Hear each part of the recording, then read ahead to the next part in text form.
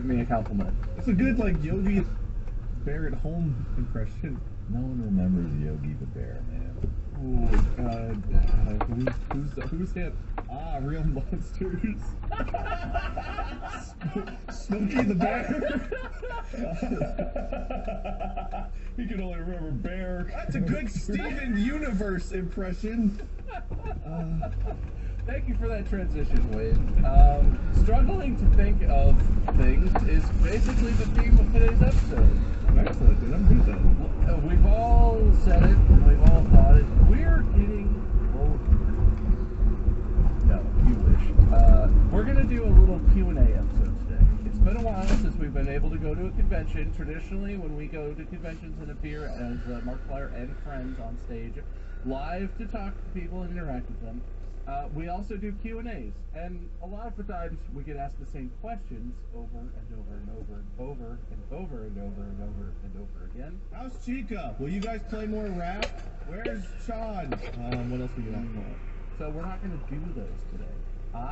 If you're not a member of the Distractigo Discord, you missed out because I went on the Discord and I made a little thread and I asked for questions.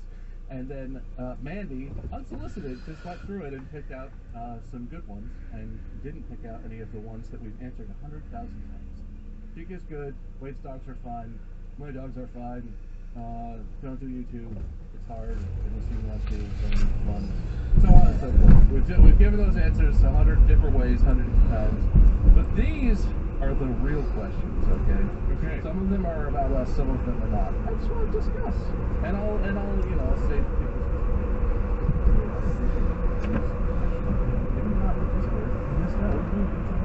hey, quick, Distractigo Discord. Anal Lover 69420 asks, is that one of them? I wish. That's probably not. That Discord probably doesn't allow that. Anyway, we're gonna start with the softball, okay? Drew Apply, Hammer Syringe, those are emotes, not words, but they're part of the name, asked if you could only suggest one episode for a person to watch, which episode would it be and why? I'm assuming this is in the context of like someone who's never heard Distractible before. And so this episode will get you hooked, or show you what Distractible is, and you'll realize you don't want to listen, or whatever. In recent memory, it's gotta be the coin flip. I mean, dude, watching Mark try to pick up that stupid calf in ways that we're like, this is fair. Look. You mean this? It's a symbol of fairness. This is fairness. I can't flip it in any way. If I pick it up like that, how would I flip it? No, I know it was fair, Mark. But watching you try to make sure it was fair was really funny, and I feel like the visual of watching it enhanced the episode. That's my first answer I can think of on top of my head. But there was an episode recently that I was looking forward to people watching / listening to just recently. I gotta look at what it was. Was it riddles and rhymes? I was really looking forward to seeing how people responded to her. That was what I wanted to see. That episode had the correct energy to give someone a very good introduction to the podcast, yeah. Everything going wrong on my end, everything going right on Wade's end, just somehow fate rolling into Wade's favor, and then Bob just sitting there confused. I think that is indicative of this podcast. Oh, bread. I was looking forward to bread because, Mark, you were just unhinged about bread. And I wanted to see the world respond and think that you were, like, losing your mind. Speaking about bread, I learned a thing that I love. So we were obsessed with figuring out if things were cannolis, right? Someone, and I didn't fact check this, so it's probably a lie. Someone said on the subreddit, cannoli is plural. So you order some cannoli, like multiple cannoli. If you have one, it's a cannolo, which is just adorable. So we were trying to figure out if babies were cannolos, or if a baby is a cannoli. Yeah, I was gonna say, if babies were cannolo, multiple babies make one. But it turns out bread babies are bread bolos. Did we discover that bread bolos were cannoli? No, bread.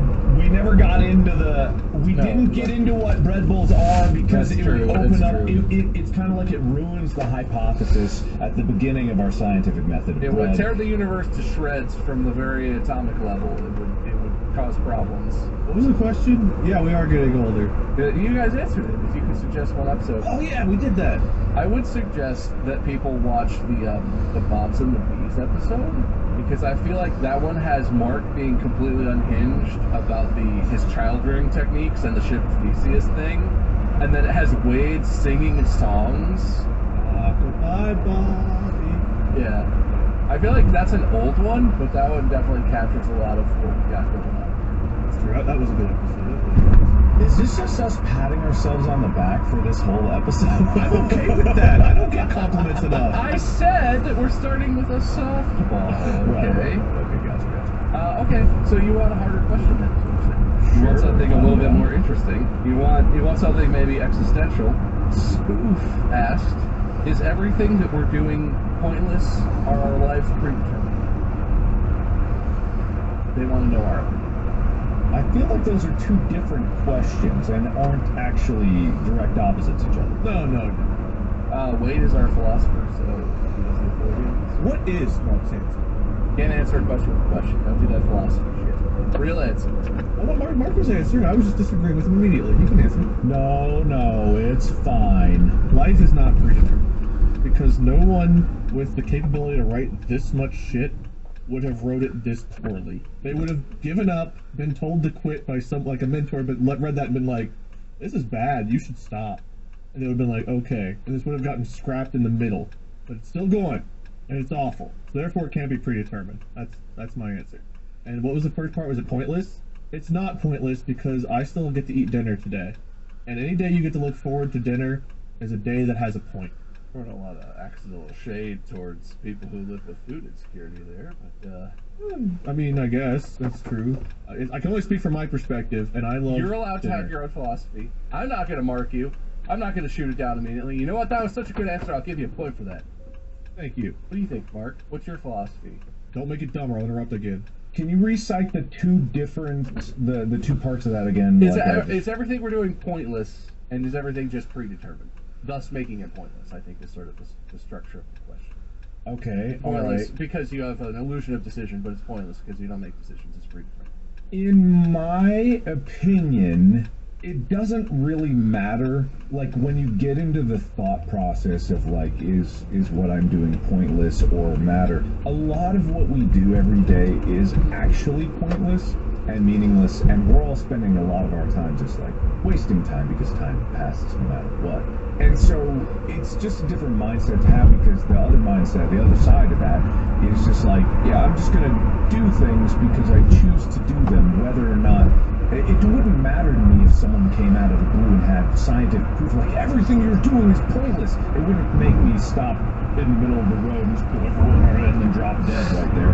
I wouldn't do that because I still have to go through my life, and I still want to go through my life. And I think that's the biggest, like, divider, is the answer doesn't matter to me because I still want to do the things that I want to do. And so long as I want to do them, it doesn't matter if it was ever predetermined or if there's just like some eldritch god watching over everything I do and judging me based on my actions or influencing them in some way, or has laid out a route. I, in my ignorance, am ignorant of that, and I don't think I would ever either know about it or even accept it if I saw the proof of it.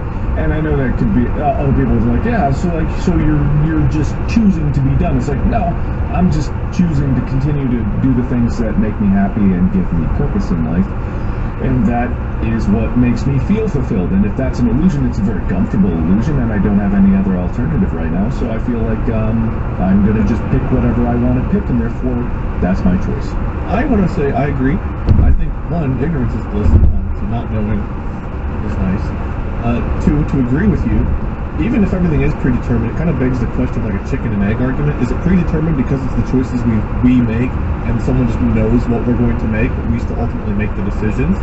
And it's predetermined in the method it's just some omniscient being knows what we're going to do? Or do we have to follow a script? But if we do follow this script, like Mark said, we don't know what the script is, so to us it's not really a script. To us it's still just our choices along the way, or seemingly our choices along the way. And if we don't know whether it's a choice or not, then it feels like a choice, so who really cares in the end? Excellent point, Wade. I'm going to give you a point for your excellent point. Thank you. What about my points? Oh, I've been giving you points. I just haven't been announcing it. All right. It's actually a very tight game so far. Oh, good. Good. Excellent. Those were much more thoughtful answers than I expected. I thought we were just going to beam on that one a little bit.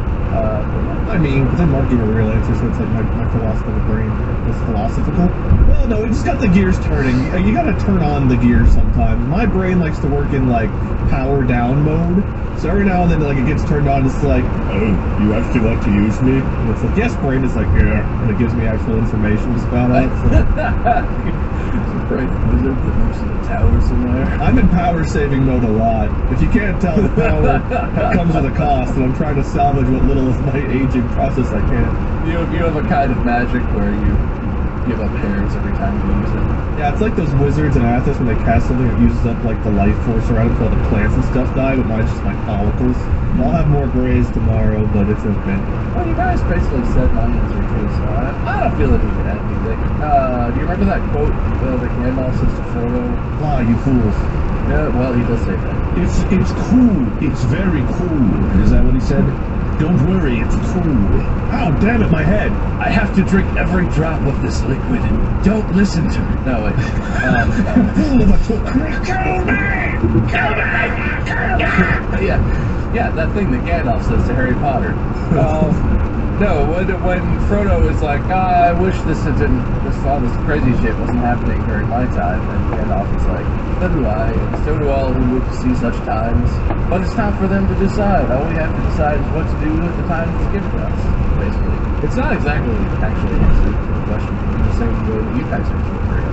But that's what I always think of, is like, does it really matter to me what the reason is for any of the stuff that is happening that's outside of my control? Not really.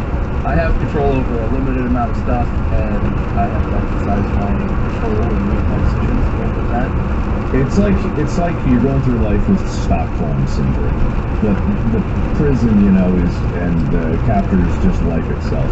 I think of it this way also, is you don't really pity a dog's life, you know what I mean? Especially a dog in a good home. Obviously, there's street dogs going on. But if a dog in a good home, think of the unbelievably mind-boggling things a dog sees every day. Like, especially if a dog gets in a car, has no idea how this thing works, but it moves. It gets in an elevator. An elevator blows my dog's minds every single time. Door closes, shake, shake, shake. House. But it's like, and a dog doesn't really have any choice in terms of its life, in terms of when it's fed, when it gets to go outside and whatnot. That's all predetermined, basically, by a higher power and the dog. We're gods. Big to a dog? Yeah, absolutely. Dog gods. Well, horrifying eldritch beings. There was a post on Reddit that made me think of this in this kind of way, or maybe it was Tumblr. I don't know. It was like a screenshot of a screenshot. But it's similar. Like, I don't really pity a dog's life. Like, a dog is happy because in its circumstance, even those are things out of its control, and it doesn't have the capacity, of course, to ponder things. But because if you think about these things that we're trying to ponder, and they're like beyond what we really can know, Humans absolutely do not have the capacity to like. People like to think about this questions like this and be like, if I was omniscient, like, you don't even know what that means. You literally don't have the capacity to appreciate how it would feel to be omniscient. Humans are way not even close to that. But I actually like your analogy, metaphor. I like it. it's something accurate. Thank you. I'm not gonna say it, but you definitely got it. Sweet. I like that. Next number. Right. Well, see, I told you it would be fun questions. Good job, Spork. Who's the one that like that? Close. Spoof. Poof.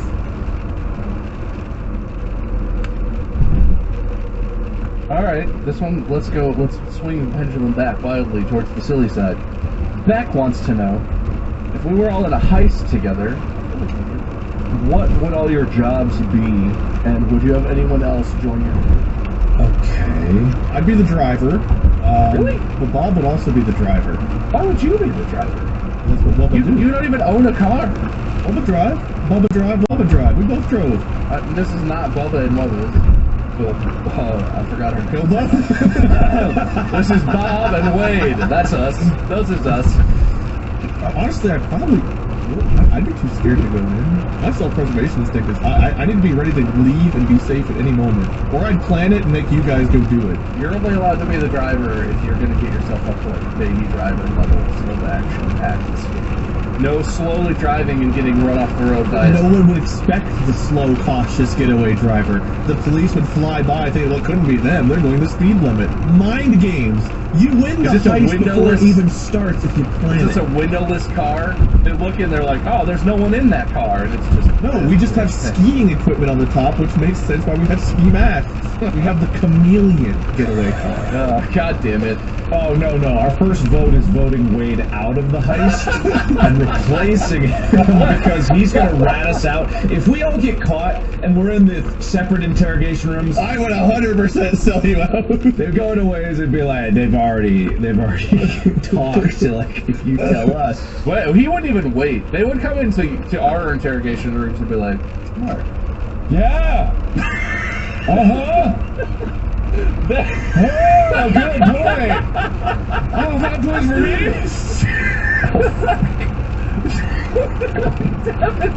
All he had to do was put on a different pair of headphones. How did this go so wrong? I don't know, man. No, I was saying, you actually responded perfectly, Mark. I was saying they would come into our interrogation rooms and be like, oh, your friends already turned on you. You're in trouble now. And we'd be like, oh, God, I don't know. They'd walk into Wade's and be like, Mr. Barnes, and we'd be like, I'll tell you everything! I wouldn't even be involved with the heist and I would still rat you all out. They made me do it! They threatened my life and my family! Look, my self-preservation instinct is very high, and I'm not going away no matter what. Well, it doesn't seem very high because because of what you just said, the first order of operations, we have to kill Wade. Yeah. That is the I'm first. ratting If you you're out doing right a heist, now, FBI. we have to kill him before he rats us out. Bob, you know it's true. The heist starts with us making Wade disappear into a pit, never to be seen again. No evidence, no closure, nothing. He's just gone. I feel like we would need to replace him. We would probably need a third person. Okay. Or at least. You want Ethan. Ethan can do backflips and all kinds of shit. I vote for Ethan. You need a backflip guy on the heist. To You go need through the lasers, you yeah, need a you're guy right. who could do like flips and bend flexibly and stuff and go through things. Ethan's the guy. Plus, he's all jacked out of his mind now from Creator Clash, so he's Yeah, like, he just punch everyone in there. he's super flexible and nimble and acrobatic and beefy. He punched the wall right off the safe. Just He is all things. Not even the door, the wall. I mean, he punched the safe open. yes, that's what he did. Yeah. The wall, the door, it would all be open. It's just one. I would be the tech guy. I'm the computer guy, right? No, I should be the tech guy. Look at how good I'm teching. Yeah, we're ready for pickup. Oh, dang these headphones. Hang on, I can't hear these guys. I hope they don't need me. Good robbery, guys. Wow. Mark, I can't. They changed the arrangement. Mark, which way's out? Oh, good hallway. That's a nice. You're going down the hallway real smooth. No, Mark, wouldn't you be vent guy? I thought you'd be dying to be vent guy. I'll be vent guy. I can do that. I do good in enclosed spaces and whatnot, so I can vent. I mean, oh God, wait, no. Literally every ad we've done where I'm in a vent, I have audio problems. Yeah, well, it comes from reality. There's a little bit of truth behind every advertisement. I'd be the inside man. I would get a job inside, or I would be like, hey, I'm Markiplier, and everyone would be like, oh my God, oh wow, can I get an autograph? And I'd be like, hey, of course, I sign best inside the safe. So the best lighting is in your safe. You show up to your first day of work, you're like, hey, I'm Markiplier. And they're like, oh my God, whoa. Have our money.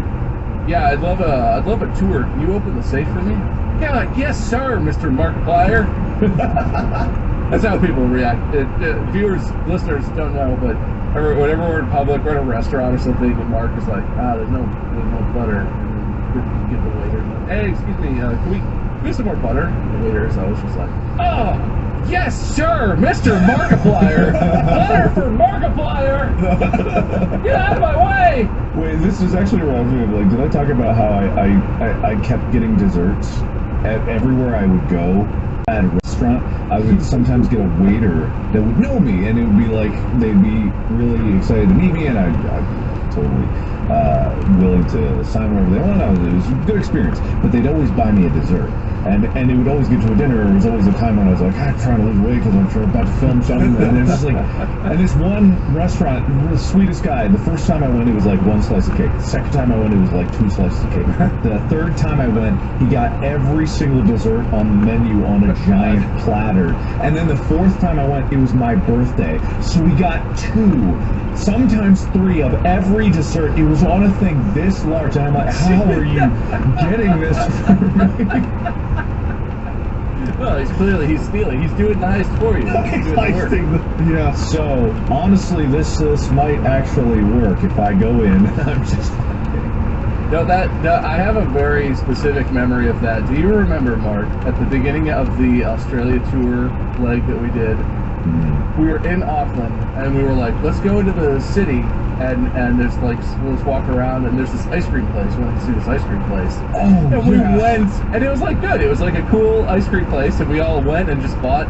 But at some point, the owner was told, like, oh, Mark Myers here. And I think his son knew you, or maybe he was a fan or something.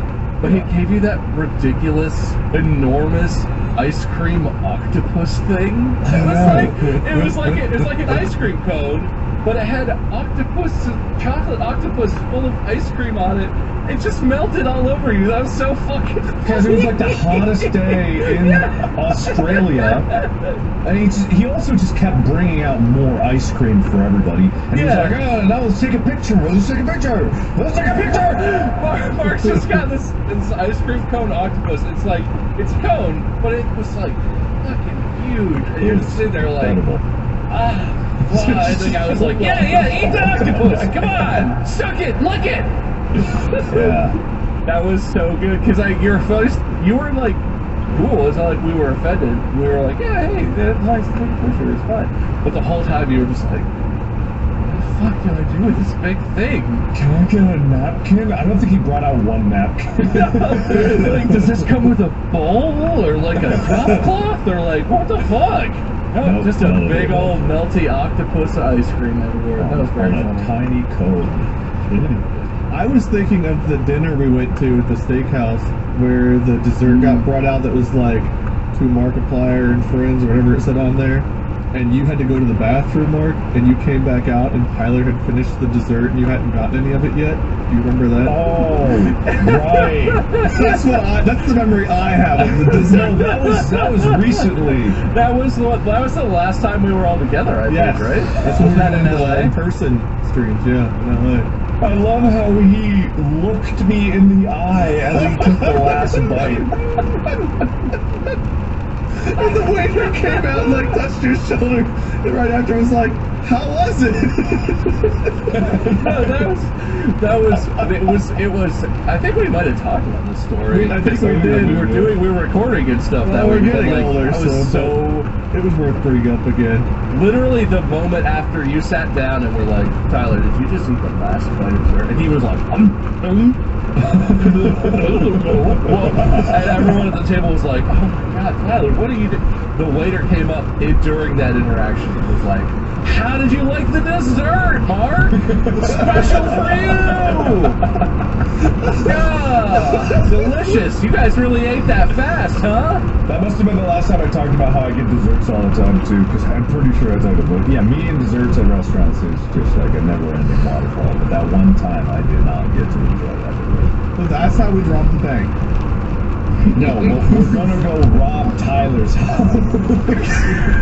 You're gonna get all those desserts, you can steal it. He'll be like, wow, you're Markiplier. He'll go get you some dessert. Every time you guys like meet up to record Go at the studio or whatever, you walk up and Tyler sees you. It's like, oh my God, Markiplier! let me get the door for you, sir. Here's my wallet. Do you need anything else? What if that's how we made money making content? What if there was no money we made from advertisers or anything else? It was just fans walking up that were big fans. They were just like, dude, have my wallet, have my checkbook. Thanks, man. I love your stuff. What if that was the secret? We just weren't telling anybody all this time. It's called Patreon. You literally just described that. I mean, yeah, that's true. I don't have one of those either. Dude, I suck. I'm the worst content creator. Point for Wade for not remembering that Patreon exists. I've never... Oh, boy. My Patreon account's right next to my Reddit account.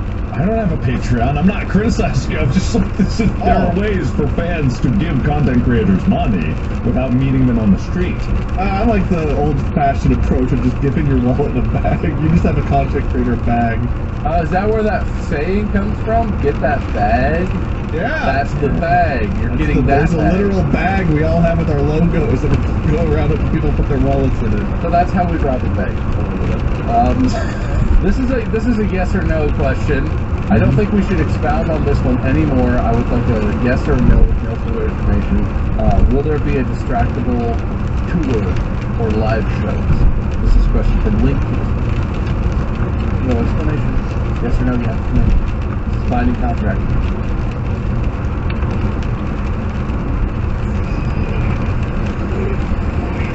You said shows, plural? Will there be... Here, I'll phrase it like this. Will there be distractible live shows?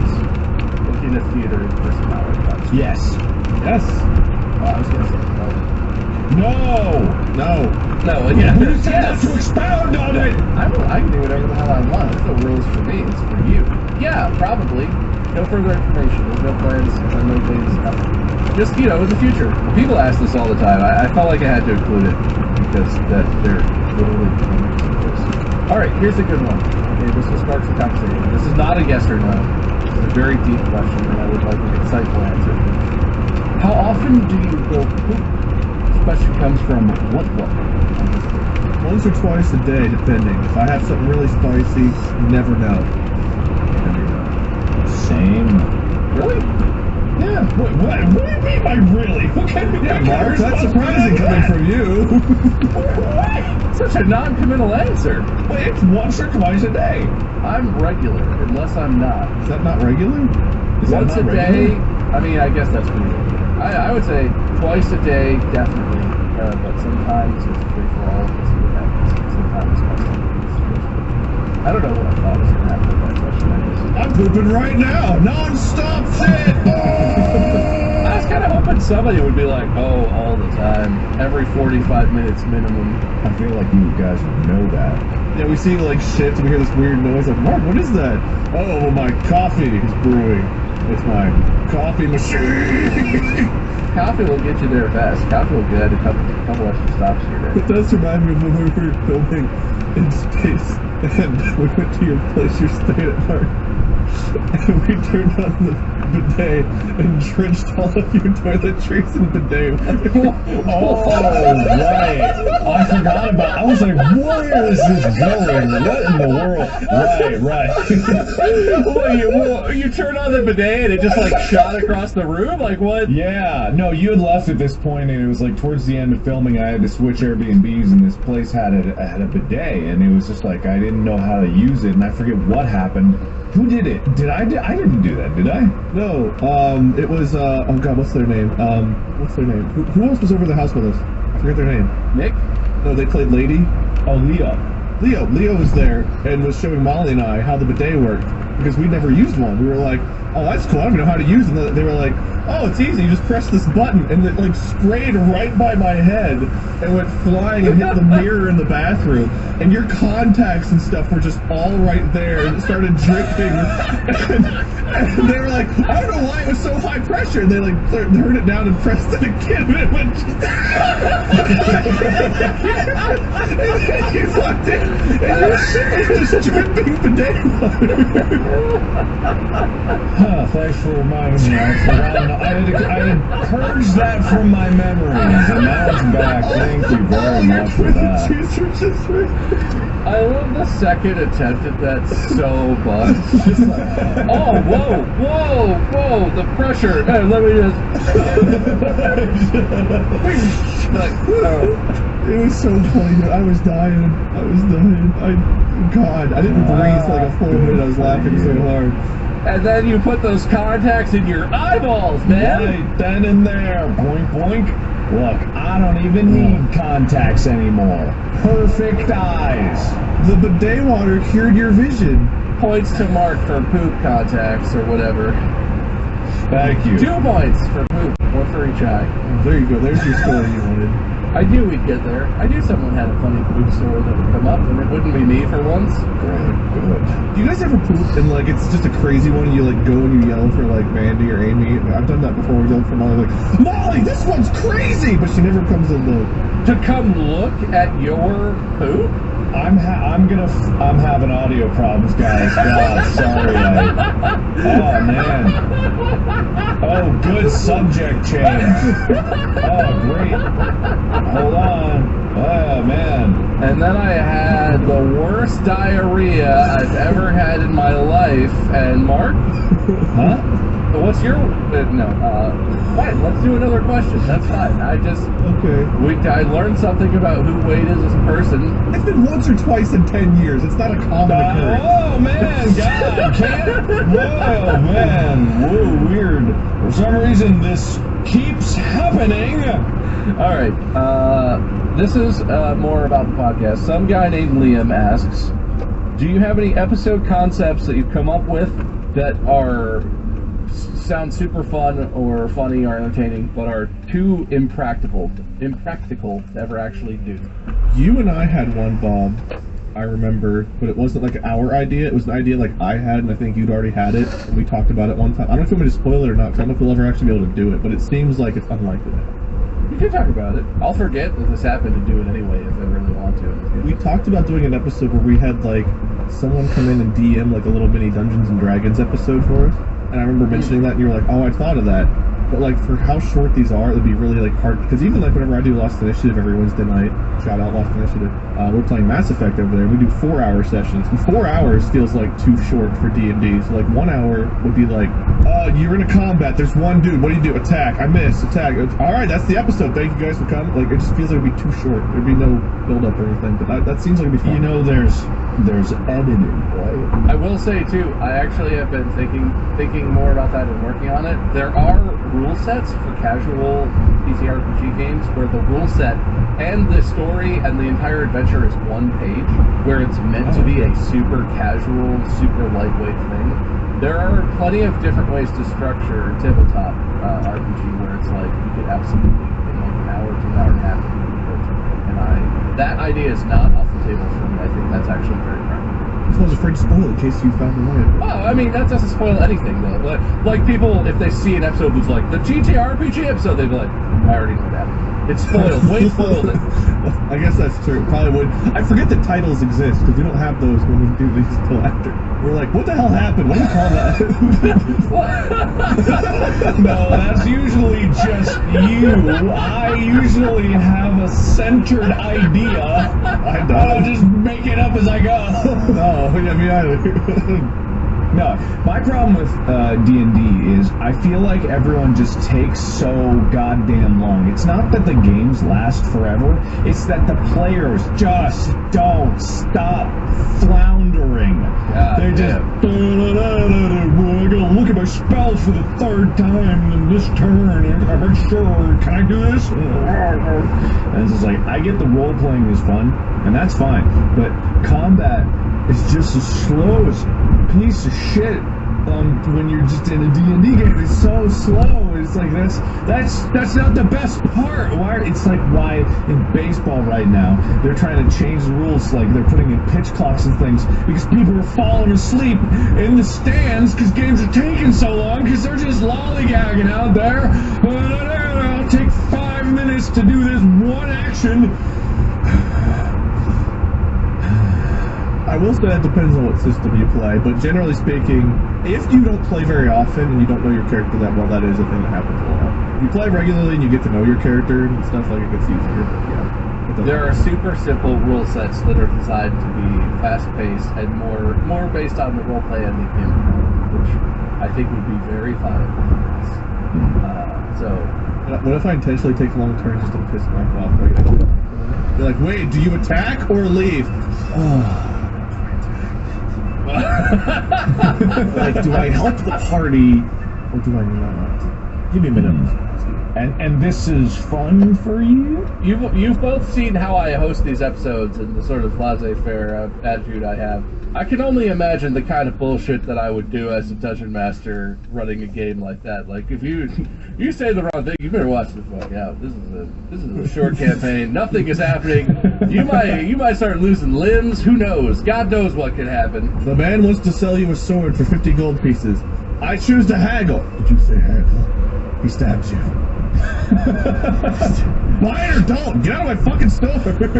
You've triggered his bloodlust. His memories flood back to his brain. Oh, you've activated his trap card. Haggle. Alright, look, people are curious about the show. So, Mark, did you have an impractical one or not really? Not really. You'd make it happen.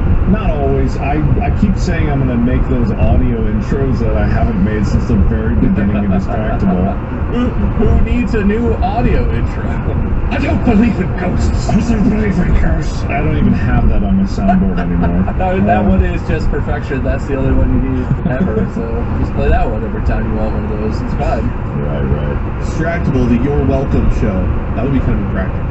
Well, like we try and do the we do the entire show. We do an episode, You're Welcome tour, but on an episode of Distractable. That'd be pretty practical. We can do it. I pretend to wheel you out from over here. I'm like, it's Mark. What a show ahead is mine. What does more for you to see? It's not all about me. Na. For a second, I thought Wade had a MAGA hat. This is kind of blurry. It's ball. Boys. Out at the bottom, we're friend. I'm friend there too. Make the Salty Boys great again.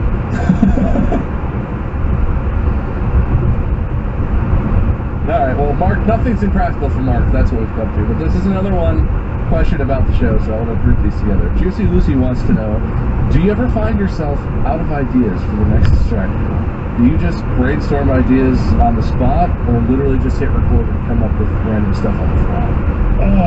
I mean, we always usually have some brainstorming or talking about it, but sometimes we'll come in with an episode idea, like, hot and ready. Other times there's some prep, other times it's like, guys, I don't have an idea, and then it comes in. So it's a mixture. There's usually at least a little bit of prep for me.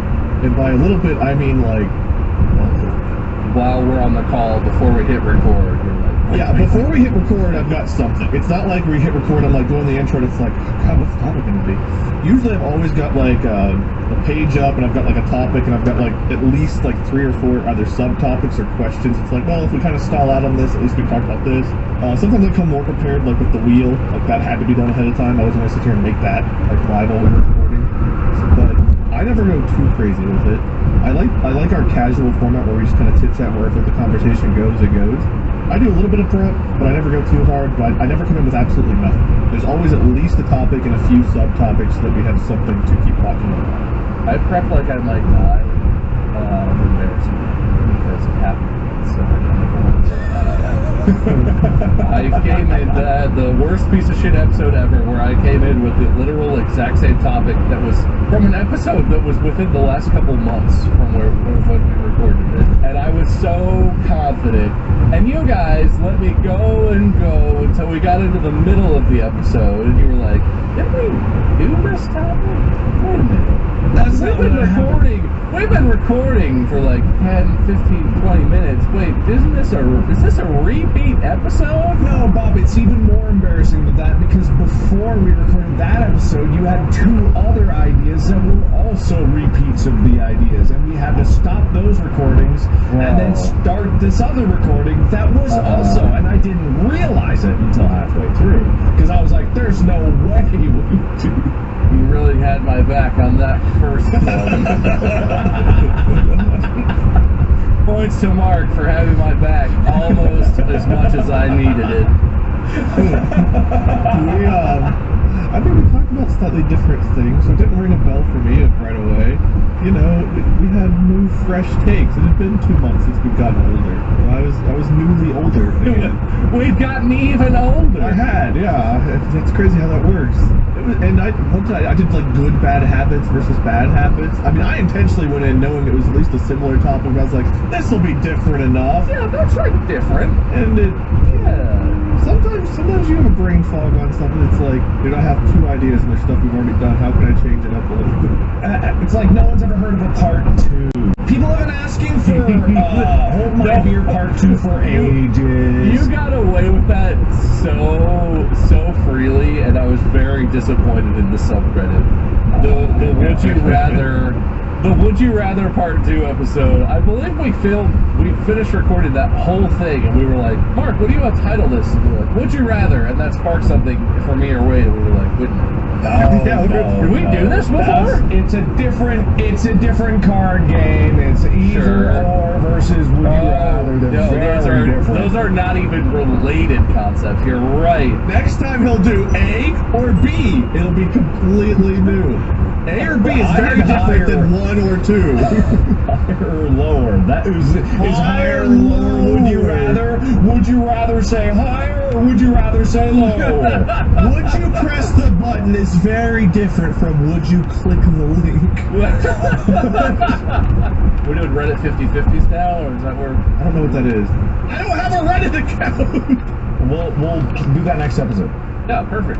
Mark and I can join host and do some Reddit 50/50. We'll walk you through it. That'd be great. Oh, does that mean I lose? Maybe. You guys, at the end of the episode, Bob's gonna be like, Mark, you and I win. This is crazy. Points to Wade for reminding me I'm supposed to be giving points out. Yay. Do they matter? I have an absolute banger for the last question. I want to talk about this. This is the last one I want to talk about. Mark, I think you might have strong feelings about this. Oh. Wade, I'm not sure if you have an opinion about this, but I'm curious to know your thoughts. Recovering OCD Addict asks, Pluto is a planet. True or false? Well, since I don't know anything, should I go first before Mark gives a really smart answer? You already jumped in. Yeah, keep going. Run with this. True, because it was when I was a kid. That's what I was taught in school.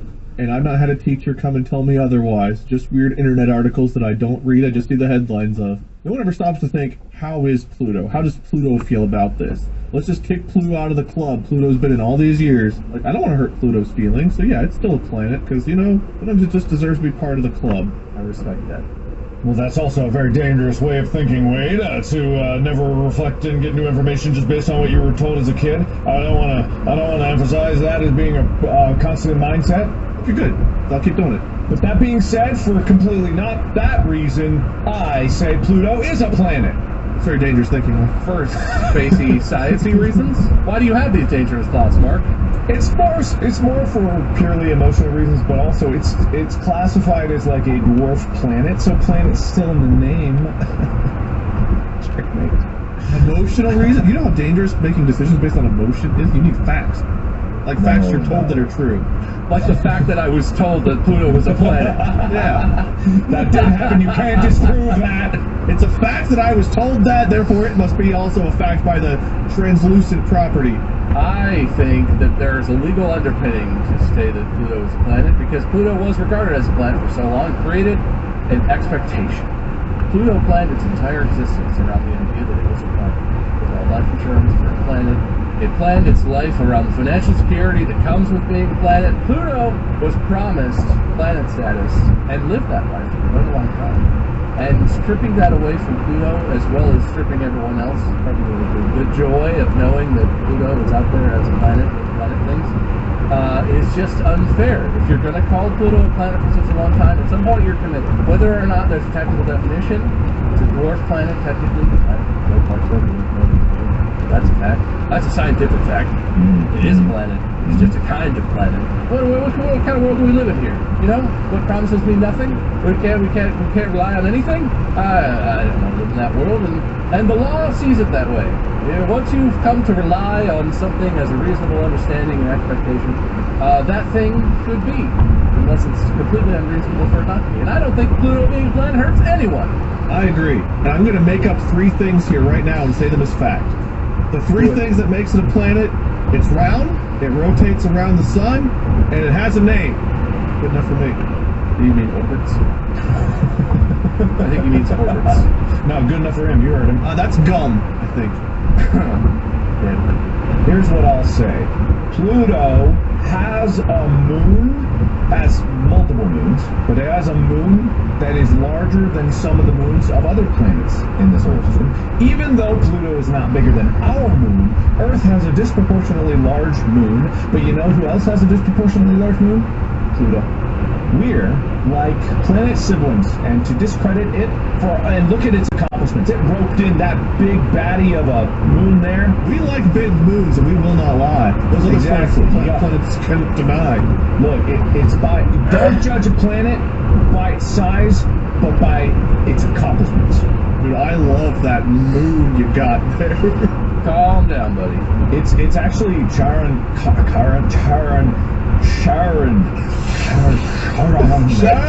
Ozzy, is that you?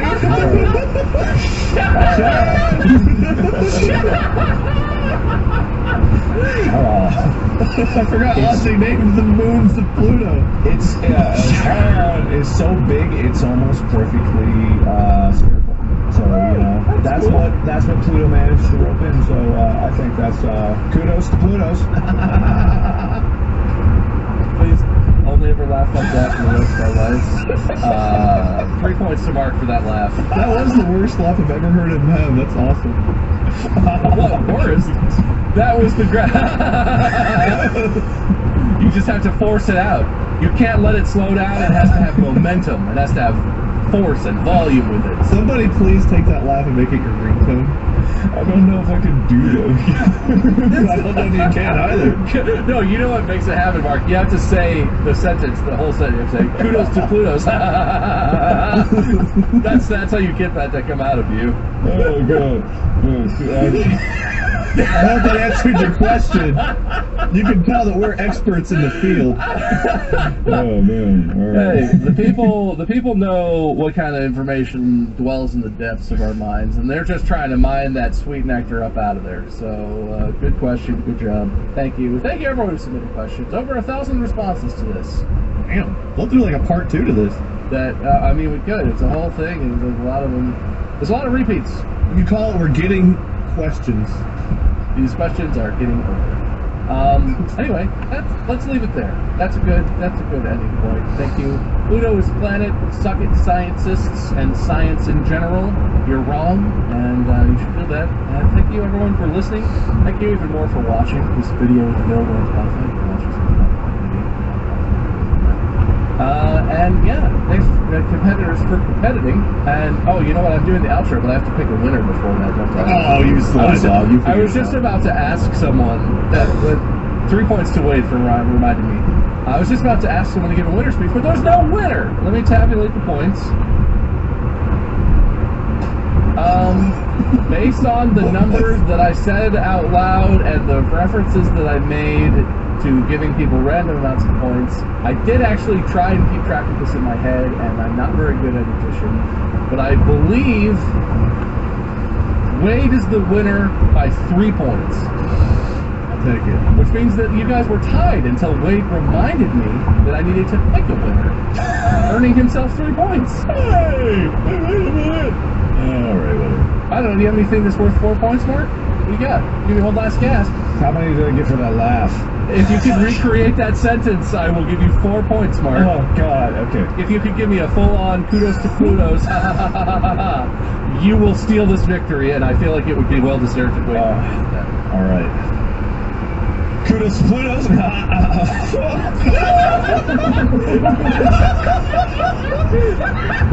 That was so bad. It got caught in my throat. I don't know how I did that. When you get in the kudos to Pluto's. How did I do that? Woody the Woodpecker now. What happened? How the fuck did I do that? Kudos to Pluto's. I literally can't make my epiglottis move that fast, which is how I made that laugh happen. Oh my God! All you had to do was recreate it, man. Dude, can you even create it? How did That's it so you're good. like in a bit? When I goat over here. That's your recreation.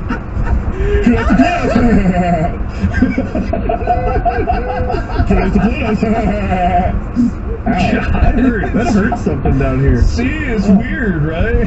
What's above your damn. Adam's apple that you can like stray? Why do you tuck your chin down like that when you see You need some pressure. Like you can't. It doesn't work like this. You can. It's like an air pressure. Don't pressure with your neck. You gotta pressure with your lungs. You gotta move air. This volume. I almost cheated at doing that. That didn't work.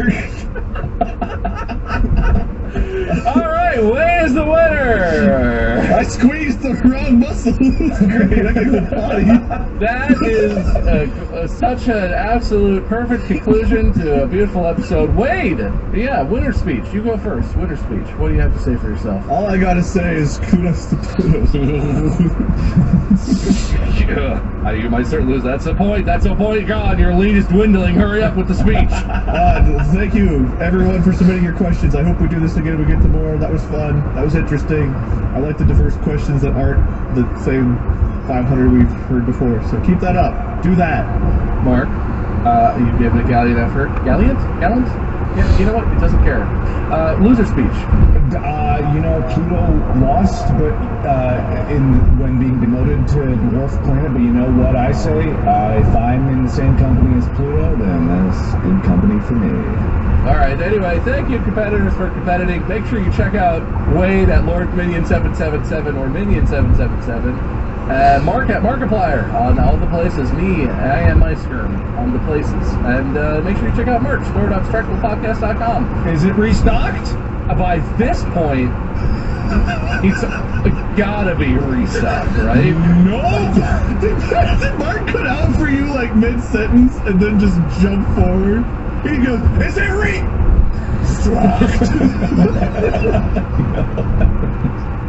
Mark is very expressive today, okay? The laugh, the kudos to Plutos. He's developing his skill. He's a real actor now, okay? He's learning how to throw his voice around and really use his lungs. Thank you everyone for watching, listening, whatever you do. We appreciate it. Hopefully there were no major car accidents during this episode, and that's it.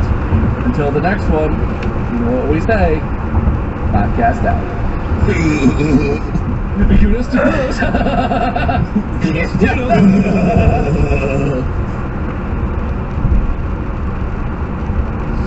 Good evening, gentle listener, and welcome to Distracted. This week, it's an appliance update, but not fridges this time. Malicious Mark tempts the gents to lucrative offers with hideous catches, but actually plays hard to play. Big and beautiful Bob asks, where can you go shirtless and blissfully ignorant way like Ted and herding Bob? From dishwashers to losing fistfights with children. Yeah, it's time for $1 Million. Now sit back and prepare to be distracted and enjoy the show. Hello and welcome back to Distractable, the podcast that is free. For some reason, people still don't think that it's free, but if you're listening to this, you probably realize, oh wow, it's free! Look at that! Look at all of us. We're here and we're free. And we have videos on Spotify, but you're also free. And people still don't realize that it's free. I am your host, Markiplier, also known as Mark. I'm going to be judging this episode. I'm going to be dishing out points, I'm going to be evaluating answers, and I'm going to be determining who's going to win and be the host for the very next episode.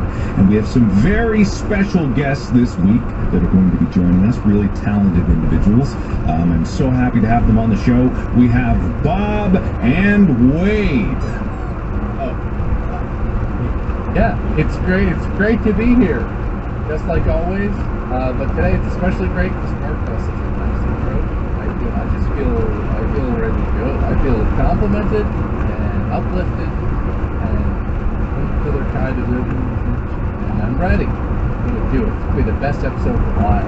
I wore a shirt with buttons just for Bob for this episode. I thought I looked very snazzy. It's got long sleeves. A long sleeve Henley. I'm wearing another plain black t-shirt, but it's not excellent this time. But I didn't bring a lot of clothes over here to Texas, so I don't really have a diverse wardrobe, and I don't really... So what, you're just wearing the same clothes on set every day? Silly. In a wild twist, my shirt is red and black. Everyone here's colors except for mine. Now all the people listening audio only now know what we're wearing, and that I know was very, very, very important for people back home. Gray shorts! Oh god, it's just All I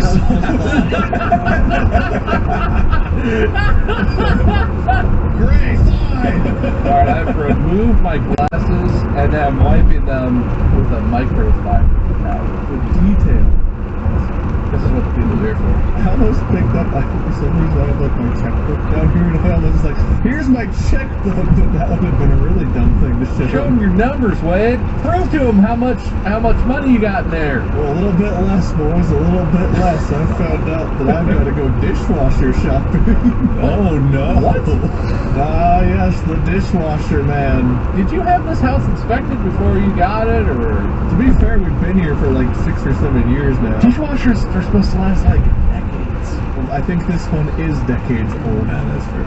And they don't build them like they used to. Everything's made to break these days. Yeah, it's done a good job for it. It's just, I don't know, it's not like clogged or anything. It's just not. We're gonna have it looked at, but it's not like cleaning very well, and we'll figure out the issues. So we're thinking it's pretty old. I'm just curious. How clean do you get your dishes before you put them in the dishwasher? Do you buy the dishwasher manufacturer hype and don't even rinse anything? Just put them in, caked in crap like a monster, or do you clean them all and then just let them dishwasher? My plates look clean. I don't like soap them before I put them in, but I scrub them before they go into the dishwasher. I don't want to see food on my plates before I put them in. I rinse every glass, scrape every plate, scrub. If it looks clean, then I know it will be clean when it's done. That's the whole point of a dishwasher. I fail to see the reasoning in that because it's supposed to wash your dish. That's the whole thing. In my brain, the food particles come off, they swoosh around, splat back on, so it's like, I don't want it on. It has a drain. The point of the dishwasher is to like clean and like sanitize the dishes, not necessarily to remove. There's no mechanical force in home dishwashers. It's just hot water splooshing around. What do you think that's getting off? Everything.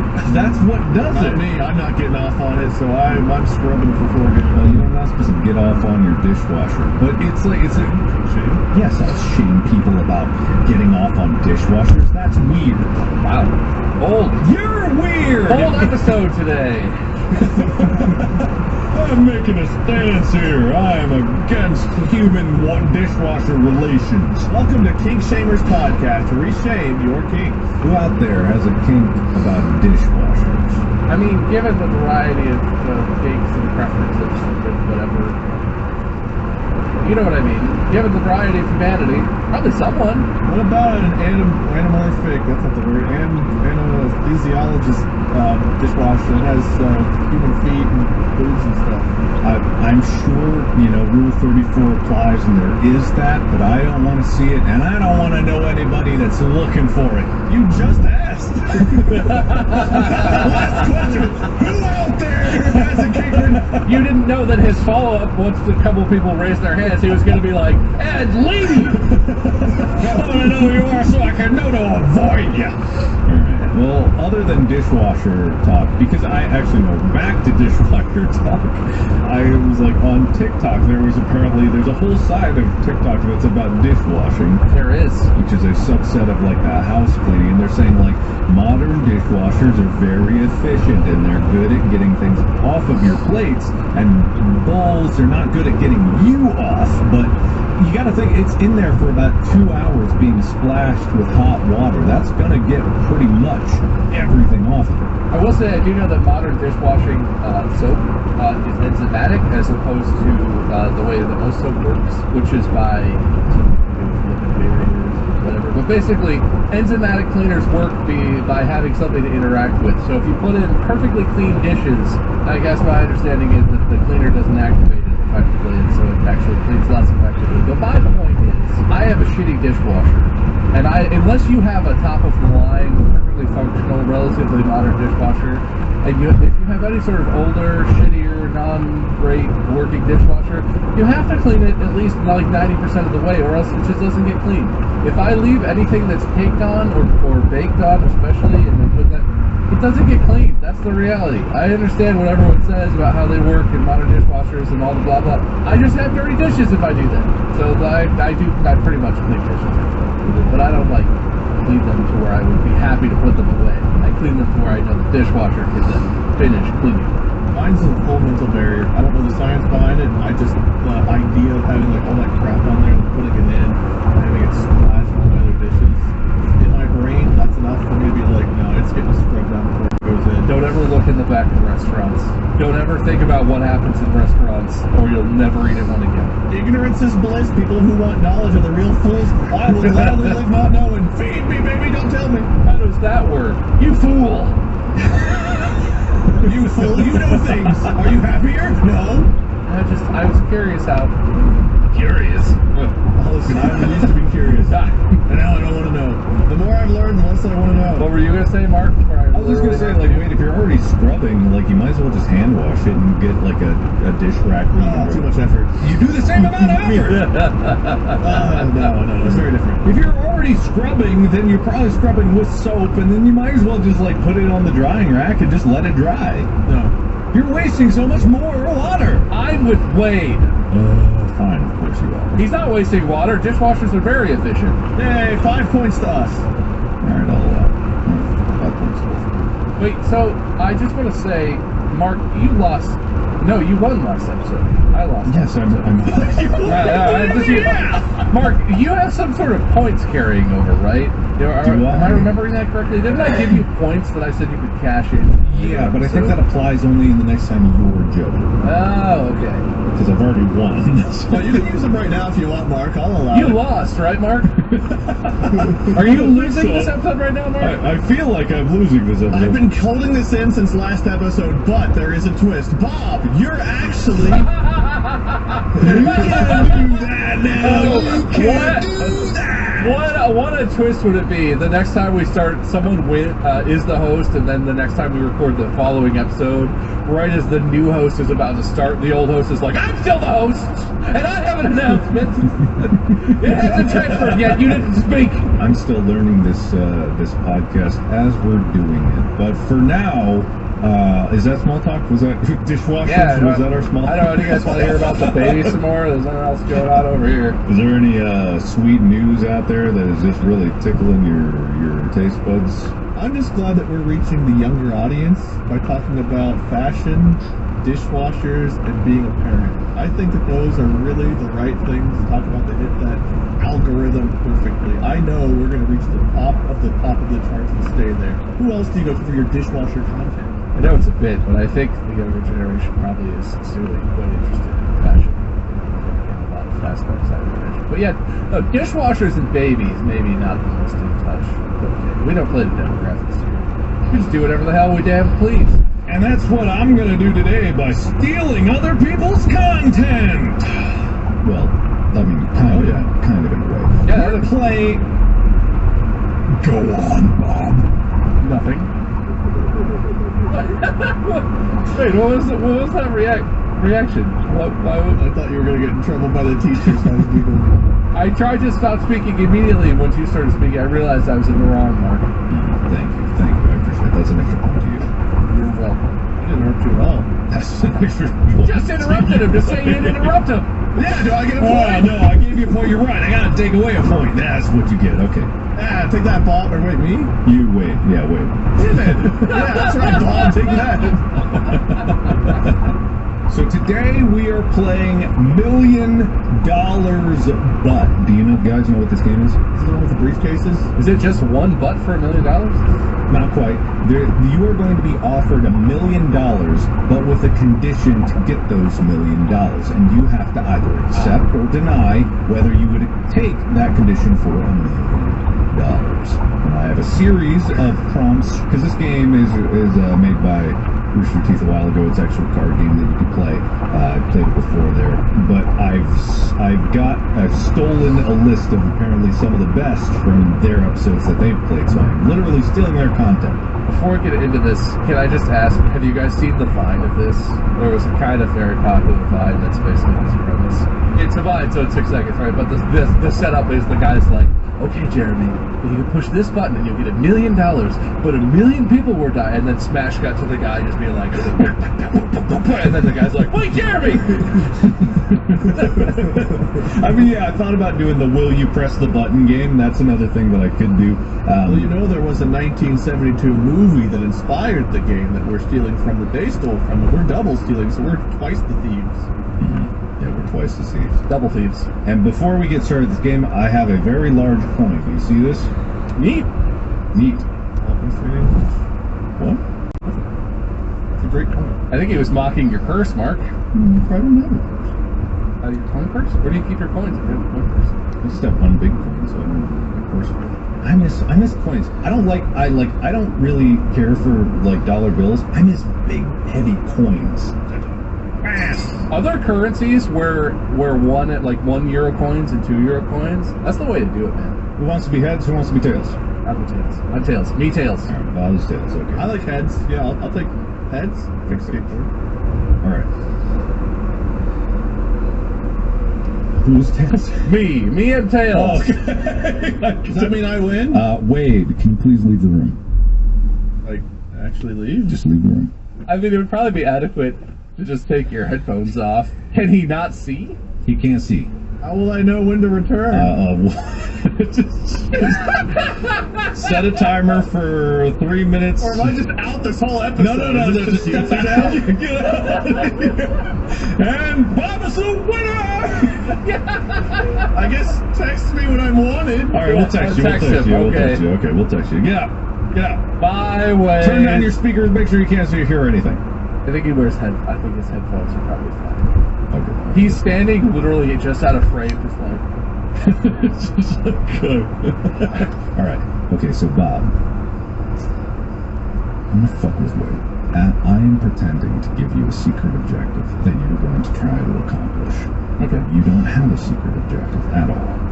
I'm gonna make Wade think that you have a secret objective, and you're going to be very coy. Sure. Ask him weirdly pointed questions in strange directions, or answer any question he has extremely evasively, and try to get him to do whatever the hell without ever actually landing on something throughout this game. And then I'm going to pull him in next and tell him that you are the spy and you are trying to get him to do something, or you're going to try to complete a secret objective. All you have to do this entire game is just be coy and never stick to the same thing whenever you're answering. So you just dick around and you just do whatever you want to do, and then at the end of the game I tell him that. Do I just win this automatically or something? Who wins and who loses at the end? Literally, I was like, whoever gets this coin flip is probably going to win. I don't even have a way to get the $1 million point system. Okay. I'm on board. So you just fuck around and make Wade super paranoid about absolutely everything. Yeah. Okay? Yeah. And now we can text him and tell him to come back. I gotta say, my headphones, I don't think leak all that much, but there was one time in the other room where I heard, Bob laugh one time. We were just having a good time. It may or may not have been related to the conversation. Yeah, it's alright. Okay, Bob, now please leave the room. Oh, good. Yeah. Okay. That's outside for me, just so you know. Is that surprising after what I just went through? This is one room in my backyard, so I'm just going to go stand outside where it's cold and rainy right now. So, take your time. That's fine I'll bring my phone, that's fine with me. I'm just letting you know it's cold and drizzly out, okay? So I'll be back. Well, you should have thought about that before Mark hosted. I know, right? Okay. Did I win? Did I lose? This is sunlight coming in because I opened the door. I thought you said it was cold and rainy. It's not that rainy. Yeah. Worry about nothing. Alright, so Wade, you are the detective. I just gave Bob a secret objective that he's trying to complete before the end of the game. Your objective is to figure out what he's trying to do or what he's trying to get you to say. I won't say specifically what it is before the end of the game without letting him complete it. So as we progress through the game, you can ask him any questions, you can steer the conversation towards or away from what you think he's trying to evade. But be careful because, like I said, he might be trying to get you to say something, and there's a certain number of points attached to that.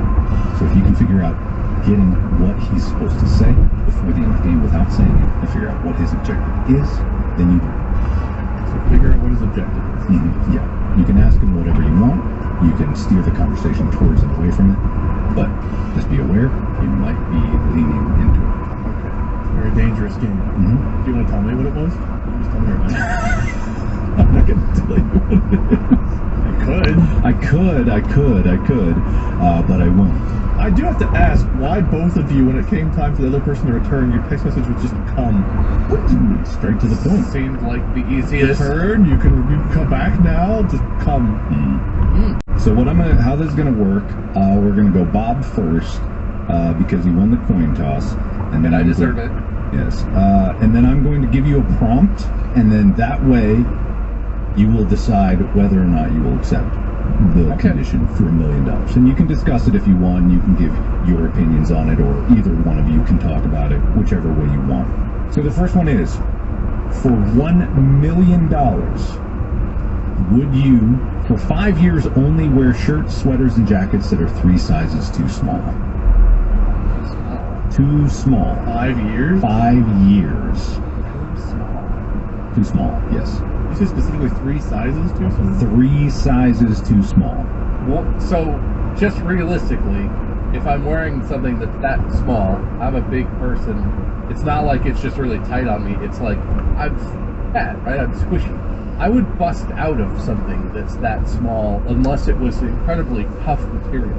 And am I obliged to immediately put another shirt back on, or can I just put one on in the morning and bust out of it and then just go shirtless for a while?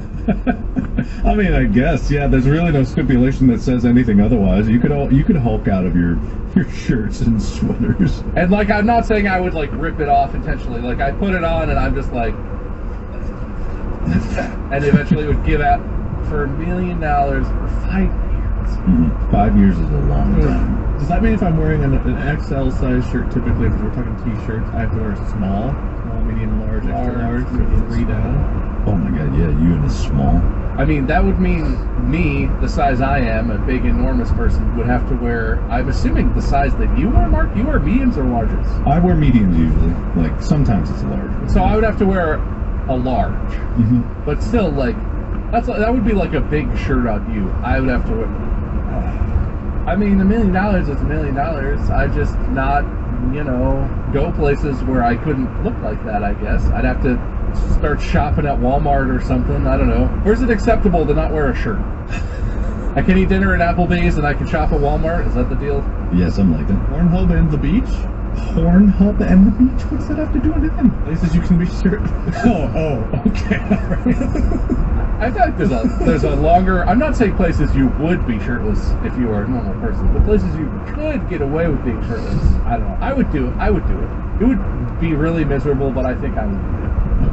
All right. Wade, what would you do? $1 million is a lot of money. A small shirt. Are you sure it's small, Wade? I think it would be for me, right? If I normally wear an XL, 1 size down would be large, 2 sizes down would be medium, 3 sizes down would be small. Is there a size smaller than small? What's the size smaller than? Extra small, double extra small. I was asking Wade. Okay. Excuse you? I mean, thank you, but also I was just I don't know curious. if that matters, because 3 would just be small. Okay. Well, just what if it was 4? You know what? It's not important. I was asking Wade, okay, Mark, for future reference. Yeah, way to go after the judge. I feel like that should mean something, but You'd think that, but apparently it doesn't. $1 million is a lot of money. Is this... Oh, wait, you know what I should ask for clarification? This is $1 million, assuming that that's the amount you get to keep. This is not like the lottery where you win $1 million, but you have to pay taxes and all this other shit, and you actually win. You'll get $1 million after taxes. Wow, so this is for $6 million? That's crazy. That's not the logic that we reached. Well, then after tax, we have to keep 1. What if the money went up the smaller the size you were, Wade? How small would you go? The size... Ask that again? What if there was more money if you wore a smaller size? Like what size? Man, I don't know if I'm going for small. I don't know if I'm going beyond. But it could be more. It could be double the money for only that next smaller size. Either it's like you, where I'm busting out and shirtless, or it's so tight that I'm actually just gonna die. So I guess I'm either dying for this money or busting out of it. Why'd you die? What is the shirt made of? Well, I don't know. If it's not ripping and it's that tiny, I will not do it. I mean, I don't know how long I'm going to live in life. That's a good portion of my life being super uncomfortable. Mm-hmm. Having that money would be great, but also I'd rather just have a happy 5 years. All right, that's fair. And because I also would not do it, Wade gets the point. And that's how I'm going to do it. Whether or not I would do it, and your answer, the line with my answer, is how I'm going to evaluate this. It's so fair. Mark over here is just not going to do this thing. You don't want to. You're not curious if your body can take it. A double extra small everywhere I go. Well, just like gain a bunch of weight before it starts, and then go on a diet. That's the way to do it. Get up to like a 5XL, and then accept it. And then start losing weight. Man, if you had said that before I judged it, I would have actually given you the point. That's a great way. I'm totally down for circumventional things like that. I want the wisdom of it all. I literally, god dang, I thought of that a minute too late. Mm-hmm. But Wade gets the point. Okay, so Wade, you get $1 million, but for the rest of your life, your dick glows all the time at the level of a 250-watt bulb. How bright is 250 watts? You would need sunglasses. A normal, like, inside the house light bulb is like 60-ish. 60 to maybe 100 or something. So this is even stronger than, like, your floodlights outside. Typically. Yeah, it's stronger than the light behind me by, like, 5 times. But I get some blackout curtain underwear, and I'm covered. Until it comes time to, I guess. What kind of underwear though is the question? Do you think boxers would give you enough coverage, or would you need? I'm just picturing a full out like matador style cape, and just wrapping that bad boy around like Piper style. And skirt. Just a man skirt. It's like a lamp, like beneath you, always illuminating the full lamp shade. That would be so good for nighttime. You have the diaper, but then at night you let the bottom of the diaper out. Dude, you would never need a flashlight. I'm taking $1 million in the glowing dick. It's only perks here. Bob, what would you do? That's pretty bright. The main concern I would have is things that are that bright come with a lot of heat. I was just thinking that. A lot of energy being converted into light and heat, generally. And so, if we're assuming it's a magical glowing dick, where it doesn't generate heat, and you don't have to worry about that, I could see taking that. That doesn't seem too hard to deal with. But if it's reality where we all live, and the light comes with the heat, and so you'd have to essentially, like, water cool your dick, I don't know if that would be that tenable. You would need, like, you know those shirts that have, like, water things that run through them, cool shirt type deals? Mm-hmm. You would need, like, that, but in underwear form, so that you could, like, water cool. And I don't even know if that would be adequate.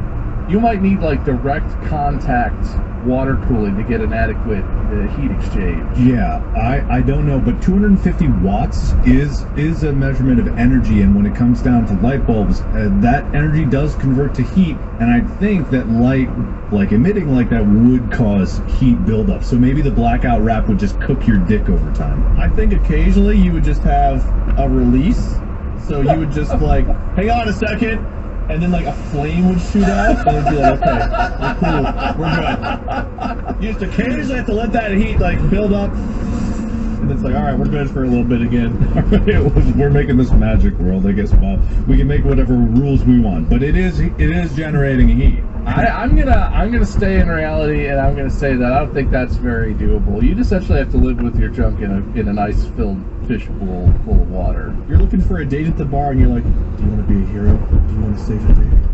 And like they suck on an ice cube, and they go and they water cool, and it's like, now you saved my dick, and you get a blowjob out of it. How often do you think that's gonna work? Do you want to be a hero? Well, at least once, or else I'm probably dead. God, man, has anyone even without a glowing dick said that to him? You want to be a hero? I'm close to judgment. I go with Bob on this one. I'm not taking the glowing dick because I thought about the heat too. I thought about the heat, what it might prevent you from doing if it was glowing and burning hot. You're not immune to heat in this theoretical situation. You need to protect the rest of your skin and body from a glowing hot thing that lives in between your legs. That would be incredibly There's got to be some kind of science for it to even be doable in the first place. This is beyond science. Your dick glows with the power of a light bulb. Okay, well, I will cast a cooling spell. This is beyond science. We're into the magical realm. Yeah, well, not that magical. So Bob gets the point for that one. All right, Bob, you're up. All right. In pertaining to more dick-related questions, you get $1 million, but for the rest of your life, every time you climax, nothing comes out until an hour later. Oh, easy. No explanation needed. The only complication is what if you want to have kids with another individual to create, to get someone pregnant to do that. Just time it. It's inconvenient. But if you know, and it's consistent timing, simple, easy, no problem. All right, that's easy. Wade, what are you thinking? Are you just going to copy my answer, Wade? Yes. I mean, you're like, oh, the only complication's an hour later. It's like, that's not a complication. That means you get back to it an hour later and you know baby's coming. But then you got another hour. Yeah, you don't get to, that's the thing. And after that hour, you got to mess and, you get ye old sock. Press the button on your phone for 55 minutes and you're like, all right, we're getting close. Put on ye old sock, and it's like, oh, there we go, done. Ew. Ew, yes. I agree. Ew. But is that your final answer? You take the money? I'm not saying no to $1 million. This is really bad, man. I'll take the hot dick, and I'll take the come an hour later. I feel like you're under... I'll take both, man. I'll deal both. The level of heat and the amount of burning that happens in the glowing dick one. But this Life one... finds a way. What's the way... You know what? I don't want to ask that. I'm not interested. Don't explain that to me anymore. Wade copied my answer. I answered first, so I should... There were two possible yes or no. I'm sorry. Sometimes we're going to agree. We live in a world of infinite possibilities, sir. What's the gain a bunch of weight and then lose it during the years when you're wearing the small shirt of this situation, That's the question. I guess he's got you there. But either way, I actually wouldn't have taken this deal. Weirdly enough, you guys were... You hate money? It's like money, yes, but I feel like it's an incredibly inconvenient thing, because I kept thinking about, like, okay... That's the least inconvenient thing. Well, I was just thinking, like, what if, like, an hour after, then you have to, like, oh, shit, I'm late for that funeral I gotta go to, and then all of a sudden you're giving your eulogy speech and just... Oh, no! And then you should have prepared better. That's your own fault. That's bad planning. You're having a quickie an hour before you're giving a eulogy. You felt the need to either have sex or masturbate an hour before a funeral, and then at the funeral you're like, oh no! The consequences of my actions! I can't believe they're dead. I've got to give a eulogy in an hour. I need to get ready, but you want to fuck? That seems like poor decision making. That does. I'm surprised. I have to agree with Wade. That seems like it's on me. See, he's agreeing with me. Where's my point? Okay, interesting. He's agreeing with you. Okay, fair enough. I'm sorry, you might be the host, but you're wrong. Either way, no one gets a point for that one. I know, that's bullshit. No one gets a point for that one. You know what, Wade? I give you a point. An extra point, Wade. What do I get? What? I just gave you an extra point. So I'm winning. I give you -5 points then. What does that mean? Does that mean I'm winning? I take back my crisp high five, asshole. I guess I'll take the win then, won't I? I don't know. I didn't know you were a judge. All right, and Wade is up now. I don't think that's right. That's not right. Isn't that right? Wade's I'm up. curious on your math on that, but I will say it's right. It is. No, I think he means it's your turn. Your turn. Oh, I thought he meant up on point. This episode of Distractable is sponsored by Liquid IV. You ever felt like you weren't hydrated enough? I used to drink so much soda. I was dehydrating myself. Is that hydration? I don't think that's... I've heard that anything with water can hydrate you. It can, I guess. If you're trying to get real hydration, good, satisfying, moist and hydrated. Liquid IV is a hydration multiplier. With just one stick, you get 5 essential vitamins and 2 times faster hydration than if you literally just drank water. Wait, don't listen to this fool.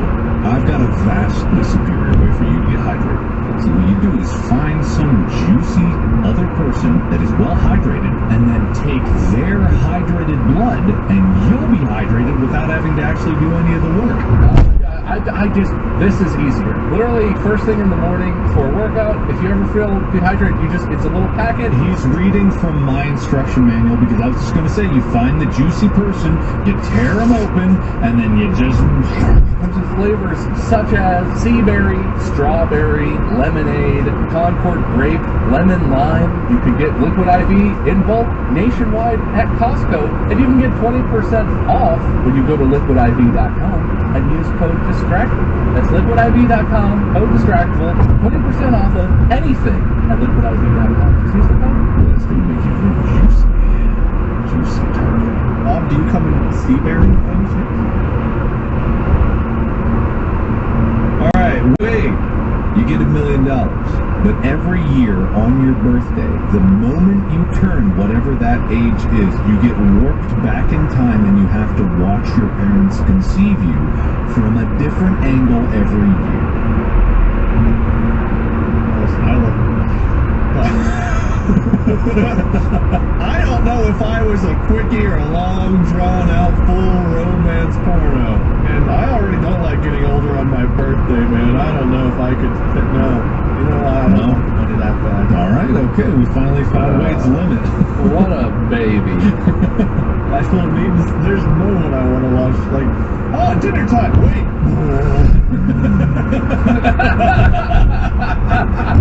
Oh, it's happening again, everyone. Just wait. It's a repeat. It's cyclical, right? So you would come to understand what time this happens and you'd be able to prepare for it. Well, you're assuming we're all good at planning. We learned from Mark there's none of that. Like, what if I've got to go do a eulogy that day? And right in the middle of the eulogy, I'm watching my parents boning. I am not a wimp like Wade, and I understand that people have to make love to make a baby. And as much as I have never walked in on my parents or had to feel like that happened, so I'm not 100% sure how to react. For $1 million? Bring it on. Bring it on. You didn't say I couldn't gouge my eyes out if it was too much. But also, I do feel like this is maybe kind of an American thing culturally, but maybe it's other places as well. I just feel like Americans are really uptight about sex stuff, right? Americans are super uncomfortable talking about anything sexual with parents or family. And I'm not saying I'm above that. I grew up in this culture too. But I just feel like that's arbitrary, and there's no reason why it's not just as natural and normal for your parents to do that as anyone else who does for whatever reason, because they love each other, for fun, to make a baby. I'm not saying I wouldn't have any issues because I've grown up with all the American cultural influences that other Americans share, but I could get over it. I could learn to face that and accept that that's a cultural difference, and it's not that big of a deal. I would take it. All right, fair. Fair is fair. However, I don't want to see that. Even for $1 million, I'm okay, I am alright, and Wade will get the point for that one. It's $1 million! Can I say I've discovered a trend here where Mark won't do anything for $1 million? I'm not doing these. I'm not doing that. For the rest of my life, from a different angle, because I might get from the top of the corner, security camera. I knew you'd say no to this one, Mark. You wouldn't even come in an hour. I knew you were going to watch your parents vote if you wouldn't come in an hour. Look, I'm just saying, I'm shocked that you guys are so eager for some of these, Mr. Glowing Dick. That's not my problem. That's the one that seems insane to me. Lots of kids accidentally caught their parents in the act, and it may or may not have caused them a little anguish, but that's nothing that you can't get over by just being an adult. As I get older, my mom and my dad have passed on, and it's I can almost see their faces. And my birthday comes around, it's oh god, I can see all of them. That's not the memory I want to have the most vivid. That is an excellent point. You get to reconnect with your parents every year on your birthday, no matter what happens.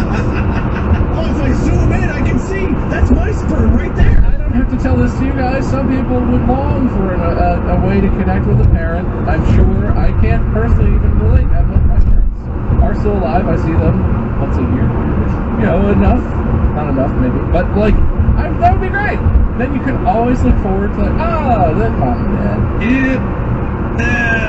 There's that face they make. That's how I like to remember them. Oh, the pain. Oh boy, okay, alright. Hey, my mom just texted me. Hey son, here's our latest sex tape, enjoy. Well, no, that's not what this one's about. Hope we can really bond over this one. Oh boy, alright, so Bob, you're up. You get $1 million. But for the rest of your life, whenever you see a kitchen sponge, you eat it immediately. Eat it? Oh, no. Immediately. This isn't a rational person's first concern, but I have to say, in our house, we use Scrub Daddy sponges. You know, the Scrub Daddy is like the plastic scrubby thing. So it's not really like a sponge, but it's in the shape and appearance of a sponge. Does that count? Would I have to eat that? Because those are way harder to eat than like a soft sponge. I feel like, yeah, because it's used in sponge-like fashion and it is kind of sponge-esque. Like, I'm pretty sure that qualifies. That alone, just in my own personal life, would make this way worse. I mean, I guess you could pick what kind of sponge. Can I do dishes with a washcloth from now on and just avoid sponges? I feel like that's okay. That's getting around it. If you go over to a friend's house and see one, you just have to Well, eat it. I would prepare. If I'm going somewhere where I know them, I would ask them to, you know, hide your kids, hide your sponge. hide your goddamn sponges, or I'm gonna eat it. And like, I don't know if that would make people more or less likely, but like, you can kind of control that. I would go for that. $1 million. It's for the rest of my life. I eat every sponge. The rest of your life, yeah. Do I get to prepare it? Do I cook the sponge It says immediately. immediately? Yeah, so if you've got a pocket full of seasoning, go for it, but that's all Okay, you so can you'd do. always have to carry around like a bottle of hot sauce or something. What if it's like soaked with dirty water and soaked with Well, you could wring it out, I'm assuming. If it's a sponge, it's probably a sink. I would maybe give it a rinse, Can't be wring too it far. You have out. to immediately eat it. I would immediately begin the process of eating it, which involves wringing it out, rinsing it off, seasoning it, maybe Cooking it, putting it in a nice... Yeah, well, immediately. I would begin that immediately. I would do that. I would do that. I would need to work out how exactly bigger sponges and stuff. I would cut them up with scissors, but I can do that. Alright, that's fair, Wait, no, not a chance. No, I like food too much, not a chance. I don't know what that would do to my insides, because like, all your soaps you're going to be using are like acidic and not good for your hands to have long term. Like, the insides? No. Plus all the worst parts of the food and everything else, and whatever kind of How is it bacteria. the worst parts of the food? It's just parts of food. I don't know, just the parts that weren't eaten, parts that were left behind. Yeah, because there's a plate full of food, which is all good and edible, and you don't always eat all of it. Doesn't mean it's like toxic. I'm not saying it's still fresh. It's on the sponge. But it's not like it was poison. No. Listen, is there a way where the sponge could be cooked or prepared that you would consider it? But if you always got to prepare it, how would you cook it? I'm sticking with my no. What if you could grate it over salad like cheese? I don't believe there's any kind of thing I would put on. It'd be like one of those funky cheeses, right? You like the color cheese? You like the color cheese? It's like that cheese, but it has like got the color, the name, and the color. I will not eat it, Bob Ice Sponge. I will not eat it. You're clunge. It started as a bit, but now you need to. What color is the cheese? Stop making me eat sponges. The answer's no. I don't want it. Okay, alright. So, my answer also is I wouldn't eat it. And I wouldn't eat it for the reason that if I went to a grocery store and I saw sponges, I would have to eat the whole rack. And it's like I could plan out my route to the grocery store, and I'm like, okay, I avoid this aisle and this line of sight. But if they change it one day and all of a sudden I'm in the sponge aisle, I'm basically dead because I have to eat all these sponges. So I said no, so I'm going to give Wade the point for that one. Wow. I'm just imagining that this, I get the $1 million, but it impacts my life for a year. Like, I don't go places anymore that have the sponges and fresh. They deliver groceries now. Alright, Wade, can you please step out of the room? Yes, again? I'll text you, don't worry. Yeah, we'll text you, don't worry. Did you bring your phone, Wade? So how you doing? I feel like I'm not doing a great job of making him paranoid. I feel like he feels like he's sort of dominating something. He's paranoid. So I'm just gonna check in. See if I can. Is this your secret objective? Is just to make it to the end of the game. That's it. Who's actually winning the game? Wait till Which one? I just feel like I'm letting it go. I'm gonna try and really ramp it up. Yeah. Do you want me to pull him aside and say, okay, you have a new secret? Do you want to give you an actual list of things to keep it in the set? And then I'll give him a side list or something? What if you pull him aside and give him an actual list of things to give me to say, super easy, and I will fall right into them. And so he's trying to do it, and I'm just like, oh yeah, and I do it right away. And so in his mind, he's like, oh my god, I'm kicking his ass, because he feels like he caught on to me, maybe, but then he's like getting me to do it. Okay, let me just pull up basically your list of words. Like the most commonly said words or something. Yeah, exactly. And I'm just going to do 5. Okay. Generating. Okay. Do you want to tell them to me so I know what they are? Just Yeah, okay. You want to write them down? Okay, so you got garbage, Okay. memorial, Okay. prejudice, Okay. linear, Okay. adoption. I'm just going to tell him these are your words. These are his words. Should I tell him like how many, like if he hit 2 of 5? No, hint that I got that he sort of was on to me or something, but you don't give him any specifics. I won't give him any specifics. Okay, alright. Let's tell him to come back in. It was a particularly long one. Hello, Bob. Now leave the room. Come on. It can't be a surprise at this point. It can't be a surprise. I get it. Okay. It's outside again. I just want to say that. It looked awfully sunny last time. Yeah, well, it rained. Don't forget your okay, so alright, wait. Now you are now the spy. And I need you to write down these words. Okay. Did I just lose before? Because I think I had it figured out, but I was just waiting on the right moment to announce what I thought. Just hold on to it until the end of the game. But now your objective is to get Bob to say these words. First one is garbage. Got memorial. Prejudice. Linear. And adoption. So try to get him to say those things without him knowing what you're trying to get him to say. Okay, well, this kind of takes away the gist of the first half, because that's what I was putting together. Yes, I was trying to be as vague as possible without spelling out that you were trying to get. I mean, you got the gist of it, but just try to get him to say those 5 words, as many as you can, and then by the end of the game. Does it matter when he gets to say these? Anytime. Anytime until the timeline is like until the end of the game. Okay, cool. Alright, you can begin. Okay. We're all back and we're all so happy. You guys are doing wonderfully. It's fantastically, but it's Wade's turn.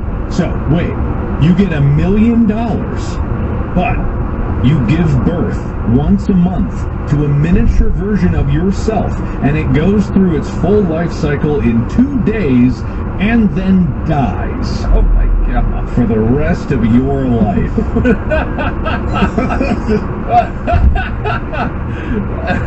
How often? Every month. Every month.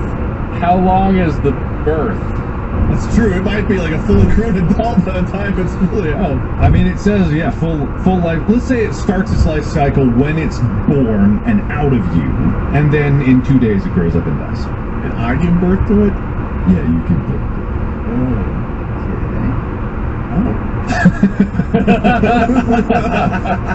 I'm not dealing with, like... What do you do with it when it dies? What do you just have a whole cemetery of of use? holes in the backyard. Like, gee, that's I don't want that. I want to get rid of it. How do you? It's a prestige situation where you got like row after row of drowned versions of yourself. How do you explain that? You roll your cans out to the curb, and I don't know why, but like, well, actually I do know why. In our neighborhood, people rummage through like the recycling to like pull out cans and stuff, Like, or like, I don't know, the garbage man is like, you know, dumping it out and sees that. How do you explain that? But he's like, well, I got $1 million, so... Well, you don't put it in recycling. You put it in the garbage and you hope they don't look. Or you wait till last minute to pull your cans down until right before garbage shows up. I mean, the garbage man could definitely still see it. It's going to raise a lot of questions. So, Wade, you're hard no. You have a big yard and a really good shovel. Or a free meal. Are you obligated to have funerals every month? Are you gonna have like one of those services every time, like everyone's to get together to remember? Are you Googling? Just to make sure you don't ejaculate at your googly accidentally. You didn't plan right. No sex an hour before I lose each of my fully grown me's every month. A lot of compounding rules. Anyway, hard no from you, Wade? So you said. Yeah, I don't want to deal with me, much less young, old, regular me for 2 days. What do I feed you? By the time I finish dinner, you're going to be either on adult food or back to fucking mashed potatoes because you don't have any teeth. Like, no, I'm not dealing with you like that. 2 of my days every month, I got to deal. No, that's too many days. All right. Bob, what do you think? I mean, I asked questions like I cared about that. Garbage men and memorial services are not the concern. I do not want to do anything that resembles giving birth once a month. You can put each baby up for adoption. Every month you have a baby. Can you sell a baby? You can have a lot of money. And it's like no return policy. You got no takes backsies. A day later, when it's a dead miniature adult homunculus. Oh, so sorry. Not my problem. No takes backsies. I didn't say I wasn't magic. How could I have known that would happen? If you would have asked, I would have told you, yeah, no, this will be dead tomorrow and look like an adult, but tiny. But you didn't ask, so I had no obligation to say anything. Legal sale, it's binding. All right. So you both know I have a hard no on that. I'm in agreement because really, you wouldn't take $1 million to give birth out, and where? What am I giving birth out of? What am I giving birth out of? It better not be my dick. You might as well imagine a new hole is ripped in your taint every time. Like, it does not matter. Oh. There's plenty, I imagine, of people out there that also wouldn't just give birth for $1 million because they don't want to go through that. Even just once for $1 million is a lot to go through for $1 million. So wait, would you say yes if you had to adopt a ewe every month for 2 days? If you didn't have to give birth yourself? Adoption is not an option. That's not. You can't pretend like that's a legitimate solution to anything. Well, I was just asking Mark. I'm not saying it's an option. I was just asking Mark if he would do it then. Why would I do it anyway? I still have to give birth, but for $1 million. It's not worth it for every month for the rest of your life. No, I'm moving on. Anyway, we're both in agreement. Right. You both get points. It's all good here. When we agreed before, we got no points. We agree now, we both get points. I like that system more. I feel better. Because you agree with me. I said I wouldn't do it either. Well, it's easy to agree with you. Just say no. Whatever. I can take away your point, Wade. You want me to take away your point? I can take it away. I think he's asking for it, Mark. I gotta be honest. I think he's really trying to lose points today. All right, Bob. You get $1 million, but every month for a year, only I don't know why this one's qualified only for a year, you have to go out on a nice date with Hitler. It says nice date. I have to ask, are we assuming he's alive, or is it like you have to dig him up and take No, he's alive. As if Hitler just appears. You get a text message of a restaurant to meet Hitler at, and you show up and Hitler's there. Is he wearing his Nazi uniform? Oh yeah, full Nazi regalia. Okay. Yeah. Okay. 12 times. He waves you over with the Nazi salute is what he's doing. He sees you. Oh my god. Okay, yeah, sure. Hello. He's just a man, right? So, just assuming for you playing it out, I do this. At the very conclusion of the 12th date, or December date, the money is transferred directly into my account, or maybe it's already there, but the deal is concluded. Can I then assassinate him on the spot as part of a ruse by spending your gaining his trust in order to get close to end the Nazi threat to do? Is that allowed, or can I conspire with maybe I'm conspiring with the American government, and I wear a wire. Wait, not this month. Give me just 3 more months, then you can do it. Well, I'm wearing a wire, and on our date, and I'm planting trackers, and he's there, and he's talking, and I'm like, oh yeah, oh where are those? You know what? I miss the troops. Where are the troops going? You guys have plans? Poland? Not Poland? Like what? Can I work against him during the duration? You can try, but remember, it's a very nice date, and he was reportedly very charismatic, so you gotta be careful. Do I have to convince him it's a nice date, or is he totally in? Oh, it's just a great date. Well, so I could be, doing espionage and just be a nice, lie to Jack. Maybe pull that off. Do you have to keep him on the hook? Like, you have to keep him interested in coming back for the next date, too? Like, after the third or fourth date, is that like a nightcap? It gets to the end, and he's playing with his keys, and he's like, and you're like, oh, not tonight. I had a lot of garlic with dinner, so... Listen, that's up to you. That's up to you. Yeah, you got to keep him coming back is the thing. If I'm allowed to use this as an opportunity to theoretically, if he's still alive and this conflict, I can work against him in the process of this, I would say I would do that. If it's just like you have to date Hitler and you can't do anything to undo or prevent or work against whatever Hitler might be doing because he's still alive, that would be tough. I don't know. That's an arbitrary distinction. What a weird arbitrary distinction, but I'm going to do it. Alrighty, he's gonna do it. Wait, what are you gonna do? I feel like the reputation, like even, I don't know, man. If he's already dead, which he is, he would somehow come back and be alive for days. I feel like I'm already doing a disservice to the world. Even if I was doing good for the world, just the look and the reputation you would get for being like, that guy's been on dates with Hitler. No, it's not worth it, man. I'd almost rather go back and have the baby me every month over date Hitler for a year. Alright, okay, alright. I hate to be a no person about this, but I also wouldn't. Wow. Just because I thought about, like, okay, what if people wouldn't actually believe that was Hitler? Right? They would think like, maybe it's like some actor who just so happens to not have had time to change out their costume or something.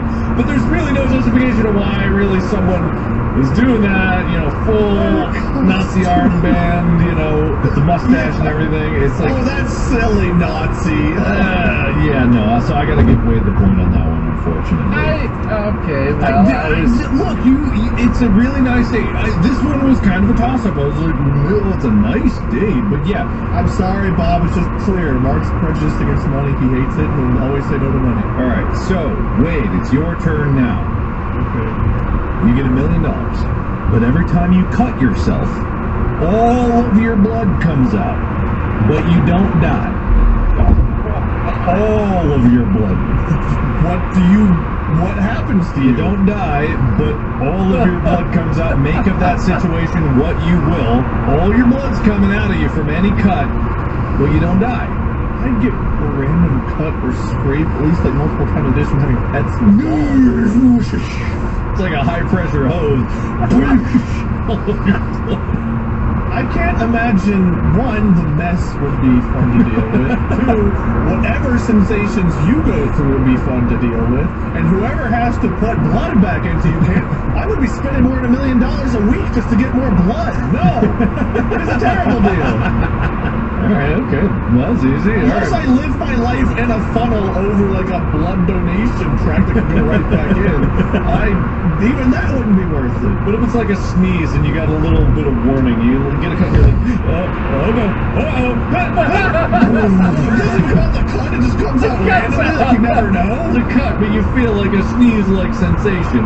So you get like a few seconds to prepare. What about that? Oh God, yes. Now that I have time to prepare to bleed out entirely, that's much better. You just need to carry around some, big bags with you, big garbage bags. It'll be fun. Oh, honey, it's happening! Oh, honey, it's happening. It's not an ejaculation. I said sneeze. Well, if you have time to prepare for it. I'm just looking forward now to the day where we're all traveling somewhere, or we're visiting or whatever, and from the other room, you hear Mark like, "Oh, honey, it's happening." Is that what you think it's like, Mark? Is that how you are? I don't know how Wade does it. Give me a post-hour com every time compared to this shit. Oh, honey, it's happening. Is it like a spray? Does it spray out depending on the cut? Is it always like on a single like lines drip down? It's just a pure gush in the shape of the cut. High pressure. Amazing superpower. I feel like you can win a lot of fights this way. Blood man with the power to bleed. Paper cut, paper cut, paper cut, paper cut, paper cut. Okay, I gotta be honest. I need to go to the bathroom really quickly. Do your thing. Alright. You can't say the word that should have been obvious. What is that was wrong? What the fuck? What is that was wrong? What do you mean? I'm making it, man. I've got 3 garbages and moral adoption. I'm great. Yeah, but okay, Bob did say garbage without you even prompting it, which was amazing.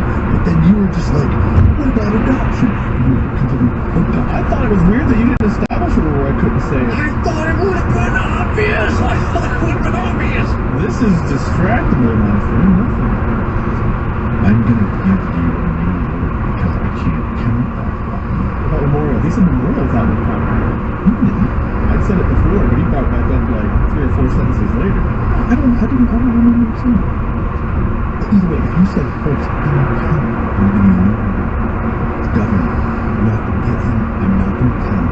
No. I'm gonna say it. How many garbages do we get? You can burn. What do you mean? We get a new for Memorial too, then if Memorial doesn't count? No, you can get him to say it. I didn't hear him say it. You did. It was a while after this. Bullshit like a test. It should be so obvious that you can't say it. I was willing to win at any cost. God, I would be cheap and devious. Of course I would. You're lucky I didn't even give you a chance. You're lucky I'm not just taking the win. I earned it. I should sue. You should put it in your terms of service. I could just say, like, you failed it. So I could say you failed. I can protest. I have the whole audience behind me. They know what was said and what wasn't. I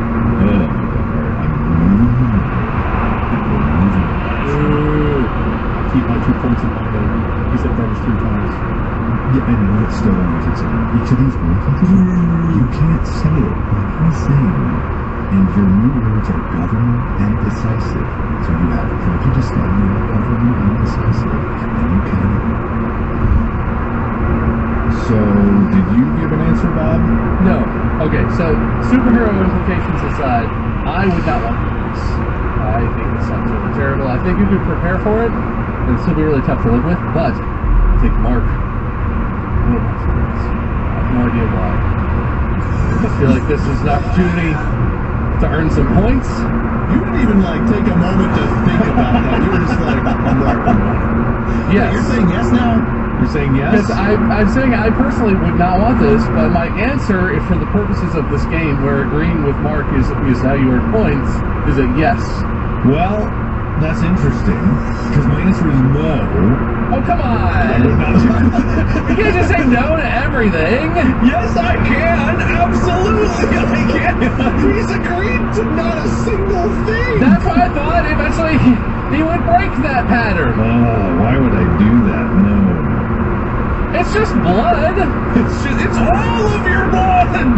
Well, I assume it goes back in somehow if you're not end up dying from this the first time it ever happens to you. There's some solution, assumed in your premise, there's a solution where it goes back in somehow. Or you get more blood real fast or something, because you're not allowed to die from this thing occurring is the assumption.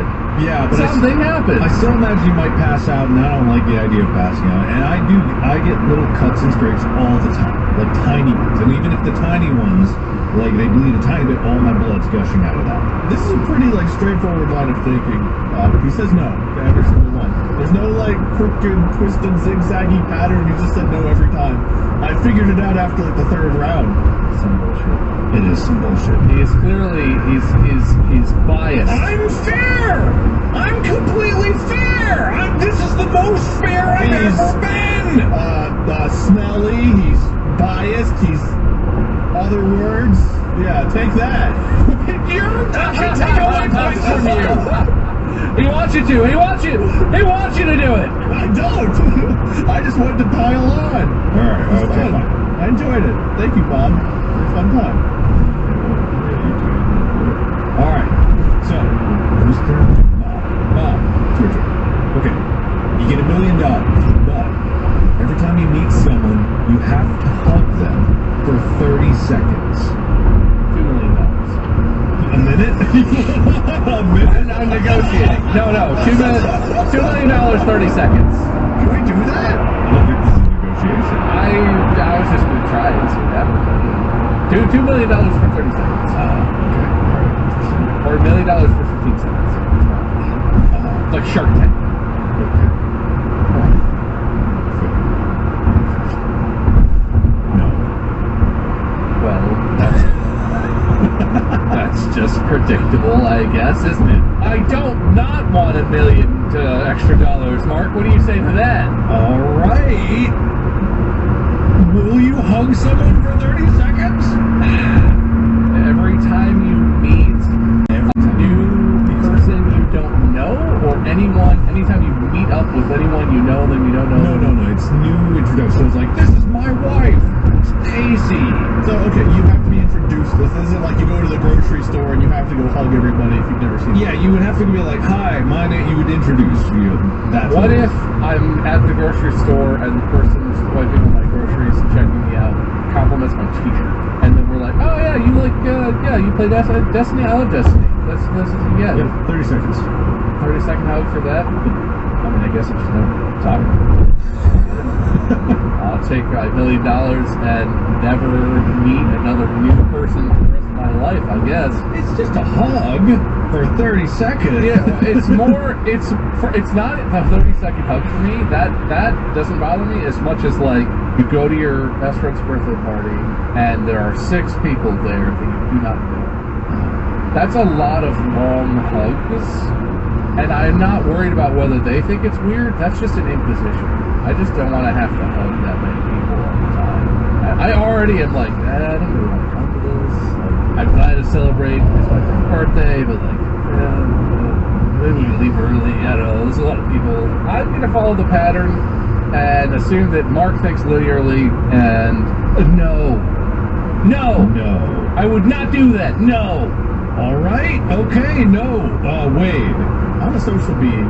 I wouldn't personally hate it all that much. Other people might get annoyed. It may make some pretty awkward introductions. Patterns are meant to be broken. Yes, for $1 million, I'll get people. You switch and say yes this time. Bullshit. Of all the things, I know that you don't like hugging people. I know this about you as an individual. Yes. Well, I say no, I wouldn't do this because I don't like hugging people. Bob, you get the point. Yes. Damn it. I really thought maybe that was the best one. I had one. Where did they come from?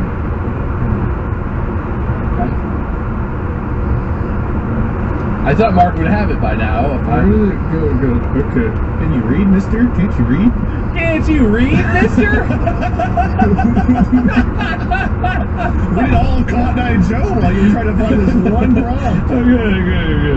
Oh, I lost it again. Where'd it go? Okay. Okay. Alright, I got it. Wait, you get $1 million, but every time you kiss someone, you must pick a fight with a child and lose. Like a real fight, like they're actually beating the crap out of me, or like a, oh, you got me.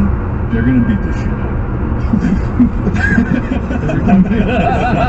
Does this include like kissing your pets on the top of the head and stuff? That's not people. you. Oh yeah, wait, no, it says every time you kiss someone. Well, if you're married, you're either going to be this happily married, or you're going to be beaten the fuck up and bruised a lot. And remember, you're picking a fight with a kid, so you gotta taunt the kid first into fighting you. Hey, little Johnny, nice strike. If you're 4 years old. I am 4 years old. God, what a nuanced insult to a kid. God. Yeah, that's good. good. For a kid, every year matters, right? Like if you're like, oh, you 5, like I'm 6. Like every year matters to a kid. So if you insult them by saying like they're 1 or 2 years younger, that's a real big deal. Not that I've picked fights with kids before, but I know how to do it. So you're taking this million? No. Bob. This is all just I've got to see through Mark's eyes. I've got to understand his biases, where he's coming from. Could his body take it if a 5-year-old tried to beat him up? I don't know. What I want to find out? Or does Mark never kiss anyone? How many kisses does Mark give on a daily basis? Maybe this is a low occurrence event. Interesting. Does it count when he makes kissy faces at himself in the mirror? Unclear. Or when he gets a boo-boo. When do you get a boo-boo? You kiss your own boo-boo. Is it like, oh, damn it, I'm someone? Does it count if Mark picks a fight with himself and kicks his own ass? What kind of child do you have? I would say you're a child at heart. You're a big man, baby. You're whimsical. You've got ideas. Go on.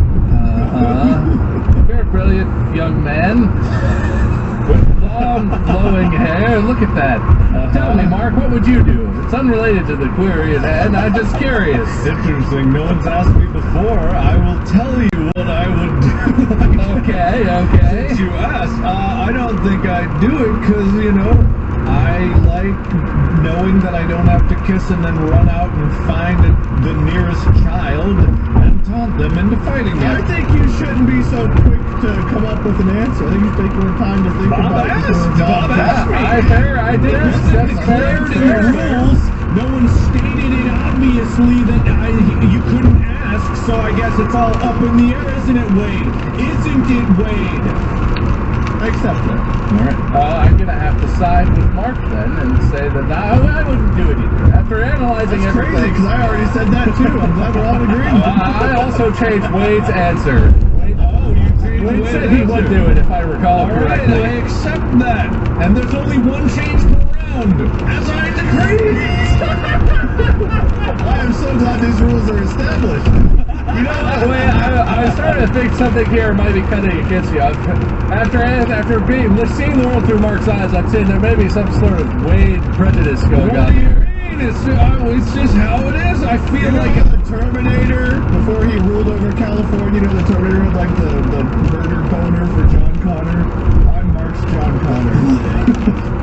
Mark's got a murder boner for Wade. Yep, you heard it here first. That's the title of the episode, Mark's murder boner. No, Bob, I just have to, how you would probably understand there are unspoken rules that you would be obvious. I'm just saying, like, if a rule isn't spoken, then it's all up in the air, right? On this particular game show, all the unspoken rules we always follow. Never presume to know the rules, test them. If you are wrong, then ask for forgiveness. Alright, you both get a point, though. Great! Wait, but I thought I changed Wade's answer. So Oh, wait, no. Yeah, Bob gets a point. Wade does not get a point. Woo! See? Fair's fair, Wade. Fair is fair. Fair is fair. I agree. Alright, so I'm telling you at the score. You both started with 5 points, so that was very probable. Wade, you lost. You gained and lost the point immediately. Every rule is so fucking arbitrary. Alright. It's always against me. Alright, Bob, you had 5 to start with, then 5, 6, 11 points. Wade, you had 12. What, really? I started with him like 90% of those. However, as you know now, it's close. Game going in between this particular game. So, Wade, I'm going to ask you first. What was Bob trying to get you to say? I didn't know I had to pay attention to the specific words, but I do know, I believe in the first round he was trying to get me to say extra, and in the second round I think he was trying to get me to say briefs. I didn't follow the words after that, though I know I said the word planning probably next to the second round. You said 2. You didn't pick up on the cheese one? I thought, so I actually did, but I thought you were trying to get me to say a specific type of cheese. I didn't know you were trying to get me to say cheese in general. Yeah, I was trying to get you to say blue cheese. So you did say 2, but Bob, what was Wade trying to get you to say? I honestly didn't think to pay close attention to specific words. I feel like he was trying to get me to say at one point it was trash. It was garbage, and you said it on your own without anyone prompting. It was actually very convenient for Wade. However, then I had to pull Wade aside when you had to take a bathroom break. Then the rules changed. The rules didn't change!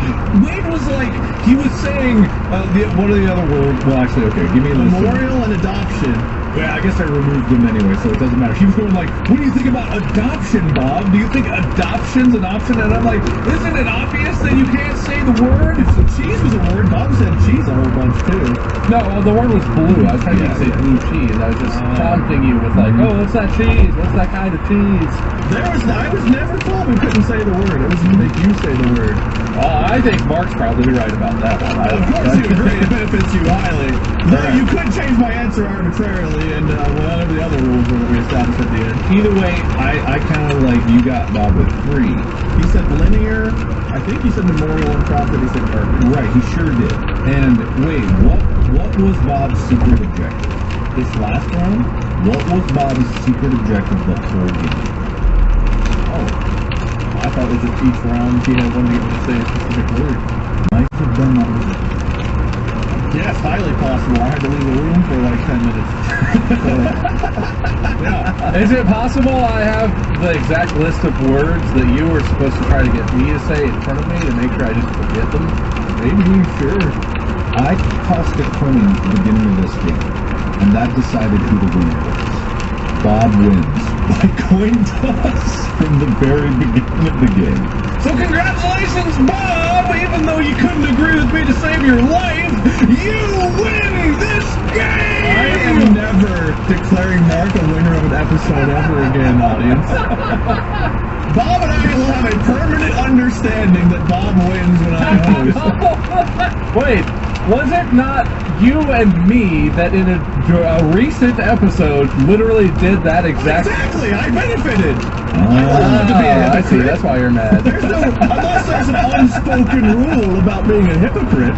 No, you know what? You are allowed to be a hypocrite. I think that's fair. I had a feeling that coin flip meant a lot more than who goes first. I did feel like there was more to it. And then I was like, okay, that establishes the roles. And then halfway through, the roles flipped or whatever.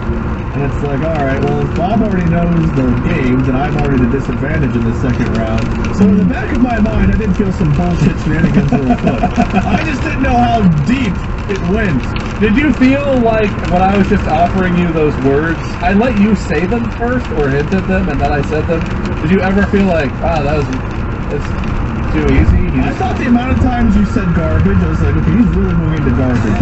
But you avoided saying prejudice, you avoided linear till the end, so no, I didn't actually pick up on I worked Memorial in after the whole bit. You did, which is why I was like, that one should still count. Little did I know I was being fucked from the front the whole time. Alright. I'm gonna take my glowing dick and post-hour cum and leave. So you guys can wrap this up without me. My loser speeches, fuck you both. Let me know when I can come back. He's so sad. It's okay. Bob, you have a winner's speech. That feels good to know. Feels good to really earn it. I feel like I played hard today. Wade competed well. I have to applaud him for really putting up a good fight, but sometimes he's just in the groove, and I appreciate it. We really put a 10% out there on the field today, and we really got done as a team. So. That was good. That was good stuff. Good stuff. I feel like I could have set up the stakes a little better, or deceived Wade a little bit better, but I was like, how do I get Wade to be deceived? Or how do I... forgot my chapstick. This isn't about you. This is about my chapstick. I was like, how can I get like the person to be deceived enough? And I'm like, it's got to be just this from the get-go. But how do I make this a secret? I could have done that better. So as judge, I will only improve in my deception in the future. I hope to always somehow deceive Wade out of winning. But if it happens to you, Bob, I'm sorry. It'll just be the way the coin toss goes. I appreciate it. I'll take that. I accept it. I'll accept it with grace. I don't look forward to the revenge that probably be but thank you everyone listening. Hope you had my water.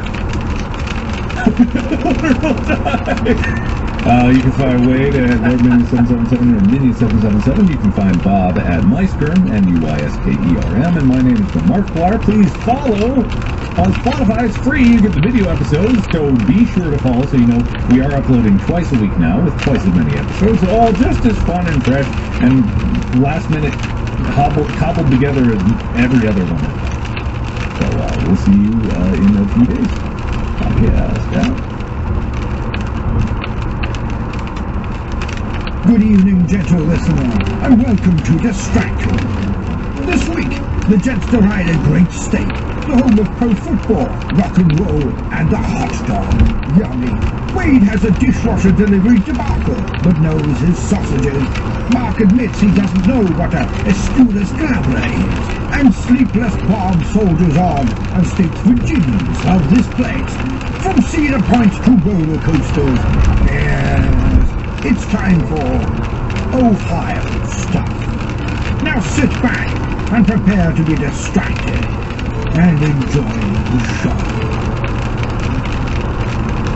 Hello and welcome to another episode of Distractable. I am your host, Bob, because I won last time. I was the only competitor, so a win seems pretty inevitable, but here we are anyway. Technically I'm a winner, which makes these other two losers my co-hosts and or today's competitors. As always, they will be Mark and Wade. They will be, or are. Are you currently Mark and Wade? We will be. You will be, when the time is right. Yeah, if you do this show, podcast that we do, every week there's a competition, and whoever wins the competition hosts the next episode. So that's why I'm all smug and whatnot. I'm the winner. And yeah, these guys are going to compete in a contest of my own creation for points that are meaningless and may or may not even exist. But before we get to that, we sort of skipped over one of the usual 2 segments we did last week. With small talk. We didn't do small talk. Everything was all rhymey and riddly. Well, yeah, there's 2 of us here. Can you tell us apart? One speaks in rhymes, the other's riddles. Quite smart. How workman? Oh, Jesus Christ. Wait, I'm the host. Does that mean I have to speak in rhymes and riddles? Is that the new rule? I have a tale that hasn't been told yet, and it involves an appliance that can make things work. You have another new one that you didn't tell? I think you told us about this. Well, I told you we were replacing our dishwasher. I didn't tell you how the lovely people handled our order. Did you get it from Lowe's? Oh, why? Because I had to see for myself what would happen. And what did happen? So, everything was going pretty smoothly. We went in, we looked at dishwasher, and we found one that we were like, okay, this is nice. I will say our house, we had black appliances, and apparently that's being phased out, so we had to go to stainless steel to try to find black appliances now. We found what we liked, we ordered it, we went through, like I tried to make sure all the boxes were checked. I was like, alright, when can somebody bring it and install it in the house? Will they haul away the old one? And they're like, yes, and on top of that, do you want these cables, like these new cables and hookups? I was like, you know what? Why not? Be safe. If we don't need them, we don't need them. I can always return them, put them on, whatever. I want to make sure we have everything we need. They were like, okay, well, it's probably be about a week out before they can come and do this. And I was like, alright, that's what it is. And she looked and she was like, actually, 2 days from now, 8 a.m. And I was like, Wednesday you can do afternoon. Me being the lazy man that I am, I took the Wednesday afternoon. So Wednesday afternoon, didn't quite make it there. Because Wednesday at like 9:30 in the morning, knock, knock, knock. Hi, we're here with your dishwasher. This is like 2.5 hours early. They just kind of blew past me, brought it in, set it down, didn't ask me to sign anything. They're like, alright, see ya. Time out. Put in? Oh, that's a different team. Well, that's the installation team. We just drop off. Oh, when's the installation team coming? I don't know. You probably set that up whenever you ordered it. Well, today. Great. They left. Did they take your old dishwasher, or do they just leave it sitting like on the floor? That's the installation team's job. So they brought in a new fully packaged styrofoam wrapped up. They didn't unbox it? They left it sitting like that in front of our garbage can, right in the middle of everything in our way. And then they were just like, "Nice." So thinking about you and your fridge woes, I was like, you know what? I'm going to call and make sure that we're good. So I called and someone looked at our order and they were like, oh man, looks like they didn't put installation on. You didn't pay for installation. I was like, but I paid for you guys to take away the old one, and only the installers do that. Yep. So if I don't get installation, who's coming to get the old one? Oh man, it's a good question. It's the one I'm asking. Because I said I wanted a dishwasher installed, and I even got the hookups and had the old one hauled away after installation. And as I've been told by two or three different people now, because 2 people delivered it, literally only the installers will haul away the old one. It is quite interesting. That's quite interesting. But it's not on here. You didn't pay for it. Hold on a second. Let me give you a call right back. No, that's a trap. An hour later, they didn't call back. So I called again and got a different person who looked into it. And I was like, yeah, I was supposed to get a call back over an hour ago. No one ever called back. And they said, oh, okay, let me get over there 1 second. They went over. And thankfully, it didn't go much further than that. They were like, all right, this looks like it's a mistake on our end. They definitely should have had installation put on here if they had you go through all this, blah, blah, blah, blah, blah. We're going to make this right. We'll do the installation for free. So the installers will give you a call within the next 24 hours. All right, yeah, that's fine. So I got a call later that day, actually. I was expecting the next day. I got a call later that day from an automated voice thing that was like, your installation is scheduled for Friday between 7:30 a.m. and 9:30 a.m. This is okay. Press 1 if you'd like to change. I didn't even want them to deliver it before 9 o'clock was too early. 7:30 a.m. Change. If you'd like to change, then you will have to delay at least 7 full business days from your initial installation date. Neat. So guess who today was up at 7:30 a.m. for an installation? I can't imagine what it must be like to wake up that early. It sucked because I was up till 4 a.m. And whose choice was that? Up till 4? I can't imagine anything in your life that would keep you up to 4 whether you wanted to or not. Very challenging. Not having a baby or real responsibilities made it to where I had no choice. But we have a new dishwasher that has sort of been run and tested. It might work. Stay tuned for the update! It hasn't even exploded or anything? I'm pretty sure they're supposed to do that when they install it before they leave. He made sure water went into it, and then he stopped it from running and left. Sounds like he tested it. If water went into it and it didn't come out outside of it, it's probably fine. Look, if a story doesn't have at least 3 bushes murdered brutally in cold blood, I don't want to hear it. However, he did leave broken glass on my floor and all of the garbage because he said, yeah, this styrofoam's a real bitch to transport my van. You got this, right? I was like, I would rather you take it. He's like, you got this. And then he left it, so... He did the old finger guns. Yeah, I prefer not to. He said, oh, I can take it to your garbage for you. And I was like, that's not what I meant. Hey, I forgot to flush when I shat in your toilet. You got this, right? All right, cool. He left broken glass on the floor. He was like, I don't know where this came from. Must have been under the old one. Why would there be broken glass under the old one? Well, so if it was your broken glass, it's really not his responsibility. I don't know if it was. He could have planted it. He pulled it out of his pockets, bloody hands and all went. From the very start of this, I have to say, I feel like none of us should shop at Lowe's ever again. They don't even have one team now. It's them, their delivery team, and their installation team. It's not even delivery. They've compartmentalized their compartmentalized compartments. They heard all the shit that we talked, and they were like, let them shop here, but give them even worse service somehow. By the way, this episode is sponsored by if you need screwdrivers, drills, anything that's not home appliances, Lowe's is fine. It is. But I how in the world they let me schedule the removal when only the installation team can do it? So, did it ever cross your mind to think like, feel like I know something about this exact store that might affect whether I should buy. I literally did it because, one, I have a better relationship with some employees there, unfortunately I'm working there, than I do with other competitors. But two, I had to know. I had to follow in your footsteps and see if I could have a similar experience. I had to know if it was a one-off or if it was truly repeatable, and it was only slightly repeatable. I mean, by any normal standards, that's a pretty messed up story. Because they really jerk you around, and you know, if you were a normal person delivering on a Friday between 7:30 and 9, you probably have work, you know, on a Friday morning. I don't know. And you probably would have had to take off already the first day that you told them to deliver and install. I don't know if people are taking off work so they can get a dishwasher installed, but that sounds like a real waste of time to me.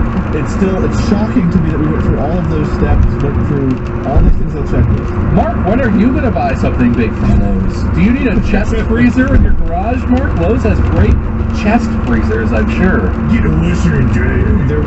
It's a strange two delivery anecdotes that only can supplement to this. I once ordered a hard drive, and I got a mini fridge, which is a very strange occurrence. How much could you store in that? Was it also a hard drive, or was it just a mini fridge? Inconveniently was not. It wasn't even like a gamer mini fridge. How many terabytes could your mini fridge hold?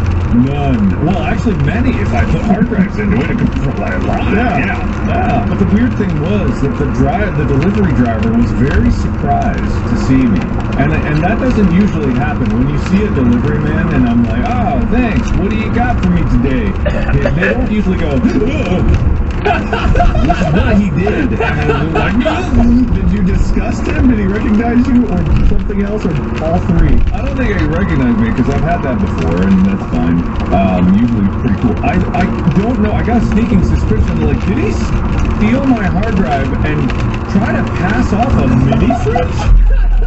I have this extra fridge at home, but I really need a hard drive. I'll make a swap, and they'll never know. Did the mini fridge come in a box, or was it wrapped in a trash bag? Or full box, like has like a hard drive box is this big. It usually comes in a little envelope, and it's just like, How big of a hard drive did you order, Mr. Mark E. Flyer? Here you go. I don't even know how that got mixed up at that factory or the delivery place. Because it's like, you know, usually there's weight consistency. I went to 3D print a hard drive and I fat fingered and I hit the print button. Yeah. It's right next to it. hard drive, fridge, they're right next to each other. It's Yeah. easier than you think.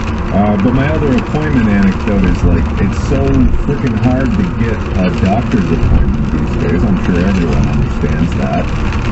Especially for getting such a sinful prescription as an ADHD medication. And it's especially sinful when you've got something new like a Staris and you're trying to get it and they're like,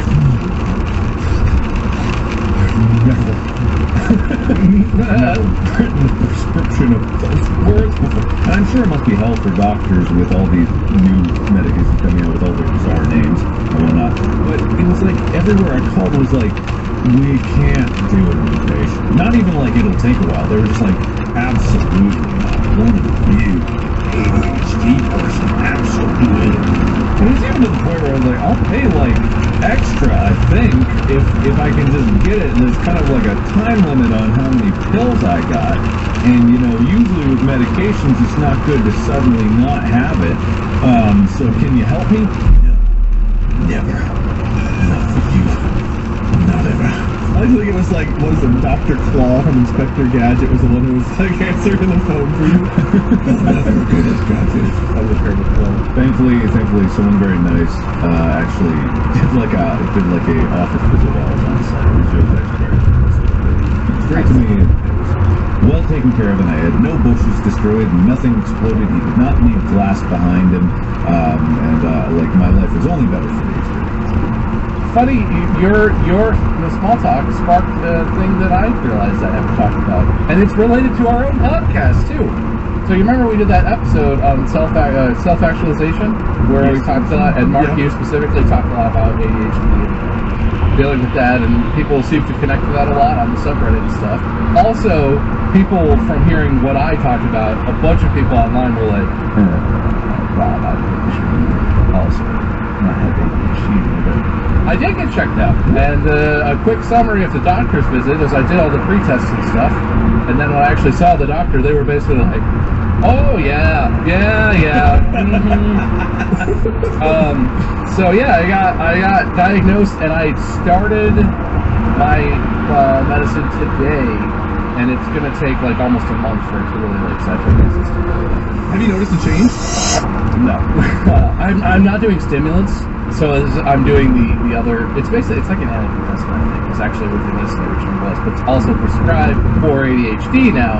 I just started today, and in a couple of weeks I should start to see how it affects me and what the difference is. But so I actually am, as a result of that episode, I got checked out and am like getting treatment now, and we'll see how that impacts me. If it helps, it's going to be dramatically different. A hell of a time with the baby, remembering stuff and not feeling like I'm scatterbrained. So yeah, that's what awesome. a positive outcome. I've heard stories about, I think there was like a news reporter, someone, I should look this up rather than just talking my ass. There was like a news reporter or someone who was like doing a story, and there was like something on their face that like the audience noticed, and like a doctor or something called in and was like, "Hey, I think you have like cancer or something, you should get this checked out." And they went in, and it turns out that they did, but they caught it early, and they just noticed like a blemish or something on this person's face. You guys could save our lives! Is Mark frozen or Oh, his power. his power I thought he just was shifted? really deep and pondering. Hello! Yeah, how's it going, Welcome man? back. I was afraid your power went out completely.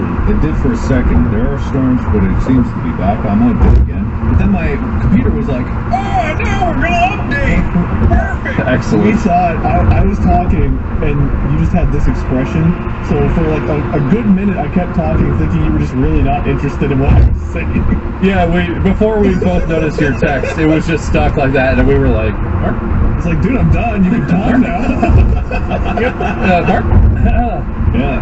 The last thing I remember thinking was like, that's great, Bob. I'm so proud of you. All the power went up. We talked for a couple minutes about other I told like a story, and I was like, man, Mark looks interested. And I was like, no, he's not. He doesn't care at all. Anyway, great outcome. That episode was fun to film, and then hopefully, if this medicine works, I'll have a whole other life. I'll be like a new man Like Bob Nocchio. who doesn't just forget everything the moment it goes into my ears. That still happens. Yeah. That'll still. No, I know it's that'll not. go Yeah, away. it's not going to be that dramatic, but I do hope that it helps me feel less. So lately I've been so tired with the baby. Right, the baby is a lot. I feel every time I like walk into a new room, I have that feeling of like I just woke up and I don't know what's going on. But it's constant. I'll walk from one room to the next and be like, why am I in here? What's happening? And then I'll just be like, never mind, and walk into the next room. Same shit. It's a constant. I'm hoping it helps. I just got 3 texts from Mark. It looks like he was having computer issues. Yeah, that was me. My computer's saying to update. I just got the text. I was very confused. I was like, oh god, he's gone again. But he's moving this time. I'm here. I'm always here. This is where I just get the soundboard and me just like, The ship is pieces. yeah, if I just did that and then put a few rhymes in here, you'd never know I wasn't here. You'd never know. Good small talk. We skipped a week, so we had a lot saved up there. But good small talk, guys. Can we move on to the topic of the episode? Oh, I guess, if we have It's to. a fun one. It's something we all talk about a lot in our own individual contexts and together, and people make fun of us for. Dicks? I don't talk about dicks a lot. I gotta be honest. Yeah, me either. Well, I mean, we did have a whole podcast about that before. Yeah. Oh, that podcast we did with Jock, with Jock, our friend Jock Septiceye. Well, 3 peens was technically involved peens. I don't know, it's kind of picky. I never saw that as a penis related at all. I thought that was changes how I feel about that completely. It's like vegetables. That was bad. Like I thought, yeah. I had schlong on the mind every time, but alright. Anyway, go on with your topic. Today's topic is Ohio and why we're allowed to make fun of it for being a hellscape and a shithole, but you're probably not. Unless you're from Ohio, because that's the rules, right? Everybody, isn't that the established rule is people from Ohio are always like, oh yeah, Cleveland, the river lights on fire, and whatever, all this stuff, it's a total hellscape. But if someone who's not from Ohio tries to talk shit about us, that's not. need to check themselves before we wreck them. Yeah, exactly. So today we're going to talk about all the stuff in Ohio. I'm not going to say that's good, but it's mostly good. But all the stuff in Ohio that is. I have a list, and it's not, I mean, I made it. I compiled it from sources, but it's not like comprehensive. It's like between 30 and 40 things that I would consider to be Ohio things. Things that are quintessentially Ohio, from Ohio, about Ohio, all kinds of stuff. And I want you guys to basically take turns trying to guess all the things that are on my list. I will give you a point for every thing that's on my list that you successfully guessed, but I will also give you points if you come up with something I don't have on my list, and you can convince me that it is something quintessentially Ohio. Because there's probably stuff I'm missing. There's probably stuff that's a little bit more regional that maybe I'm not aware of, that you guys are. Because I grew up in Columbus, you guys grew up in the Cincinnati area. There's probably something, I don't know. But anyway, Ohio stuff. And we'll take turns because there's a lot of low-hanging fruit here. So I don't want one person to just like blurt out a whole bunch of shit all at once. Does anyone want to volunteer to go first or to not go first? You guys care what you want. Doesn't matter. I'm happy to go first, but Mark, you want to go? Me, I'll go first. All right. Mark, give me something that is Ohio. Skyline. Boom. Point for Mark. Yes. Yes. The only city with a skyline. None of the others touch the sky. I should probably track these. Hang on. That's a good one, Mark. Fun fact, Skyline and my family are probably the two main reasons I haven't left Ohio. I don't want to leave Skyline chili behind. I love Skyline chili. Are they equal? Yeah. Which one of those two things do you like more, Skyline or your family? Do I have to be honest? Yes. Always on this podcast, of course. Skyline might mean slightly more to me. That's kind of messed up. Because I can always come back and see my family, but I crave Skyline every week. I've thought about opening a Skyline franchise in LA just so I could eat at it. That's good. That's a bold step. You should. And I mean, like, I feel like I could do it and, like, I'd promote it on my channel and I'd show up there and be like, hey, it's my Skyline. Eat here so it can stay in business, please. From what I know, there's one Skyline chili in Orlando, Florida now. What? They opened near the Disney Resort because somebody here trained, went down there and wanted to open a franchise. Yeah, you can. You should pay. It's like any other franchise, right? It's just like whether or not people will eat. I would not, and what any Ohioan would not, or what others might consider watered down chili, which is not what it is. No, it's correct chili. It's not watered down just because it's not the chili. It's just not Texas style chili. It's Cincinnati style. It's just a different style of chili.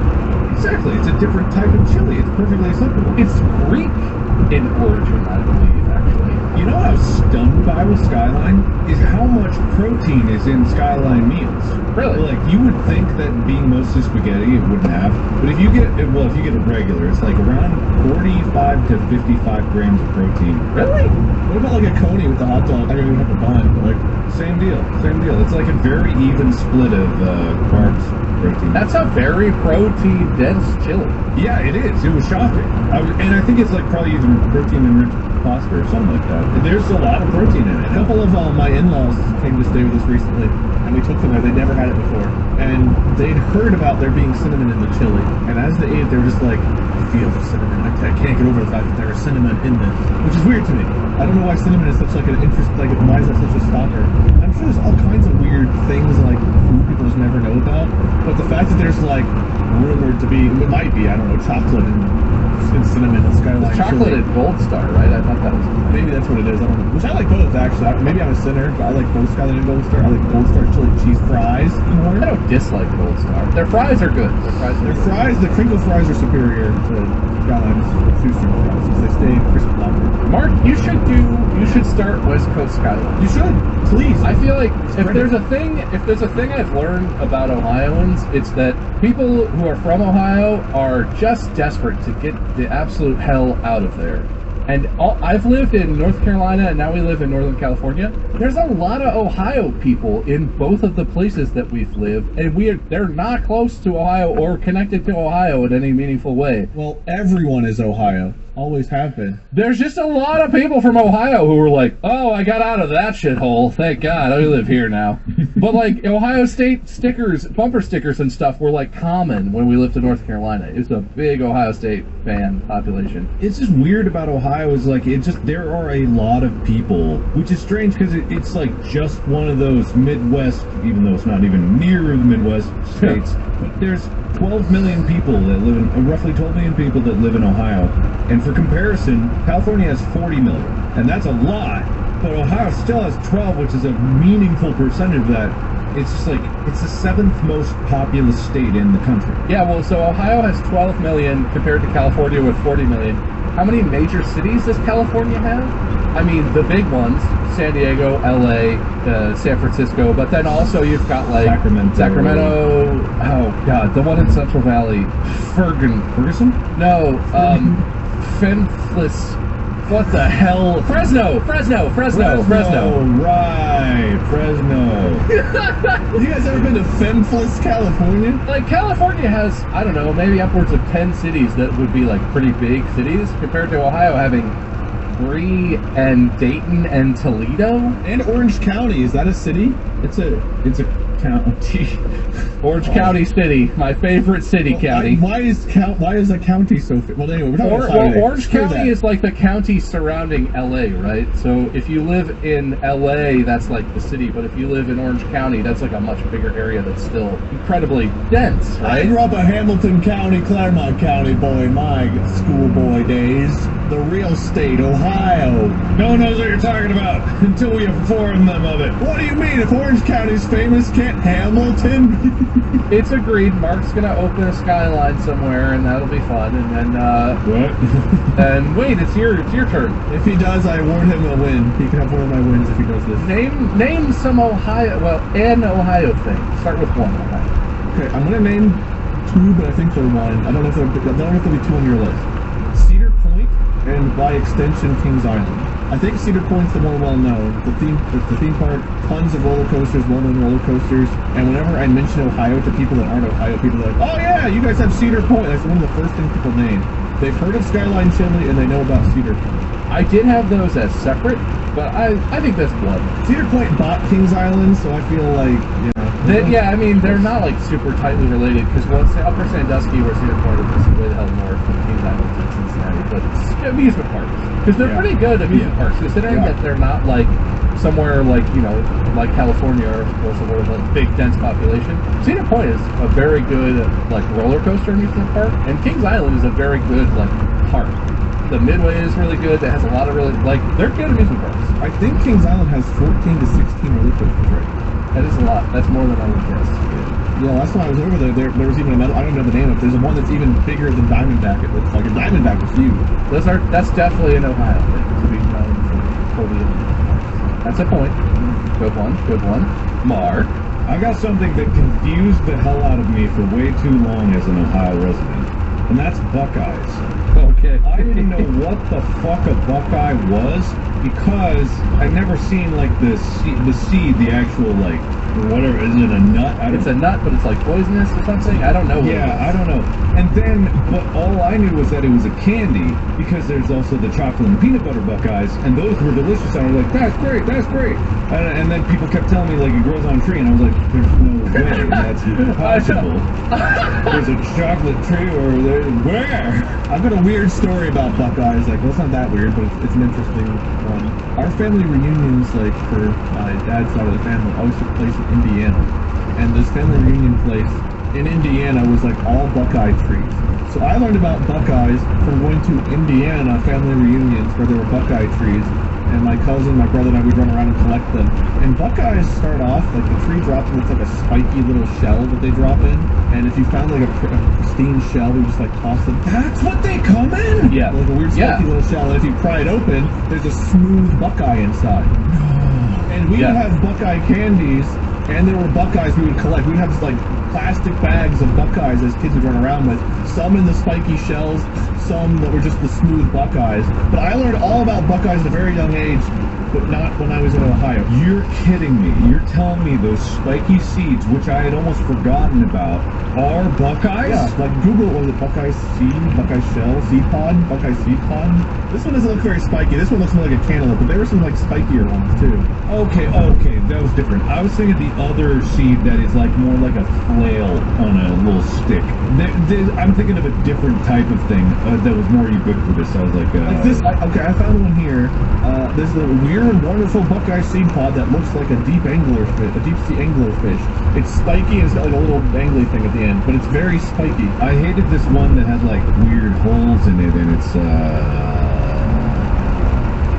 a sweet gum tree, apparently, is the other one that I'm thinking about. It's a slightly different one. So there's some smooth-looking Buckeye seeds, but the ones I remember were prickly ones that we had. I was about to yield a point to Wade for blowing my mind, but it's not quite as blown as I thought it was. You did end up saying those words out loud anyway. Wade also yields all of his points to me. Well, I will say, Mark, in your answer and the way you delivered it, I wasn't able to cut you off, so you did actually earn 2 points there. Because you mentioned both Buckeyes and Buckeye candy, more specifically. Take that, Wade. You got 2 roller coaster parks. You only got 1 point. I got 2. I found the double. But you the daily double. You did see the point to Wade for blowing your mind, which I am going to count. No, I said almost. I said almost. It seems close. I said almost. I appreciate your generosity, Mark. I said almost. I also said that he yielded all his points to me. No, I stopped listening to you guys. I was already typing point stuff. Sorry. That would have counted if I had been listening. But I will say, for anyone listening, the Buckeye tree is weird, and the nuts are weird and poisonous, as far as I know, and whatever. The Buckeye candy, I don't dislike Buckeye candy. It's delicious. But tell me if I'm off base here.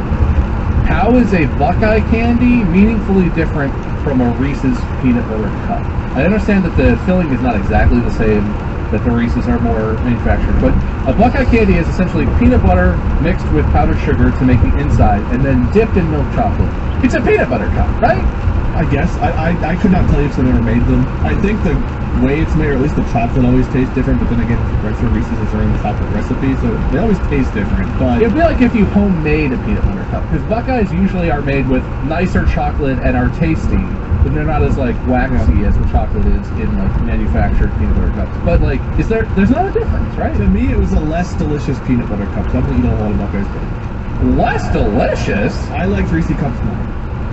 Whoa. I'm sorry. That might cost you a point right there.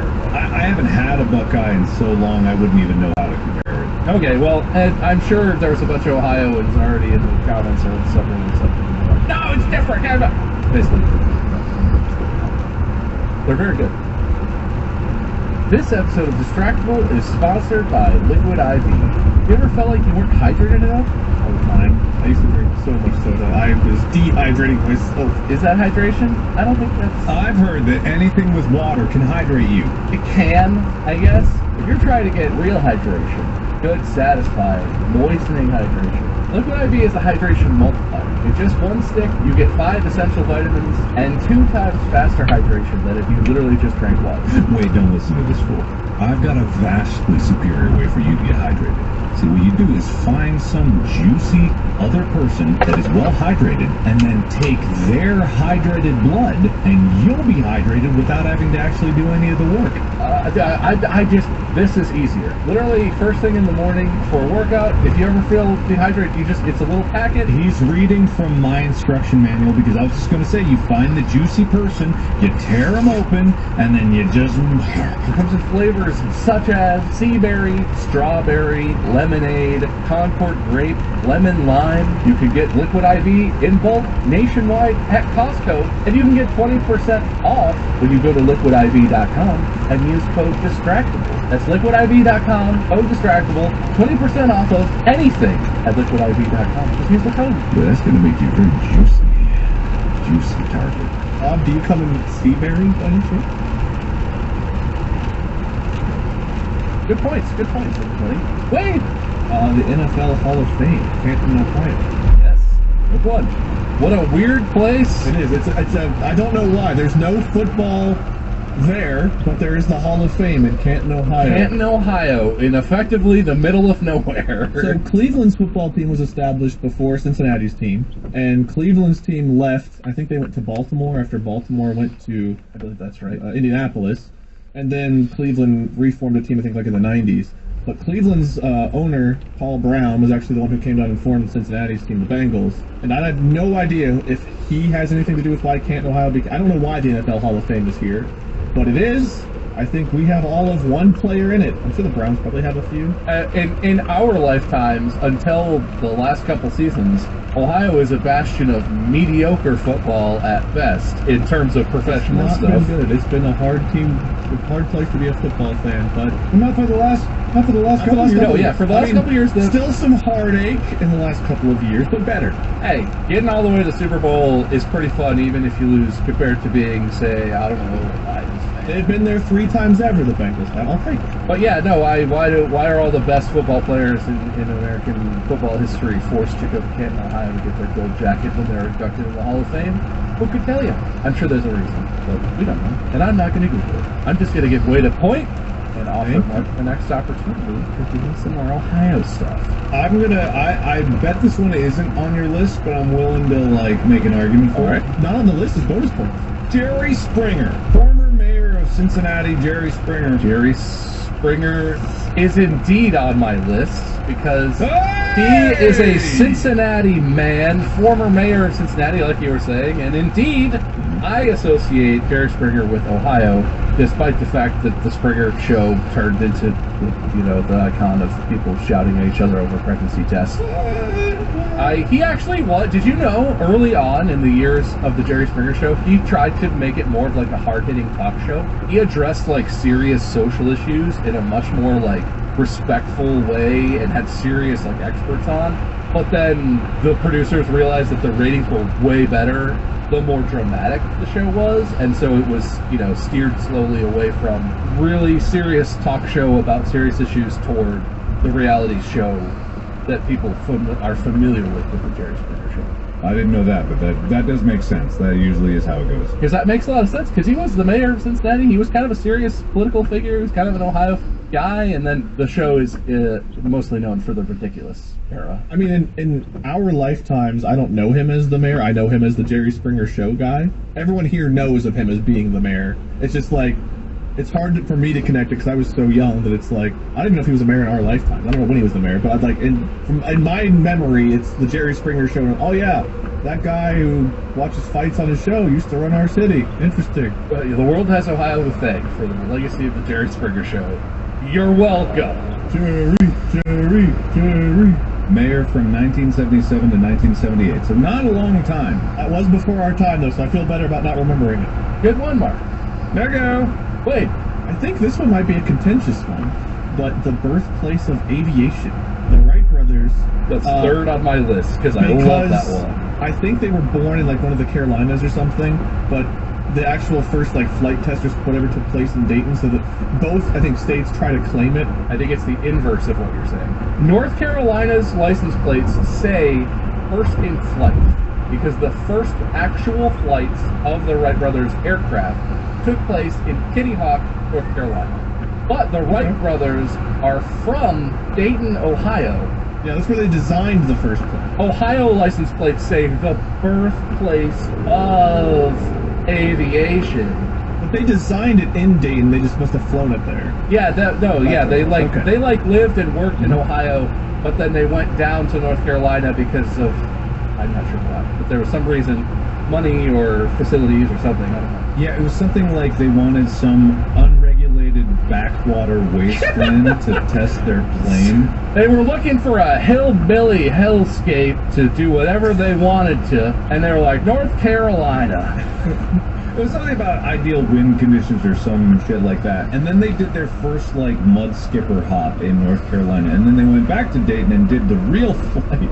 But yeah, okay, North Carolina can claim. Yeah. So that is a contentious thing because North Carolina's their default plate says first in flight, and they claim that very, very much. For me, it's All right, North Carolina, whatever you say, you can have. They did that, yeah. But it's like, cause me as a kid, my dad always took me up to, I forget what the name is. Wright-Patterson, the Air Force Base. Yeah, Wright-Patterson Air Force Base. And the fantastic show that they have, the air show they have at Wright-Pat every year. Super fun show. Yeah. So I read up a lot about aviation history. I think when I was there, I don't remember. I know that I learned. I don't know what I learned. But I learned something. Airplane stuff, you know, aviation. Yeah, airplane stuff. Was Wright-Patterson on the list? You know what? Yes. One of the last things that I put on my list, right before the Football Hall of Fame, was the Wright-Patterson Air Force Base. Mark, wait, you know what? Technically, though, it's on there for a different reason. Do you know why Wright-Pat is nationally significant? I have no idea. It might be related to how and why you learned so much while you were there. A place where you might learn about the history of something. One of us speaks in riddles, the other in rap. The National Museum of the Air Force is located at Wright-Patterson Air Force Base. That's probably where I learned all my things that I definitely remember. I'm gonna give Mark half a point. You give him as much as you want. I just want you guys to be happy talking about Ohio with me. I was waiting for. I'm gonna give Wade that point. All right, I'm gonna give Wade another point. You said you were giving him what you had. I'm giving Wade the half a point to Wade and half a point to Mark. Okay, out of fairness. One half to Mark, one half to Wade for Wright-Patterson Air Force Base. There you go. Fair. Okay. So it's Mark's turn to talk about Ohio. I don't even know if this is like something Ohio is known for. How Dayton is apparently, the more I've learned about Dayton, the more I learn about these horrible things that occur from Dayton. And it was like #1 in human trafficking at some point. And I was like, Dayton? Oh, Ohio. Literally, no, this is what I associate with Ohio sometimes. It's like, Dayton? How? And I would just think about that, and I would it blew my mind about and I don't know if it was just Cincinnati shitting on Dayton, or if Dayton actually was the hub of this stuff, but what a fucked up way.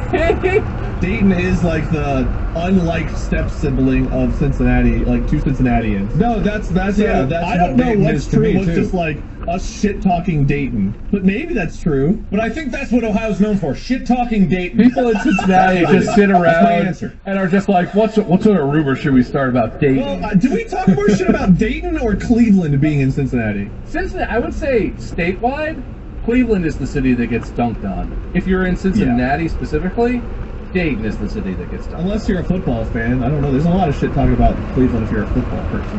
But in general, maybe it is Dayton. Until the last 2 or 3 years, I find it hilarious that anyone from Cincinnati would be like, the Bengals are last in their division perennially, but at least we're not the Browns, right? Right, guys? I think we've been better than the Browns, even at our worst most of the time. Yeah, but that's a pretty low bar. That's like saying that you're better than the Lions. It is a low bar, but it's the one that we had, which is why we shit on Cleveland. We're we suck, but at least we're not Cleveland. That was my life as a football fan. Because your actual rival you can't talk shit about because the Steelers used to always just trounce the Bengals no matter what happened. Yes. Forever they have, until the last 3 years, which is too short of a time span to really judge. No, you know what, Mark? I'm gonna, that's not on my list, but I'm definitely gonna give you a point. Talking shit about Dayton, as especially in the Cincinnati area, is definitely a thing, because people in Ohio are like, oh, well, we have 3 cities, right? The big C's, Cleveland, Columbus, Cincinnati, those are the cities. They're not big cities. I hate to break it to everyone who thinks those are big cities. They're tiny cities compared to actual big cities in the U.S. and around the world. But everyone's like, but Dayton thinks they're a city like us. Dayton! Yeah. Or Toledo, right? Toledo's kind of like a steel town. It's a city, but people kind of make fun of Toledo. Also, Toledo University's mascot is a silver penis. But we're not talking about that. Hold on. The Toledo Rockets mascot, it's a chrome dildo. Oh, there it is. I found an old image. Oh, there it is. The history of Rocky and Roxy. It's a smiling, happy chrome-tipped. I forget that Toledo exists. I forget that Toledo's in Ohio. That's an Ohio thing. Forgetting Toledo.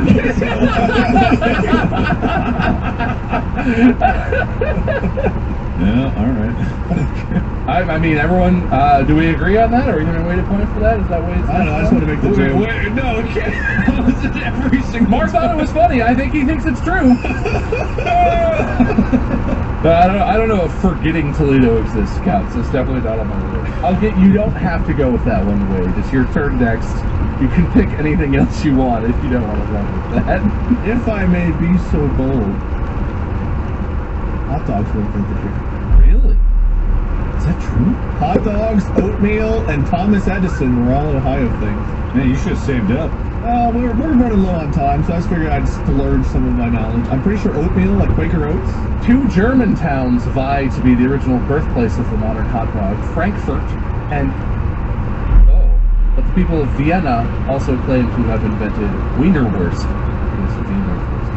I wonder if that's why that Ohio's been linked with inventing the hot dog, because we're very German, especially Cincinnati's very German. Cincinnati is a very German city. It Yeah. has, I believe, still true, I believe Cincinnati has the largest Oktoberfest in the United States. Shuts down the entire, 4th Street downtown, the whole length of the city. It's crazy. Yeah, my band I was in college, we played, because they had, music on every cross street. They had tons of stages. It was dope. And Thomas Edison was born here too. I believe he was born in, I think it's pronounced Milan, but in Ohio it's probably pronounced Milan. Milan. That sounds like how we pronounce That's it here. definitely how it's pronounced in Ohio. Harry Mosley Stevens, a Niles, Ohio native, first sold what would be called a red hot dachshund sausage. Well, you know what? That makes sense. Red Hots, then. Red Hots were invented in Ohio. So maybe not all hot dogs universally, but Red Hots is like a big thing in a lot of Ohio. They're like bright red, like food coloring red hot dogs. I'll give you that.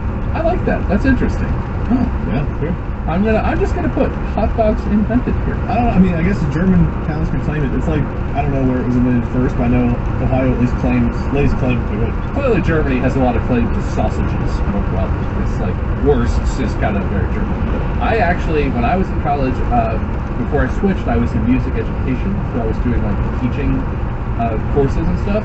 I taught a part of a class in a German language school in downtown Cincinnati, which I thought was very interesting, very German. I only took German in high school, so I speak this much German, which is not enough to talk to students in a school where they're teaching them German. But it was fun. Interesting fact, Wade. You got me. Mark. Rebuttal. I don't know. We're coming to the end, and I will say the points are tight.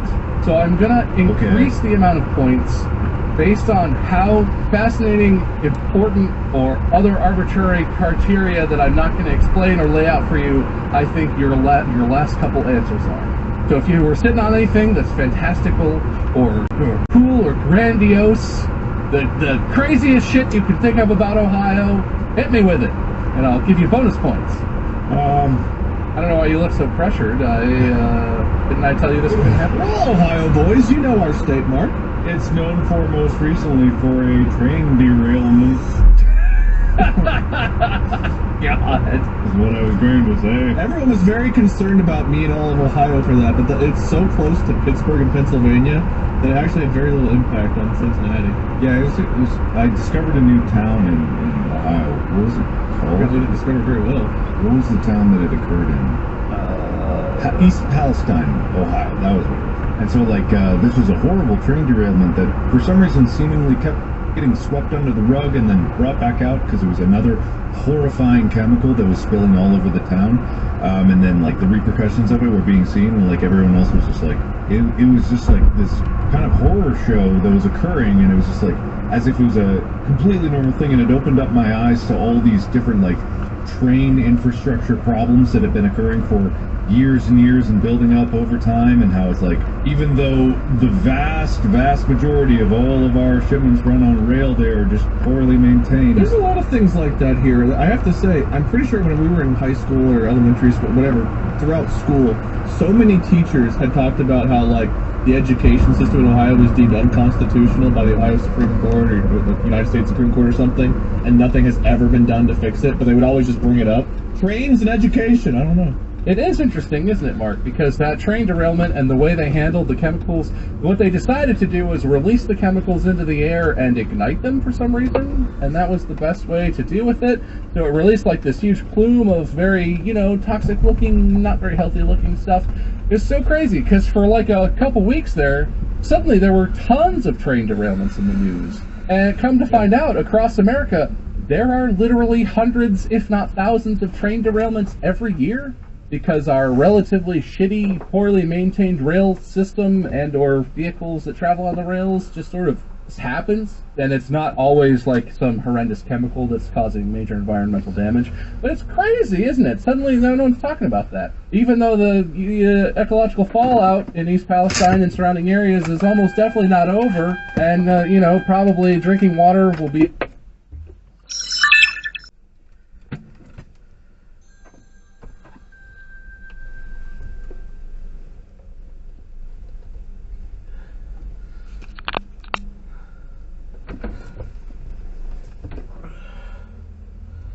That kind of just got swept away, isn't it? That's weird how that happened. Yeah, it's very strange. I don't know if cover-ups are exclusively an Ohio thing, but it definitely seems like it's tried to occur in some sense. Well, that's true, but definitely, I would say if we're talking current events, yeah, I think that's probably one of the things that Ohio is most known for right now is big train chemical derailment and fire explosion situation. Well, way to bring up the mood, Mark. So hence why I didn't want to go into the bonus round with that one, but it was the one I had. I'm going to give you an extra point for that for being topical and bringing up important issues that literally no major media outlet had any interest in covering for any amount of time, and is mostly, from what I've seen, if you want information about it, it's basically available only on social media from people whose lives it's directly impacting or who are doing on-the-ground journalism, and that's just interesting.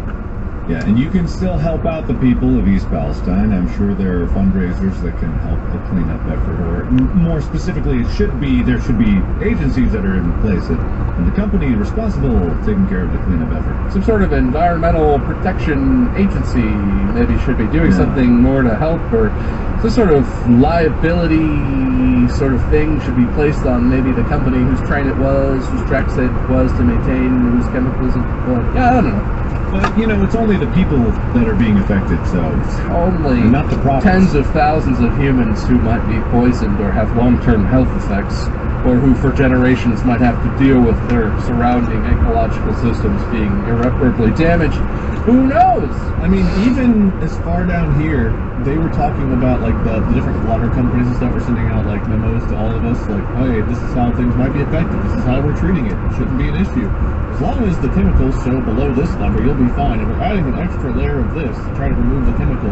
So, like, even though I'm not that close, I think we're Cincinnati's like 200. Probably like 3.5, 4 hour drive away, right? Yeah, but the roads here aren't like straight lines. I figure more That's like true. it matters. So I try to figure out. I think we're like 200. Cincinnati as a whole is like 200, 250 miles away from East Palestine. But like the Ohio River runs all the way down to Cincinnati, and people that get their drinking water from the Ohio River obviously are going to be affected by it. So they were like, here, this is what we're going to do. It shouldn't be an issue because it's going to be less than this number. Yada yada. So yeah, they just sent out the whole like, you'll be fine. Was kind of the memo we all got. Which we will. That chemical dissipates in a few dozen years. In a generation or two, it won't be a problem. Yeah, it almost definitely won't have any lasting effects, probably. Don't hold us to that. Anyway, interesting one, Mun? Interesting one, Mun. Interesting one, Mun. Is Mun getting points for that? Yes, Mun got an extra point. Unfortunately, that's neither of you. But you did get 2 points for that, Mark. So good. Okay. If we really screw this up, Mun gets to host the next one, Mark. We gotta be careful. Yeah, no, Mun's in the race now, so don't let this happen. Alright, Wade, what earth-shattering Ohio thing are you going to bring up? It's going to blow my face off and earn you so many points. This one's also not that uplifting, but I'm pretty sure Alcoholics Anonymous was founded in Ohio. That is interesting, but certainly more solid of a thing, I guess. I believe it was back in like the 1920s, 1930s. two guys formed like the 12-step program, and it's spread and grown from there. 1935, Akron, Ohio. Akron! That's the birthplace of LeBron James, the Akron Hammer. It was, like you're saying, it's the creating of the International Peer-Led Mutual Aid Fellowship, a meeting in person and now online of abstinence-based recovery based on the 12-step program. Interesting. My family has some familiarity with AA, so therefore I'm kind of aware of it. So it is great. It's it's not an uplifting subject matter. The fact that talking about alcoholism isn't, but like AA itself is a good thing that exists. I mean, this is the kind of thing where I'm not well versed on AA, so I don't know anything if there's been any serious like problems with the organization or whatever. But as far as I know, the program is pretty effective. I mean, as far as I know, it's one of the more effective, big international programs in terms of helping people who are alcoholics live with their, their alcoholism. That is a serious topic, but AA, I think, is a good thing. I hope. I'm sure there will be comments where, oh, actually, there were funds that were misappropriated. From what we know right now, it's had a good reputation, and whenever someone's going through that, you think about them going to AA. I hope that's mostly, if not exclusively, I hope so too. It's what you think about when you think about treatment for someone who's struggling. And I wonder how related, I mean, there's tons of other programs, like Narcotics Anonymous and those sort of programs to treat other types of addiction. I wonder if Alcoholics Anonymous spawned those or if they're related, but I'm trying to decide how. Let me qualify with the number of points how good Alcoholics Anonymous is. Hang on. Be very careful. I mean, is it really 3 points worth of good, or I couldn't tell you. You're the host. I'm gonna say that's 2.5 points. I'll take it. On a scale of meaningless amounts of points for things. Anyway, unless anyone has any burning desires to say anything else, do we want to call it? I'm just gonna shout a few out. This one probably isn't like the most well known, but it's my favorite ice cream place because I've had a lot of ice cream and Graders, which is a Cincinnati chain. Oh yeah, Graders. United Dairy Farmers, I worked at for a while. Their ice cream sucks. You know it. They're not as high quality as Graders, but there's a wider variety. And if I wanted a milkshake of like a specific flavor, I would go to UDF. If I want an ice cream like in a cup or something, I could definitely go to Graders. Yeah, UDF is great for milkshakes and just like quick stuff, but it's like Graders when I crave black raspberry chip all the time. Like just because it's like I've never had another place that gets that kind of ice cream. The fact that Ohio is known for corn, even though soybeans are the #1 crop, but Ohio's known for corn. I think a lot of the Midwest is known for corn, right? Like we're all because that's what you see when you drive through is the cornfields. You know corn when you see it. It is a lot of corn. It is a lot. I would say farmland and corn specifically is sort of more of a general. Do I get to yell some out too? Or just mark it all of them? Yeah. Lightning round this shit. Amish country. We're known for the Amish. We had a big Amish president. That's true. That's true. Neil Armstrong was born here. A lot of astronauts from Ohio, yeah. A lot of astronauts. A lot of presidents were born in Ohio. Most presidents, I think, were born here. The fact that the southeast of Ohio, no Ohioans ever been to. That is actually a scientific fact. I believe that. You know what? I concede. I'm pretty sure no one's ever been there. Nothing exists in southeast Ohio. I have that on my list. Nothing exists. There is nothing there. Bob, you mentioned this, so I didn't shout it out, but one of the most well-known things about Ohio is the football team, Ohio State Buckeyes, or the Ohio State University, because they're nationally relevant pretty much every year.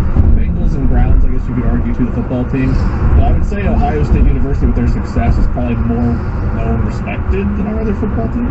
I'm going to say that technically what I have on my list is that Ohio State University fans are nationally, if not internationally, known for being insufferable a-holes, but I will accept that. Generally, the Ohio State University, it's the Ohio State University. Cool. You sound really cool. You say it like that. There's the Obelisk of Torment. The what now? I was very known for that.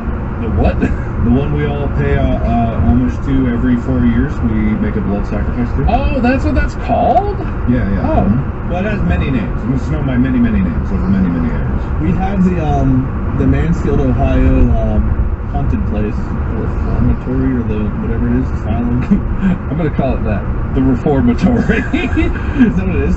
It's the Ohio State Reformatory? I think it's called a reformatory. I think it is. I think that's what it's called. I don't know what it's called, but I'm just going to call it that. Because there's a few haunted places in Ohio. I know that's one of them. I can't think of the other one. There's that weird bottomless pit in Sandusky. Sandusky bottomless pit. Was it man-made, or is it just a thing that opened up? Well, no one knows, right? They just found it. LeBron James. I mentioned him earlier, but he's pretty known for being the Akron Hammer, was a nickname given to him by, I think it was Michelle Beadle on one of the sports programs, usually called him the Akron Hammer. I think she coined it. I could be wrong. And he brought Cleveland, I think, their only NBA championship, or at least the only one in a long time. I don't know much about NBA. Yeah. The only thing I'll say I can think of is like the Lake of Blood. Well, they call it the Lake of Blood. Where is it? I don't know. I don't know what that is. I don't know if the Obelisk of Torment, Sandusky Bottomless Pit, and the Lake of Blood that Mark are bringing to the table really give Ohio a very positive image, I'll be honest. Oh, come on. All the rest of this. We're bearing the brunt of those. Train wrecks in the Lake of Blood? You know everything you need to know about Ohio. Alright, well, it feels a little bit like we're winding down. Any last second ones? It's hard to differentiate Ohio for me from Cincinnati things. Like if I say like La Rosa's, but that's a Cincinnati thing. The Skyline is more Ohio. It's Ohio, but it's a Cincinnati. Like, so I'm trying to think of things that aren't just Cincinnati, and I'm struggling there. So I'll concede at this point. I feel like we can. All right. Do you want to hear a couple that I had that I'm surprised didn't come up? Yes. All right. Hating the state of Michigan is a big Ohio thing. Oh yeah, it is. Never really crosses my mind. I guess Pittsburgh too, but like I felt like more a sports thing. Hating Pittsburgh, also on the list. A lot of hate in Ohio. Making fun of Kentucky, is that on there? Cincinnati is like half Kentucky, so. I know, but they make a lot of fun of Kentucky a lot. You're in Cincinnati, they think, oh, we're not in Kentucky. Like, that's a thing. Wendy's is a very Ohio thing. Mm-hmm. The Wendy's headquarters is in Columbus, and it's actually Wendy's originates from Ohio. Oh God, Kroger owns every grocery is store. A very Euchre. Is Euchre on your list at all? The card game Euchre. No, I don't know if that's is an that Ohio? thing. I don't know the answer to that, but I remember mentioning it to someone. They were like, "I've never heard of that. That must be like a Midwest thing." I don't know the origins of Euchre, but like very few people outside of here have ever like known what I'm talking about when I mention it. I feel like Euchre is Midwest because I definitely. Yeah, but I don't know. Yeah, but I don't know where the origin is. Oh, also Ohio is the home of B-Dubs, Buffalo Wild Wings and Quebec. Hey! First B-Dubs opened in Columbus, and Ohio is the home of that. The OHIO chant that Ohio people do all of it. That goes along with being Buckeyes fans or whatever. That's what I pieced those two together. Oh wait. And the only other thing I had that you guys didn't really touch on is Cardinals are a very Ohio image, except none of the like school mascots or anything of the bigger universities and the sports teams and stuff are Cardinals in Ohio. But that's the state bird. It is the state bird. I didn't realize it was that big of a deal. And the red cardinal is like a very Ohio iconic sort of image sort of thing. But also it's not very tightly related to a lot of Ohio stuff, so I don't know why. The Ohio flag's kind of unique. I do think Ohio has one of the cooler state flags. I'm not a big flag nerd, but it's not a rectangle. It's a sort of an angle in, and then it's got a cutout thing, and it's pretty cool. Anyway, Ohio sucks, but we're the only ones who are allowed to say that. Okay? Me more than anyone else, because I've never left it. We lived with Ohio's problems, and we know the reality of it. Still do. And we all got out because we're smart people, you know? No, this has been a great episode talking about Ohio. I was so happy as you gave Mark points because I want you to be happy and come back. Yeah, we all realized that there are much better places to live, and we all... I love Ohio, man. I do miss Ohio. I feel like I liked growing up in Ohio. I have mixed feelings about some of it, but there's lots of cool stuff about Ohio. They're a cool place. Yes, it's definitely stuff. I've still got family there. They're okay. Anyway, if we're looking at the points total, it was very tight coming into the end of the turn-based rounds. Wade ended up ahead by half a point thanks to Alcoholics Anonymous, but then if you look at the lightning round, you guys were very close, but Wade actually came up with 2 more lightning round answers than Mark did. And while some of them were collaborative and some of Mark's were more interesting, Wade included the state of presidents, which is kind of a big Ohio thing. Wade got Ohio State University, which is a big thing that a lot of people dislike about Ohio. the LeBron James, very famous. I think Wade LeBron James. just nosed it out in the lightning round points to maintain his half-a-point lead. And because he lives there, Wade is the king of the Ohio episode. He's the king of Ohio. The king of meat and the king of Ohio. Coincidence? I think so. As a successful podcast of the national scene, we have enough authority to override the entire government of Ohio and install Wade as king of Ohio, and that's what we're doing. OH! Nope. Alright. Never in my life will I ever do that. I'm a UC guy, so I feel like it felt dirty doing that. I got Yeah, that. no, I've had people do that. When we lived in North Carolina, we still had Ohio license plates. And so I have had that experience where you're like at the gas station and across the way someone's like, OH! And I'm just like, I wonder if people find Alabama's Roll Tide more annoying or the OH thing more annoying. If you're like not a fan of either of those teams, which one's more annoying, Roll Tide or OHIO? at least Roll Tide's shorter. OHIO gets multiple groups involved. There's a call and a response. And if you do it once, there's a good chance it might happen again. Because the first time it's always like, OH! IO! And then they're like, OH! IO! It's like, no. Who cares about all that sports stuff anyway? Don't you host a sports podcast? Well, Mark, you're today's loser. What do you think about that then? I'm just so glad that me and Bob, two California residents, have the authority to supersede the entire government of Ohio. I think everyone in Ohio will be very happy about that. Honestly, maybe. Any repercussions from this action shall be heaped upon the king of Ohio that we have declared. He is the one there. His address will be written in a text scroll right here below, and so you can find him there with all of your objections. But we saith so. We saith it so. We say so. Mark, we got you. Don't you like how we make fun of that when you do that? Ohio, home of the list. Anyway, Wade, winner's speech? No, okay, I'm shutting that down right now. Wade's the winner. That's the end. He doesn't have a speech. We'll come back if and when we want to, not because you asked. Yeah, make sure you check out the merch that we have, store.distractedpodcast.com. Make sure you check out Markiplier, Wade, LordMinion777, or Minion777. My username is Meisker on all of those places where you can watch videos. That's going to be it. Another beautiful episode. Next time, the winner, Wade, will host. So if you want to see what happens, tune in. And if you want to actually see what happens, tune in on Spotify, the only platform where you can watch Distractable on video and not just as an audio podcast. That's the end of the podcast. Thanks so much for watching and listening. Podcast out.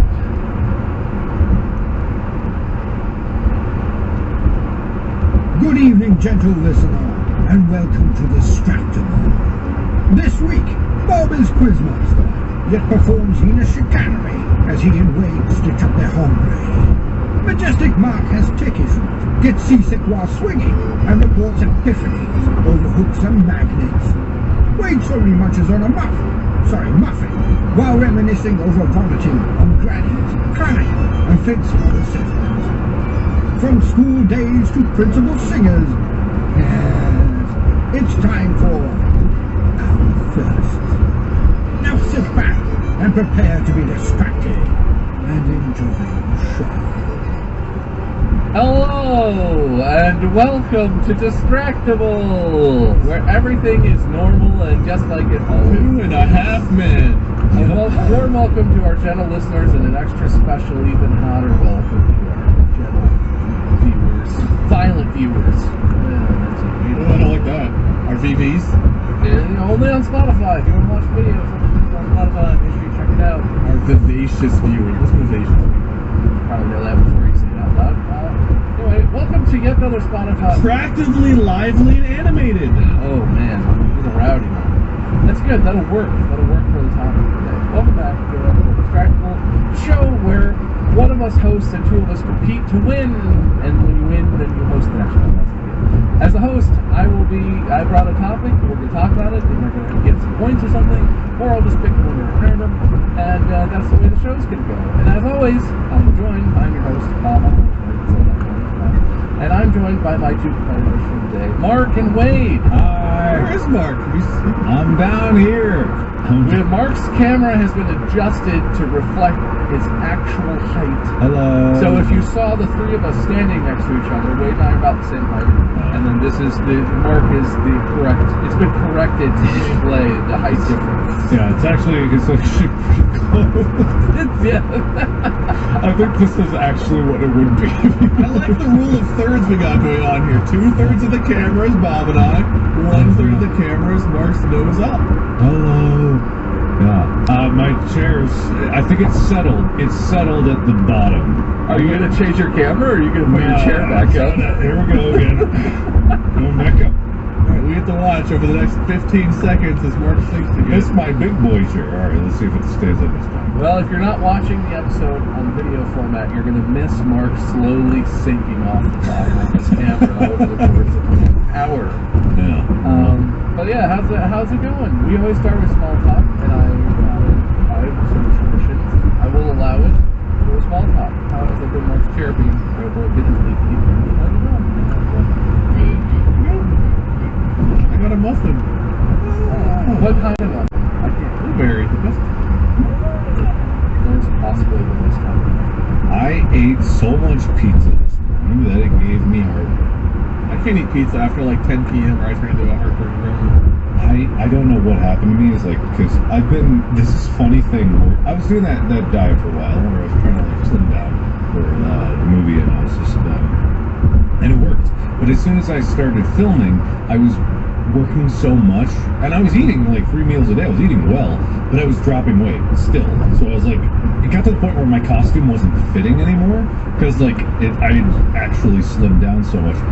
So then everyone like started a conspiracy to keep me eating more, and it was crazy because I would get a random third meal of the day because we get a great breakfast, great lunch, and then the crafty guy Kevin, he would just start cooking me meals in the middle of the afternoon, and just for me, and then sometimes just for everybody if he could get like a good deal on like a large. You got the concierge meal service, is what you're saying. This morning we had pizza, and this morning I was like, I'm gonna eat good, and so I had 2 slices of pizza, and then 4 garlic nuts, like lots of garlic sauce and lots of pizza sauce. And I don't get heartburn a lot, but my esophagus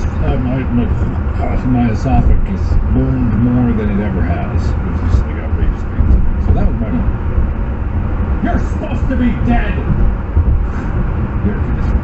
Oh. Concierge, what are you doing? You just see Amy close the door slowly behind him. It's just like, oh.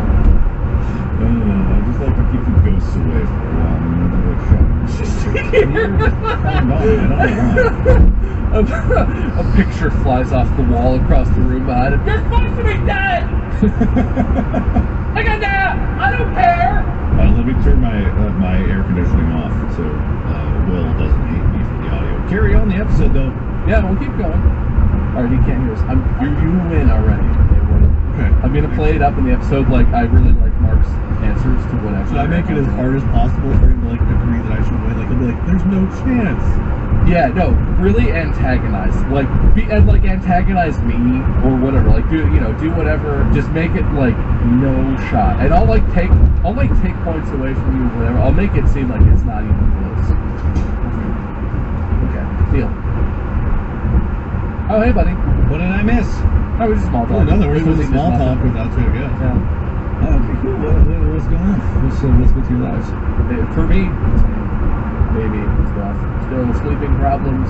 Still doesn't like bottles. Same thing with a lot of time. You got 2 bites into a muffin. All right. Our lives are not always fascinating as yours with your leaky chair and your Concierge service and movie Whatever. filming.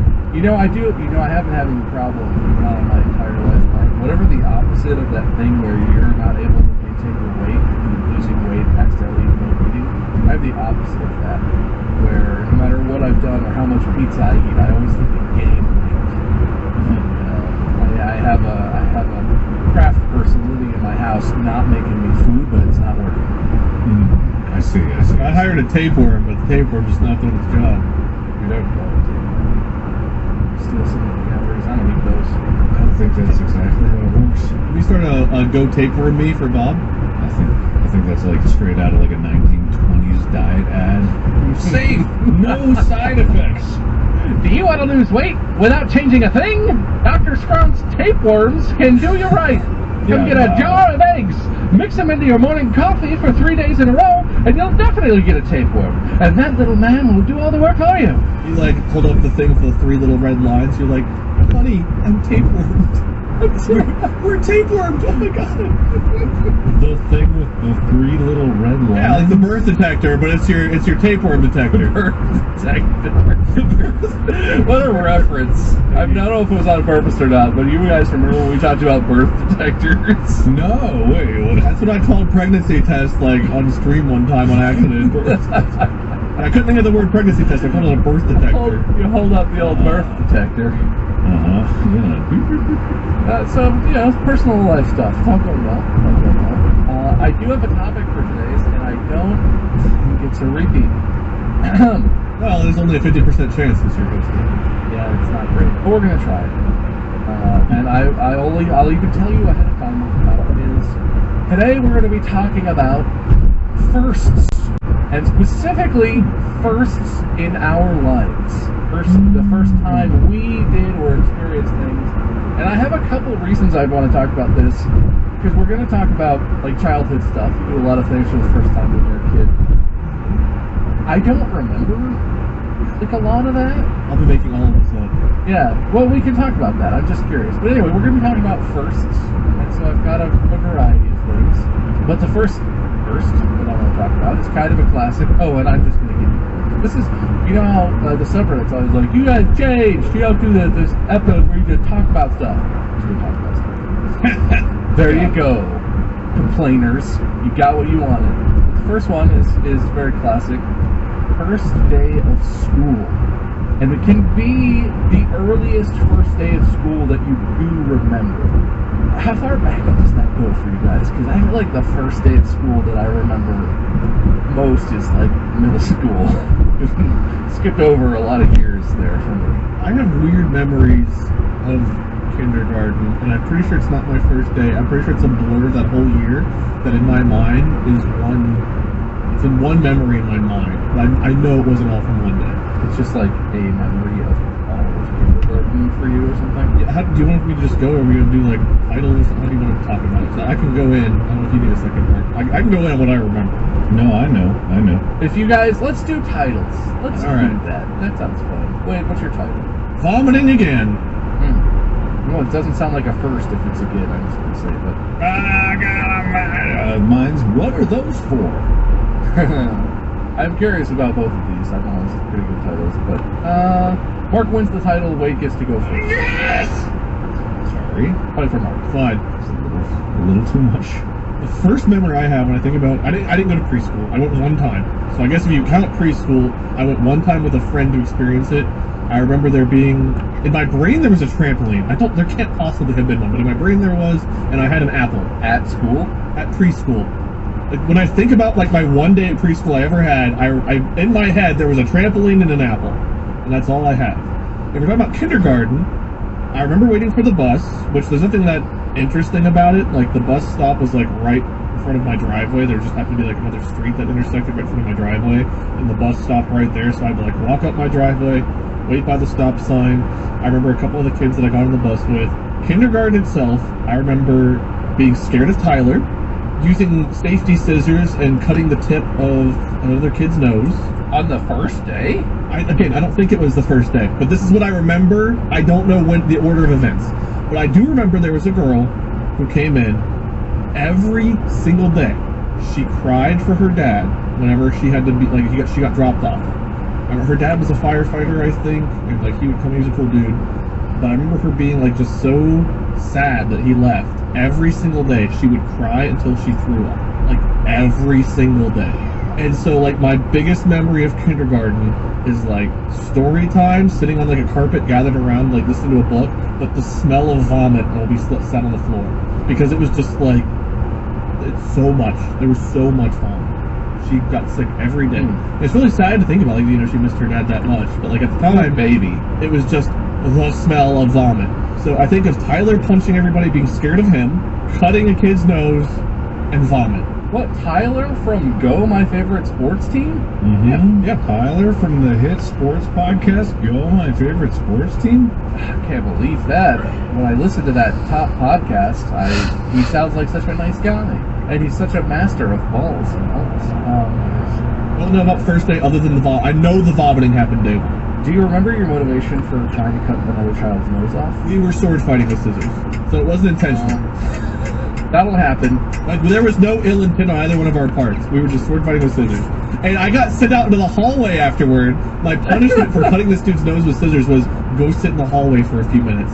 And Tyler was already out there because he was already in trouble or something. Because I remember I walked out to sit on the floor, and I looked over and saw him, so I went to the other side of the hall to get away from him. He was terrifying as a kid. That's one of those young boy moments that I feel like all boys have, where you were fighting and then you sliced his nose, and he was kind of like, I don't know if he cried or not. I mean, we were kindergarten, so, like, you know, we were all prone to, like, very easily crying at things at that age, but, like, I don't remember him crying. Like, you probably can't punish a kid by sending him out in the hallway anymore, right? Like, I doubt they'd even let you do it. I've always thought that the existing forms of school punishment were kind of insane. A kid is like, yeah, I hate school, I'm gonna act out, and they're like, no school for you! Get out of here, you're suspended! If you have no one watching over you, like, you know, and you're that young, I feel like they want someone to be watching you. Maybe I'm wrong, I don't know. It just seems like one of those things they might not do. Probably not the approach anymore. Who knows? There's probably one kindergarten teacher for like 80 kindergartners, so. I actually, like, remember, like, my senses, whenever I started talking about this, like, got that scent of vomit and cleaner combo. Because it happened so much in kindergarten that, like, whenever that memory came with the scent of sitting on the carpet and smelling that combination of cleaner and vomit, and it's awful. Did this girl at any point learn that this was going to happen and start vomiting into a toilet or a trash can or anything, or was it always just like, oh no, blah, in the classroom? I feel like she spent, like, I mean, she cried for a very long time, and she would, like, try to stop and then start up again. So I feel like it would just so randomly happen that she would burst out crying and then, like, get sick. So it usually ended up on the floor. Yeah. Isn't that just a thing with kids where they just vomit at any random time? I mean, that's kind of a baby thing, but I feel like kindergarten, you're 5 years old-ish, you're kind of, I feel like that's the point where kids don't vomit randomly as much. I vomited on my ex's grandma once. Got her. We were in a car and I was in the back seat and I randomly got sick, and, like, there's sometimes where you get sick and there's nothing you can do, and it was just one of those moments, and she was sitting right in front of me, and it just, she had her hair all nicely done and stuff, dude. I feel so bad. I was outside the other day because I've been, like, on a set all day, so I don't see the sun a lot. So one weekend, like last weekend, I was out sitting on the back porch and I was getting some sun, and that's nice for like 10 minutes, and then I got 10 minutes on the other side. I was like, okay, I don't want to get tan because I like change. But I sat on this like swinging hammock out back there, and I sat on there for maybe like a minute, and then I was like nauseous. For some reason, I was like completely seasick, motion sickness, and I was like, haha, that's funny. And then it kept getting worse, and I was like, guys, we're going out to like go get Korean barbecue or something, and then I just kept like, hold on, and then I went to the bathroom and I had to puke. Literally, I had to puke, because I think it was just like the sun, because your body makes a lot of vitamins when it gets sunlight. I think it's just like a sudden surge of like these vitamins, vitamin D and whatever else there, and then I sit on the swing and I swing for a bit. I had to puke, and that was the first time I just had to puke at random. This is concerning. So either your weird diet things that you do, the diet fads you try, are killing you, or you're getting older. Because you started off today talking about your heartburn from eating pizza, and now you're puking eating your Korean barbecue from sitting on a hammock. You're gonna shit on my weird. It's not weird. My weird diet. You do weird things. I don't do weird things. I do. You're like, I'm only gonna eat white cheeses for a month, and then like the next month you're like, I'm gonna sleep 15 minutes at a time. That's a complete exaggeration. You of do what weird I'm doing. shit. Name another weird thing I do if you're so smart about my life. Mark doesn't drink anything that's thinner than Jell-O. That's a lie. I did try to eat a lot of sugar-free Jell-O one time in my life. Okay. I like how we just make up weird shit, and Mark's like, well, there was that one time. Mark only wears left foot socks. Okay, but that's just because I lose track of them. How am I supposed to know what's... And I do buy them in left and right pairs. I don't even have to do this. Bob's doing it for me. I guess Bob can take my point. That's No, fine, you whatever. give me... What do you think you know about me? You have no idea. Yeah, do one, Wade. Do one. You're so weird that you grow your hair out to weird lengths and you dye it weird colors sometimes. And then, like, you look really nice with it one way. You're like, no, what if I ruin it and then I eat only, like, cow feet and chicken legs for a month?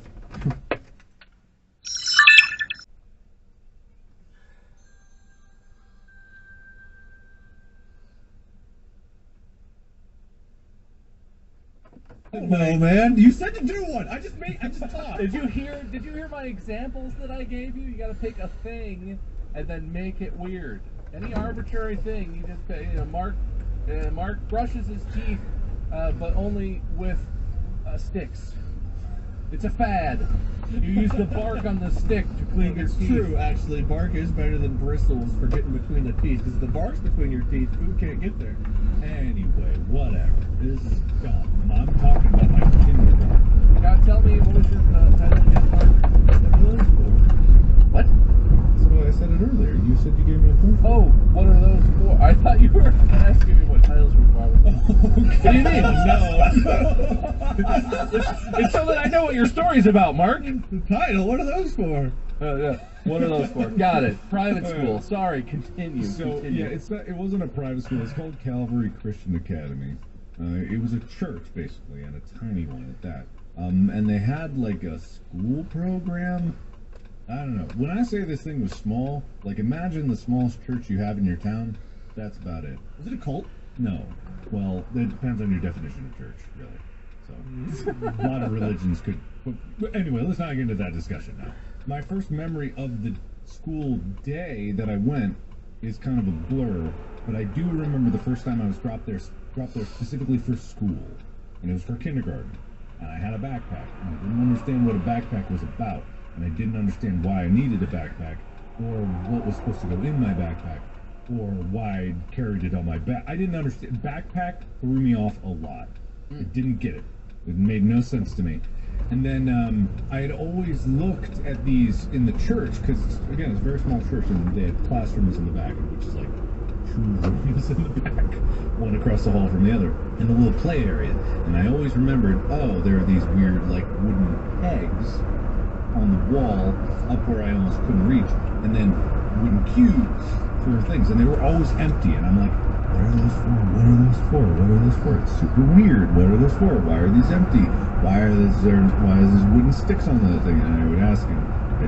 Either, my parents would tell me what it was, and it went like right through my brain. But when I showed up for the first day with my backpack, a tiny little backpack, and then I walked up and they told me, okay, put your bag on the hook. Like, my whole brain exploded. Neurons connecting, and I became obsessed with the cubby holes, like, and I was obsessed with, like, this story. So it was like, this is my space, my stuff. And then the concept of my stuff versus other people's stuff started flooding into my head, like I was like, people have different stuff, and there's different people, like, it was a very bizarre time. And I don't remember anything else of any kind of experience in, like, first grade or kindergarten or something like that, but I remember just sitting there like, You just unlocked something in my brain, too. really? I do think that's an important part of what you're supposed to learn in kindergarten. I just love the idea, like, you're standing there frozen, and you're just like, and the teacher comes up and is like, Mark, are you okay? And you just turn and you're like, I'm learning! I'm learning things! Like, your brain is exploding inside. Yeah, no, that was a weird moment. And then it was like, the rest of it's a kindergarten, which is basically just draw for a bit. Now sleep now, lights are going out. I forgot all about nap time. I did not have any recollection of that whatsoever until you brought up, like, the MySpace, and I was like, that's probably the space I had to sleep. I never could sleep. I couldn't either. I probably did, but, like, It was always like this, my head's down and I'm just looking Yeah. I feel like that's my memory, but I probably did eventually fall asleep that young. Oh yeah, I probably fell asleep too, but you've unlocked something for me as well, but it's not as positive. You know what my big memory is from kindergarten? They required you to have a box, your name on it, with extra pants and extra underwear. And I'm not going to talk about specifically why, but let's just say I was a heavy user of my box allocation. I was a frequent box visitor, and my teacher knew right where my box was. That was the thing too. This is the thing that happens. That box is like burned into my memory because it was. We used it all the time at school. It was very embarrassing. That box lived in our house forever. It had my name written on it in Sharpie, and as soon as I didn't need it at school anymore, it became like a box where you keep the whatever's in the closet. And every time I go in that closet, you see the box, and you're like, piss box. Hey, piss box. I'm glad we keep gloves in you now. Used to hold pissy pants. It's the same box, man. That's weird. I hope you cleaned it. How do you clean a cardboard box? How do you do that? No, it was plastic. It was like a Tupperware, right? It was like a plastic. Okay, gotcha. It's a very elaborate. My dad carved it out of an oak tree Of steel. It's a family piss box. It was made out of human skin. My fathers before me and his fathers before him have passed this piss box down. Now it's yours. Actually, generations of hair lacquered into the surface. Yeah. The latch is actually just my grandparents' hair. Yes. See the jewels? They're not baby teeth. Oh, I knew it was teeth. I knew it. We had the same idea. Of course it's teeth. Of course it's teeth. Everyone knows that. Are we? Do we all have this box in our head? Because we are really coinciding on its design. Bones on like the corners of the box. The locks of baby's skull. Yeah, everyone seeing this? Yes. The lips of the box stained with piss, like a smoker's lip stained with nicotine. Move on. Kindergarten. Because it didn't bring up the smell of baby spit up, which I live with on an hourly basis here. Mark point for Mark on that one. I brought up vomit, but that's whatever. It's fine. Vomit is just what you call an adult's spit up. So, or anyone who's not a baby. A young child vomits, a baby spits up. I don't know why that's different, but I feel like I should protest this. This is fucking stupid, but okay, the point was it's fine. I feel like you shouldn't call your judge fucking stupid, but, It was indirect. You weren't supposed to get it, but I did. You did? Yeah, no, you're right. Now you're really reinforcing it. So I'll remember that. And, alright, this one's related. Second first, if you will. This episode of Distractable is sponsored by Liquid IV. You ever felt like you weren't hydrated enough? All the time. I used to drink so much soda. I was dehydrating myself. Is that hydration? I don't think that's... I've heard that anything with water can hydrate you. It can, I guess. If you're trying to get real hydration, good, satisfying, moistening hydration, Liquid IV is a hydration multiplier. In just one stick, you get 5 essential vitamins and 2 times faster hydration than if you literally just drank water. Wait, don't listen to this fool. I've got a vastly superior way for you to get hydrated. See, what you do is find some juicy other person that is well hydrated and then take their hydrated blood and you'll be hydrated without having to actually do any of the work. This is easier. Literally, first thing in the morning before workout, if you ever feel dehydrated, it's a little packet. He's reading from my instruction manual because I was just going to say, you find the juicy person, you tear them open, and then you just... It comes in flavors such as sea berry, strawberry, lemonade, Concord grape, lemon lime. You can get Liquid IV in bulk nationwide at Costco, and you can get 20% off when you go to liquidiv.com and use code DISTRACTABLE. That's liquidiv.com, code DISTRACTABLE, 20% off of anything at liquidiv.com. Just use the code. But that's going to make you very juicy. Juicy target. Bob, do you come in Seaberry by any chance? Okay. But this one I feel like is a different vibe. What do you remember as your first school trip? And I'll broaden this to be like, this could be field trips while you're in school, or this could be like if you did a summer camp or something, because a lot of kids will do like summer camps where you go away and you sort of sleep in a cabin somewhere. Any kind of thing. What was your first like school trip, organized trip type deal where you had like maybe camp counselors or you had chaperones and that sort of thing. I'll just say my memory of this is very strong. In my school district, it was like kind of a tradition that when you got to 6th grade in my school, the way it's set up, that's when you move from elementary school to middle school. Middle school for us was 6th through 8th, which I know is kind of weird compared to most middle schools or whatever. But so our 6th grade year, all the 6th graders always did like a trip over like a weekend, where it's like you go away for a few days. You go to this place and sleep in cabins and eat in the dining hall, and there were like camp counselors, and you would do stuff like orienteering. Right? You learn how to use a map and a compass to try and navigate from one place to another, or like trust building exercise type things where we're collectively doing something as a group, or these sorts of activities. That was like the first time I ever went away with friends, and I have such memories from that of like, not of a lot of detail, but of specific moments of things happening, and just like being away from my parents and mostly around other kids with like chaperones sort of watching over us. It's quite a strong memory. It's for how little I remember of that part of my life, I remember that very, very, very strong. And it's mostly positive, which is surprising to me. But like, what do you guys have? I have a title, I guess, or no title still? The other thing's thinking. Got one yet? I'm trying to remember if I'm confusing memories. That's my title. Confusing memories? No, I'm trying to remember if I'm confusing memories. That's my title. Got it. My title is I'm lying. I feel like Mark's title is a little more confusing. I guess wait, it's the one. Damn it, we have coming back, baby. Who's going first, Mark? I wanted to go for Yeah, I'll take it. Why didn't I go first when I won the last title thing? I didn't get to go first, which I thought was super weird, but then I didn't question it, so who's inconsistent? You know what, Mark? You're right. That's pretty unfair. Have a pity point. Wait, go ahead. Damn you! Take your fucking point, man. Whatever. Okay. So How are you both dissatisfied about this? Wade, you get to go first. Go. My story I'm going to tell, I think, is a lie because I don't think it's my first trip. You asked about the first trip, but I don't remember my first trip. First memory. The first trip I think I did was I went to like a farm, and I vaguely remember walking around, but like I have no memories other than we went there and I smelled farm. So the one I remember doing is going down to, oh god, what's it called? Like where the dinosaur museum is in Cincinnati, and they've got like the Omnimax Theater or whatever.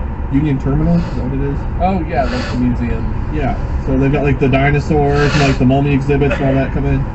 So Sure. my first like stronger memories going there. And I was obsessed with dinosaurs as a kid. I went to school and my backpack was filled with dinosaur toys. Like up through like 2nd or 3rd grade. I was the kid you walk up to, it's like, oh, what's in your backpack? I'd pull out a giant Brontosaurus toy, T-Rex. I had a pamphlet like comparing sizes of people to the dinosaur with all these dinosaur facts. I was a dinosaur nerd. And going to this museum and seeing the dinosaurs was so cool. Like the dinosaur bones and stuff. I used to get kits as a kid that I'm memory unlocked, where like you got like these little tools and you could like dig into this fake kit and like there'd be bones, dinosaur bones or whatever inside of it. You could like break them down, like get the bones out and polish them, dust them. I loved that. I wanted to be an archaeologist so bad. And going to the museum and seeing the giant dinosaur bones was awesome. However, it all ended in terrible, like crippling fear. Because at the end of walking around seeing the dinosaurs, we went to the Omnimax Theater. And for some reason, that place scared me so bad as a kid. I didn't trust it. It felt like I was terrified of like roller coasters and rides as a kid, and walking into that big open place, having like the theater style seating, like looking up at the ceiling, I kept thinking it was going to be a ride, like the seats were going to drop or lift up or take off. And I remember sitting there watching whatever the movie was, which is really cool because it's like the whole ceiling is movie. Yeah, this is a theater where the seating is very steep and kind of laid back, and it's like a dome, right? Yeah. It's not like a screen at the front of a room. It's like a big, very cool dome thing, and it's a very fancy thing. All the movies, like the camera shots, are you like going over hills and through things, like through Egypt or through rainforests or like over the mountains, snowy mountains. Like it's always very like a lot of moving people. And I remember sitting there the whole time, like grabbing onto like the handles of my seat like really hard because I kept expecting like something terrible to happen, like I was going to go for a ride. So after all the enjoyment of the dinosaur bones, sitting there and watching the Omnimax, while as cool as it was as a kid, I was terrified that like we were going to like do a flip or do something terrible and I was going to die. I was so scared of the Omnimax Theater the first time I went there. So scared the whole time. This is a tangent, but I have to tell the story because it's outstanding. In San Francisco, the California Academy of Sciences is like basically a museum place located in the park, Goldgate Park. It's very cool. They have an Omnimax, and Manny and I went one night. They do this thing where they stay open late sometimes, and you can go and like have alcoholic drinks and walk around and see the exhibits. It's very cool. We did the Omnimax, and there was a dude sitting right behind us watching this Omnimax, which was like a very space-focused one. It was like exploring the universe. So there's lots of space stuff that was very cool. He was high off his ass. He was so high because it was cool, right? We're sitting there kind of like,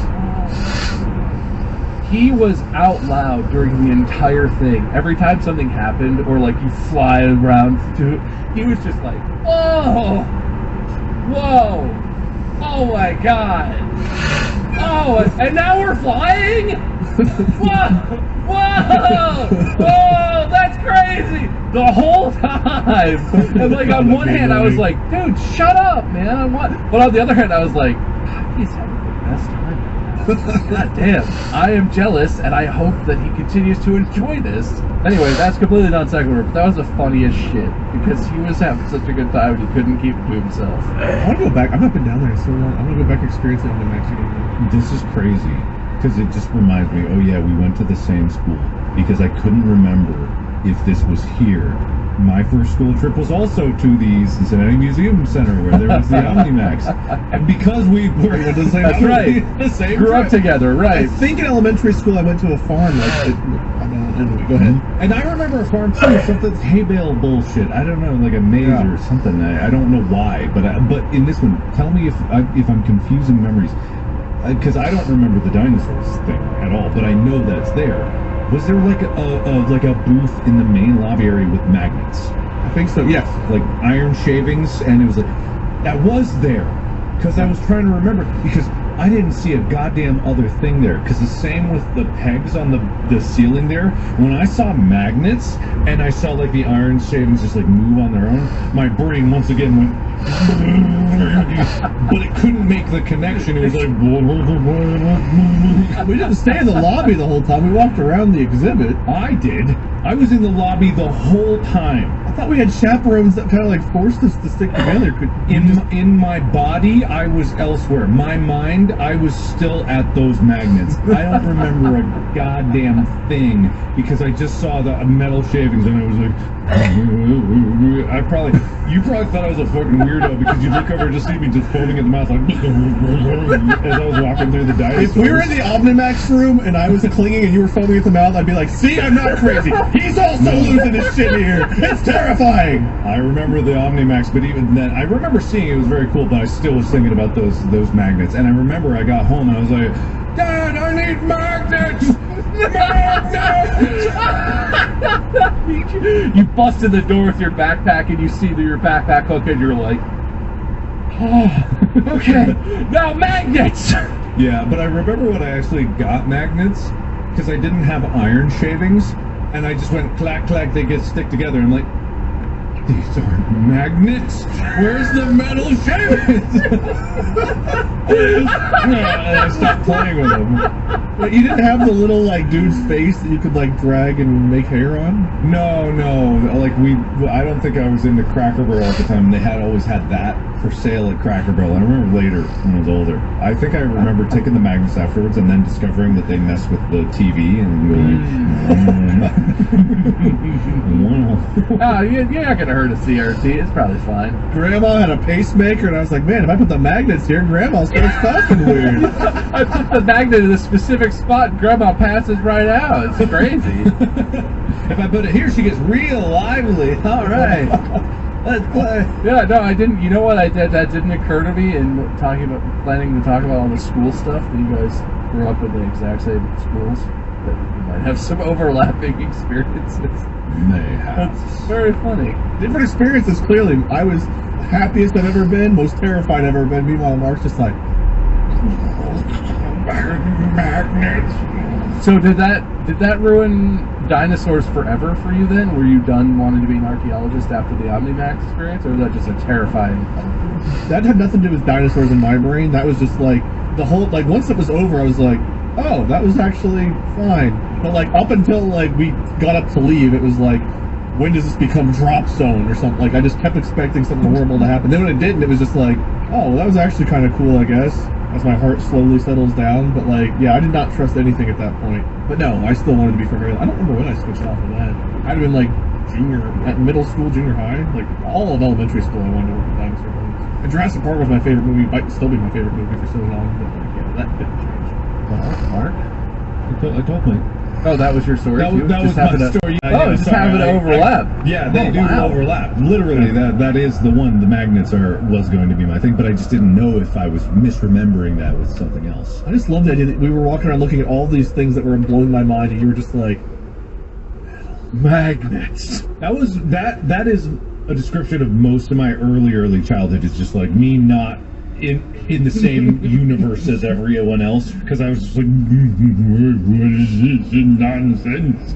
You know, I wasn't socializing much, so I was just always in my, because I was just always in my head. And I don't know, maybe that was an ADHD thing, because even now, you know, if I'll be in a different zone, and I just learn to try to check in every once in a while what's happening around me.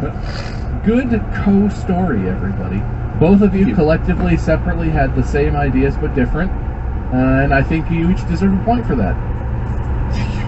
Even though Wade started it off and he seemed to trigger a lot of your memory, I think you really brought it homework. It wouldn't have been the same without you. Thank you. See? Fair, Wade. You can't spot any bias, can you? No, I didn't think so. Thank you. I feel like, okay. You didn't insult me again? In here I am, but yeah, I'm not going to say. I can take points away. I can undo what I've done. Don't tempt me. I always ask for it, but that's all we're doing. I know you like that, don't you? You want to take a point? Do you? No, I know. I need my points. All right. I have another first. Okay, yeah. Let's do that. I am not sure how this one will go, and if you don't have one from this, we don't have to be worth points necessarily. But I know Mark has done performances, but I want to know if you have a memory of your first performance. I feel like it's a pretty common thing to like sing in elementary school, and you play recorder sometimes, stuff like that. Do you guys have a memory of the first time you ever performed? And it doesn't have to be music, but like if you were a play, or even if you were just like doing a debate or something, whenever you performed like on a stage for a crowd. I think I do. You got one, Mark? I do, yeah. What's your title, Mark? Oh, say, can you see? That's my title. Wade, what's your title? A Train and a Lost Principle. That doesn't sound good at all. For being vulnerable and letting the voice crack out, what's Mark? I'm going to let Wade go first, though, again. Oh, excellent. All right. So, the reason I called it both is that I don't actually remember if I was in the first one. So, we did a play. There was a play, I think, in, like, first grade that involved something with a train. And in my mind, I was in, like, the choir that didn't actually go on stage, but I stood there and, like, sang songs during the play. But I don't know if that's actually true or not. I can't remember if I remember watching it or if I was actually in it. The first one I really remember performing was whenever I was transferred from Milford South to, I've got Pleasant Hill. It was called Pleasant Hill. And then our principal retired, and they renamed the school Charles L. Seipelt after the principal that retired. But whenever he retired, like the last day, we'd prepared this like thing where the students got up and like sang songs. And I remember singing the lyrics like, "You've been the principal since '62. Oh, Charlie, we love you." And I remember like learning this song and singing it to our principal. And he'd been my principal for like 1 year. I didn't know him at all. And it was like, dude, I just transferred here. Why am I singing love songs to this dude leaving? Like, I probably didn't think of it like that, but it was weird to me because it's like, everyone here is new to me, and this guy's leaving. Like, I just left. No one sang to me when I left my school. But I remember singing that, but I was always the one who sang, like I didn't want to, like, risk people actually hearing me sing. So I was, like, the hummer or the one who mouthed, like... I think looking around like this might have put a spotlight on you. We're all singing, right, guys? Singing has always been one thing that scared me. even now, like singing, when we did the musical improv, like for the tour, singing has always been like the one thing. It's like, dude, I will go up and look like an asshole in front of people and I don't even care. But if I try to sing and I look bad, that would be the most devastating thing in the world. And I don't know why that's in my brain, but it always has been. So I remember trying to either sing in that choir, which I don't really remember anything about other than there was a train, or singing goodbye to this principal I never knew. Watching everybody else sing and like, okay, they're doing it, I don't have to. Use your mouth closed. No, I always at least tried to sell it. It was always like... Like, a lot of kids go for that because singing and performing is clearly intimidating. It's not a thing that's fun necessarily when you're learning how to do it. Little younger, introverted, in public me. I was like, I liked attention like with my family, but people I didn't know, I was very introverted and scared as a kid. I like the image of just a whole choir of Wades get up there, and the director was like, well, and everyone's like, that's the sound that comes out. Every kid's like, you do it. You do it. Everyone collectively is like, oh shit, I thought you guys were gonna sing. Oh god. Well, Mark, how was your experience in that same choir, I assume? No. Mine was a different thing. I don't think I was in the choir.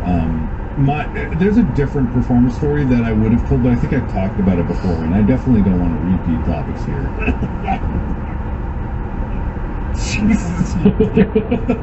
It's over here throwing up again. I wasn't prepared for bullshit today. Oh God. Calm down, please. It's so mean. That story, like the Magic School Bus play, I've told you guys about that one, with the teacher that hated my guts, and then I ruined the newspaper picture for. If you have, I didn't listen. It's possible that both Wade and I don't remember it, and you did tell us. Probably. I'll let the viewers decide. But this is a different one because it actually, I think it happened before, and it was another singing-related thing. So it was my dad, being the sole career army man that he was, really liked when I sang the Star-Spangled Banner. The national anthem, and I sang it, and he was like, "Yeah, great." And then he would like, I would do it because he was like, "Yeah, I did it," and apparently I was good at it. I was like, "Yay, okay." And I remember being at like some random party. This is, I don't know when the time scale is of when I started doing this to this party, but I've been doing it for at least a few months. When you say party, how old about were you? Because I'm picturing like high school or college Mark. No. It wasn't a party. My party. My dad had like, it was a neighborly get-together kind of thing. So it was like, yeah, barbecue. Barbecue, yeah, something like that. And I remember, I didn't know what was going on. It's the same with everything. I was just like, oh, this is a lot of people. I don't know what this is and why people are here. And I just remember, like, I don't remember getting there. I don't remember leaving. My memory just picks up right from this moment when this is happening, which my dad was like, "Yeah, you can sing. He can sing. Sing. Why don't you sing for him?" Oh no! And it's just like, no. And all these adults are just like, "Oh, you can sing. Oh, you can sing, can you?" And it's just like, I'm just like, what? And then my dad's like, "Yeah, sing. And so I go, oh, and you sing, and it's like my voice cracks immediately, and I just freeze. And I'm stuck, and I can't move, and I just want to explode on the spot. It's my first experience with like burning shame. I had no idea why I was there or what happened. I thought it was like a dream or a nightmare, and it was just like. I still like the image better if you go to like a college party, like bringing a 12-pack of beer and someone's like, "Say, oh say, That'd be like if you went to a college party and everyone was like, "Mark can do a Scottish accent. Mark, do a Scottish accent." Oh, I'll see. Can you see? Oh, can you see, lassie? Yeah, so then I never wanted to sing again. I don't. Did your dad do that a lot? The like, "Hey, no, Mark can sing a song for us, Mark." I don't think he's done it in a few years. Well, hey, he might have. There's ways to communicate. I don't know. There's messages. I don't know. Yeah, you go to a Ouija board, it's just like Say stuff. S-I-N-G, Daddy. I've never known a parent like this in person, but you see on like TV and movies, right, where there'll be parents who's like, yeah, play the piano for us, child, or whatever at like a party, and I kind of get that because it's like you're kind of showing off and you're encouraging your kid. Like there's nothing wrong with doing that, even if it's not so great. Like you're encouraging your kid to get comfortable with performing and have it, it's for fun. But in real life, that's such a weird thing to me. If that there are parents who would just be like, my boy can play trumpet. Get your trumpet out. No. It's encouraging campfire guitar guy at a young age. Hey, Mark, get your guitar. Play Wonderwall for him. The kid whose response is, oh yeah, and they run and get whatever and start. That's campfire guitar guy. That's true. Yeah. The one's like, oh, Daddy, I already have my guitar right here. Yeah. Oh, this guitar? I brought it just in case. My mom is still like that to this day, except it's with YouTube. Any human being, doesn't matter who they are, complete stranger, friend, a new friend that has been invited over to the house to meet me specifically, everyone is like, did you know my son is famous YouTuber? Here, let me show you an entire 30-minute video of it right now. I will never forget when you had to go and have like the your surgery done and we came to visit, and as you were being like taken back into the room, she was trying to follow with the camera, and she's like, my son's very important, you take good care of him, very important, famous. Very important, famous, yeah. And they're like, man, you can't come back here. I told you about the last time that I was in the hospital. I was like in the midst of, after I took 7 shots of laxatives, and I was just stumbling to the bathroom desperately, and my mom walks in with phone in hand, like, already recording on the way in. And I was like, oh, thanks, Mom. And it was funny because, did I tell you that Evan was there too? No. Because Evan was accompanying her and picked her up from the airport, and he wanted to like check in on me. And then I'm literally like, oh, why are you recording this again? And he didn't even stay to say hi. He bolted immediately. I literally left. You were gonna say he like helped you and grabbed the phone or something. He was just like, oh. He's like, I'll hold the phone for you while you go. What do you have to say to your viewers, Mark? I still like, please, I gotta go. And then I took in the bathroom, and I'm sure just horrendous poop noises. Your mom in front of the bathroom door doing like a selfie, and in the background it's just you like, Dad.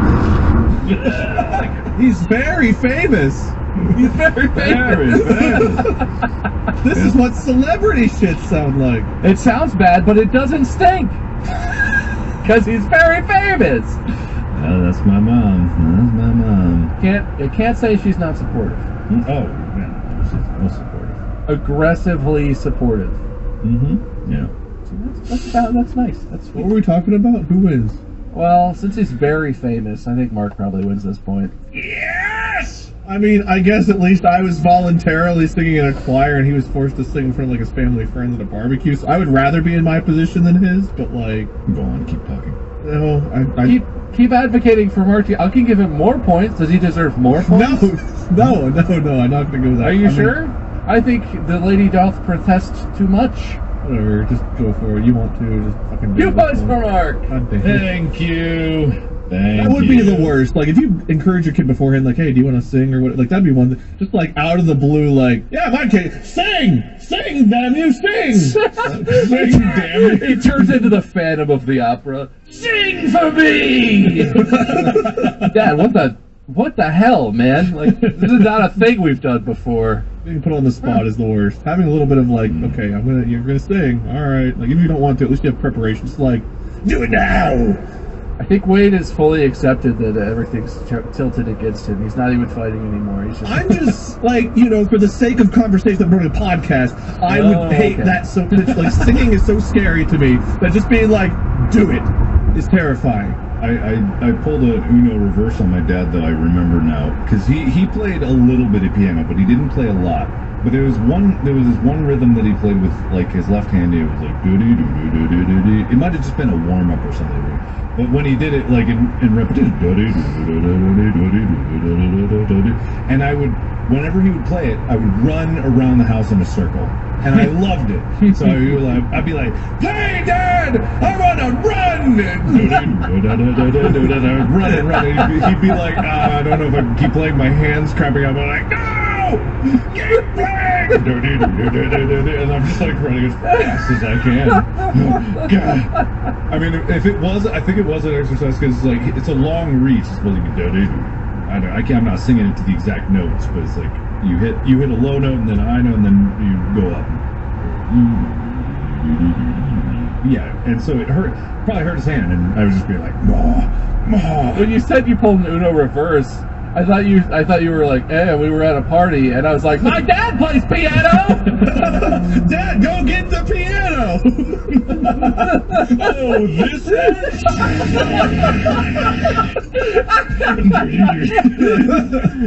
As he's doing that, you're like, "I'll help him."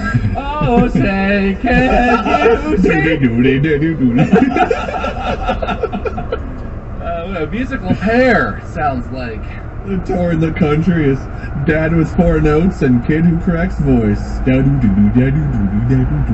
See! Just see. See!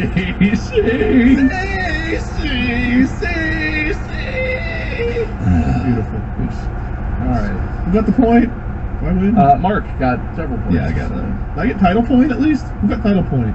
I also Mark did. For fuck's sake, dude! Alright, pity point for Wade. Calm down, Thank please. you. I think this is interesting, but it might be really hard. I'm just curious what you guys will come up with for this. I gotta be honest.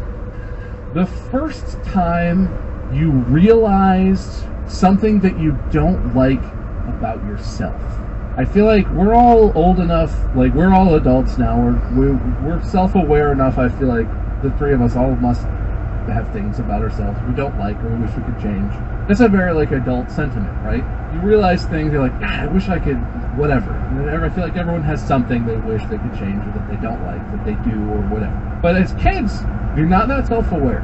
And there's a point where you are a kid and there's that first time where you realize like, oh wait, I suck. Like, wait a minute, I did something, I was really mean to that person. Or like, you know, it comes in different ways, I'm sure. But there's gotta be a point where you're a kid and you have that moment of like, oh, why did I do that? I'm so sad, I'm so disappointed, I hate that about myself, whatever. I'm just curious if you guys have any memories of it. I do, but it doesn't perfectly fit the mold of how you're describing it. But I remember the first time I found a fault in myself that I hated. Well, I don't know if it's the first. It's the one that stands out more. Yeah, so first one you could remember is your fair. But Mark, do you feel like you're getting something? I do. It's kind of like tangential. We'll fucking get a point for it anyway, so who gives a shit? Point for Wade for spitting truth. Thank you. Oh, hell yeah, the comeback starts now. You guys have titles? Anything but that. Okay. Well, that's some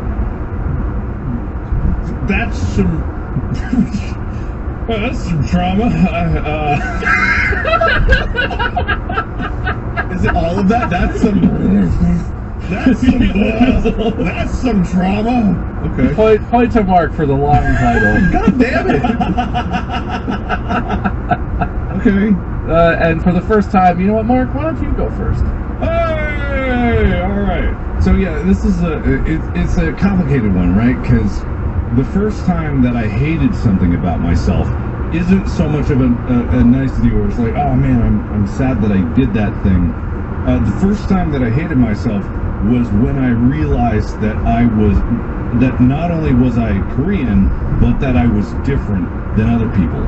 So this is where it's like, that's some trauma, because it's what I think I've talked about before, is like internalized racism, and it's like, because I was Korean in a predominantly white neighborhood, you're different, and so kids are mean and they'll bully you for anything that makes you different.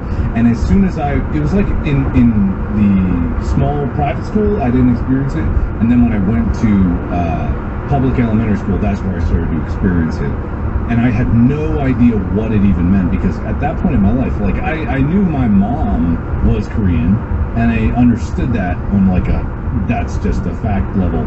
I never saw anyone interact with my mom because most of my childhood she was working night shifts, so I don't actually have a lot of memories of spending a lot of time. So she was always sleeping in the day. So when I got to school, it was like all of a sudden I was being singled out for something that I didn't even know was a thing.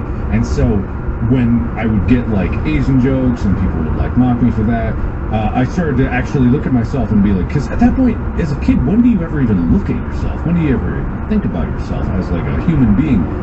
You're just you, and that's it. And so that's when I was like started to not like those parts about myself, and that spiraled for a very long time, way longer than I would have ever liked. But since then, I'm fine. I'm proud of who I am and happy with who I am. Just as a kid, like man, dude, things just worm into your brain and they don't go away for a long time. Well, equally as horrible and traumatic and unfair, I remember around 3rd grade, we got our eyes tested, and I was like, anything, please, no, just don't need glasses, just don't need glasses. And then I found that I needed glasses. And I would say that's almost even worse than growing up with racism, hatred. Wow, you know what? Point to Wade for being really brave about this. That's, yeah. It's not nearly the same thing, but like, I remember putting on glasses, and no matter what kind of whatever I was wearing, it was like I hated the way I looked. I knew people were gonna like call me a nerd and bully me and hate me. I thought I looked stupid. To this day, there's like the first school photos we took after I got glasses, and my ears were like big as a kid. I grew into them as an adult, but like they felt like they stuck out a lot when I was younger. They felt big. I remember our school pictures. We had to stand by a tree and like hug the tree and like smile at the camera. And I was wearing these glasses. And with the way my hair looked, the way my glasses, I looked at that picture and it's like, I looked like my grandma and a monkey hybrid. And I hated everything about that picture. And even now, if I look at that picture, like, I feel like uncomfortable looking at myself because I remember how much I hated that. And that's how I always saw myself with those glasses for some reason. It was like an old lady / monkey. I felt like the frames pushed out my ears even more. Super, like I was never confident in myself growing up. I don't know when I got that, but that was like after high school. But I remember like 3rd, 4th grade whenever I had to get glasses. Because I transferred schools after 1st grade, and I only had like a couple of friends I felt close to. And then I got glasses. I was like, I'm never going to make any more friends. I'm the new guy still, and now I'm the new guy with glasses, and everyone's going to hate me, and I look like a stupid nerd and all of this. And it was just, as I was doing my vision test, it was just like, please, no, anything but glasses, anything but glasses. And I don't know why I felt that way, because right now I prefer my glasses to my contacts typically, but... And then, like, 7th or 8th grade, I got contacts, and it's a whole other can, but... I would like to point out, I also had glasses, too, on top of it. I am struggling to relate having to wear glasses. So. The other issues, you're saying that you're half Korean is an issue? On top of your other faults! There's a whole list, really. I had bad eyes, bad race, I had it all going, bro. God. I've always thought, like, I don't know, I always kind of, like, wanted to be different. I was, like, in that, like, you know, have, like, a different race, like, but not glasses. But glasses, to me, for some reason, were, like, the worst thing as a kid you could have to deal with. Like, I never cared about, like, I don't know why, because definitely people got, like, picked on for being black or being Asian or whatever else, and people made, like, those kinds of jokes and stuff. But in my brain, like, wearing glasses, for some reason, was one of the worst things you could have to deal with. And maybe it was just because I projected that the fact I had to deal with it, that I thought it was bad for everyone else. But, like, I always felt so terrible for people that had to wear glasses. I don't know why. That was young me's, like, thing that was, like, the worst that could happen to you, you have to wear glasses. I believe they call that internalized glassism. I'm a glassist! I'm working on it, though. Did you guys hear they're officially shutting down Google Glass Enterprise sometime this year? It's all over. We talked about that, I think, once. It happened again. Yeah, no, those were interesting. That's not entirely the direction I thought that might go, but those are both totally valid. I think for both of us, I don't want to speak for you, Mark, but I feel like they're not necessarily things we should have hated about ourselves, but they happened when we were young enough that it made an imprint on us, and it took time for us to accept the fact that, well, for me, it was really dumb. You know, I don't have perfect vision, woo. But, you know, just having to learn to accept yourself and, like, who you are, whether it's an imperfection, like, you know, not being able to see well or whatever have you. I feel like that sticks out more than, like, later on being like, I'm kind of a dick. because it happened when I was young, and like as you get older, you kind of learn that you have faults and things that aren't perfect. But like when you're just a kid who doesn't think about any of that stuff, and all of a sudden you're faced with the reality that like someone might not like you for something, it's like, I don't know, that's really traumatizing. It really is. It's hard. You don't have the emotional like tool set to be able to deal with those complex emotions because it's very complex. Well, for having real problems, point to Mark for that one. What? Yes! Wait, what for having real problems? It's just not. Oh, come on, you know what I meant. Wait, hey. Some truths are coming out today. Well, that was. Look, I didn't get a point again. God damn it! You're basically asking me to not give you points. Fuck it, dude. I'm already. I feel like this is like the last episode where I just was losing so bad. There's not a chance. So fuck it. Whatever. This sucks. You all suck. I feel like it's what you want. That's all. Let's be honest. It was on my terms, but I don't like losing outright. Like I like to. I haven't tabulated the points yet. Okay, so you don't know who wins. Anyone keeping score along at home might have an idea, but you don't know how good I am at math. But yeah, I think that's going to be the last one. I had a whole list of these, and some of them I would still be really interested to talk about. We could definitely do this one. This can go on the list of things we promise we'll do and never circle back to.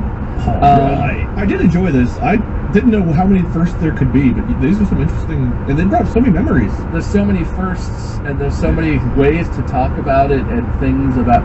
I think this would be a fun one to revisit for sure. But for now, that's going to be it. Let me tabulate the scores. That wasn't a score. I just wanted. Anyway, I looked at my phone as a bit, but then there was a thing. I saw Mark look concerned. I was like, Today's winner, for reasons completely unrelated to the score, and as might be kind of a surprise to Mark, is actually going to be Wade. what? You may be thinking currently, wait a minute, I tracked every time Bob mentioned points. Wait a minute, I feel like I had way more points than Wade, almost like Wade was trying to not earn points. Yeah. But when you stepped away twice at the beginning of today's episode, Wade extended his hand and made me an offer. And I told him, and I shook his hand, and I made a promise that he would win no matter what. That you were fighting a pointless battle, and that no matter how well you did, and you did do very well, and you really do deserve to win, if I look back on everything we talked about. You had some very good stories, Mark. But you had no chance. You literally couldn't win.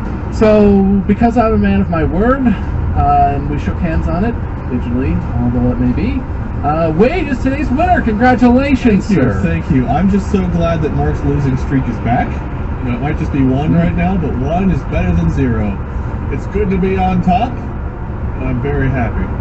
Thank you for a very fair episode. really I happened? appreciate you honoring your word. And if Mark had just stuck around and not fucked with his audio setup, maybe he would have heard that, and then, you know, he would have had the handshake deal. But I decided to be here the whole time. I didn't leave during your hosting time like he did, so I deserve this. And thank you for a fair episode. Very fair. The fairest. You could say this is the fairest episode there could be because there was an agreed upon outcome, and the agreed upon outcome is the outcome that we got. It's 100% fair. Yep. Everybody that was there and made turns and had something to offer and contribute got what they deserved, and what they were promised is very fair. Mark, as today's loser, how do you feel? Give us a speech.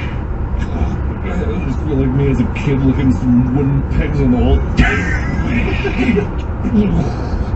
The deceit, the lies, the heart, no, the truths, the truths! Well, it's a moral victory at the very least for you today, because you definitely had a lot of points, and Wade only got a little bit of points. It's true. You got the moral victory, which Wade can tell you how good that feels. Are they rollover points? Maybe. Would you like to shake my hand and make a deal? For what? To have your points roll over into the next episode that I host? Yeah, shake. Yeah. Okay. Yeah. I require no offer on your part. Mark, today you earned... hang on. I'm stating the terms. Today you earned... I didn't actually write them down because it didn't matter, but I'm going to say that you earned 10 points today, Mark, because you got a lot of them. You have 10 rollover points. Shall we shake on it? Yes, and shake. Can you send me like the cost of the pre-orders for the next one so I can just buy some points so I can catch up that way? Yeah, no, I'm gonna throw together an app actually where you guys Yeah. can buy distract tokens, and then you can use distract tokens in the app to redeem points. And Yeah. So he got 10 points, so I need to get at least 10. I think if I buy 2 of the $59.99 pack, it should get me to 10. So I may or may not remember this, Mark. So definitely you're gonna want to remind me if you want this to actually happen. All right, we're good at memory, so we will definitely. Between the both of us, I'm sure we won't forget that this happened. But these points last forever, so if you don't cash them in, you'll just have 10 rollover points sitting in the E4. At any point in the future of the show, and I'm the host, you're able to just cash this in. Mark, would you rather remember that you lost this way and get rollover points, or forget it ever happened and feel like the show's always been fair? I'll remember. I'll never forget. Well, 52% of people say, never mind, we'll save that for your next hosting whenever we do that. You didn't need to kick me when I'm down. You already won. You both laughed at me! You laughed at me for being on the bottom by myself. Thank you so much for listening and or watching to today's episode. I have been your host, Bob. My competitors, Mark and Wade. Make sure you check out their socials, Lord Minion777 or Minion777 at Markiplier. You probably have heard of them. We have a store with merch, store.distractablepodcast.com. And yeah, we have a sore loser and a valiant victor. And that's going to be it. Wade, when you host the next episode, I look forward to fair and equal judgment. And I think it's going to be great. I think everything's good. I have no worries. I'll get it in the next one. I always perform my best. I'm sure you got it, Mark. You got it in hand already, I'm sure. Just be careful, Mark. If you ever step away during an episode again, it might not end well. Let's see about that. Let's see about that. Let's see about that. Yes, we will. For now, though, that's it. Goodbye. Thank you for listening. Podcast out. This episode of Distractable is brought to you by Intuit. Finances can be really intimidating, and I don't feel like I need to say that. I feel like everyone feels that. Right, Mark? Hey, you keep bringing me into this. I make good financial decisions. Sure, right, Mark? Yeah, it's tough, right, Mark? Oh, come on, guys. It's uncomfortable to talk about what you've done, right, Mark? No, don't do the that. choices you've made, No. how you lead your life, where all of your dwindling money goes to, all the silly purchases you make. No. Guys, we're just doing a normal ad read. We don't have to bring me personally into this. It's a struggle, right? To feel like you're financially stable, to feel like you know what you should do, to feel like you have control over your finances and you are making decisions as opposed to feeling like stuff is just happening, feeling out of control, Mark. Well, I'm sure many other people also feel these same things. Yeah, no, it's very common, and Mark feels that probably more than anyone else I can imagine. You can super empathize. If you don't want to fear your finances anymore, Intuit gives you the tools to become financially confident so you actually can take charge of your future. Mark? Say, like, we could cut out some of this, just like to make it a little less me-focused. It's really for all the people out there that really needed this kind of assistance. Classic Mark reflection. Yeah, I mean, the whole reason we're sponsored here is for you. Let's get into it. Get it? Get in. Yeah, I get it. Get it, Mark? Let's get into it. Learn more at intuit.com. That's INTUIT.com. Tap the banner or visit this episode's page to learn more. Good evening, gentle listener, and welcome to Market Tractable. This week, the gents bravely drop shields about their shadow selves. Mark judges, chides Wade sandwiches, and asks the gents to discuss their Hulk out moments. Carnivorous Wade hands up his hyper-lubricated throat, but opens up about his one berserk battle. Bob defends condiment usage, but is deeply irked by Californian circumnavigations. From mayonnaise ass to defeating inner darkness. Yes. It's time for Rage. Now sit back and prepare to be distracted and enjoy the show. Hello and welcome to Distractable, the only podcast you need to know where I'm the judge and I'm the host of this week's episode. Therefore, I'm the arbitrator of what we talk about, and I will be judging the entries and stories of my fellow, well, not hosts right now, but fellow podcasteers, Bob. Hello. And Wade. Hey. Alright. You almost just bestowed host powers upon us. That would have been quite the misstep, I have to be honest. That would have been great. Can we have a triple host episode? Is that even possible? I mean, yeah, I think they just call that a podcast. No, I can't say it.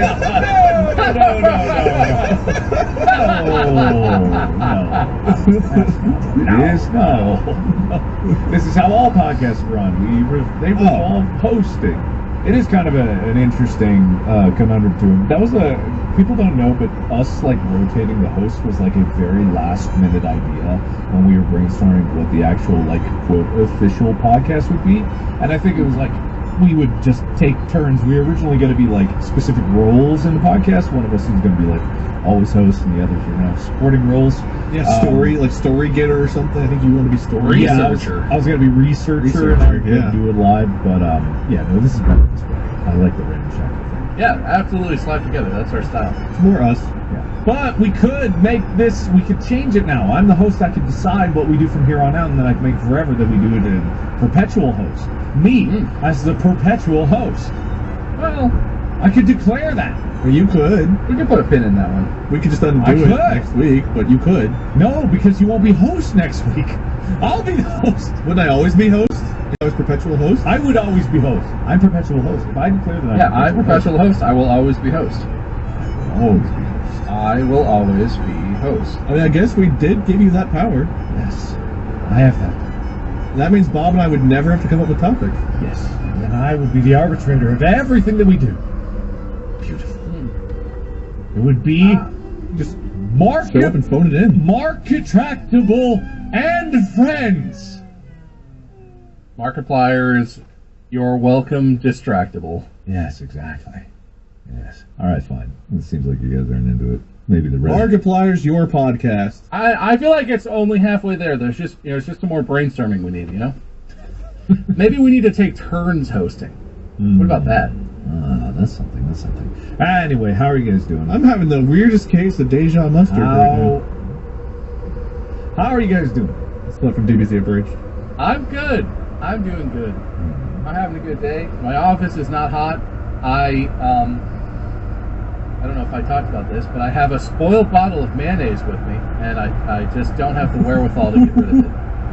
You know, no, you haven't Carry it talked around about with you, or just in your office? It's in my office. Okay, I thought maybe you just carried it around. You couldn't bring yourself to get rid of it because you'd been through so much together. No, it's right here. I have a fridge in my office. It's mainly for drinks, but I brought this out because I had a snack out here the other day, and I was like, oh, what's the name on that? And I, for some ungodly reason, brought this to my office. And I put it in the fridge, and then I didn't close the fridge. So I came back to my office the following day to a fridge that was like 80 degrees, and the mayonnaise, I think, probably is no good no more. But I would not recommend it, unless I haven't tried it. Hold on a second. Smells like mayonnaise. Wait. How, I thought you just ate some like flat, straight up. Wait. When you buy mayonnaise, it's not refrigerated. It's sealed. But yeah, it's airtight Right? sealed. Once you open it, you introduce other things into it, potentially. It's like that old experiment where the guy had like meat, and he was like, flies just appear on this meat. And like the meat that was sealed didn't have flies, but the meat with the hole got flies. It's kind of like that kind of thing. Yeah, I've got fly mayonnaise. Commercially produced mayonnaise, as opposed to homemade mayonnaise, does not need to be refrigerated. Even after opening? But that's horrific. Why? Does it say, wait, Bob, the thing should say, does it say on it, keep refrigerated? Does it say? Does it say? Refrigerate after opening. It would say if you had to. 12 fluid ounces. Picture of a baby. That's why I bought it, because I have one of those. Okay. I I have one of those, and I like mayonnaise. I'll get this. Since 1919, QP mayonnaise, that's not the one we need. Ingredients, contains eggs. Refrigerate after opening. Do not freeze. But it says food scientists find it's because mayo undergoes strict testing and its acidic nature slows the growth of bacteria associated with foodborne illnesses. I mean, this is a very QP is a very popular common brand, but it's not like it's Duke's or like Hellmann's or something. It's a different kind of mayonnaise, right? It has a two-way chef cap. What if that's too fancy to be unrefrigerated? But that's the thing, right? People, I have this perception that mayonnaise, if you left it out, it would become horrible very quickly. But it wouldn't. Chug that bottle. Chuck it. Well, Chuck hey, it. I'll give you probably 10 other points. reasons. I'll give you 10 points if you chug it. Okay, I'll chug the bottle. Here we go.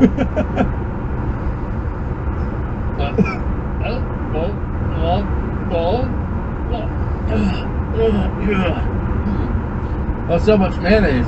Okay, yeah, some got in my mouth. I don't like that. Wow, you should be an actor. Some definitely got in my mouth. How'd it taste? It's kind of like I ate some mayonnaise while I have a Jolly Rancher in my mouth. Do you have a shirt in your mouth? Yeah, I do. I wasn't quite. We hit record and you were like, "Let's go," and I was like, "Oh, I'll finish this Jolly Rancher as we start the episode." It's not gone yet. I've been trying to tuck it under. Weren't you prepared to eat mayonnaise? I mean, I should show up prepared to chug mayonnaise. Yeah, we all should. We all should. So that is on me. It's one of those things where it's like, if it did taste like there was a Jolly Rancher, it would prove that it was spoiled. But I think because it tastes like mayonnaise, I don't think mayonnaise spoils. And I think this is a divisive issue. I think a lot of people think you need to refrigerate a lot more things than you really do. Probably. Because if you go to restaurants all the time, ketchup and mustard is left out. But where do people put their ketchup in their home? Usually, it's in the fridge. Well, the fridge is convenient, but I've seen people keep ketchup in the pantry. Ketchup and mustard are very acidic, like a different level of acidity than just mayonnaise. Are you sure about that? Yes, because they have like vinegar in them as an ingredient. What do you Mayonnaise think is not. mayonnaise have? Mayonnaise should be a fat emulsified into another fat. It should be egg yolks emulsified into like an oil or something. The ingredients for this mayonnaise are soybean oil, egg yolk, water, still vinegar, salt, sugar, mustard flour, rice vinegar. Mayonnaise isn't supposed to have vinegar in it. Mayonnaise is an egg yolk. That's a Mayonnaise is mayonnaise. That's homemade mayonnaise. No, homemade mayonnaise is an egg yolk emulsified into an fat, an oil of some sort. What does emulsified into even mean? It means you blend it into it and it becomes a suspension where the fats mix together because they are not naturally attracted to each other. So you force it by blending it to be mixed into a homogeneous mixture. The emulsification, that's how, you know how salad dressing can like separate? When salad dressing is all mixed up, it's emulsified. But it can separate because the oil and the non-oils are not naturally attracted to each other. So homemade mayonnaise would be that, but apparently. But like that's preservatives normal mayonnaise. about You mayonnaise. don't put Mayonnaise vinegar in needs an mayonnaise, do acid. you? Mayonnaise needs an acid. But It it's says- lemon. You put lemon in it. It's an acid. It could either be lemon or vinegar. It's either one of those. It just needs an acid. I don't like it. I don't like it at all. This is what it is. I'm not saying it's wrong. I'm saying I don't like it, Mark. I'm allowed to not like things, aren't I? I'm with Bob. I also don't like mayonnaise. You're first. Mark Potter says you have to like everything he likes. That's true. He is the perpetual host. As judge, I declare that you must like what I like. Well, I don't. So what about that then? Well, I think you're dumb. Well, I think you're a very nice man. This is out of character for you. My day was fine. Thank you guys for asking. Wait, what do you think of mayonnaise? I don't really care for it. My family likes mayonnaise. I don't, but you know, it's. Well, you don't like anything. What do you like as a sandwich condiment then? I like ketchup. Uh-huh. I have none. Ketchup. You know, I eat my. You don't have like ketchup. mustard? You don't have like... Ketchup is not an... If I have a ham and cheese sandwich, it is bread, ham, and cheese. If I go crazy, I might do like a ham and turkey and cheese. Why Or don't if you get just eat scoops of sand? Jesus Christ. That sounds like the driest, feels most like a joke. unpleasant food I could imagine eating. No. A sandwich without a sauce No, on it. Bob's right. Bob's It doesn't right. have to be mayonnaise, but it needs a sauce. Do you have Wade. like a hyper lubricated throat or something? How do you get that down? I have a beverage with my meal. If I ate a sandwich with just bread and fillings in it, with no lubrication, no sauce or anything, I would choke on that. I would get halfway through the sandwich and be like, I must have a wide ass throat because no, I don't need any of that. I just eat the sandwich. In fact, I usually eat 2 sandwiches. Do you dip it in water? I'm not opposed to 2 sandwiches. I love 2 sandwiches. Here's what I do. I get a slice of bread. I put meat and cheese on it. Put the other slice of bread. Eat. Or maybe I go crazy and I have a PB&J. Sometimes I just go bonkers Those are their own here. sauces, though. That one totally makes sense. You don't need that's anything for that. normal. That is fine. That's fine. That's fine. That's acceptable. Meat is kind of wetty. Meat? I'm Most of sorry. them- Meat is not a sauce. Are you sloppy Did you steak get like a man? ham? You slopping up those steaks? You putting No, water but on if your you get like face? lunch meat ham is like moist. If you have like leftover chicken and you like slice to put on there, maybe your chicken is drier after being like, baked and then whatever. But like if you just buy deli meat, No deli meat is adequately moist to forego any sort of sauce on sandwich. You need some mustard. I don't put anything on my burgers other than You need cheese some and honey bacon. mustard? I don't put anything on my sandwiches.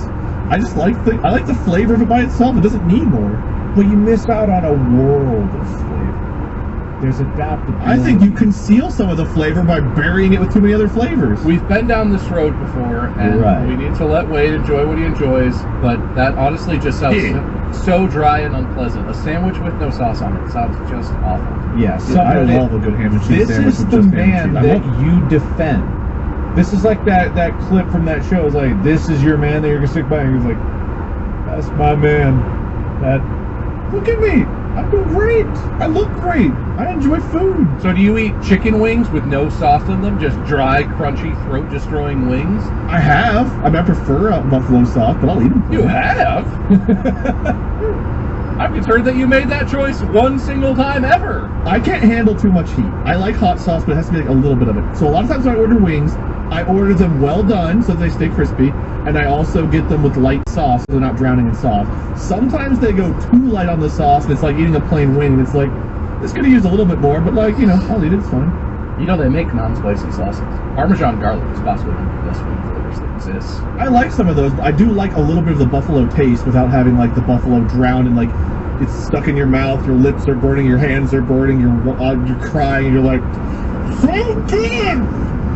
You can have the flavor without drowning in the pain. I'm generally with you. I will say there's something about the sweet, spicy Korean barbecue wings that this Korean place has near us, where I don't like spicy food, but I eat those and I get done and I'm all, oh god, it's so hot, but I want more. Oh, there's something about that flavor. This is a Korean, I think it's gochujang, something spicy sweet. Yeah. But yeah, the buffalo can be. I'm with you. I'll give you. You know what? I'll give you your chicken wings. Fry sandwich is too far. That's a lot. Too far. It's All a right, lot. burger, plain burger. That sounds awful. Burger with no aioli, burger with no ketchup, mustard, relish, burger with nothing interesting on it. That's. Bacon. I'll put some bacon on. I mean, that is good. I'm moving on for now because we could be a whole episode here, and I don't want to stick around on this topic forever. The small talk round, Bobby earned 5 points. I gave you some bonus points for actually tasting the mayonnaise. And then, wait, I gave you 3 points. I didn't deduct anything, but I want you to know I should have. I really should have. Thanks. Anyway. Wait, you should just say that you like food, even if you don't, just so you can earn more points on that. I'm too honest. I know whenever I'm walking into, like, you guys have, like, a punching glove extended, and I see it spring-loaded, and I'm like, all I have to do is walk around it. Wait, do you like mayonnaise? It's like, just break it. No, listen, it's okay if you don't like mayonnaise. I 100% That's respect fine, that. Dry sandwich is a lot. I'm not even saying that's wrong. I'm just saying I can't imagine that that's pleasant. I love ketchup. I just don't want it on my burgers and stuff because it's like, I don't know, it doesn't do it for me. I couldn't tell you why. Well, then what does it go on? You just eat ketchup on French fries and that's I it? like fried foods with it, like if I get like chicken tenders, chicken nuggets, fried All right, fish. no, you know what, Mark? I did the opposite of what you were trying to do. You did the thing. I did the thing. I need to let it go. I need to let it go. Moving on. Alright. So, fries. But how could you? No, I'm sorry. Today's topic, this is a good segue, because today's topic is moments of unbridled rage. I want to talk about the moments in our lives when we have been at our most angry, whether it was justified or not, or whether it lasted a long time or not, whether it broke something or not, times when the unfettered emotion of rage exploded through our very core and either resulted in some tumultuous times or otherwise was justified. I feel like one of the most rageful moments in my entire life is actually captured, memorialized as an episode of this podcast. So that's a good one. If you haven't listened to the Bobs, oh, you're killing Wade. I got you. If you haven't listened to Bob's Fridge episode, that's up there. But I would say the other one that comes to mind is on the bus in Vegas. I love that movie. I wish we had that on film. I It was so cannot good. believe that recording didn't work. And we've talked about that before, I think on this podcast, so I don't have to go into it, but that was completely unjustified rage, I think is why that stands out to me, because I don't even remember why I was so mad. Yeah. I was so fucking mad at you guys, but I don't remember why. It was stupid. I don't remember either. We'll never know. We'll never know. It's gone forever. But I definitely have some like daily rages. I have some little ones that come up that I think might surprise you guys.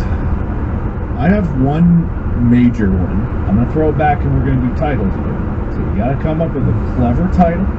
You got bonus points on the line. I have a title. I feel like I wrap myself up with this. It's a rage title, right? So. Oh, great! I'll just go around! Alright. Okay. That's good. Wait. I'm not going to say the title with rage. I'm just going to let it speak for itself. I should be in prison. It's very intriguing. That's really intriguing, Wade, but the passion with which Bob delivered his title, That's fine. I have to go with that one. I'm not excited to talk about this story. It's an awful moment for me, so I don't even want to win. All right, but it's a exciting. fitting topic, and I'm too honest. I'm walking into the glove. I'm excited. I want to hear this. I'm interested. I don't think I know what story you're about to tell, and if I do, I've already forgotten. So I'm excited either way. So is I go? I'm up? Yes, Bob, please take the floor. Okay. All right. Great. I'll just go around. So this is I'm going to say this is like a summary of a thing that happens that is one of the most quintessentially California things about living here in general. It happens a lot in the car, but it also happens everywhere else. Anywhere humans are moving, this thing happens. And it's a thing I never experienced in Ohio. I lived in Ohio for a long time. North Carolina, lived there for 6 years. This did not happen. I've been to lots of places around the world and, traveled to Europe, and we were very lucky to do the tours and stuff. Never experienced this in the same way that it happens in California. Is the instinct that Californians have the moment anything stops. You're driving in a lane of traffic, you're walking down an aisle in the grocery store, you're walking down a sidewalk. If a person in front of you stops in California, the immediate thought, without a moment of even hesitation, without slowing down, every Californian just thinks, I'll just go around. Like there's not some reason that the person in front of you just stopped. If you're walking down an aisle at the grocery store, and I'm walking down an aisle at the grocery store, and there's a person in front of me grabbing a thing off the shelf, and I'm like, I'll just wait. It's a busy aisle. There's people going both directions, and I'll just wait a sec. This person's just grabbing a thing, and then they're going to continue. If I stop moving forward for even a millisecond, every other Californian in the entire world is like, I'll just go around. He's stopping for no fucking reason. I'll just go cut him off. And it's the thing that makes me mad is like they do that, and it's like, okay, well, just be patient. They do that, and then there's like oncoming traffic, right? Someone is trying to walk around me in the grocery store, and there's cars coming the other way, so there's no room. The person who has pulled out into the wrong, the oncoming traffic, so to speak, they're the one who gets like indignant about it. They do this, and then they're like, excuse. And I've seen it happen where the people who are just walking down the aisle from the opposite direction back up and let the person through who's just going around. And I'm like, don't do that. You're rewarding stupid behavior. But it happens everywhere, and it happens most specifically in traffic. If you're in a parking lot, my favorite is the series of I'll just go arounds that happen. If you're in a parking lot and someone's like waiting for a spot, right? There's a car backing out, you're waiting. There's like one guy stopped, and then one guy will be like, I'll just go around. But he'll get stopped because the car is backing out. And now there's two cars, and a third guy comes and is like, everyone, these two cars are stopped. I'll just go around. And you end up with people like pulling around and around, and like this shit just happens everywhere in California, and no matter what context it happens in, I'm filled with rage. But if I'm alone in my car, I scream at them because no one can hear me. I literally, if I'm driving alone in my car and someone does that, I just look over. I'm like, oh great, just go around, cool. I don't flick them off or anything, but I scream at them because it's so cathartic to be able to address the fact that no one in California knows what a line is for or how to wait for 5 seconds. It's a little thing, but it honestly fills me with rage on a daily basis. Going out in public, I get pissed you just get this listening to this, you get dude. this That happens everywhere out in there? California. Everywhere, grocery store, DMV. Really? You can literally be waiting in a line to check out at a store, and someone will come up and think to themselves like, "Huh, are you in line?" There's a little tiny gap between your cart and the heels of the person in front of you. Maybe you're not in line. Maybe you're just stopped in this aisle for some reason. I'll just go around so I can get in line in front of you. I have confronted people. I'm not like a confrontational person. I've confronted people in person where like they did that. They tried to cut around me, and I was like, "Excuse me, why do you think I'm waiting here? I am in line. Please get in line behind me if you would like to." And they were always like, "Oh, I'm sorry if I offended you." And I'm like, "How am I the one who's an asshole in this situation? You gotta be fucking kidding me!" Everywhere in California, it constantly happens. It sends me off on a whole thing. Like, That blows my mind. There's like 3 people in Ohio that do that, and they're always like shamed, flipped off, and screamed at for like they must be people that are visiting from California, I guess. Yeah. Because like that's kind of rare here. And when it does happen, that person is very obviously an asshole who has no idea what they're doing. absolutely. And honestly Yeah. probably deserves to be crucified, but we don't do that to people who are assholes. I guess it's kind of an exaggerated punishment, but in my brain it's what I want for them. Oh my god, I'm evil. so yeah, oh great, just go around. There's my thing. That I hate this topic, Mark. I hate it. I love hearing about it. I don't love talking about it, but I love hearing about it. This episode of Distractable is brought to you by Intuit. Finances can be really intimidating, and I don't feel like I need to say that. I feel like everyone feels that. Right, Mark? Hey, you keep bringing me into this. I make good financial decisions. Sure, right, Mark? Yeah, it's tough, right, Mark? Oh, come on, guys. It's uncomfortable to talk about what you've done, right, No, Mark? don't do The that. choices you've made, No. how you lead your life, where all of your dwindling money goes to, all the No. silly purchases you make.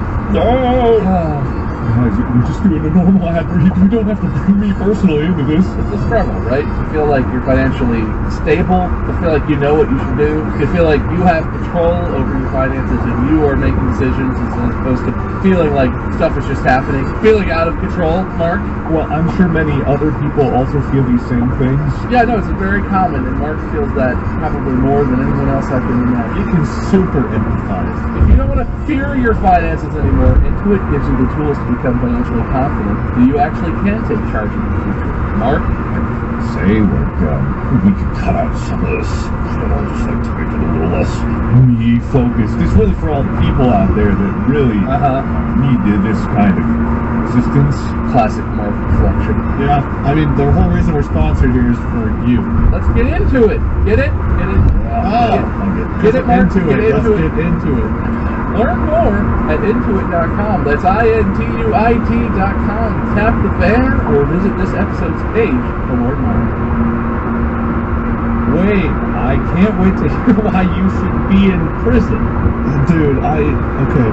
This is a story. This is a tale because there's a lot that builds up to the reason. Growing up, I have 3 siblings: an older brother, an older sister, and a younger brother. My older brother was notorious for getting into trouble when I grew up. He wasted money, in my opinion, buying like the cool gang member car that had the hydraulics, had the big bass in the trunk that you could hear from 10 miles away. The police were called on him for you name the reason so many times growing up. And he and I are starting now at this point in our lives. I'm 34 years old. And for the first time, we've had like several civil conversations with each other that seems like he's maybe trying to turn his life around finally. But growing up, I hated everything about his existence because he caused our family so much pain and misery over the years. And when I was a teenager, he had moved out, he was doing his own thing, and it's like, okay, I have to deal with this shit when he comes over, but otherwise, he's gone. Breathing room. Something happened in life where he had to move back in with us when I was in high school. And when he moved back in, all of his bullshit came back with him. I don't want to get into all the specifics because it's kind of like, my family's business and I don't want to air it all out. It's not all my laundry to share. But ultimately, he got into more trouble, and his trouble became our trouble. And just as a teenager, you're hormones and testosterone and everything else kind of fluctuating, and you're more prone, I think, to like emotional outbursts. At least I was as a teenager. It's like I had more like moments of unbridled rage feelings that were kind of exaggerated. But with him, it had been a lifetime of buildup. And I remember he'd gotten us in trouble, or he'd gotten in trouble, and my mom was having to deal with it, and she was always very stressed out and stuff. And seeing her stressed out pissed me off to no end. And there was a day where he came in, and she was confronting him about something he had done, and he like screamed at her and yelled at her or whatever, and it looked like she was on the verge of both killing him and crying. And I don't know what had happened to me that day, but it was kind of like when Gohan goes Super Saiyan 2 in Dragon Ball. There was just like a snap where like the room got dark, there was just a red line going across, and something in me snapped, and I had just had enough. So I went and I got into his face, because I'm also not very confrontational, but I went and I got into his face, and I was like, you need to get away from her, blah, blah, blah, blah. I'm sure I was not saying pleasant things, I'm sure I was cursing, whatever have you. I don't know what I said. But I got into his face and was basically just like trying to get him away from my mom. And whenever I got into his face, I think he thought I was coming in to like attack him. So he put up his hands to like defend himself, thinking I was going to swing. And when he put up his hands, thinking I was going to swing, I thought he was putting up his hands to swing. So then I put up my hands, and then we started like fighting. It was the only fist fight I've ever been in my life. And of course I don't know how to fight, so I'm all like, in my mind I look like Rocky Balboa, but in reality I'm like, stop. That's probably what it looked like. Stop. In my brain, my thought was, the staircase to the basement is right there. If I get him over there, I can throw his ass down there and just fucking break his neck and finally be rid of this fucking problem. I hate him. I want him dead. I just have to get him to that staircase and all of this can be done. And like my only thought in my head was get him over there and end him. And thankfully my mom and my sister intervened and they separated us, which wasn't hard because neither one of us knew how to fight and we were both terrible at it. But that moment taught me that I probably, in the right circumstance, could kill somebody. And I'm a very moral person. I like to think of myself as a good person. And it was like, that haunted me. That moment fucking it still haunts me because it showed me that I could be pushed to the brink of like, just, there's no thought, there's no like thinking ahead. Just in that moment, it was like I had one instinct, and that was kill, get rid of. And if they hadn't intervened, I mean, I don't know that I'm strong enough or could have actually thrown him down the stairs, but all I wanted for, let's call it 3 seconds of time, was to get him there and throw him down and just see him lying there motionless. And the sigh of relief I was looking forward to having. And like, it's such a scary, horrible thought to have, and I cannot believe that I had it. I've never had it since, I never had it before, but just a lifetime of buildup of him and the stress he caused, the financial stress, the mental stress, the legal troubles, everything about his existence growing up to me was a negative. All of that feeling of people like going around and that rage you felt, everything he did, from the smell of his cigar body to the sound of his music to the way he dressed, I hated everything about his existence. And just in that moment, something in me snapped and I was just done. And if I had the opportunity to kill him, I might have. And my entire life would obviously be very different because I would probably be in prison right now. And I'm pretty sure I would have not even tried to fight it. I would have been like, yeah, I did it. And, I'm gone, but at least he's gone too. And I think I would have been satisfied with that in life at that point. And for us to be talking right now and trying to work things out a little bit, it's honestly a miracle. Because, for 33 years, I've known nothing except for contempt for this man. And this is a really personal thing to be talking about on a public podcast. But when you said unbridled rage, it was the first and only example that really came to mind, because it's the only time in my life that I have snapped beyond any kind of thought. There was nothing. There was no rational thought. It was literally just attack. And my first thought was, I'm going to go get him away from my mom. But the moment his hands went up, it was just blank. It was a blank slate of, I see the stairs, I see him, whatever, he hits me, whatever, get him there.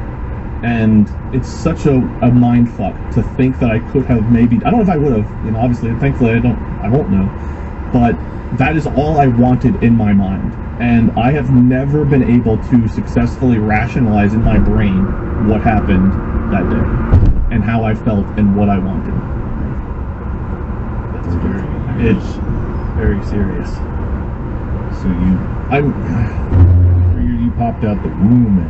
At that time, I was like 17, I think. I was probably 17 when that happened. Gotcha, okay. I see. Well, that was a great story. I know this is a very jokey podcast, but like this is a moment that like I probably should have talked to a therapist about at this point in life, because it truly eats away at me. It kind of sounds like it. Yeah, it sounds like it's a serious like hole for you in terms of how you view yourself. Well, it is, because we all rationalize our behaviors and thoughts because we have behaviors and thoughts. But to have a moment where you just completely blanked and all you could think about was doing something like the worst criminal moral thing you could possibly do, but you it was like a lust, like a bloodlust for it. It was like I was salivating at the thought of getting to do this. And it was just like a different person had taken over me, like a werewolf or something. It was a wild experience and thought, and I cannot ever forgive myself for even feeling it. It's a very difficult emotional thing to know that boils inside me.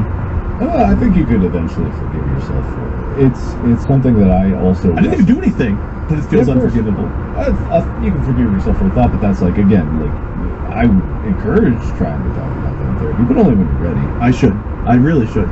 Yeah, no, I would say, I think it's very different, but I feel like it's connected, is since we had the baby, I have struggled with him in ways that I did not expect, and I have not had, the violent thoughts, that's a specific, how you see that and how you feel, it might be different from how I feel, but I have struggled to feel like I'm loving the baby in some ways. I didn't bond with him as much as I thought I would, which people say happens, but I kind of blamed him for Mandy's health problems, right? The birth was really scary for me. We did an episode where I talked about that. And I resented the baby because he is what caused Mandy all this scary health stuff. He almost, caused a serious issue where he may have died, Mandy might have died. It took a long, in the last month or month and a half maybe, it took that long, and he's 5.5 months right now. Of me talking with a therapist about this and talking to Mandy about this and seriously looking at myself, because it poked such a big hole in how I viewed myself. Yeah. And I didn't understand why I felt that way. And like I said, this is not the same thing, but I feel like this connects somehow. It does. I see the connection. How you say how it affects how you feel about yourself. Yeah, it's startling. I would recommend talking about it, because I was very shocked when I started to really talk about it and identify and say out loud the things, what I was feeling, why I was feeling that, and why it was directed at the baby. Because for a long time I was like, I just don't like babies. I can't stand this kid. Why is it why am I a bad person? It's not that I don't like babies. And he and I get along really good right now. And it's been a huge 180.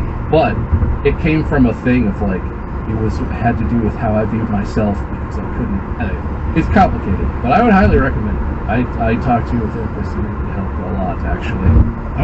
I even blamed, so in a similar vein, after that happened and I couldn't believe that I reacted that way and felt that way, I didn't even blame myself for that reaction. I blamed him for it. I was like, well, he did this to me. He made me feel this way. This is all his, that's very easy to do.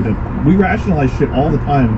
Our bad thoughts, behavior, whatever, it's oh no, someone else, whatever rationalization we have to do to make ourselves look better in our own minds, we can't be at fault. And you find ways to outwardly blame. Yeah. I've had a lot of time to process this. I've had half my life to process that moment. Well, that's some serious shit. There's probably still more processing to do. There probably is. Just I also I'm big proponent of therapy. I am too. People usually see my videos and they're like, oh, the funny haha rage moments. But then I'll talk about no, I don't like playing rage games because I don't like being angry. And it's not just I don't like being angry. I don't like tapping into that side of myself or even feeding that side of myself. Because the last time that I got really angry on a video was during Unisanis, when I punched a hole in the wall. I remember that video. And yeah, we edited it around it, and we edited it in a way that was oh, ha, ha, funny. That moment was not funny. In real life, when we were filming, Ethan was about ready to leave, because he was well, there's no fucking way. It was just ooh, I don't know what the fuck is happening. It's I don't know why. I was so angry because it was right before we were doing the bike ride, totally fine. Something in the bike ride about what Ethan was doing was just annoying me, but he's annoyed me before, and that's totally fine. But something about my anger that I usually to keep under wraps just got tripped there. It had something to do with, if I like talked to a therapist about it, it was like to do with like my insecurities about athleticism that tie into like how I was in high school and like how I was looked down upon for certain athletic events, and it tied into like my inability to perform at the level that I expect. Lots of different things it ties into, but it could easily just be blamed like, oh, I snapped at that moment. It's like, sometimes if you look at it in like reality, like that moment for me was not really something that should have led to that much anger, and yet it did, and that was evidence like, man, I should look into this. But that's why I don't like to go into those places in the first place, which is also fine. You don't need to dig up everything in your past. There's something about like actors, like a lot of acting classes will teach you like, you gotta tap into your most painful things. I'm like, that's horribly damaging and also incredibly disrespectful to your own past and the experiences that you had. If you choose to use it, that's fine, but just like if you abuse it in ways to exploit emotions for acting purposes, I don't know if that's the best way to go about it. But yeah, no, rage is like real, and I think everyone experiences it at some time or another, and it's like, yeah, we as humans are just capable of incredible moments of outrage, because rage is emotion. But I also got a good therapist recently about the fact that you can't purely deny rage, because rage is also, much like sadness, a useful emotion when it's justified. Being angry about something, it is exploited in today's age in terms of media and everything like that. But anger is a real emotion and cannot be fully expunged, which is something that I tried to do for a very long time, which led to even bigger outbursts at random moments. But it's a fascinating balance, which is why I like talking about it. Yeah, I want to differentiate before I forget. So when we play games like Uno, like Barbara is famous for me, right? The Barbara rage or whatever. But that is so different. I get mad at a video game. It's like, you get mad, I think, sometimes, Mark, when you play rage games where you actually feel like ragey. Like, I get mad when playing Uno, Barbara, whatever, like when shit like that happens. It's like, I know that I'm making content rage, where it's like, I knew going in that shit like that could happen. And I wouldn't say I fake it, but I definitely, like, you know, I play up the rage and I lean into it. It's like, oh god, because you feel frustrated, right? Whenever something, you get screwed over in a card game or something, it's like, that sigh. But I like lean into that sigh for like making content and stuff like that. I've only actually gotten super angry making content, like, I think once.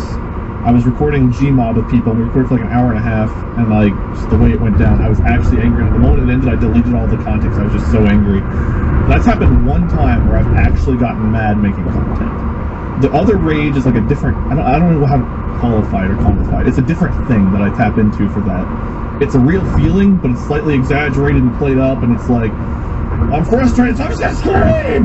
Barbara! Like, you know, stuff like that. But the rage that I felt that one day with my brother was very different, and I know that that's in me to get there, because I've gotten there now at least one time. I've only ever actually gotten, like, to the point of being super mad, like, actually angry, maybe twice in the last 10 years, where it's like I've had a moment where it's like, I'm actually pissed. Like, I'll get angry, I'll get frustrated, I'll whatever, but it takes a lot. I've got a pretty high tolerance. Whenever I get to a certain point and, like, something actually, like, snaps me to where it's like I want to punch a hole in the wall or throw a chair or something like that, it is super rare. Like, after that moment, I can think of actually one moment since I was 17 where I got that angry, and then I didn't really do anything about it. I just went off and huffed and calmed myself down, but I felt that, not the same degree of rage, but just, I got there. I got to the point of, like, I'm so angry right now, I can't even have a conversation. I need to go be on my own for a few minutes just to process, and I'll talk after.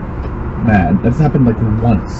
So I don't get there very easily, very often. It takes a lot. But whenever I do get there, and after my brother, it's like seeing how scary I can be, or at least how I can feel.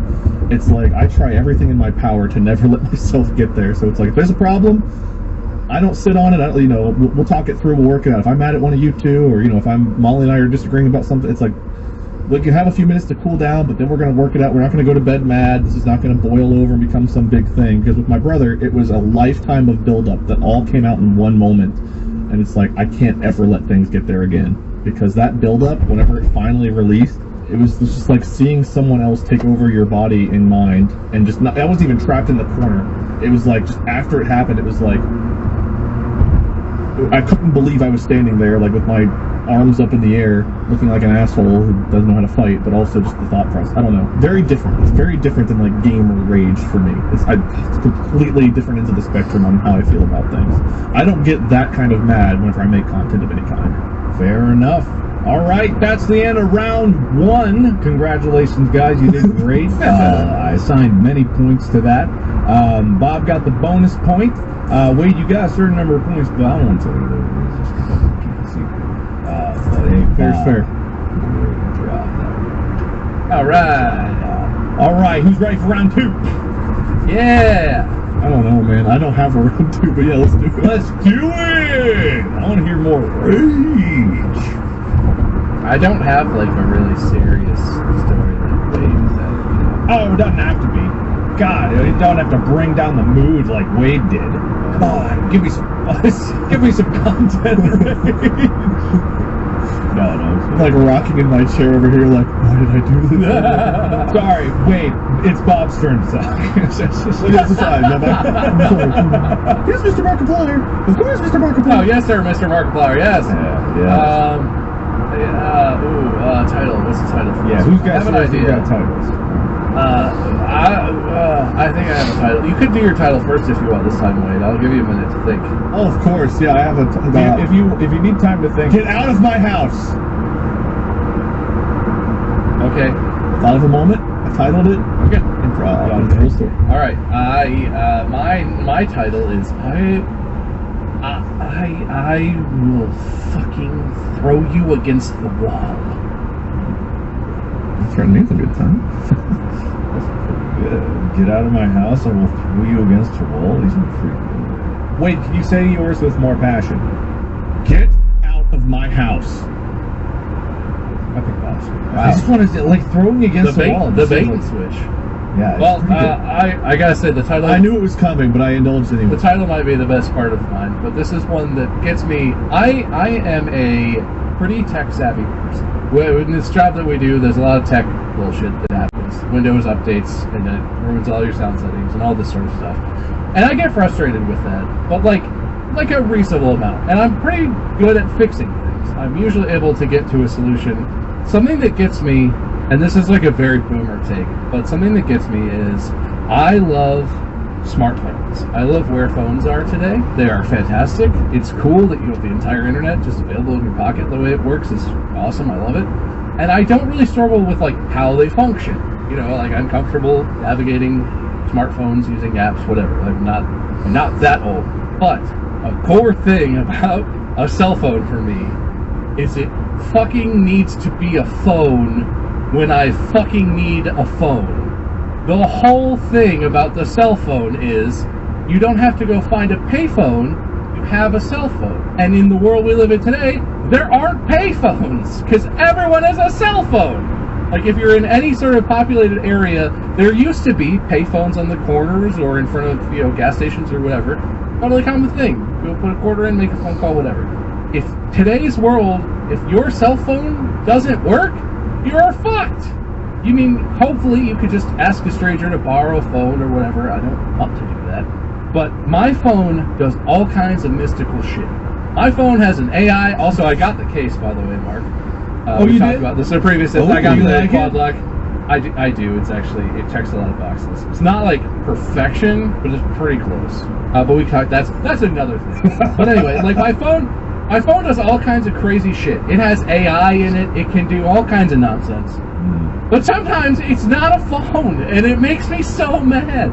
There have been a couple instances in my life where, and they were in the past when smartphones were a little less good, a little less modern, but still basically wonders of technology, right? Basically a magical access point to the internet that lives in my pocket, and I can do anything I want.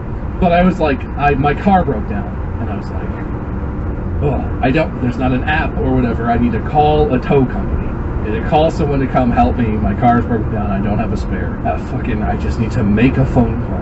And I happened to be in a place where like the coverage was bad. I was like between cell towers, so I couldn't use my phone to make a phone call.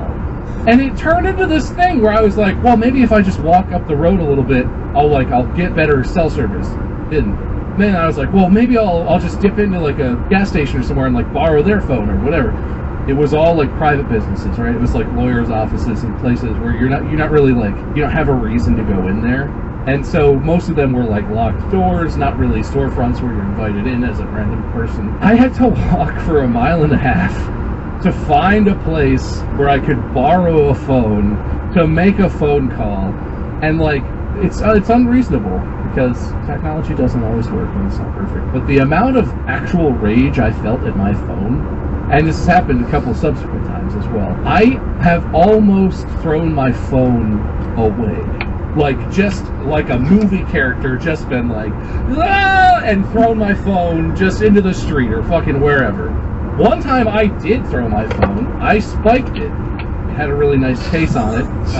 And the case actually was military grade drop protection. And it had a pretty good bevel protection.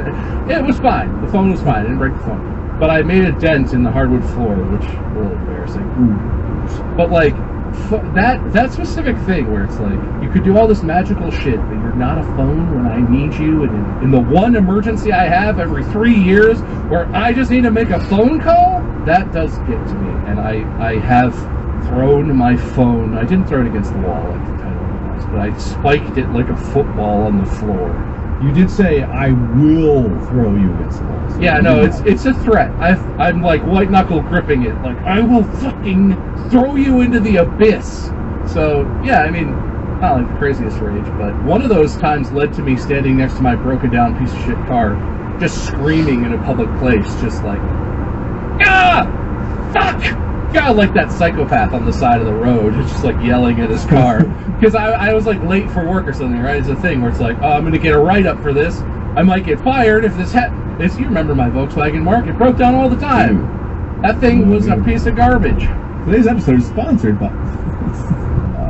Anyway, I don't know, that feels hollow after such a serious discussion about No, that's fine. Dude, this is all about random instances of unbridled rage. I think real things happen to me too, guys. I have hardships.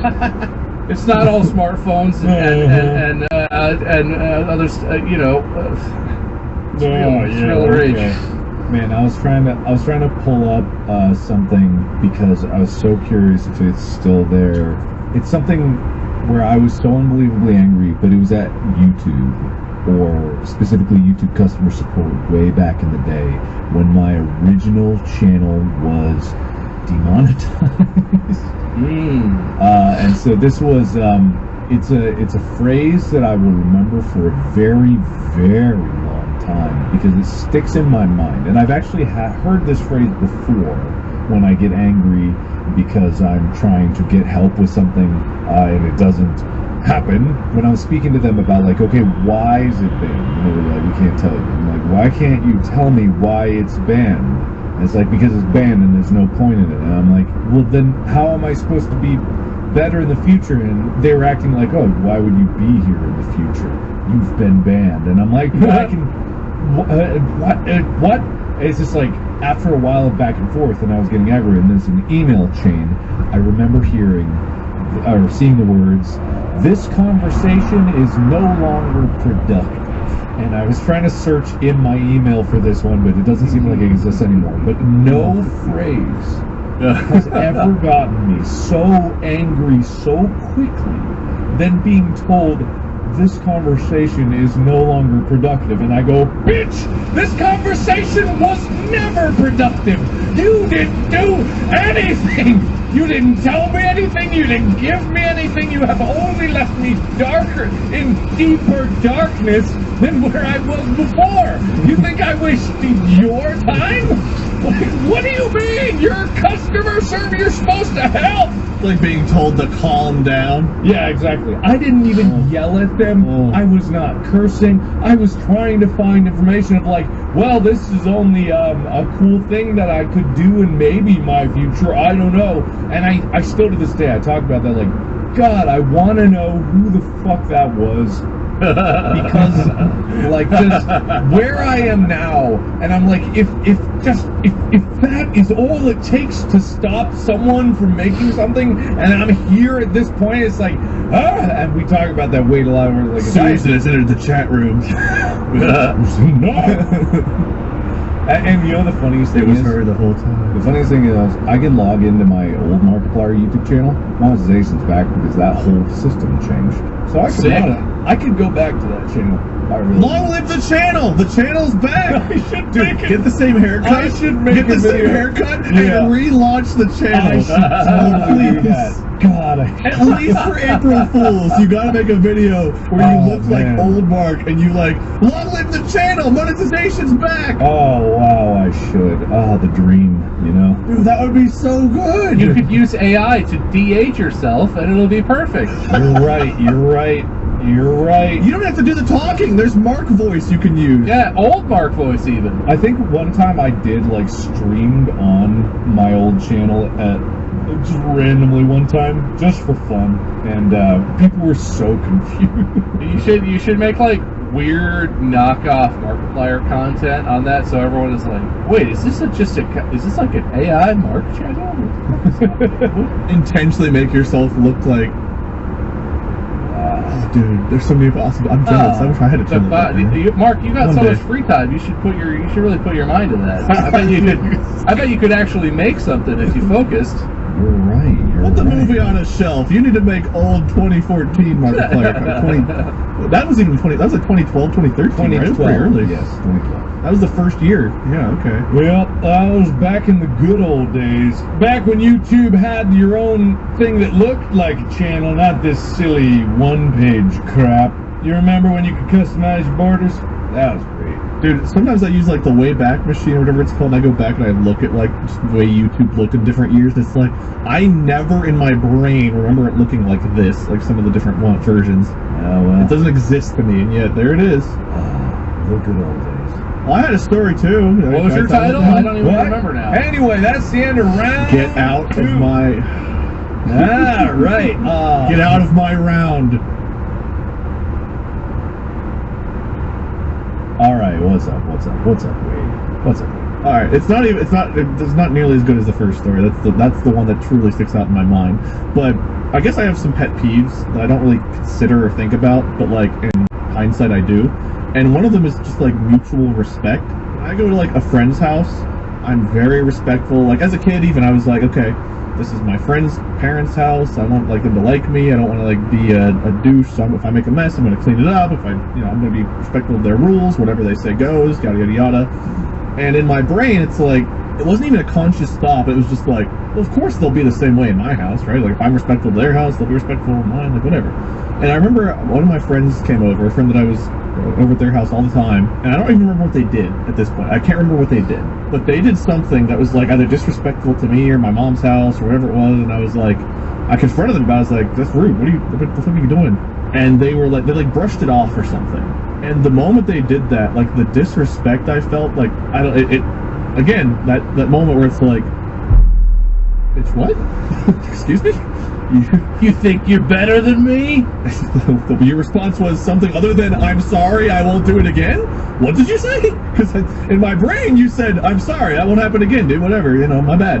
But that's not the words that came out of your mouth. Want to try again? And we almost got to the point of blows. We didn't. Like I said, I was not really that Man, confrontational. you fight a This lot, is another man. instance. You Yeah, what's up? constantly Apparently I use did. What is this? This is a new We side. never came to blows, but we did get up in each other's faces, and I was taller than him, so it was more of a, you want to get in my face? Please do! I will use you like a fucking stepladder and splay your entrails across the fucking driveway if you ever disrespect me again. See, that's the way my brain works when I'm angry. Yeah, no, But okay. ultimately, we got in each other's faces, and it looked like we might fight. And then another of my friends intervened and was like, dudes, just chill. And I was like, no, I'm not chilling. That is just fucking disrespectful. Get out of my fucking house. And I remember he looked at me like, for real? And I was not playing around, and he left.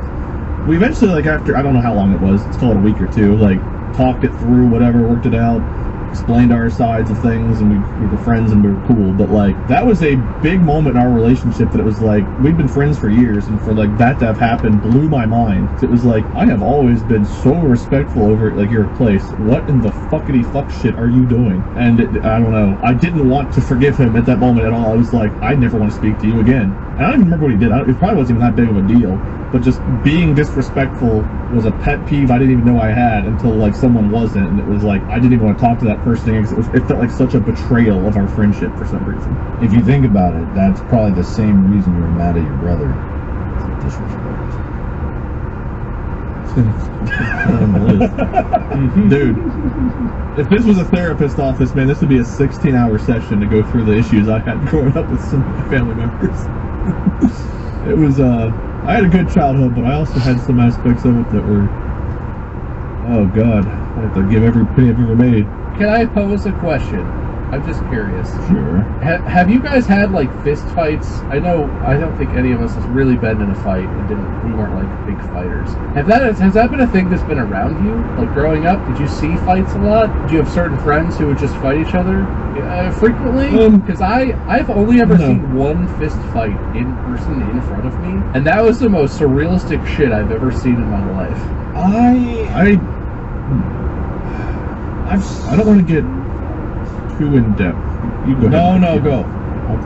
Yeah, well, I'm sort of just gauging, like, how does that affect you? Does that freak you out? Is it normal? Like, where does that fall? Because it seems insane to me. I've seen things because I had drugs and alcohol in my family, and when people are not themselves, they do things that are very regrettable. So I've seen some shit throughout my life, but as far as like just two sober people fighting it out, my brother and I, the one time I talked about a little bit ago, and then like my other siblings have kind of fought a bit, but they were either intoxicated or on something else when those kinds of things have happened. So I've seen that kind of thing in those instances. I had a weird one. There was one weird moment when I was in college. I can't remember if this was at Miami University or down at UC, but I was walking on a sidewalk, and I don't remember if I was looking at my phone or what I was doing, but I was just walking on a sidewalk toward class, and this guy was walking on the sidewalk toward me, so I kind of scooted over to the right to make room for him to pass me, and he just beelined at me and bumped into me, like ran into me and jammed his shoulder into my chest, elbow, or shoulder region, and I turned around and looked at him, and the dude like got up in my face like he wanted me to fight him, and I was just like, what the fuck? And then like we stared at each other for a minute, not really knowing what the hell was going to come next. I think he wanted to fight, like I think he was, I don't know what he was doing. Then he turned around and left, and I just kept going about my way. But like, that's the closest to like some weird kind of fight situation I've ever been in. Was this dude just like, I moved out of the way, walking down, and this guy beelines just he rammed his shoulder right into this region of me, and then like I turned to look at him, and he just like, what are you going to do about it kind of thing. It was like, I don't know what to do about it. Like, what the fuck do I do in this instance? That was really weird behavior, my guy. I'm unclear what comes next. And in sports, I played a basketball game where this guy and I were having a very physical match the entire game. I played center, so it's like very physical down in the paint, and this dude and I were like bumping elbows, kind of like fighting for position the entire game, and something happened where this dude got pissed, and it looked like we were going to come to blows, and he goes to like what I think is to punch me, and he stops and pokes me in the eye. And I also was left completely fucking confused, because what is the response back? If I punch him, I'm overreacting. If I poke him, I think we're flirting. So I don't know what the hell to do, so I did nothing in that instance either. But this dude I thought was going to punch me, and he stopped and just like right in my eye, just poked me, and it was like, that's really weird. Ow, but also what the fuck do I do to you in response? Because I'm pissed, but I don't know what the response is to that. Nipple tweak is the response to that. Yeah. So I had two weird instances personally where that kind of, I saw shit with other people, but two instances in my own life where it was like, do I elbow you back? Do I punch you? Do I poke you? Do I ball knee you? Do I cry? What do I do? Like, I don't know. So, yeah, I hope that answered your question. I don't remember what it was, but that's where we are. That's fascinating. That reminds me of the time that we were at whatever, it's like some PAX party, and it was like this pizza place. Dave, I think you were there. I was there. That was in Seattle. That was PAX West. Yeah. And then the waiter there, like I went to get the waiter's attention because one of our friends was not having a good time and wanted to get out. I'm like, hey, son, you got back or something? They're probably going to puke, and they're like, you need to get them out of here. And I'm like, yeah, I know. That's why I'm here. And then he's like, well, what are you doing about it, eating your pizza? And I'm like, who sells pizza? But I was pissed at the time. Like, in my head, I'm like, you gave me the pizza. Why are you mad at me? But I was just, like, livid in my head. So I just dropped the pizza on the floor, and that was like, all right, you're out of here. And as soon as his hand grabbed my shirt, I was ready to kill that man. Like, it's a strange thing. Not quite to your level, Wade, but it was like, oh, I know exactly what's happening now. We're about to fight. And it was like all of you around, just like suddenly 6 hands on this guy. I think I've told this story before. Just like, That was such a horrible situation all around, and I remember that dude being a total douche about it. You were just like, I need help. And he was like, yeah? What are you going to do to help? And it's like, I don't know, because I need help. Like, I don't know why he was confrontational with Yeah. you. He was such a dick. That was very confusing. The whole thing, because like if a third party who watched it and didn't know you, Yeah. they would be like, "Oh, what did that guy say? What did that half Korean looking guy say to the waiter to piss him off?" But we knew what the exchange was, and it was like, what an inappropriate response from the waiter. Like, what the fuck is happening here? My friend's sick and needs help. Yeah, well, fucking get out of my restaurant, you piece of shit. It's yeah, like, well, help them then. And I'm like, I want to. Help me, That was so help weird. you, help That was so them. weird. Like, no, help you, help me, help them. Yeah. yeah. Anyway, I'd forgotten about that entire event until you just brought it up, and that whole situation was so bizarre. watching adult men fight in any context is pretty weird to me. But if it's not like an organized fight where it's like, you know, a competition of MMA or boxing or something, it's super fucking weird. That happened one time. I was in a situation where I was hanging out with a guy that I kind of knew, and then some of like his friends that I really didn't know, and we were just like at a bar having some drinks. Everyone was not super trashed, and we headed home, and they just started throwing punches at each other, and like it was just 4 of us, right? So 2 of them are fighting other guys there, and they're fighting in front of me, and I'm like, I feel like I should be stopping this, but I don't know these guys. Like, if I jump into this, they're just gonna... It's weird. It's fucking surreal. Any adult who feels like fighting is a natural response has either been through some serious shit or, I don't know, needs to work on themselves. Because that's just wild. I went to a bar with some friends. Well, I knew a couple of the people. Again, same situation. I knew a couple of the people. And we went to a bar, and they were like, oh, I've got some friends from college that are going to come with us. Like, okay, cool, whatever. And we were hanging out, chatting. And we go back to someone's place afterward. We're all just going to crash at their like apartment or whatever it is. And one of the guys was really drunk and really hungry when he got back. So he grabbed like a pizza box. He went and laid on the couch and started eating pizza. And he just fucking passed out on this couch, like the pizza box on his chest. And one of the other dudes that was there, I don't know what compels some guys to be like this, but he was like, huh, look at this guy passed out with a pizza box on his chest. And he walked up and just fucking drilled him in the nuts. Just punched him in the balls. Sure. And the dude peels like this, you know, pizza folds up, falls on the floor, dude falls on the floor afterward, and the guy just laughs and like goes back to his room. And the other dude's just like writhing on the floor in pain. And that was the exchange. And it's like, some things don't connect with me. Like, there was no part of that exchange that seemed necessary, funny, good. It was all just like, I don't know either of these people, so again, what do I do? Do I help?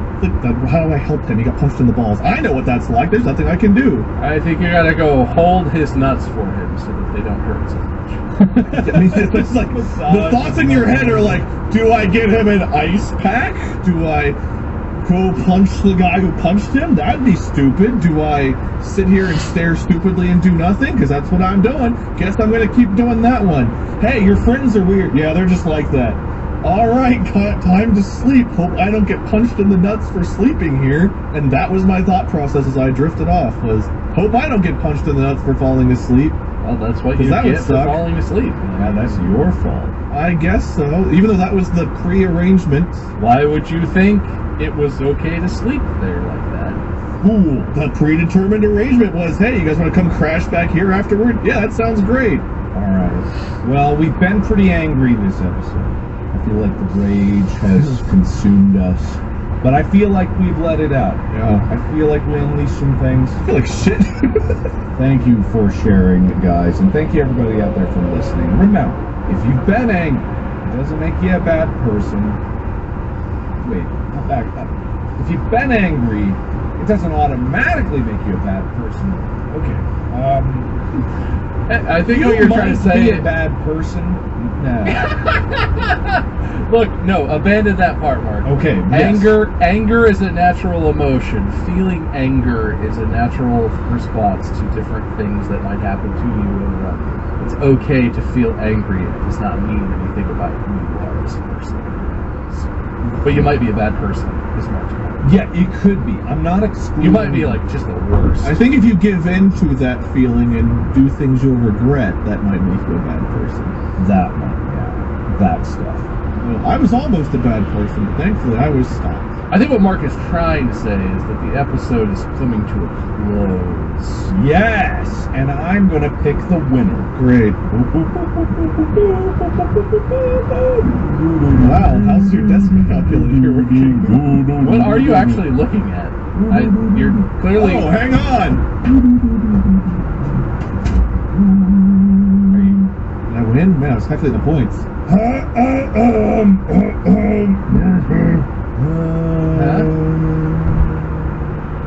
Skies are blue. Alright, with 13 points, Bob, you came in second place. All right, wait. Wade had 16 whopping points! 16? With all of his accessory stories, his inserts in between conversations, he didn't win a single bonus point for the titles, but he came in and he dominated this game! Oh, I didn't realize it was the volume thing. I could have definitely talked more. Oh, he did not only just talk more, he had more heartfelt, rage-fueled stories, and he had the advantage that every time I hear him speak, I get angry, which coincides with the theme. Congratulations, Wade! I didn't feel good about winning, and now I somehow feel worse about winning. So thank you.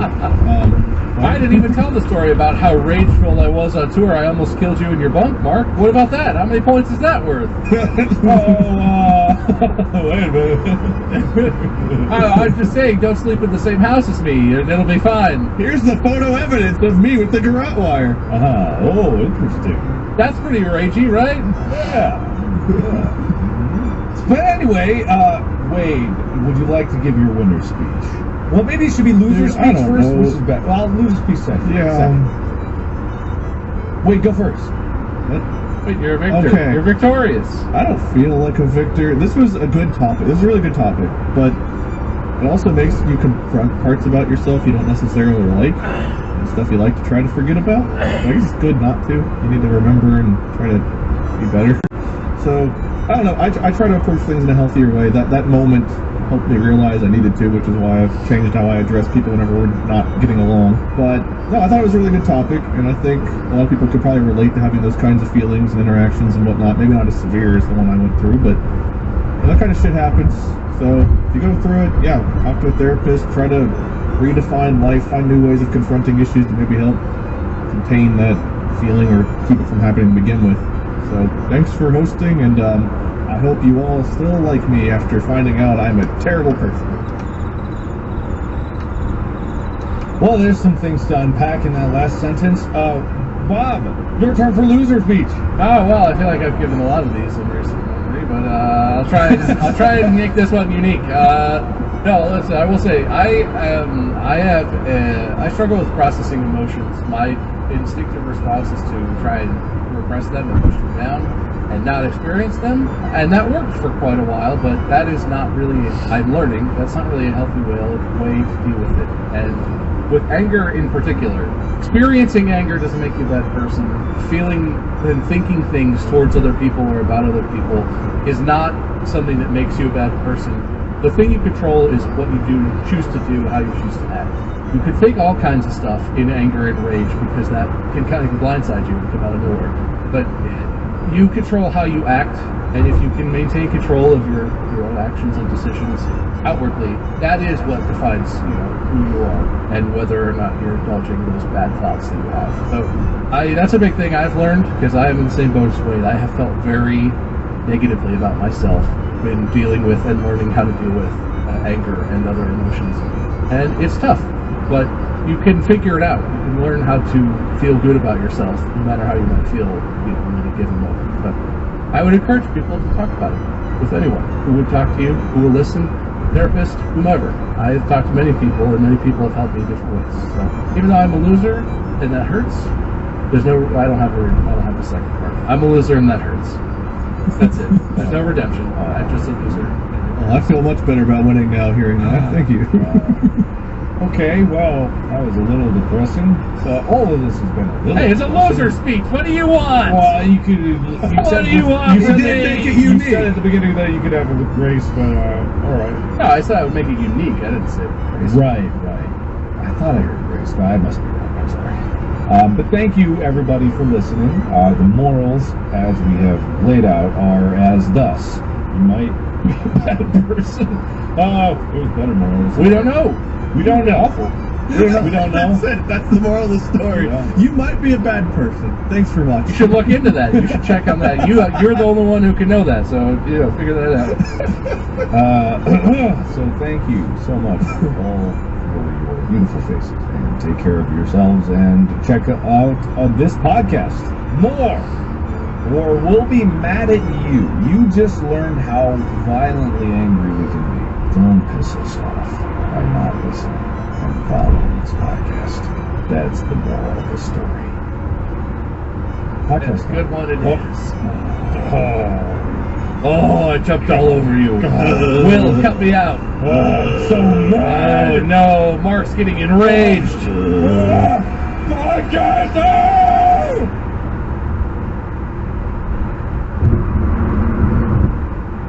Good evening, gentle listener, and welcome to Distractable. For this week, the gents become utterly intractable. It's all phenomenally cunning linguistics as the gents perform their verbal Olympics. Mark dubs poor Wade a massive tool, but who this round will be the real fool? Bob rejects rhymes, but not the riddles, speaking clearly without any jiggles. And Wade goes old world when he tries to tongue twist, and the other gents wish he would not persist. Yes, it's time for riddles and rhymes. We hope that your time here will be sublime. Now sit back and prepare to be distracted and enjoy the show. Welcome to our show, where distractions reign and insights flow. We are Distractable, a podcast crew, here to entertain and inform you. But wait, who's this with me? A mystery unsolved. A co-host who speaks in riddles, their words revolved. They'll leave you pondering, wondering, what do they mean? But fear not, we'll decipher and make sense of the scene. Join us as we delve into topics so vast, from the weird to the wacky, and first to last. We'll keep you up, upon your toes, with our banter, laughter, and quite clever prose. Distractable is the place to be for all things weird and wacky. And with our riddle-speaking host, there's no telling what we'll boast. I am going to step in now to ask a riddle. Are you ready, riddle answerer? What is a definitive answer that is neither yes nor no? Wait, what? Hang on, I was talking and laughing. What did you say? What's a definitive answer that is neither yes nor no? I declined to answer. Maybe. I don't know if that's an answer. It's a lack of an answer. A lack of an answer isn't really an answer. It's a direct response answer to your query is that I decline, and it's neither a yes nor a no. I refuse that response because it's the lack of a response.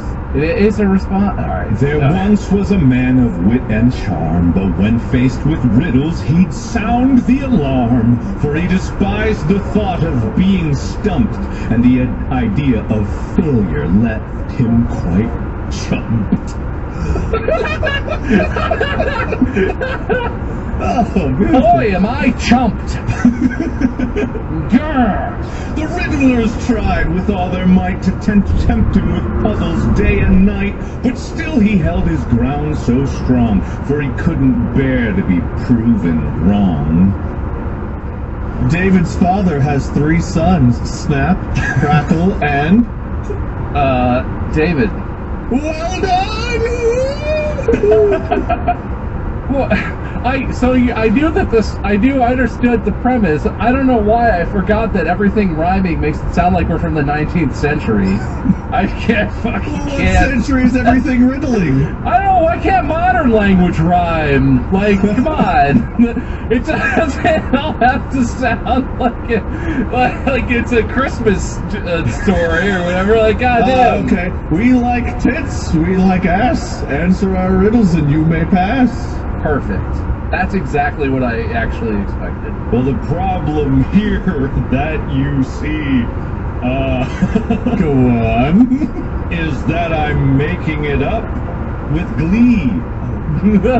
Look, the saying goes, one of us speaks in riddles, one of us speaks in rhymes, but neither speaks exclusively in only that thing. But who's the host here and who's the not winner? That's right. We're the host and you're the not winner. Okay. How dare you establish the rules? I was more or less asking, really, but that's so. Go ahead. That's okay. No, you fool. I see you sitting there with all your drool perched so high upon your stool. I'm gonna build you a giant pool. If you win this fun game, if you don't, you're really lame. Well, it belongs to you, but other people use it more than you do. Lots of stuff. Your door, other people use it more than you. Your name.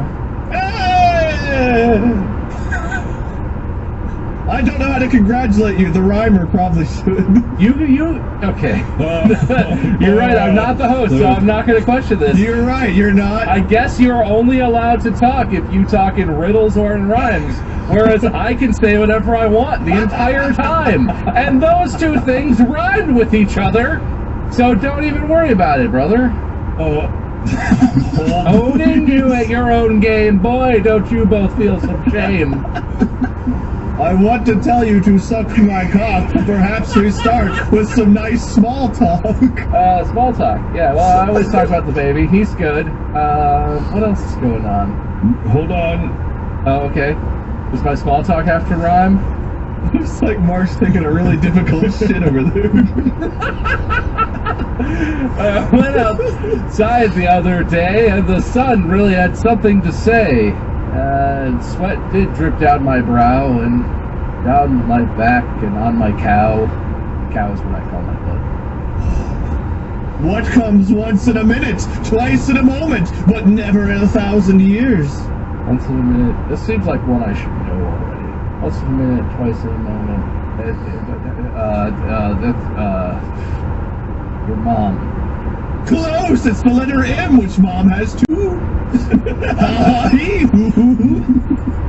My little problem, I'll tell you, is that this thing only reads in the third person. Boo-hoo. I can't seem to get it to ask direct. That doesn't make me very erect. Let me finish my rhymes, you prick! I think you're a giant dick! Well done, that's the best one you've had all day. I'm a small man baby asshole. Who am I? It's Mark! I don't know if I can keep this up. What have we done? I have to drink from this cup. Maybe there needs to be some sort of break for context purposes or small talk. The show must go on. Okay. Hold on. Would you like me to say a few words, Mark? No, you cannot say. You sit there, you will stay. While Mark tries to figure out his words. Never mind, he's got one. Come all to this game of the mind, where riddles and puzzles you'll surely find. A challenge awaits with each passing round, and points are earned when the answer is found. With clues both clever and cryptic too, your brain will be put to the test anew. But don't be afraid, for the thrill is real. When the riddle is solved, it's quite the deal. For every answer, you'll earn some points, and the closer you get, the more it points.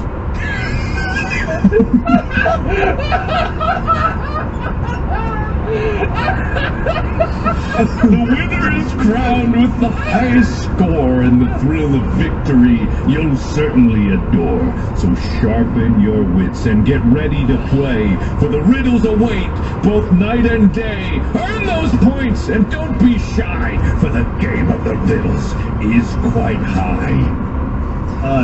Hi, diddly-dee, a riddle I have for thee. You don't have to rhyme! In fact, it makes more sense if you don't rhyme! I'm trying to be riddly. I don't know what riddly people act like. Does the saying say both of us speak in rhymes and one of us also says riddles sometimes? I was creepy and riddly.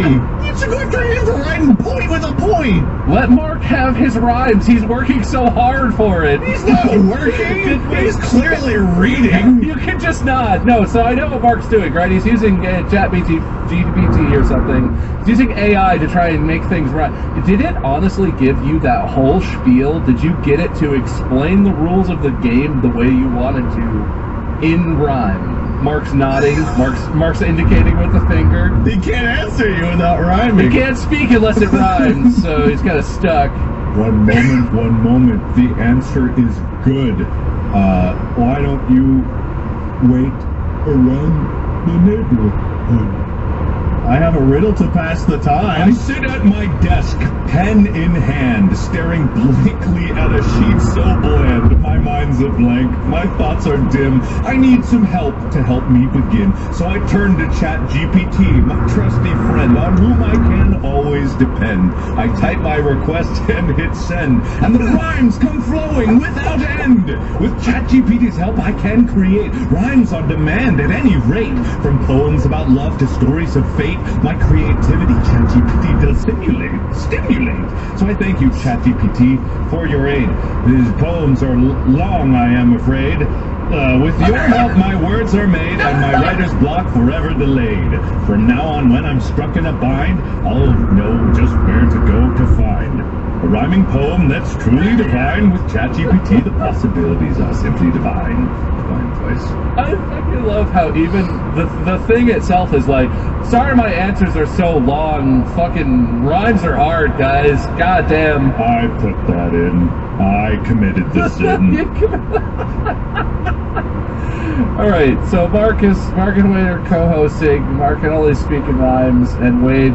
So based on what you said, rhymingly earlier, Mark, I get a point if I solve Wade's riddles.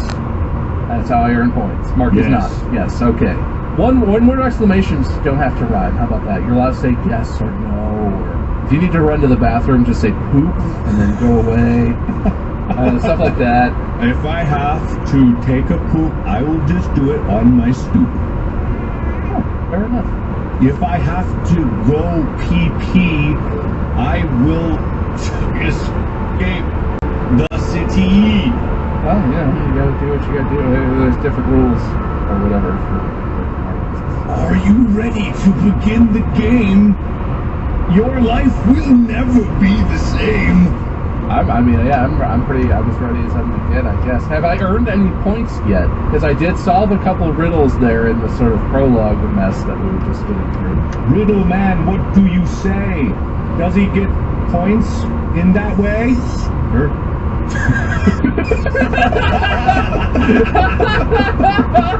I can't answer that in a riddle, so... You can talk in things that aren't riddles. That doesn't make any sense. Oh, then I'm you. I don't think so. That was the answer to the riddle you were asking. I don't speak in riddles or rhymes. I just speak. I'm not indistractable. That's who you are. Tyler? Oh.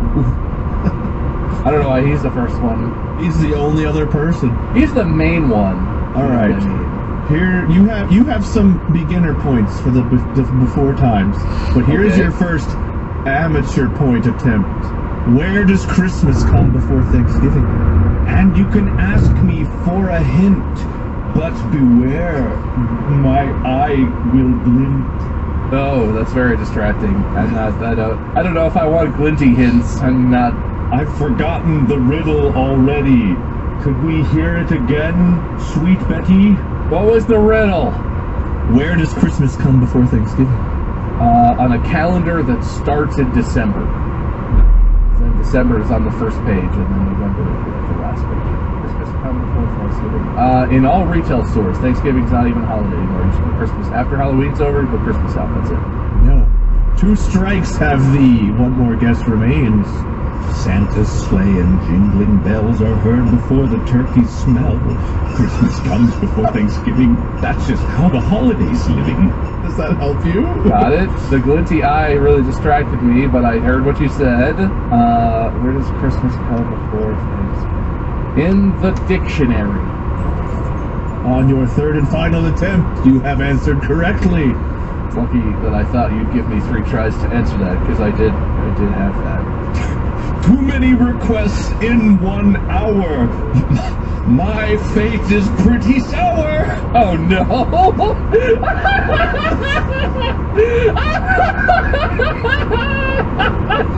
I think this is worth it just to hear Mark talk like this for an hour.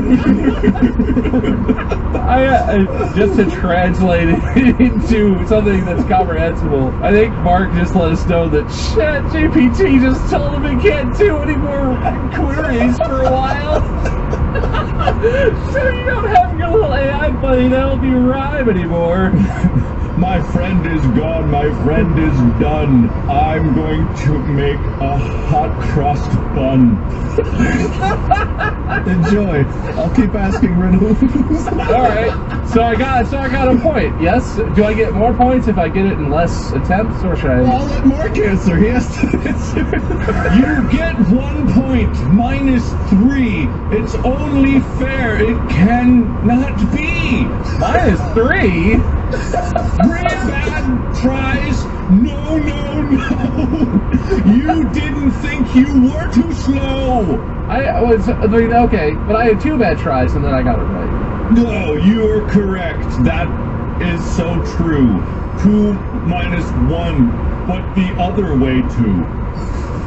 Oh no, that was a rhyming riddle. Oh god. If it's not clear how many points you have, then we'll tally at the end. Mark's Alright, keeping you know good what? track. I'm gonna stop asking Mark questions and just assume that I know how many points I have at this point. It's fine.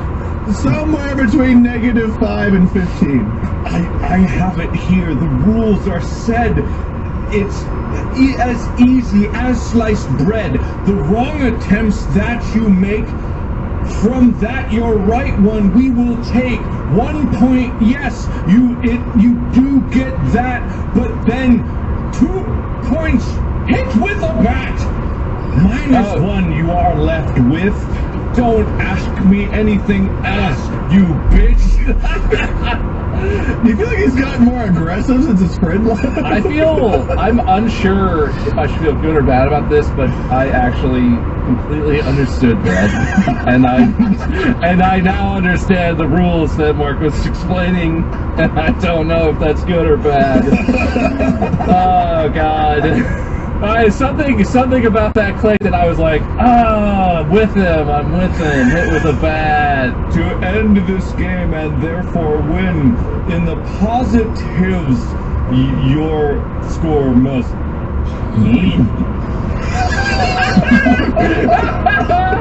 I'm gonna count it. That rhymed. Sounds are allowed. Didn't say that it has to be words. Why did I do this to myself? I could have been Riddle Man. An elf. Thanks, man. This episode of Distractable is sponsored by Liquid IV. You ever felt like you weren't hydrated enough? All the time. I used to drink so much soda, I was dehydrating myself. Is that hydration? I don't think that's... I've heard that anything with water can hydrate you. It can, I guess. If you're trying to get real hydration, good, satisfying, moistening hydration, Liquid IV is a hydration multiplier. In just 1 stick, you get 5 essential vitamins and 2 times faster hydration than if you literally just drank water. Wait, don't listen to this fool. I've got a vastly superior way for you to get hydrated. See, what you do is find some juicy other person that is well hydrated and then take their hydrated blood and you'll be hydrated without having to actually do any of the work. This is easier. Literally, first thing in the morning before workout, if you ever feel dehydrated, it's a little packet. He's reading from my instruction manual because I was just going to say, you find the juicy person, you tear them open, and then you just... It comes in flavors such as sea berry, strawberry, lemonade, Concord grape, lemon lime. You can get Liquid IV in bulk nationwide at Costco, and you can get 20% off when you go to liquidiv.com and use code DISTRACTABLE. That's liquidiv.com, code DISTRACTABLE, 20% off of anything at liquidiv.com. Just use the code. But that's going to make you very juicy. Juicy target. Do you come in Seaberry by any chance? Alright, Riddle Elf. Give me the next one. I'll see if I can get this first try here. This one's a doozy. I hope you're ready. Don't rhyme. Don't do it. I was just going to read this one. Okay, good. Okay. What 8-letter word can have a letter taken away and it still makes the word? take another letter away, and it still makes a word. Keep on doing that until you have one letter left. What is the word? Eight-letter word. You just keep taking a letter away, and it's still fun. Well, this is funny, and I think it's wrong, but I want to say it. Go on. I'm pretty sure, depending on how you spell it, the correct answer to this one is ooh.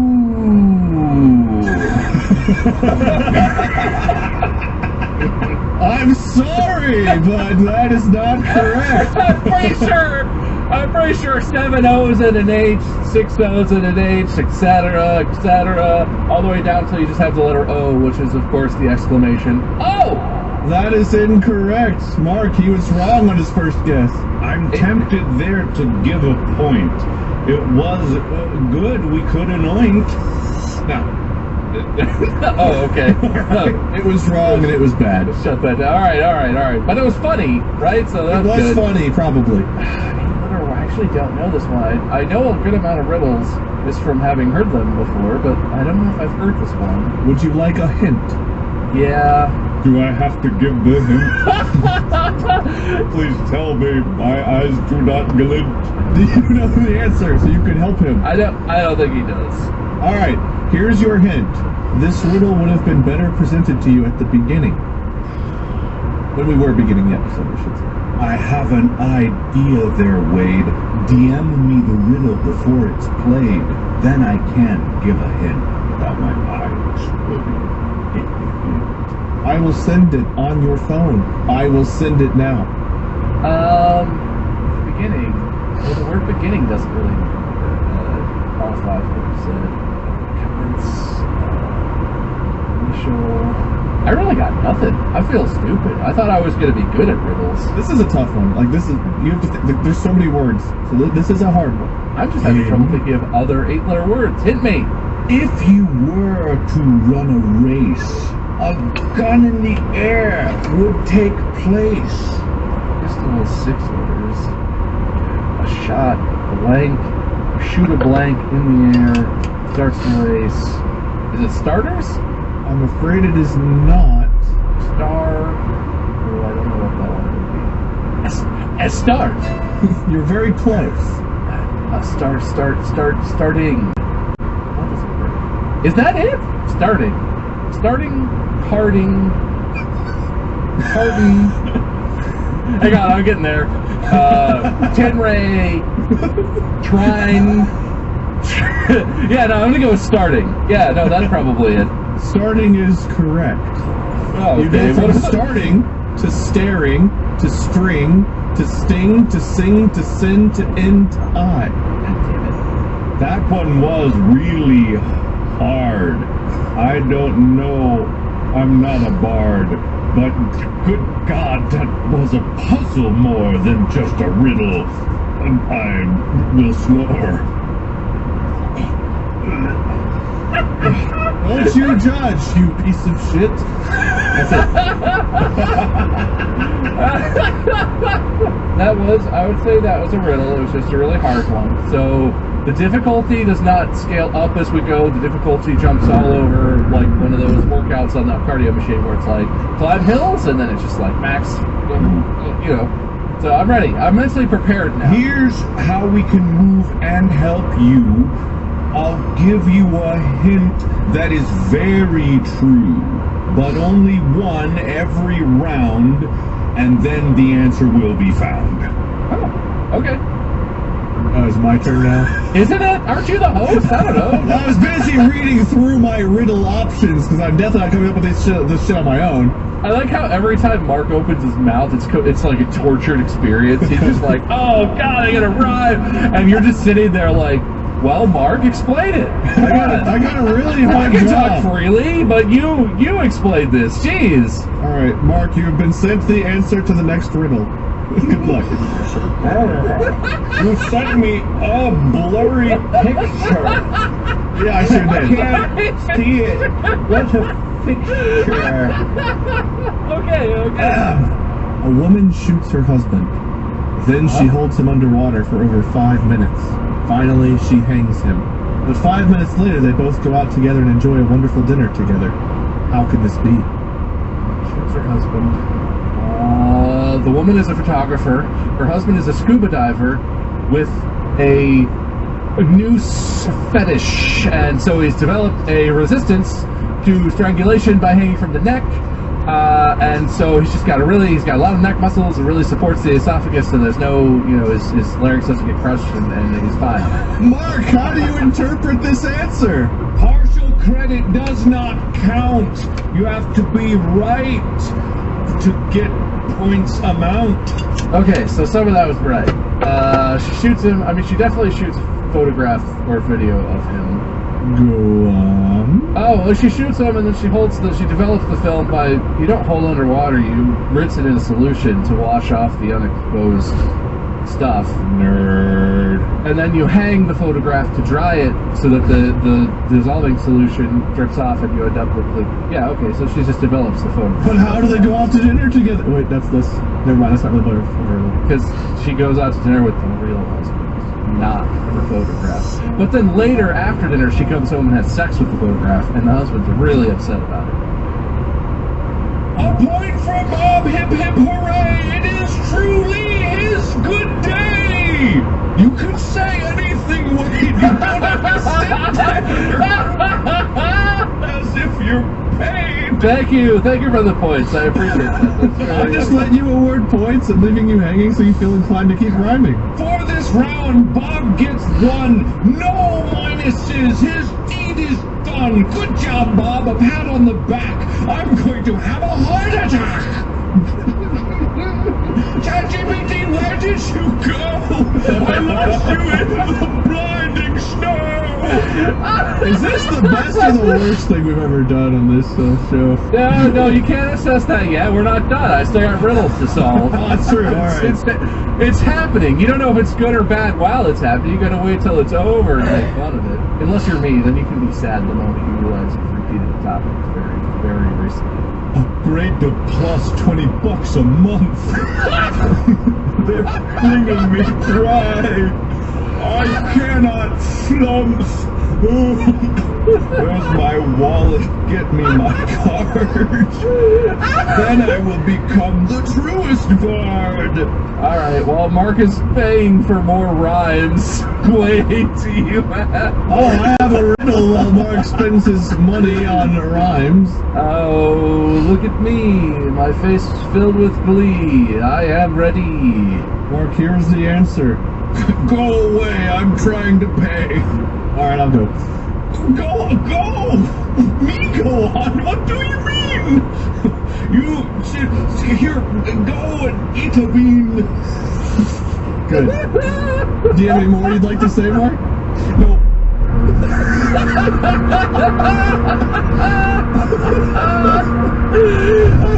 He's looking at his credit card like, can I afford that GPT out here, man? Alright, here we go. Oh, okay. You have me today. Tomorrow you'll have more.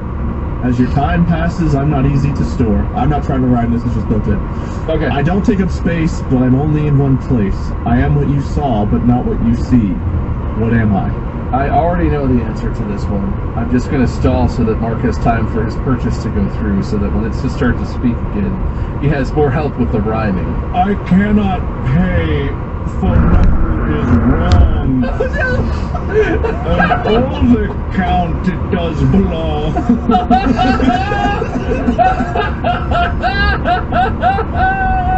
You broke out, bitch. Oh, shit. I guess I could say ass bitch on this. I don't know why I felt like I could have censored myself. Oh, God. Well, I guess you're just going to have to talk in rhymes the old-fashioned way. You're right. Thank you, my friend. I will rhyme myself until the end. Anyway, the answer to Wade's riddle is memories. Mark, tell him what he's won. Oh, memories! That is true. Don't know the context, but boo-hoo, you get a point. No deductions today.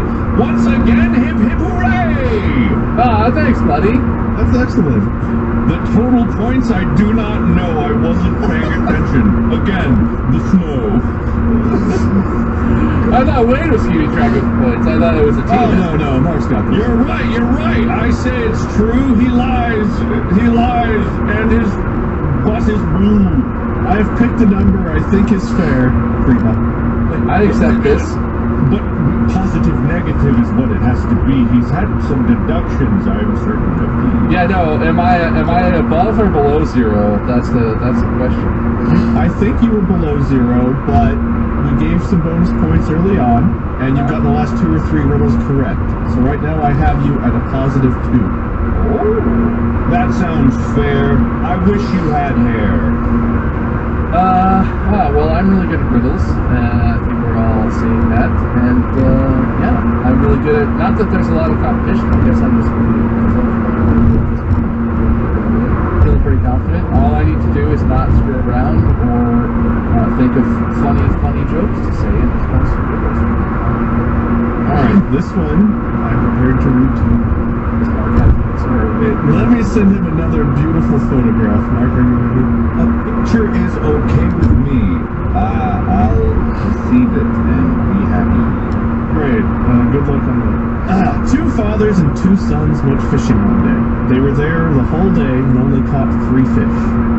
One father said, "That is enough for all of us. We will have one each." How can this be possible? I already know the answer. Alright, next riddle. No phones. What? No, you cannot pause. It would be against the laws. I don't know it because I've heard it before. I know it because I guessed off the premise what it was going to be. Oh, great. Then go for it. It's a grandfather, a father, and a son. So there's 2 fathers and 2 sons, but 3 men. Yes, he guessed it right. He guessed it with all of his might. I don't think I've heard that before. I don't know how common or uncommon these are. He is so smart with his big brain, he doesn't need to explain. It's a common riddle trick, right? Where it's like, there's 8 people, and it's like, well, it's actually 6 people, but there's 8 of them. It's a numbers trick, you know? I know He how knows riddles are. the rules, the whole sequence. He also has a big penis. It rhymes. Has to be true, so. Riddles? Yeah, I'm looking at look, man. It's hard to go. There's some bad ones here, okay? Hey, you can give me some easy points. I have been, and those have been the good ones, alright? Okay. Maybe you should Google hard riddle, or open ChatGPT and tell it to give you an unsolvable riddle. I can't open ChatGPT. Mark's card doesn't work. What's big, green, and round, but also fits in your pocket? R small. Riddle time. Nothing riddle? No, I'm good. Let's do it. A man rode out of town on Sunday. He stayed a whole night at a hotel and rode back to town the next day on Sunday. How is this possible? He stayed a whole night at a hotel and rode back to town the next day on Sunday. How is this possible? I know the answer, but I'm so confident that I'm going to say a joke answer first. Go on. He rides a time-traveling horse. So he rides out of town on Sunday, but by the time he gets to the hotel, it's Saturday, but it was Saturday before, and then he stays the Saturday, and then he rides back into town on Sunday, because obviously his horse is a time traveler. And when you're riding the time-traveling horse, you travel in time. This is acceptably wrong. How is it acceptable? Because I like it when you're wrong, you lose points. Therefore it's acceptable as a host. Alright, I'm less confident than the answer. I thought about it for a second, and I'm sad that I wasted that. But so he rode out of town on Sunday, he stayed at a hotel, and then he rode back. Well, then the hotel must be 3 nights ride away from the town. So he travels for 3 days, he stays a whole day at the hotel, and travels for 3 days, and then it's Sunday the next day. He left for the town the next day after he stayed, but he didn't say that he arrived in the town. That is a clever interpretation. That's like factually correct, based on the language. Yeah, but this isn't facts, this is distractible, so... But that's not wrong. Technicalities will get you nowhere. You must think and more prepare. That's both a plausibly and semantically correct answer to the exact question you posed. Plausibly, semantically, all of these things mean nothing to me. Okay. I will read it to you one more time. A man rode out of town on Sunday. He stayed a whole night at a hotel and rode back to town the next day on Sunday. How is this possible? I mean, did he stay 5 other nights not at a hotel? Did he stay with his grandson in Tucson and then just catch a Motel 6 on the ride back to town? So he stayed at the hotel on the following Saturday and then rode back to town on Sunday? I can tell you the answer is 5 words long. He is a big liar. There! I solved it! That was 3 attempts. Actually, it was 4, technically. Oh, boo-hoo, did not get that. Where is your big loser's hat? Yeah, where is it? You might want to give that. Did he quit? Did he hit the answer on the first? Did you pick him out of it? Or Where are my headphones from? What's happening? He said he was on a time-traveling horse. There. Bob, I have to tell you, you were the closest on your first answer that you have been in all of your guesses.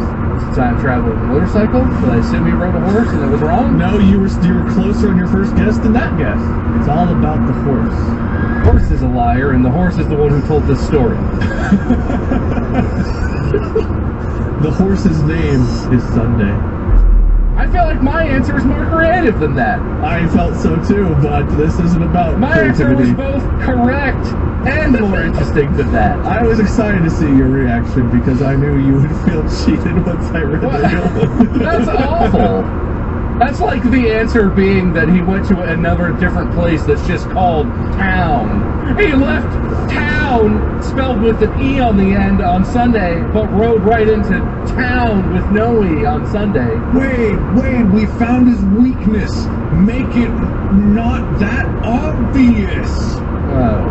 It's a good point, Mark. And just to show you, Bob, with some of the shit I'm going through, I'm going to read you a riddle and an answer so you can see the kind of bullshit I'm sifting through here. Okay, good. There are 2 monkeys on a tree and one jumps off. Why does the other monkey jump too?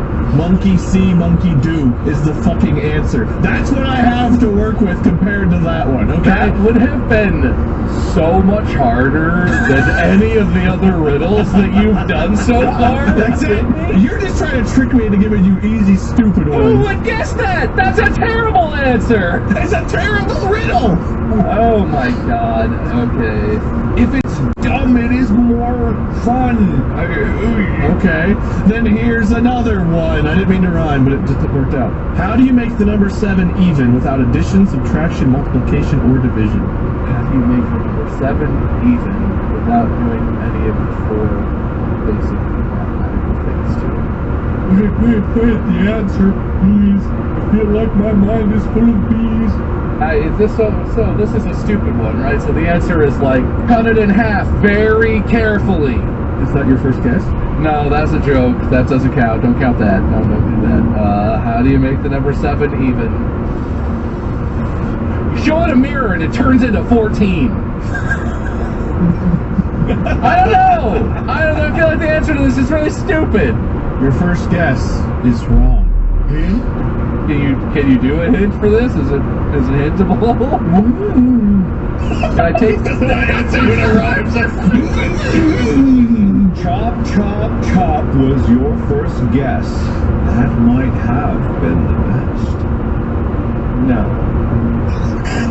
Oh, okay, well, there we have it. No.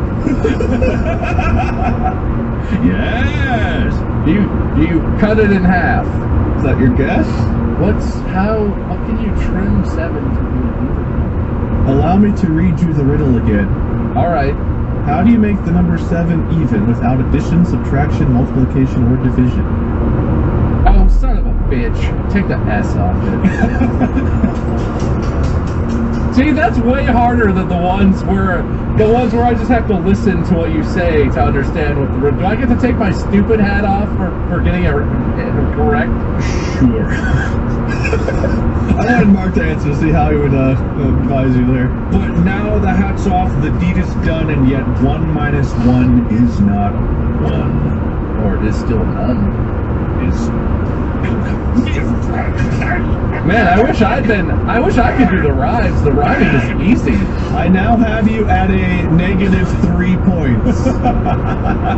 -3 points is not very much. Next riddle, my friend, we've got him now. How he'll get, he's not getting through this. How? Beautifully said, co-host. Beautifully said. Oh man, you know it hurts even more when it rhymes, Mark. You really cut me deep there. I'm not sorry. I'm not sad. Why are you playing so bad? Oh, shut your hole. And you can't retort me because you have to think of a rhyme to do it. No. Gotcha there. That's right. I did say you could say a single word, Adam. That's true.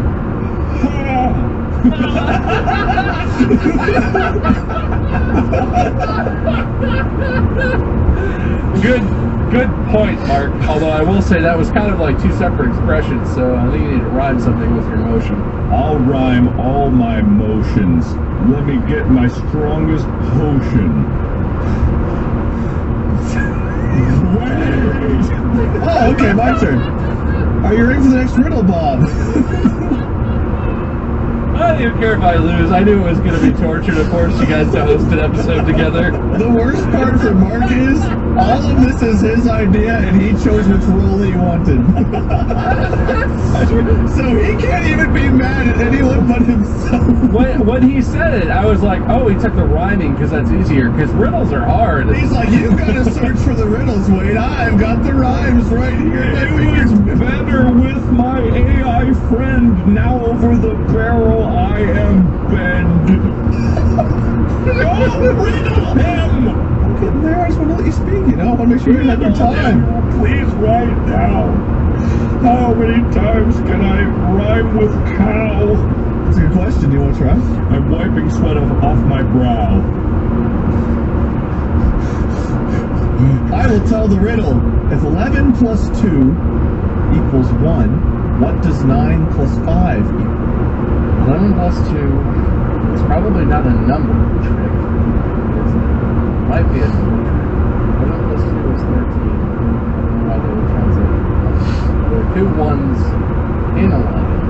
9 plus 5. Is that the right numbers? 9 plus 5? If 11 plus 2 equals 1, what does 9 plus 5 equal?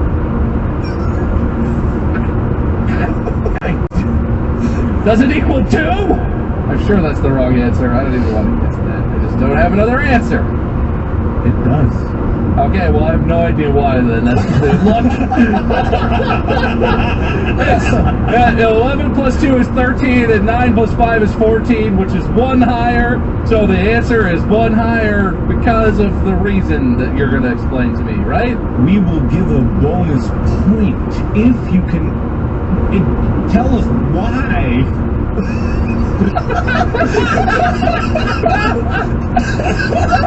Well, thank you. Christopher Walken there instead of a rhyme. If you could tell us why. Alright, 11 plus 2 is 1. Then 9 plus 5 is 14. And that equals 2. I can tell you 9 plus 12 equals 9. Him? Yeah, I guess. Yeah, hit me. Look down upon your hands. That is where the answer stands. This is how fingernails do math. No, you silly bitch. It's just counting, so you just count with your fingers. I think my hint of 9 plus 12 equals 9 might get you going in the right direction. But I will never tell you 9 plus 13. Well, clearly that equals 8. But I can't tell you why. Work your way around it. Yes. Keep going, Bob. I can't. I got nothing. I'm not getting there. Hands. I don't know. I don't understand. Tick tock. There goes the clock. Yeah, I mean, cut me off at some point. Jesus Christ, I don't know. I don't think he's taking the hint. Time? Why did you have me look at my hands? I don't wear a watch. It's a hint. That was a misleading hint! So I hear the other part of the rhyme there. Alright, it's time then, is what this is, yes? It's a clock. Wow, I just actually randomly got that correct. You because of- you got it right with absolutely no way of feeling like you should. Look at your hands. I'm over here like... That's why I said 9 plus 12 equals 9, because you get right back to 9 again, and I it'll was never be thinking 13. pocket so it goes to watch. 12. There's so many options. You Sasquatch. You were thinking, pocket watch? Anything. The wrist or hand. Hands on a clock. The answer stands. It was pretty obvious from where I see.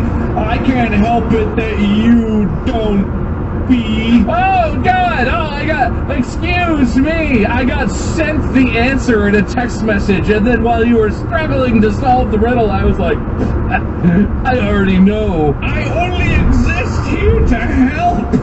I can't do it if you yell. Alright, I've got another riddle to spare you both your pain. I got a point for that, though, right? Yes, you got 1 point. You're at -2 now. Alright, we're good. This one should be easy. I'm doing this for the memes.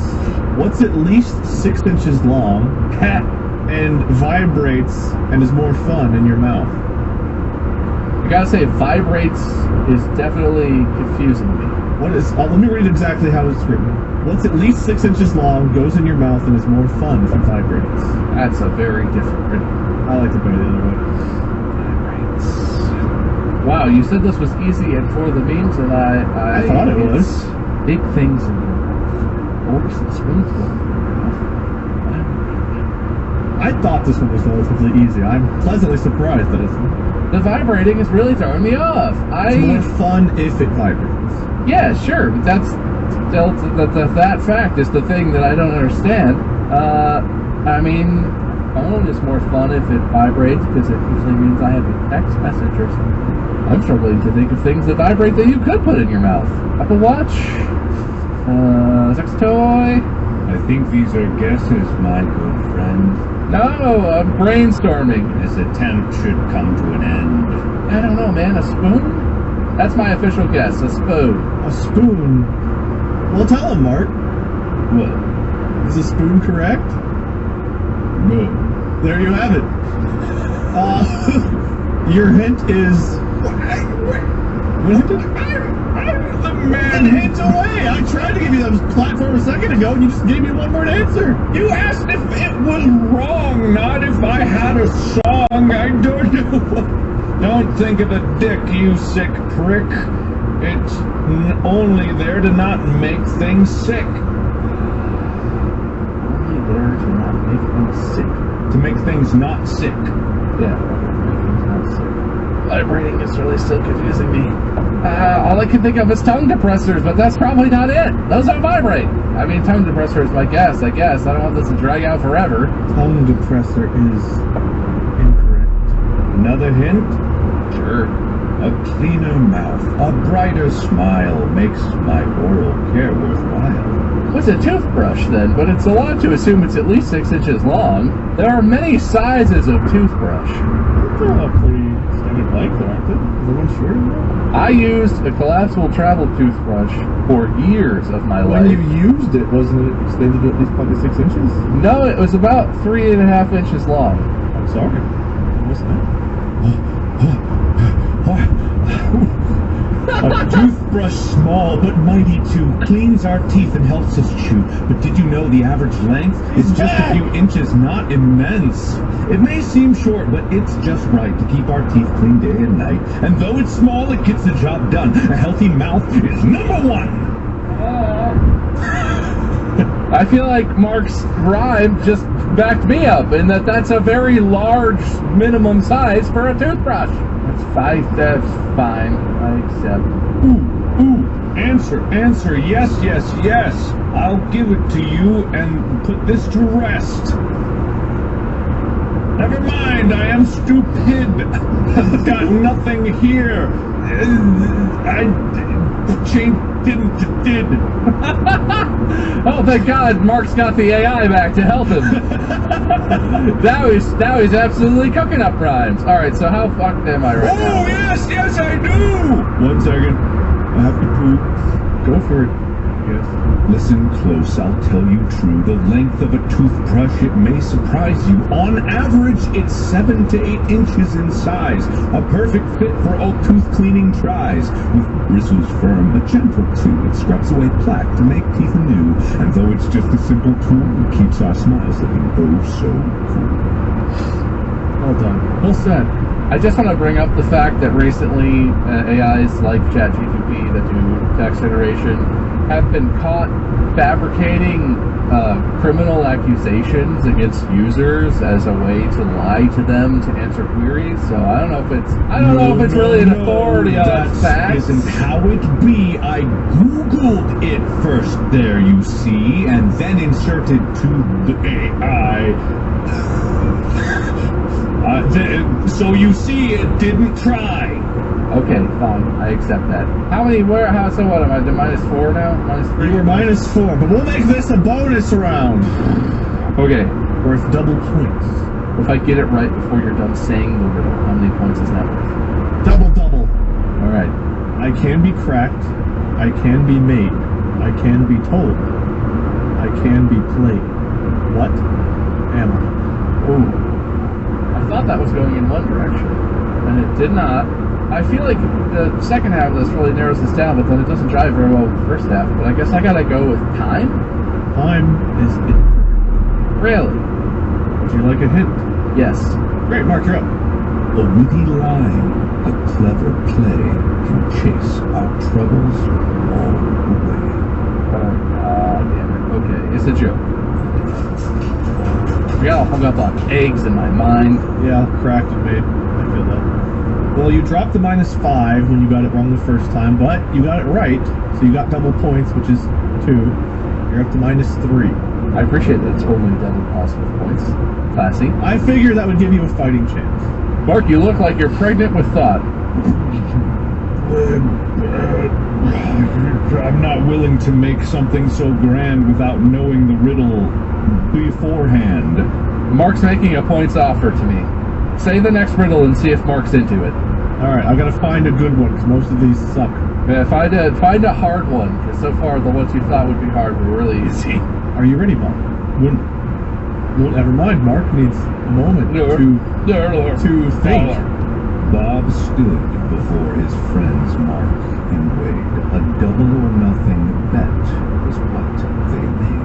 If he guessed a riddle right on the first try, he would win big. The stakes were high, but if he failed, he'd have to give up a prize. 2 of his wins, a painful compromise.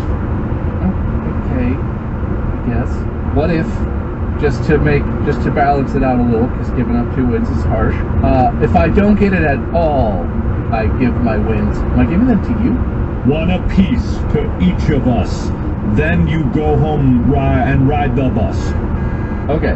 What if I don't get it first try, but I get the answer within 3 guesses, I don't have to give you my wins, but I just lose the episode?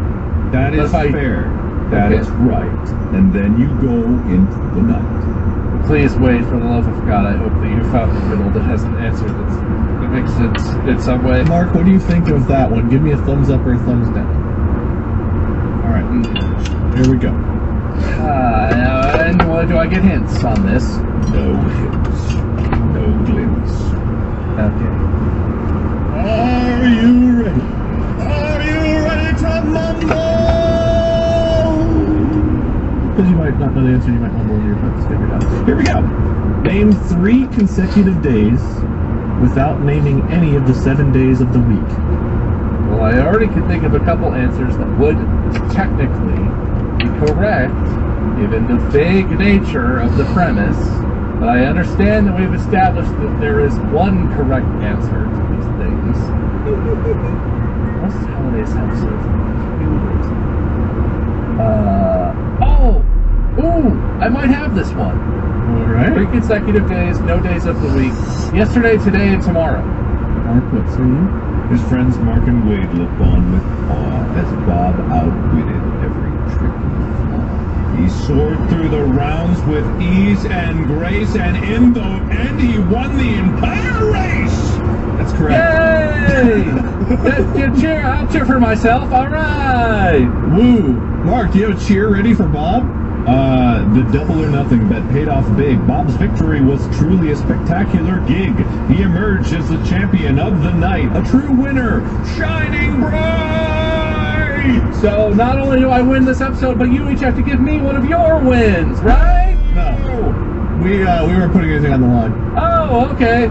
Just me putting a lot on the line just for another win, which I've done a lot. But that's fine, because I won anyway. Because I'm the smartest. Congrats. You are on top. You don't have to do that still. It's not you. It's not your thing. I wasn't rhyming, I was just saying that. Tune in next week when I speak in riddles and Wade speaks in rhymes. Bob's torture will never... That's what would have happened if you would have lost. It would have been us again, and then I would have been riddling, and Wade would have been rhyming. Well, then everyone is super happy that I won, I think. I'm just going to assume. I don't know, I would have done this every time. That's what it's called. I would have been doing this every time. Every single rhyme, I would have done this. I could just see Wade, every single sentence, Wade is like, that's not right, ha ha, hoo hoo, try again, woo wee, woo woo. It would have been blah blah blee blue, but... Oh, okay. But it would have rhymed, so, can't fault you for that. Well, Bob, you have come out victorious. Do you have a winner's speech? I honestly thought I was going to do pretty well with riddles. I tend to do well with riddles when it's some sort of linguistic trickery, like the whole thing where it's two fathers, two sons, that sort of crap. But the riddles where it's like just the random outcome is the answer, and there are conceivable alternative answers to the riddle, I'm totally fucked on those, because my brain is just like, well, because you said name 3 consecutive days, I'll name you a day of the week, and I was like, New Year's Eve, New Year's Day, January 2nd. Those are 3 consecutive days. Those are 3 days in a row. And none of them are days of the week. But that's not the point. So I think I got pretty lucky, honestly, that I happened to get the last one correct. But I did worse than I thought I would. Thank you, riddles.com and 48 short riddles for your riddles. Shout out to you, except for having the 11 plus 2 on there 4 times. Hey, you know how hard it is to think of 44 riddles and then say that it's 48? That one was supposed to be 100 riddles, the first one. The second one was 48 riddles. Riddles are tricky, okay? So just let's cut them some slack. Mark, do you want to give our loser speech since we lost? I'm sure you do. I don't see you freeballing rhymes all the time like Mark was. He totally mostly did it. I volunteered for that part. As we bid adieu to our latest adventure, we hope you enjoyed each twist and venture. Our riddling host kept us on our toes, and our rhyming host brought prose in rows. From ancient myths to modern lore, we explored it all and so much more. From puzzling riddles to lyrical verse, we hope we brought you joy and mirth. And though our time is up for now, we'll be back soon, this we vow. So until then, we bid you adieu, but not for long. We'll be back anew, with more stories to share and mysteries to unfold, as we keep the world distracted and oh so bold. So goodbye for now, dear friends. Our journey together never ends, and we can't wait to see you soon for another adventure under the same moon. You can find us on our channels. We also have merch, storage.podcast.com. Podcast out. This episode is brought to you by Progressive. Are you thinking more about how to tighten up your budget these days? Drivers who save by switching to Progressive save over $700 on average, and customers can qualify for an average of 6 discounts when they sign up. A little off your rate each month goes a long way. Get a quote today at Progressive.com. Progressive Casualty Insurance Company and Affiliates. National annual average insurance savings by new customers surveyed who saved with Progressive between June 2020 and May 2021. Potential savings will vary, discounts vary, and are not available in all states and situations. Who's that? It's me, your New Orleans getaway. I'm looking for someone in need of an unplanned weekend full of spice. We'll have a jazzy time on Bourbon Street, catching ghost tours in the most haunted section of the French Quarter. See, there's more to me than beads and burlesque. I have an indoor gym to work off the early morning fatigue and a pool to escape the New Orleans heat. So download the Hotels.com app and save an average of 15% with me, your perfect Sunday. Yeah, baby. Good evening, gentle listener, and welcome to Distract This week, the lads discuss identity and why their voices don't match their faces. ADHD Mark divulges the difficulties of blowing his own trumpet. Lawyer Wayne gets off to the boys, giving him attention. And self-aware Bob struggles with his weight, but we love him just the way he is. From manifestation to true fulfillment. Yes, it's time for self-actualization. Now sit back and prepare to be distracted and enjoy the show. Hey everybody, welcome back to another episode of Distractable. I'm today's host, Wade. You did ask us if we were ready, and neither of us were ready. You both said yes! You asked if I was ready, and I went.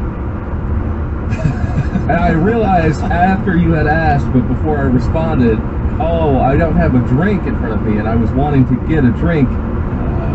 Alright, go get a drink. We'll ignore. Do you have us on screen? Did you not see what I was doing as you were doing your intro? You don't have peripheral vision to see that I'm like hanging off.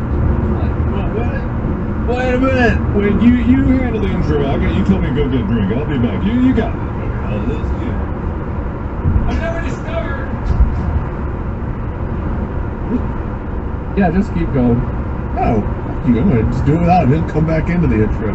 Alright, well, welcome back, I guess. I don't know what you all have heard yet, but welcome back to the show where Yeah, me too. there's usually three of us. Big agree. So 2.5 right now, 3 maybe. Well said, buddy. The host makes an episode, the other two compete, and the host decides who wins gets the host the next one, I guess. I am eternally disappointed in you all, and you guys are eternally disappointed in me. That's why we work. I'm hyping you up, man. Thank you. I feel hip and hyped. How are you two? I care. God dang. Alright, I'm trying to hype you up. So easily derailed, Wade. We're just goofing around. You know this is a funny podcast, right? It's probably the most hilarious intro we've ever had, so thank you. Every week he just gets more sick of us. Every single week. Just like, what are we doing? What are we doing? We're just having a good old time, buddy. Alright, buddy. How are you, buddy?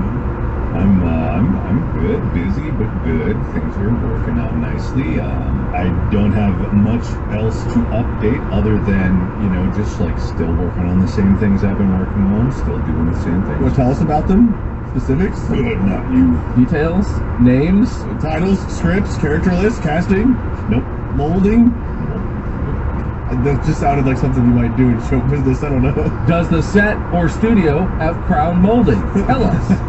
We got the casting, the molding, the scolding, and the molding. I know people really want to see this. It's so funny because there was articles when we had like the Spotify deal announced, and so we were talking about I had an interview that was like, yeah, it's really cool. Exclusive to Spotify. Still have the videos are exclusive to Spotify, but the audio's still going out other places. And he was talking about like that in the interview, yada yada yada. And then came a question that was like very end of the article and the interview was just like, so there's rumors that you might be in the Five Nights at Freddy's movie. I was just like, no, there was like scheduling conflicts. I forget my exact wording of it. And then everyone was totally derailed from the main subject of the interview. And the only thing people talked about in the Variety article was that last question of like, well, he didn't say no, well, he didn't say yes. And I was like, no, there's a scheduling conflict, and a lot of people want to know. Well, thanks for bringing it up again. Now no one's going to give a shit about this episode. They'll be like, he mentions that, he mentions that. Bob, what would you say to Variety if they came and asked you questions? Well, I'm not in the Five Nights at Freddy's movie. That's an obvious one. That's like a nightmare I could see Wade or I having. It's like, we get the call. Someone emails us and it's like, Mark's busy. He usually handles this. Like, we like talk to Mark and he's nice, so we send him. He's busy. So you have to do the interview with whatever magazine. You're doing an interview with GQ magazine. And I show up and they do the makeup and I'm sitting in a chair. And then a very official looking interviewer sits down across from me. And they're like, okay, speed's rolling. Okay, looks good. Let's go, guys. Start up. And the interviewer's just like, well, tell us about Mark. What's Mark like in person? Do we have that happen? What, is Mark coming to this too, or is it just you? It's like a professional interview, but it's the same as all those very joyous experiences that Wade and I have, where everyone's like, And what about Mark?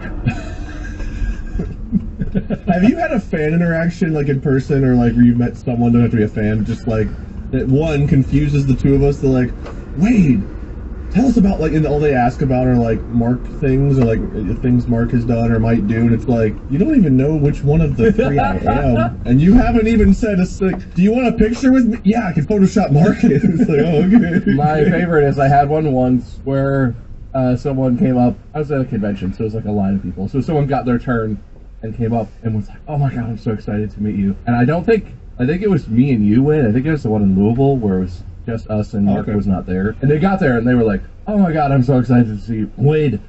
Wade, how are you? Wade, how's it going? And how's Mandy?" And I was like, whoa, that's correct and wrong in so many ways. Well, you want me to go ask her? I don't understand. But also, Molly was at that one and was there with us. So they thought I was Wade. They thought Wade was married to Mandy. They thought you were with Molly. I don't know, man. People get excited, so like, I don't really judge that hard because people get very excited. They don't know. From the comments on the...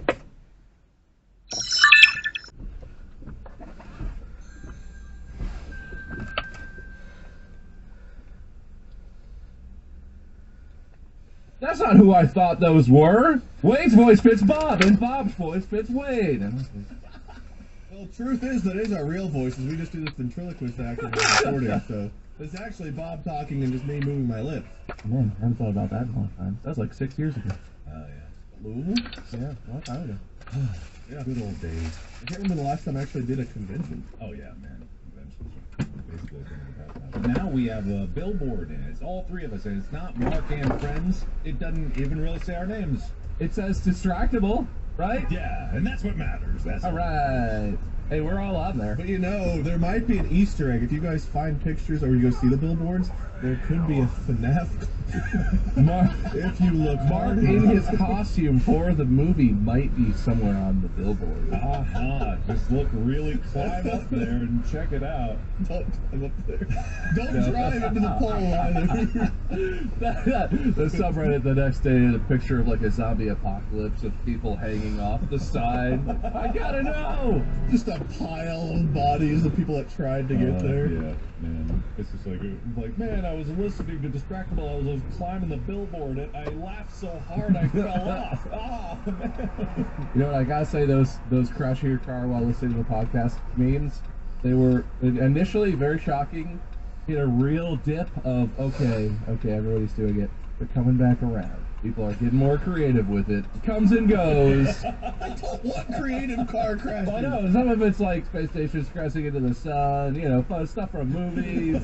real good jokes, real funny stuff. Good. I hope people are enjoying the fact that we have video on Spotify. I know there's still people that are upset that we don't have like the YouTube presence, but like we did try. Ultimately, though, we thought video and 2 episodes a week might make it up. So hopefully, y'all are enjoying that.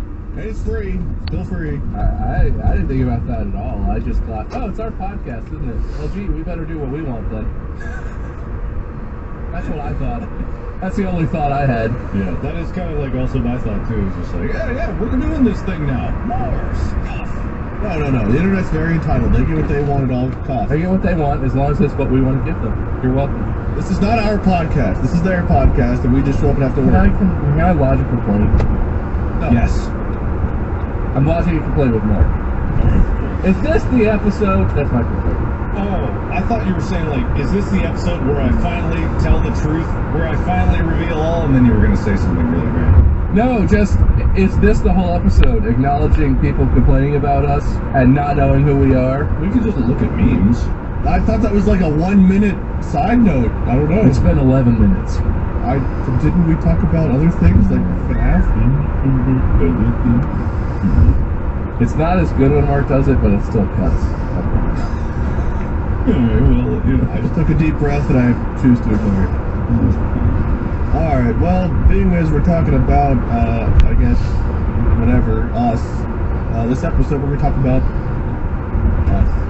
This is the conceited episode. This is where we put ourselves on a pedestal and we brag about how great we are. Mark, I expect you to win. Point being, is I think at this point, between making content, living life, building families, doing the things we've done. We've kind of gotten a good feel of who we are. I think all of us are probably pretty comfortable in our shoes. I might be making a lot of assumptions. Maybe we're not. It's even better though, because I guess we can find out along the way. So, are you guys familiar with the phrase self-actualization? Yes. Nice. Or you move your own muscles with your own brain, like you actually yourself. The dictionary definition is the realization or fulfillment of one's talents and potentialities. Potentialities. I don't know what it is. Especially considered as a drive or need present in everyone. I interpret that to mean that, like, you have a fuller understanding of yourself, your strengths, your weaknesses, your wants, your desires, and you become comfortable in your own shoes. This is different than the thing where if you think it will appear in your life. That's a different thing, right? That's like visualization or manifestation. Yeah, manifestation, that's right. Manifestation. Yeah. This isn't about a specific thing so much as about you figuring out who you are. Because we all go through phases where, like, right, we're like, do I like this? What do I want? What do I want to be when I grow up? What do, like, you know, we have all these questions about trying to discover ourselves. But I think, at least for me, I feel like I reached a point a while ago where it was like, this is who I am. I actually feel very comfortable. I'm no longer, like, worried about others' perception of me quite as much because I feel like I'm unapologetically me. This is the me I'm going to be. This is the me everyone else is going to see. This is me on. This is me off. I am me. Or this. Wait, hold on. What the hell is happening? Hold on.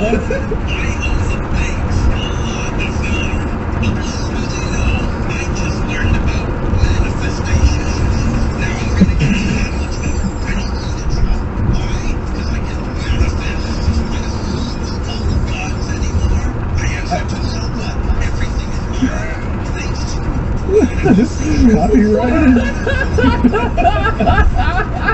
What? It just really made me think of what? We have video now. I can share this just because I do. There's a video. Are we a React podcast now? No, but it made me think of it. Yeah, we should react to some stuff. Manifestation. That's what I always think of. Like, for some reason, self-actualization just makes me think of manifestation, which makes me think of that video. I mean, I guess if you find out that you're into manifestation, that could be part of your journey to self-actualization. But there's a whole group of people that believe that if you manifest it in your mind, it will become a reality. As if, like, your thoughts can control the world around you, and it can be like, and there's a distinct difference between doing that and then realizing your self-actualization, manifesting, like, who you are. I'm glad you agree with what I said 5 minutes ago. Yeah, Thank but you. no, I'm what, you just want me to go, yes, Wade, you're right, Wade, not, like, try to add anything to the conversation? Oh, God, yes, dude. That could get me off so hard. I don't want that either. But that's what I just did, and you just berated me for it. Yes, Wade. You're right, Wade. Yes, Wade. Yeah? You're right, Wade. Yes, Wade. I'll be right back. I gotta change. Yeah, okay, he's gone. Keep going. So what do you want to talk about, Mark? I don't know. I think we can go back to what we were talking about before. I don't think he ever left. No, they're gonna think he's a liar. I really hope that you scooched not all the way out of frame, and so you were just sitting in the full widescreen, which I know we can't see of each other. You were just sitting right on the edge. Yeah, for you out there watching, if you guys see, like, our full, like, hands out motions and stuff here, what we see cuts off right about here for each other. I cut off on, like, my shoulders. You know, you can change that. Okay, we don't do effort here at Wade Studios, so I won't. But getting back to our topic at hand, What was the topic? becoming comfortable being ourselves. Do you guys feel like you've reached that point? I am not trying to challenge you or derail the topic. This is my honest reaction. Do you actually feel that? I don't feel that at all. Yeah, I really do. Like, I mean, there's still room to grow and adapt, and I'm sure I'll be somewhat different later on. But I do feel like, as of right now, I'm very comfortable, and I feel like I know myself very well. I do feel like I know myself. I've learned a lot more about myself as I've gotten older, and I try to be as self-aware as possible, and I think it's a common struggle and possibly misconception that people have that they think they really know themselves, and it turns out you don't, because it's actually really hard to know, to be so self-aware that you honestly and objectively know who you are and see who you are and see what you do, I think. But I'm certainly not saying that you don't. I just think that that's harder than people think. But I don't feel comfortable with that at all. The more I learn about myself, the more I hate myself. I wish that I knew less about myself. Honestly, when I understand what I'm doing but not why I'm doing things, I have that feeling of like obviously I've struggled with my weight. Everyone who's seen me sees that I'm a big guy. I wish I was skinnier, and I understand the health issues, and I experience the health issues that come along with this, and it's been a thing my whole life. I'm like, God, why don't I have the self-control?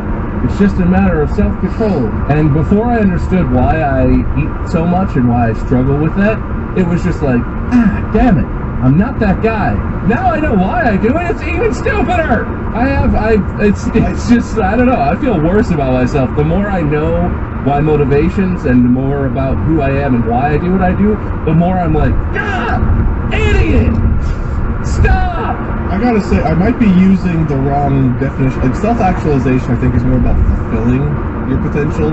I'm not talking about so much of that as much as knowing yourself. So I might be misconstruing words there. Well, we can talk about your version of it.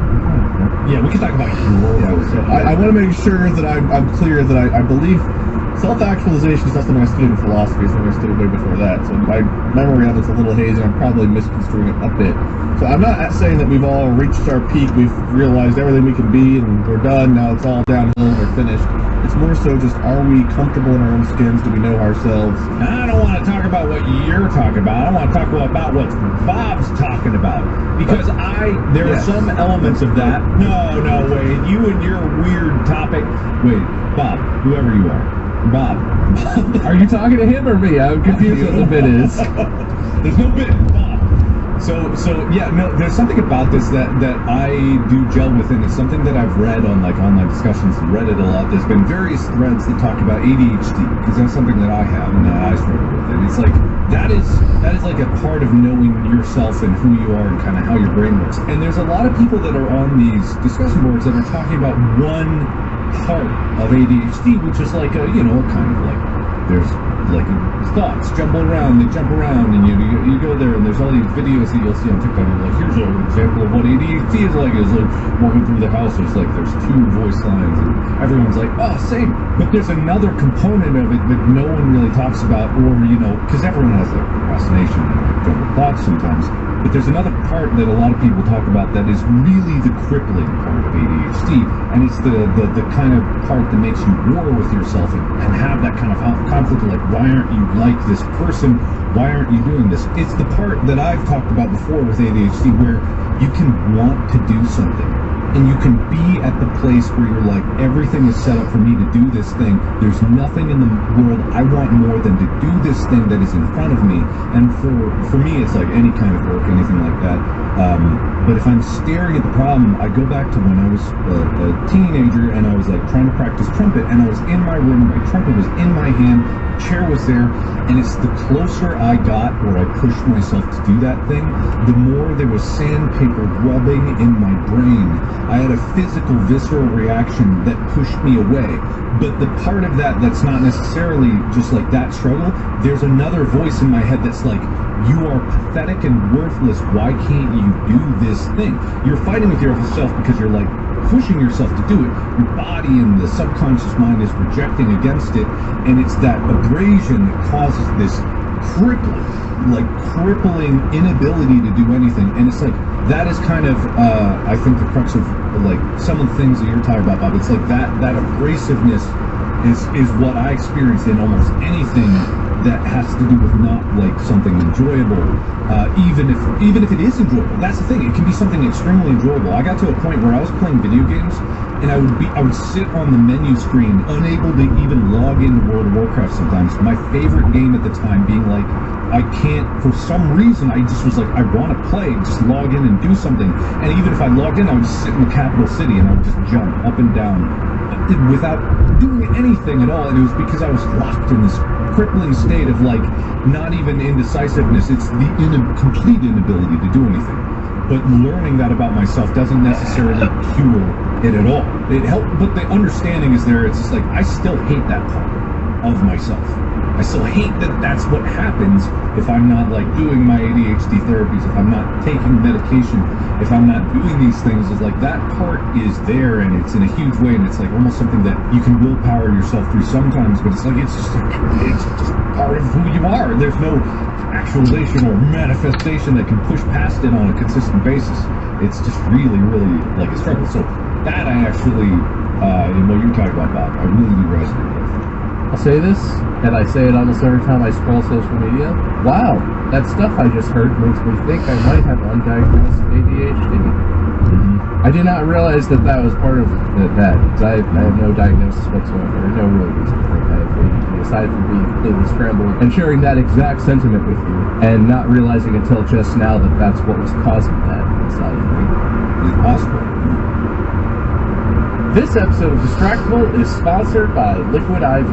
You ever felt like you weren't hydrated enough? All the time. I used to drink so much soda. I was dehydrating myself. Is that hydration? I don't think that's... I've heard that anything with water can hydrate you. It can, I guess. If you're trying to get real hydration, good, satisfying, moistening hydration, Liquid IV is a hydration multiplier. In just one stick, you get 5 essential vitamins and 2 times faster hydration than if you literally just drank water. Wait, don't listen to this fool. I've got a vastly superior way for you to get hydrated.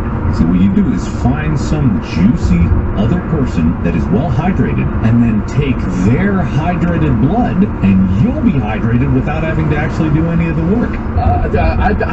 This is easier. Literally, first thing in the morning before workout, if you ever feel dehydrated, it's a little packet. He's reading from my instruction manual because I was just going to say, you find the juicy person, you tear them open, and then you just... It comes with flavors such as sea berry, strawberry, lemonade, Concord grape, lemon lime. You can get Liquid IV in bulk nationwide at Costco, and you can get 20% off when you go to liquidiv.com and use code DISTRACTABLE. That's liquidiv.com, code DISTRACTABLE, 20% off of anything at liquidiv.com. Just use the code. But that's going to make you a very juicy target. Bob, do you come in Seaberry by any chance? This episode is brought to you by Progressive.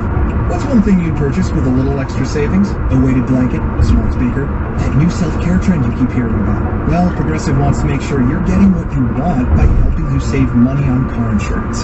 Drivers who save by switching to Progressive save over $700 on average, and customers can qualify for an average of 6 discounts when they sign up. Discounts like having multiple vehicles on your policy. Progressive offers outstanding coverage and award-winning claim service. Day or night, they have customer support 24/7, 365 days a year. When you need them most, they're at their best. A little off your rate each month goes a long way. Get a quote today at Progressive.com and see why 4 out of 5 new auto customers recommend Progressive. Progressive Casualty Insurance Company and Affiliates. National annual average insurance savings by new customers surveyed who saved with Progressive between June 2020 and May 2021. Potential savings will vary, discounts vary, and are not available in all states and situations. Who's that? It's me, your New Orleans getaway. I'm looking for someone in need of an unplanned weekend full of spice. We'll have a jazzy time on Bourbon Street, catching ghost tours in the most haunted section of the French Quarter. See, there's more to me than beads and burlesque. I have an indoor gym to work off the early morning fatigue and a pool to escape the New Orleans heat. So download the Hotels.com app and save an average of 15% with me, your perfect summer. Yeah, baby. I never felt like I had ADHD, but I definitely feel like my brain has changed in the last 10 years to the point where, like, I've gotten so used to multitasking. Even if I don't need to multitask, I find a way to do multiple things, and I feel like I'm not really focused on any of the things I'm doing all that well. And there are times where I, like, need to focus on something, I have to fight myself to not do something else. It's like, no, I need to focus on this, I can't be... Like, even during the podcast, there are times where it's like, I start to, like, open a tab to go to Twitter, and you guys are, like, talking, I'm trying to listen, it's just like, why am I doing that? Or like I'll start to like think about stuff like, no, zone back in. And I have moments like that. I don't think I would have been like that 10 years ago. I think it's something about doing so much multitasking that my brain just feels like it has to. But Mark, your talking about like the trumpet and everything reminded me back 10 years ago whenever I still lived with my ex and I had to move back home into my mom's basement. and I didn't want to go to law school. I'd taken my LSAT, I didn't want to go to law school, and just like everything that I told myself since like junior high that I wanted to be, I want to be an attorney, I want to be married, I want to have this many kids, I want to live in a house that's like this is the life I want. It was more so like that's the life I thought I was supposed to have, and my brain, after the breakup, like could not accept the fact that it's not what I wanted. And it's like I just kept fighting myself and getting mad at myself and feeling really disappointed in myself. It's like I've done all of this work to get to law school. I'm right there. All I have to do is send out applications to law school. I've taken the LSAT already. I've done all of this. Why am I not sending those out? It's all I've got to do to reach what I want. Ultimately, through like when we started doing Minecraft and such, and we started just like making YouTube videos, things like that, was like I realized I didn't enjoy law. I enjoyed the performance, attention horror aspects of it. I enjoyed the eyes on me, the dramatizations, the mock trial aspect, the acting, pretending, whatever, the improvisation. I enjoyed that stuff, and it took me a very long time to accept that because for so long it's like I kept telling myself this is what I want, when in reality my body was rejecting it, and I was not taking steps to reach those goals because deep down it isn't what I wanted. And part of me knew that and wouldn't let me get there because it was like, I'm going to stop you, dude. You're going to keep fighting me, but I'm going to stop you. And it's very strange that it took that to stop me, and then a while later for me to even realize what happened. Yeah, I think like, and there's no way am I like trying to diminish that. It's like I think everyone has procrastination issues, and I think that's where a lot of like the confusion about ADHD comes in. Is like it's natural to have procrastination even for things you want. That's totally normal human experience. The people out there that are saying that they like I wake up every day jacked to the tits with dopamine and motivation and I attack each day, like that, they're lying. There's no one on earth that does that. There's no one ever in history forever. Yeah, they are. Everyone wakes up occasionally and they're just like, I'm a lie. Everything I've done is a lie. I'm just they're going to find out someday. Oh God, if I don't do this, everything's going to fall apart and I'm not doing it. I'm sure that's a very common human experience. Yeah, in no way was I trying to say I think I'm not saying that either. It's on discussion boards, however, that does come up a lot. It's like, I procrastinate too. I must have ADHD. And it's like, I'm not saying you don't. I'm not a doctor. I can't diagnose that. I don't think I do. I'm talking about them, the people on board. Like, I'm not saying. Oh, I'm saying they don't. Yeah, the royal of them. But yeah, it's like a lot of, but in a way, I've been able to self-actualize despite having ADHD, and it's partly because I've learned a lot about myself and how that works and how that impacts my life and the ways to navigate around that is how I've managed to do all the things I do. And I think that's where, if we were to talk about self-actualization, that's probably where I can say. We've been on a similar journey, so for us to be in like such different places, it's not unusual, it's just interesting. Bob, I'm curious, where do you feel like you're at? Do you feel like you're at the point where you're fighting yourself because maybe you don't enjoy what you're currently doing? Or do you think it's like a whole separate set of things going on? So this is complex for me to verbalize, I guess, but the way that I feel about it is that I don't feel like I'm dramatically underperforming my potential. I don't think I'm not living up to my potential, and I don't feel like on a daily basis. I don't feel like I don't feel lost in life. Actually, I feel like I'm on a pretty good path. So far, the baby has not been what I expected in a lot of ways, and it's revealed some stuff about myself that I don't particularly like. But the older I've gotten and the more self-aware I'm trying to be, the more I see through my own bullshit, I guess. Because there's a lot of stuff every day where, eating and my weight is an issue for me, but also motivation in general. I'm a very last minute person, and it's always worked for me because, lucky for me, I'm pretty smart. So like in school and stuff, I would put homework off until the very last, like the morning before school. It's like I'll wake up at 5 o'clock and I'll have an hour and a half to do my work before I go to, and it worked. I passed. I never, dropped out of school or anything. I passed. I got all the degrees I set out to get. I didn't get A's in every class, but it was always like my whole life. It was always like I just can't. I had excuses, right? You have rationalizations to yourself as to like Why didn't I just do this homework in the week and a half I had to do it? Why did I put it all off like this? Because I did it, but it was, suffering and painful. And until I was more self-reflective, I would just be like, well, I was busy, and I got distracted. But I did it. That's fine. Now, the more self-reflective I've been, the more I'm like, well, that's just bullshit. That's just me explaining away to my own self, lying to myself, that no, I wasn't busy. I chose to do that.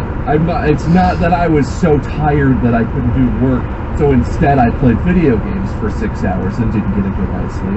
I chose to do that. And that's okay.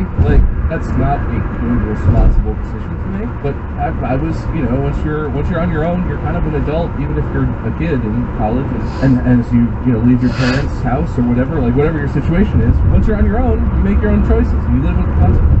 And if you're cool with living with the consequences of gaming all night, being super tired, not taking good care of yourself, that's on you. You can do that. But I don't want to be that way anymore. And now that we have a baby, especially, it's like I can't just live with whatever consequence, because the baby lives on his schedule. He sleeps when he wants, he eats when he needs to eat. He does not care what I have to do. And if I was a responsible adult, I would be getting stuff done ahead of time. I'd be staying on top of things. Because now I can't, if I'm last minute, it's like, oh shit, I gotta do this thing. But also the baby needs my attention. Because, it's the baby. It needs my attention right now. Now I'm fucked. Now I'm not in a situation where I can just be like, oh, I'll just live with these consequences. They're only on me. The more that situation arises in my life, the more I'm like, man, am I just lying to myself? I'm just rationalizing away oh, I put this off for a month. I should have done this a month ago. I should have done this any point between then and now. And I didn't. And the whole time I was like, I'm too busy. Not today. I'll do it tomorrow. Tomorrow's a better day for that task. The more that sort of stuff I see in myself, the more I'm like, oh, I hate that. I hate that that's part of who I am. I hate that I believe it. Because I still do that. To this very day, I still am like, last night I should have cleaned, and I kept putting it off. I ended up doing the dishes at 11:30 p.m. last night because I wanted to watch a hockey game. And the Sharks game came on, and I was like, oh, I just gave the baby to Mandy. I'm free now for a minute. I should do the dishes. Oh, the Sharks game is on, and I've been looking forward to this game. And the last time they played this team, they won. And I was at the game the last time they played this team. It was a great game. I gotta watch the game. No, I should have done the dishes. Obviously. Because then I just stay up later and do that shit, and it's like, and that's a specific type of thing that I do, but that's not the only behavior that I see in myself, where being more self-aware and honest with myself, I hate that. That I'm so willing to lie to myself, and then that I'm so willing to just be like, yeah, I am busy, I'm not gonna do that thing, I gotta watch a hockey game, this is important. Yeah. All I can say is yeah, because I definitely feel that. That's what, my mantra the last episode. No one's gonna do for you. That's where that will come in, because that mantra arose from me streaming, being no one's gonna do for you. It started out as me yelling at myself, just no one's gonna do it for you. No one is gonna do it for you, and you have to live with the consequences if you don't do it. And it's kind of like that shame spiral. It does kind of build up a situation where you're like, I don't want to live in this world where I have to make excuses, where I have to lie to myself. It is like the lying to yourself that is so crazy, because it's like you have to see the same lie 1,000 times before you're like, wait a minute, I know that's a lie. It's like you believe it every other time. 999 times you're like, of course that's true, it can wait. I work better at 4 a.m. in the morning. That's how I did my YouTube videos. It's like I would wake up at 4 a.m., record 2 videos. I would record one, edit it for 8 a.m. or 9 a.m., and then I would record and edit another for noon, and that's how I lived my life. Jeez. And it was like, it's just like, that's just what I did instead of just being, and then I would get done with that and be like, okay, if I just record one more for tomorrow, I don't have to get up at 4 a.m. And I would tell myself, but then I was like, oh man, but I just worked so hard this morning. I had to get up at 4. I'm exhausted. Yeah, I know, right? And that's how it goes forever. That'll work until it doesn't, and it doesn't as well. I have to say also, so far my least favorite version of that experience with myself is when I lie to myself and my brain is like, that's bullshit, you should just do it. And then some other part of my brain is like, it's not bullshit this time. It's okay this time. Just do it once. I feel like you're in a transitionary period. Like, we can get away with that stuff for a while, and like, so then it's acceptable. But you, now that you have the baby, it's like now your whole life has to change. And with the transitions and the things like you're trying to change about yourself, it's like, well, I got away with this shit for like the last however many years, but now I can't really get away with it as much. So I feel like it's different knowing yourself and accepting yourself versus like a forced change that you have to adapt to. So like hating those behaviors makes sense because now you feel like you have to adapt and change them because someone's depending on you to do that. Whereas before the baby, I'm sure that like, yeah, it would have been nice if you would have done stuff like then, but it wasn't as like necessary because you and Mandy had a system that obviously worked because you guys are still together and things. The rest of the point we had a baby. So I think that's a little bit probably different, but also I guess yeah, now you have to change, which means you're kind of going through that process a little bit again. Well, I will say, this is not brought on because of the baby. It's just made way worse. That's what they say, right? When you have a baby, that's like, yeah, your pros and cons are... Yeah, well, I mean, it's just that there's consequences now, right? The consequence before was, well, I just gotta wake up early or whatever and do the thing. Now the consequence is, I just can't do that because I have other stuff I'm actually responsible for, regardless of whether I want to or not. But I've hated this about myself for, what is that, 4 or 5 years. I've been in this period where I feel like I'm constantly learning that I'm still lying to myself and constantly upset about it. I think knowing yourself and accepting yourself doesn't mean you have to like everything about yourself. Like, even though I've said I've reached that point where I know and accept who I am, there are still things I hate. Like, I hate my procrastination. I hate my lack of motivation. And even though we all battle with that, I feel like I don't overcome it. That's where, like, I settle. It's like, I find one way to get somewhere and I keep going that, whether it's driving or living, whatever. It's like, this works. Keep doing it. Wait, this is a better way.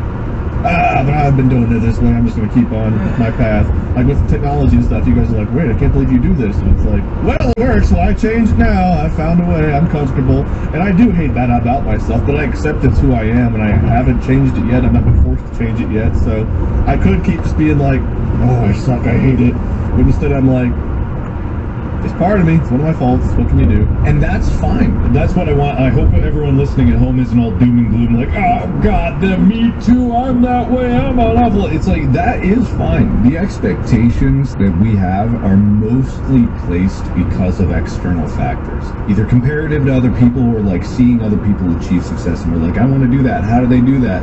And I hope that there is some commonality to it of being like, yeah, it's a bitch for everybody. It's tough. No matter who you are, it's gonna be tough. I found comfort in that. When I started to realize that like everyone out there it was really tough for everybody, it kind of evened the playing field. There's no magic trick. There's no that. Even when I talk about like ADHD medication that I take, the one that I take, I like it because it kind of, I feel like it levels the playing field. Where I'm not Superman. You won't be Superman because you take a medication. Nothing external is going to make you just like the perfect person that you want to do. At least not now. Maybe in the future, 100 years from now, there's something, and that'll be there. But that's why I like taking the stars, just because it lasts a long time. It's even. Instead of other medications that are like big swings here and there, it's something I can like hold on to. All I want is like a firm basis that I can build off of. And it's like if I can build off of that basis, then I can improve what I'm really capable of, and I can address things. And the things that I can't, then I don't artificially know like it's inflated one way or another. And it's like, okay, I can accept a level playing field, and I can use that to my advantage, and I can work with it. But at the same time, that's just because I have different goals. It's not like my goals are better goals or worse goals. It's that I have different goals for myself, and achieving those goals is like important to me, and that's why I like play so much on it. But out there, there's no meaning to life. There's that we can define for everybody. You know, it's each to their own and their own pursuit of happiness. And wait, if you're happy with what you have and the way you do things, that's fine. And it's like nothing, no amount of like us making fun of it will change the fact that you're happy with doing that, and you don't have the stress of trying to like keep up all these different things. I think I reached a point a long time ago, even when I was young, dealing with loss and stuff, that I realized I was pretty strong. I was able to deal with that stuff, like losing my dad, losing my grandparents, like losing so many people. And my family had varying degrees of that. Like my mom always seemed like she was very strong, able to deal with things, but some family members seemed like, you know, a loss changed them dramatically. They never quite were the same. And I tried to allow people to lean on me during those times. Like when my dad died, my grandparents were still alive and they'd lost their son. I put it on myself to try to do better in school because I knew they were happy whenever they saw my report card was good. So it's like, okay, well, if I do better in school, if I do this, if I behave myself, if I don't go and do drugs with my friends or, you know, do this, do that, as long as I can stay clean and perform well, maybe that'll make them happy enough and distract them from the loss they've had, and I can not replace my dad, but be something they can be happy and proud of. Like, I put that on myself, and I think it caused a mental toughness that when you guys tease me, people are like, you guys bully Wade, here's 50 minutes of Mark and Bob bullying Wade and Uno, and it's like, I don't care. Like, if you guys go over the line, I'll say something. Like, I don't give a shit. If it's funny, then whatever. I'm willing to be that guy. I'll be the alpha, I'll be the beta, I'll be the punching bag, I'll be the puncher. I'm happy, comfortable fulfilling whatever role, and I kind of always have been. I feel like that's never bothered me. And when it comes to, like, accepting my fault, it's not because I'm like, well, I'm just a lazy shit and I'm always gonna be, and that's perfectly fine. It's more like, I just accept that I am. And years ago, it's like seeing all of your success, your growth back in like the Slender days and stuff when you like peaked. Back 2013 to 2015, I was trying. Wait, hold on, whoa, hey, whoa. When you started like really growing, I mean, like whenever your curve. Before you got washed up, Mark, before you really fell off. Whenever your curve went from this growth to like this growth, not when you peaked, but like when you really started like majorly growing fast. That's what I'm saying. I thought that back when your content was good. I thought Five Nights at Freddy's was Slender. Oh God, no! You might be the king of FNAF, but that's just being the king of shit. Yeah, you peaked at Slender. That was the time. Oh, okay. Back then, I tried the jump on new games, like try to get early access, post them immediately, record them, like, you know, the YouTube game of like, get on it early, get on the algorithm, the thing everyone used to do way back when. And I was so, like, it worked. I was growing, I was in, like, whatever, making more money, and I had never been more miserable. So I got away from, like, Social Blade and whatever the other ones were. I got away from looking at analytics. I got away from looking at YouTube analytics. I stunted my own growth to some extent because I quit playing the YouTube game. I quit playing, like, the post on every social media thing, like starting on Vine. I didn't do all of that stuff. And it obviously hurt my career to some extent, but I became a lot more comfortable because I realized it fit me. I didn't need to push myself. I didn't have the drive to push myself, and I didn't even really need or want the things that you would get by doing that. I was like, you know, I don't really want the fame Mark has. I like attention, but like, there's a limit. I don't want to go any further with it. And your drive to create, I just don't really have. And I was trying to walk in your shoes and follow what you had done to some extent, and like, you know, Sean and everyone else that was making content. And it's like, I had to find my own way of doing it, and it didn't have the same results, but I had never been happier in life than whenever I took my foot off the gas pedal and was just like, I'm a lazy shit. And I'm okay with that about myself because I've reached the point where I'm comfortable enough, but I've got the happiness, and I'd rather have the happiness than try to push to be someone I'm not. I'm envious of, like, you know, your drive to try music, to try movies, directing, acting, writing scripts, like all the different things you've done. I think it's really awesome. I wish I wanted those things and could do those things, but I just accept the fact that, I mean, there's nothing wrong with that in my eyes. People can poke fun or joke about whatever, like, attributes they want about me. I'm bald! And it's like, yeah, I am. That bothered me 10 years ago, but now it's like, I rock this shit. I think it's like self-actualization is, at its core, it's not about what you're doing in the moment. It's about who you want to be, right? I'm making a movie right now, not because I'm like, I've always wanted to make a movie, which is like, you know, something I've kind of idly wanted to do it, but I am doing it because it's a natural progression of the goals, the other goal that I have, which is to, I don't know, see how far I can go with making content. And it's just another thing that I've never done before, and I'm like, I can learn a lot from doing that. So I'm doing it. It's like, I had that same thing. It was like, when the end goal was just reaching YouTube peak, and you kind of get there, you realize there's no big parade or anything. It's not the end, and you kind of have to keep going after that, and it's kind of this sad realization where you're like, oh man, was that actually my goal, or was there something else there? And it's like, that's where self-actualization comes in, learning about yourself and like what you really wanted, what you really wanted to do, that can refocus you and kind of put you on a path that you like. But it also is just like wherever you end up is kind of just like the thing that you're doing. It might not have been videos that I did. I mean, Bob knows because we had a lot of talks when I was trying to find something to do. It could have been like comics, art, game programming, game design. There was a bunch of different things that I tried. It just so happened that YouTube worked, and I was like, okay, here's something, because my core thing was not that I wanted to make YouTube videos, it was that I wanted to feel like I was in control of my life. That's the thing, figuring out what your goals are, who you are, what you want to pursue. It's not necessarily, it's figuring out you versus trying to emulate someone else's path. It's like, that's the path I'm supposed to be on versus, no, this is the path I want to be on. This is like, whatever that path may be. I think when you reach that point is where I started feeling comfortable. Random side note, I'm super extroverted. Are you guys comfortable with silence? Yes. Yeah. Like when there's a pause. God, Molly and her, like her friends and all of them are. I went to a wedding years ago, and I don't know if I told this story, but we were at a table at the reception, and it was all introverts and me. And all of them were so fine, just sitting there quietly. And me, being an extrovert, I was losing my fucking mind, so I just kept trying to start conversation, and like they all would like look up and like give a short answer, and it was obviously that look of like, yeah, please stop talking. I was fine not talking, but then I was like, oh god, they hate me. I talked. Let me talk more. I gotta make it up to them. And like the entire time, it was like me trying to save face and start a conversation for my own needs, but also realizing I totally like ruined everyone else's time. They were like, I won't stop. And I was like, they won't start! I can tell you, maybe this is not universal, but as the people who were not you at that table, you are everywhere in terms of an archetypal person.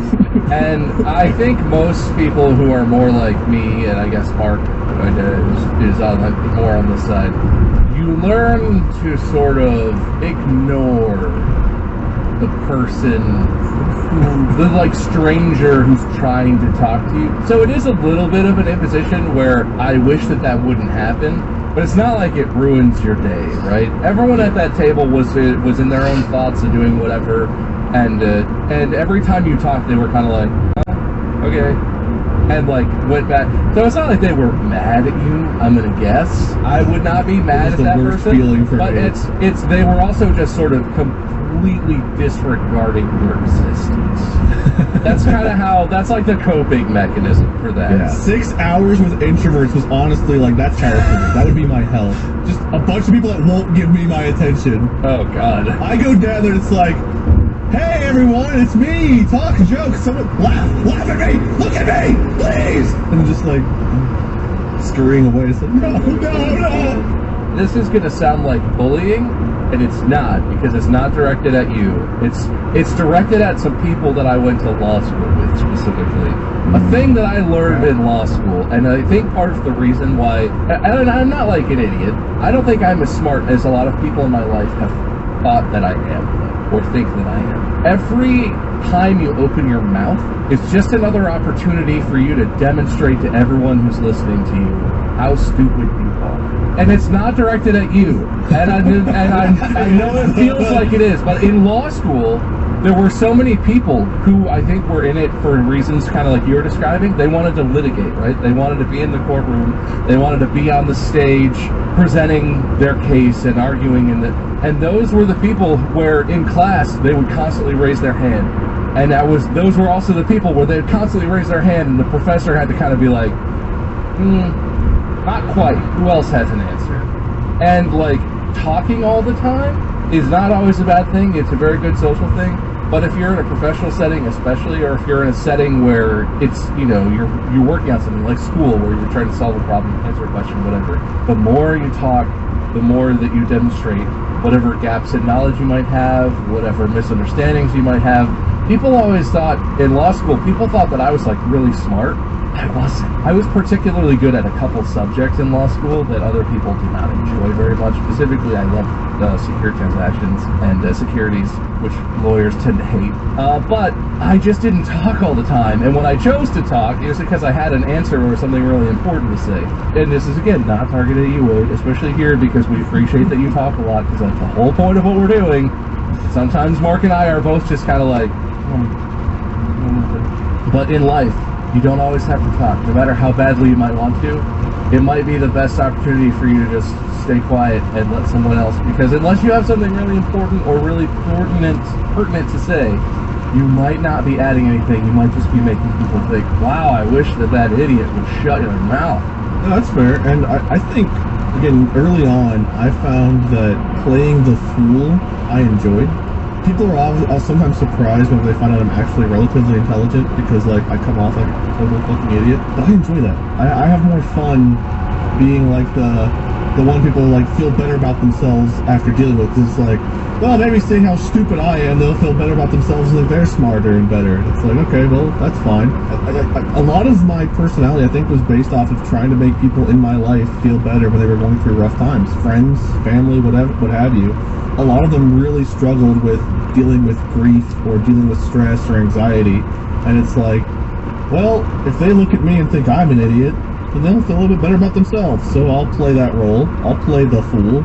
I'll be the idiot, because 1, it's fun, 2, it gives me attention, and 3, it has the effect of, at least I'm not winning. And it's like, comes off as like a bullying thought, but if it makes them feel a little bit better for a moment, and that's a reprieve, that's fine. I don't give a shit if they think I'm an idiot. I know that I can pull off whatever. I was good at every subject I tried to except for art. Cannot draw to save my life. But everything else, I was B+, A-, A+. Like, I was a great student. I had the highest score ever in a class of statistics in college, which is kind of a random one, but my professor emailed me and like begged me to come back because I was just so naturally good at it. I didn't try in school. I never had to work that hard. I studied a little bit for vocabulary. I would learn equations if I had to, but I did not try hard in school. I was just naturally pretty damn good at it. I can talk. I've got a good charisma. Like, I've got all these talents that are pretty up there, but like, rather than come off as articulate and intelligent all the time, it's like, and I enjoy being that guy a lot more. You hear that, everyone at home? Wade's a super genius. His brain is so far above yours. You do way worse than he ever did in school. He had a higher statistics score than any other statistician out there, including Mandy. I'm sure Mandy is ashamed at her performance in statistics compared to yours. Teachers were begging him to take their job as a teacher and a professor in whatever class he was. That's how smart he is. So if you think he's dumb, you're the dumb one. You're the dumb one. The only reason I got that high of a score is I 100% at every test, and I did all the extra never credit. got a wrong answer in his life. In statistics 1 and 2, pretty low. Instead, they wanted to give him a degree, a master's degree, PhD, all of them. He rejected them because he says, I'm just so much better than you that I don't even need your stupid piece of paper to tell me how smart I am. I want it to be a mystery. He's like that guy in that House episode that hid booze in the vents and drank them, get down to the level of stupid that his wife was so that he could enjoy a normal life instead of being a super genius. That's the burden that he has to deal with. What a reference. I love that episode. That was so out there. That's a good episode. I think, was it McMillan at UC that had like the philosophy department, I think? And they had like a wall of like notable people who were philosophy. And he saw his own picture there. It was from 1921, and he was like, wait a minute, that's me.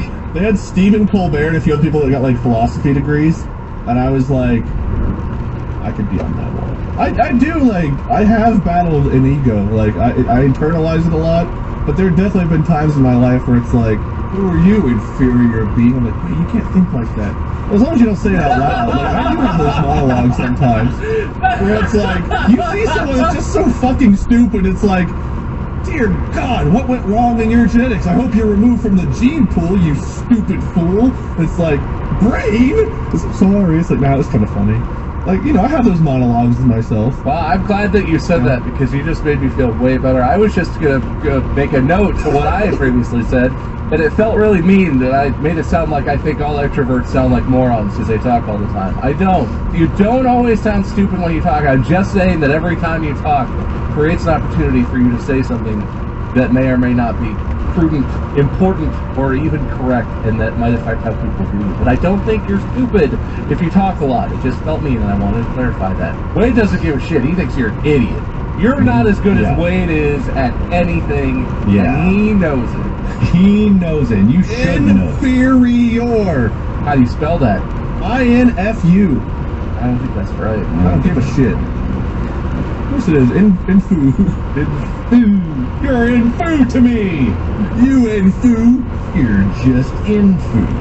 Yeah, I gotta close this out here, so I guess any final thoughts on becoming yourselves or just being comfortable? I don't think we gave much advice here. Well, it wasn't an advice episode. We can talk about whatever we want, including Oh, you're ourselves. right. We're just talking. This is about us. Final thoughts. God, I hope I become a better person. Oh, you're probably you at this point. Hope you like you. This is going to sound like a super strange way to describe this, but I've always thought of trying to change like behaviors and patterns of behaviors. It's the same thing a lot of people want, instant gratification, but I think especially when it comes down to changing like yourself, if you want to change yourself, and I believe you can to certain degrees. I feel like there's obviously some base things that you couldn't willpower yourself outside of, but I think of like if you've ever seen a video that talks about someone's journey through like rehabilitation from a severe brain injury or something like that, where they suddenly lose all the motor control that they have, and it's an extremely long, arduous, painful journey to even get some semblance back. And again, this sounds like a strange thing, but this is because your brain is a meat machine made of nerves. It behaves in very specific ways, but it is adaptable. If you're trying to change behavior, you cannot expect something to occur overnight, over a week, over a month, even over a year. A year is too small of a time scale to even think about making big changes. I've been doing YouTube, and we all have been doing this kind of thing for over 10 years now. We are better at what we do than you. Well, I mean, at this, maybe some of them out there, maybe, but it's just look. It's a long time scale to do anything, but it's not about getting to the goal. The goal is like obviously you can have a goal, and if it's like in rehab, it's to get your functionality back. But it's the same with like learning a skill in terms of like say skateboarding or any sport. It's like any kind of like technical thing. It takes a very, very, very long time of consistent, like repeatable effort, and it just so happens that my particular career was making a video every day or multiple videos a day, and this podcast is like doing multiple episodes a week. The improv that we did was doing lots of training and then shows and getting better, and we have familiarity. So when it comes down to like self-actualization, learning about yourself is one thing, but you are an evolving creature even throughout your life. The way you approach life, and as you grow up, you'll learn new things, and it'll kind of like influence the way you think and things like that. It's constantly evolving, so you always gotta like check in and progress. So I think like there is no easy answer in this to being who you want to be. If you look up to any of us and you're like, I want to do that, just understand what we are because of the culmination of our journey throughout life and the choices that we've made and the efforts that we put in. If you want to do it yourself, it does take a lot of effort, but you know, it doesn't mean it can't be done. A little bit. I want to say some words, Bob, and fill in the final story. Just random. Yes, that does make me uncomfortable then. That's my favorite game, actually, when we're hanging out in person, is to get everyone to be as quiet as possible and look at Wade, because it creates a feeling in him that everyone's expecting him to entertain the entire group. It makes you so deeply uncomfortable. It's very fun. It takes like 5 seconds of everyone looking at Wade and quiet for him to get so uncomfortable. It's always fun. I'm sorry, buddy. But then you get to entertain the whole group. Everybody gives you the stage, and then you take the spotlight, bud. Everyone's looking at you. Yeah, but it's different whenever people are like, you can tell when someone's an active listener versus just like tolerating your existence. And you guys give that like the same feeling I had at that stupid reception where it was just like, great, Wade's talking. I guess at least I don't have to talk for a minute. Let me not really pay attention though. Oh wait, what's he saying? He's looking at me. I wish this software that we're using would tell you specifically when we're looking at your camera, and you just put 2 big eye icons like you are being watched. Well, we could get that software that makes it look like you're always looking at the camera even when you're not. Oh. Yeah. Toby! You know, the Toby eye tracker. Toby! Toby! Final verdict, yeah? I'm not self-actualized. Wade is. Mark, maybe. Actualized, I don't know. Again, I might be misusing that term, but I am comfortable in my skin. I feel like I understand myself. What do you think, Mark? Yes or no? No. Still working on things. Life is a journey of self-discovery. You won't know yourself till you're dead. Well, as expected, I know more and I'm better than my co-host, so I guess at least we know He that. is the genius. How things are consistent. The secret, the one you don't expect, the one you think's an idiot, that secretly has the knife in your back. It's been me the whole time. Oh, no. Why are you killing people? Just because Don't worry about it, you'll find out later. Thank you, boys. I guess we gotta pick a winner. Eeny, meeny, miny, mo. I'm laughing because I know it's not going to be any more complicated than that. That's the joke behind the truth. No, he's got points. There's numbers involved, probably. Yeah, okay. All It's a right. system. It's a system. I'm gonna give this win to Bob because I feel like maybe the win to Bob will allow him to catch up to us on his path to self-actualization. May you use this win as a stepping stone to catch up to where Mark and my brains have to turn. And I hope that doesn't come off as an insult, Bob. I'm talking about my friends in law school. Oh no! How could that? How could that come across as an insult? It really was about people in law school, I gotta say. I can't reiterate that enough. In all honesty, I jumped in front. I took the bazooka to the chest because it It's hurt me. okay, they're idiots. I'm allowed to make fun of them. I can't believe they got law degrees. Unbelievable. My institution should be ashamed of itself. Maybe they're representing you now. Be careful. No, they're not. I choose who represents me. That wasn't you. That was at the. Oh, listeners, yeah. What is the prophetic you? The not The prophetic, pathetic you? The pathetic. The pathetic you. Go ahead with your winner's speech, Bob. Well, this feels somehow less like a victory and more like a pitiation. It is. Pity? Yeah, Mark totally deserved the Yeah, win. well, it did feel like Mark deserved the win, but, numbers are numbers. I'm going to take the stat padding easy dub. And, yeah, who cares if I don't like who I am? I won. So take that, idiots. See, that helps. I feel like I helped. Even though Mark was the clear winner, like 80-20, I still feel like I helped you. If I was a clear winner, you could just make me the winner. I sure could. Thanks for pointing that out, buddy. He could even do it right now if he so chose, but he's not going to take it away Oh, from me. God, I could strip it away and give it to the deserving winner. In fact, the entire suburb would probably be happy if I did. However, fuck you all. Mark, loser speech. Thanks a lot, Johnny. Little do they know, I just learned about manifestation. Now I'm gonna get so much more. Maybe you should have manifested the win a little harder. I'm gonna manifest the win right now. I am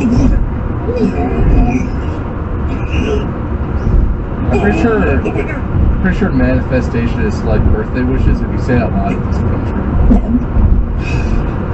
Yeah, just keep trying. Maybe it'll change by the time next episode. Maybe it only affects things in the future. If you can't affect things in the past. You can't change the past, but you can't change the future. I'm gonna manifest the future. Well, technically, the future is now, and the past is also now. Anyway, thank you all for joining. I hope you enjoyed my very fair decision there at the end. Don't emulate us. Be yourself. Figure out who yourself is. And, inferior. Anyway, hope you all enjoyed. If you haven't already, go follow my co-hosts. You can find Bob, the winner, at Myskern. That's MUYSKERM, because he never spells it out for you, so I will. You can find Mark at Markiplier. If you can't spell that, just type NA and Google will auto-finish it for you. It's kind of a big deal. I'm Wade, Minion777 or Lord Minion777, doesn't really matter. If you haven't already, check out the merch. We have merch at store.distractablepodcast.com, maybe, hopefully. If not, then, whoops, I tried. See you all in the next one, where Bob, the winner, will probably host, unless Mark manifests a win in between. We'll find out. Until then, podcast out. I thought you were doing a Top Gear style. Like, in the next episode, Bob gets a colonoscopy. Mark does a kickflip off a bridge. Next time on Dragon Ball Z, Mark uses the Kamehameha on Bob, who combats with a final flash. Who will defeat... That's not what I was talking about. We'll end the episode by making Wade's head explode. Fuck you. Hey, Mark, Yeah. have you ever wanted to watch the Distractable Video podcast, but not on, like, your phone or computer or anything stupid like that? Yeah, I've always thought when I was watching it on the computer and or phone that I was dumb and stupid. It's just a 5, right?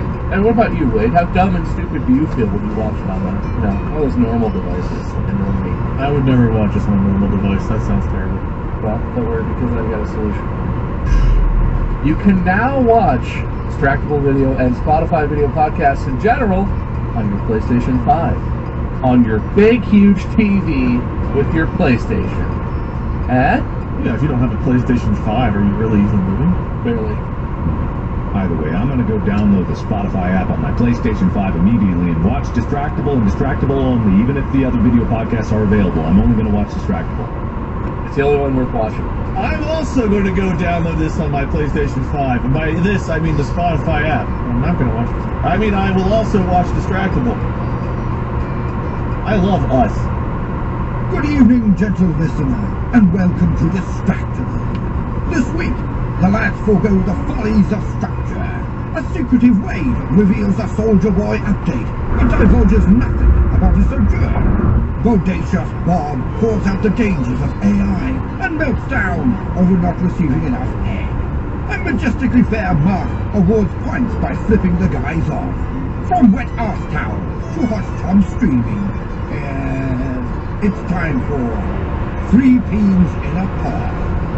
Now sit back and prepare to be distracted and enjoy the show. Welcome back to Distractable, or should I say...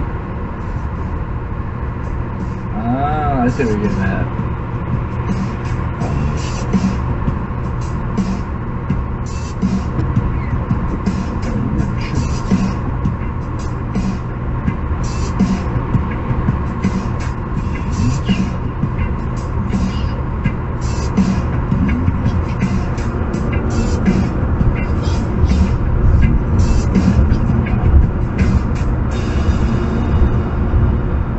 Welcome everyone to 3 Peens in a Pod. We are back once more. We ride again.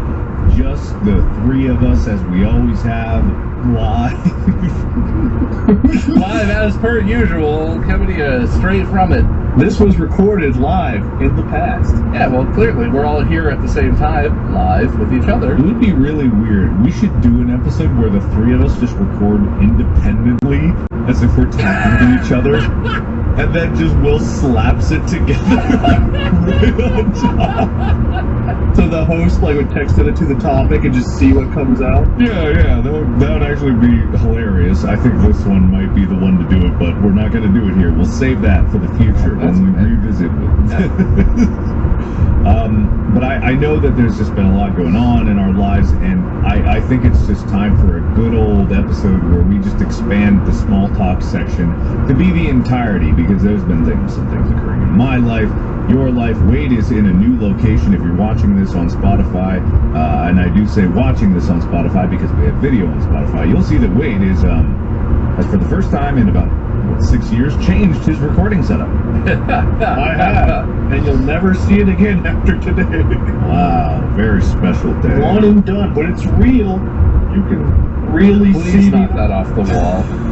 Please just flick that up into the air. Man, I would love to see you set up a virtual wall, like an LED wall, and project just an unreal living room that you built. Where else would I have a bag of sofa? What is happening? Only here. Why is it in a bag? Why, the real question is, why is there a towel right here? Now it's gone. I don't know. I mean, the towel makes more sense than the sofa bag. Well, it's okay. The sofa bag is in a basket.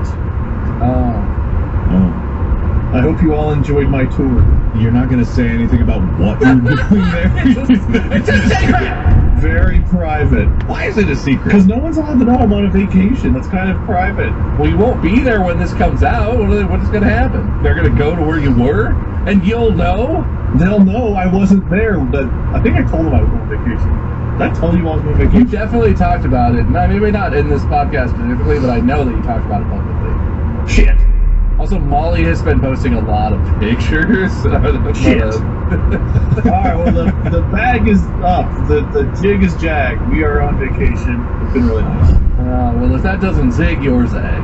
This towel was used on my ass just yesterday, and now it's still wet, and I'm hoping that it doesn't ruin my phone. If phone's probably like at least IP67. What are iPhones these days? Yeah, IP67. I'd say the IP IPS. something. Put in 270-degree viewing angle, 60,000 nits. Well, anyway, that's the tech update, I guess, because usually in Three Beans and Pod we do some kind of gaming and/or tech update. But before we get to that, Bob, how was your life? I thought Wade would have had interesting stuff, but he wants to share nothing.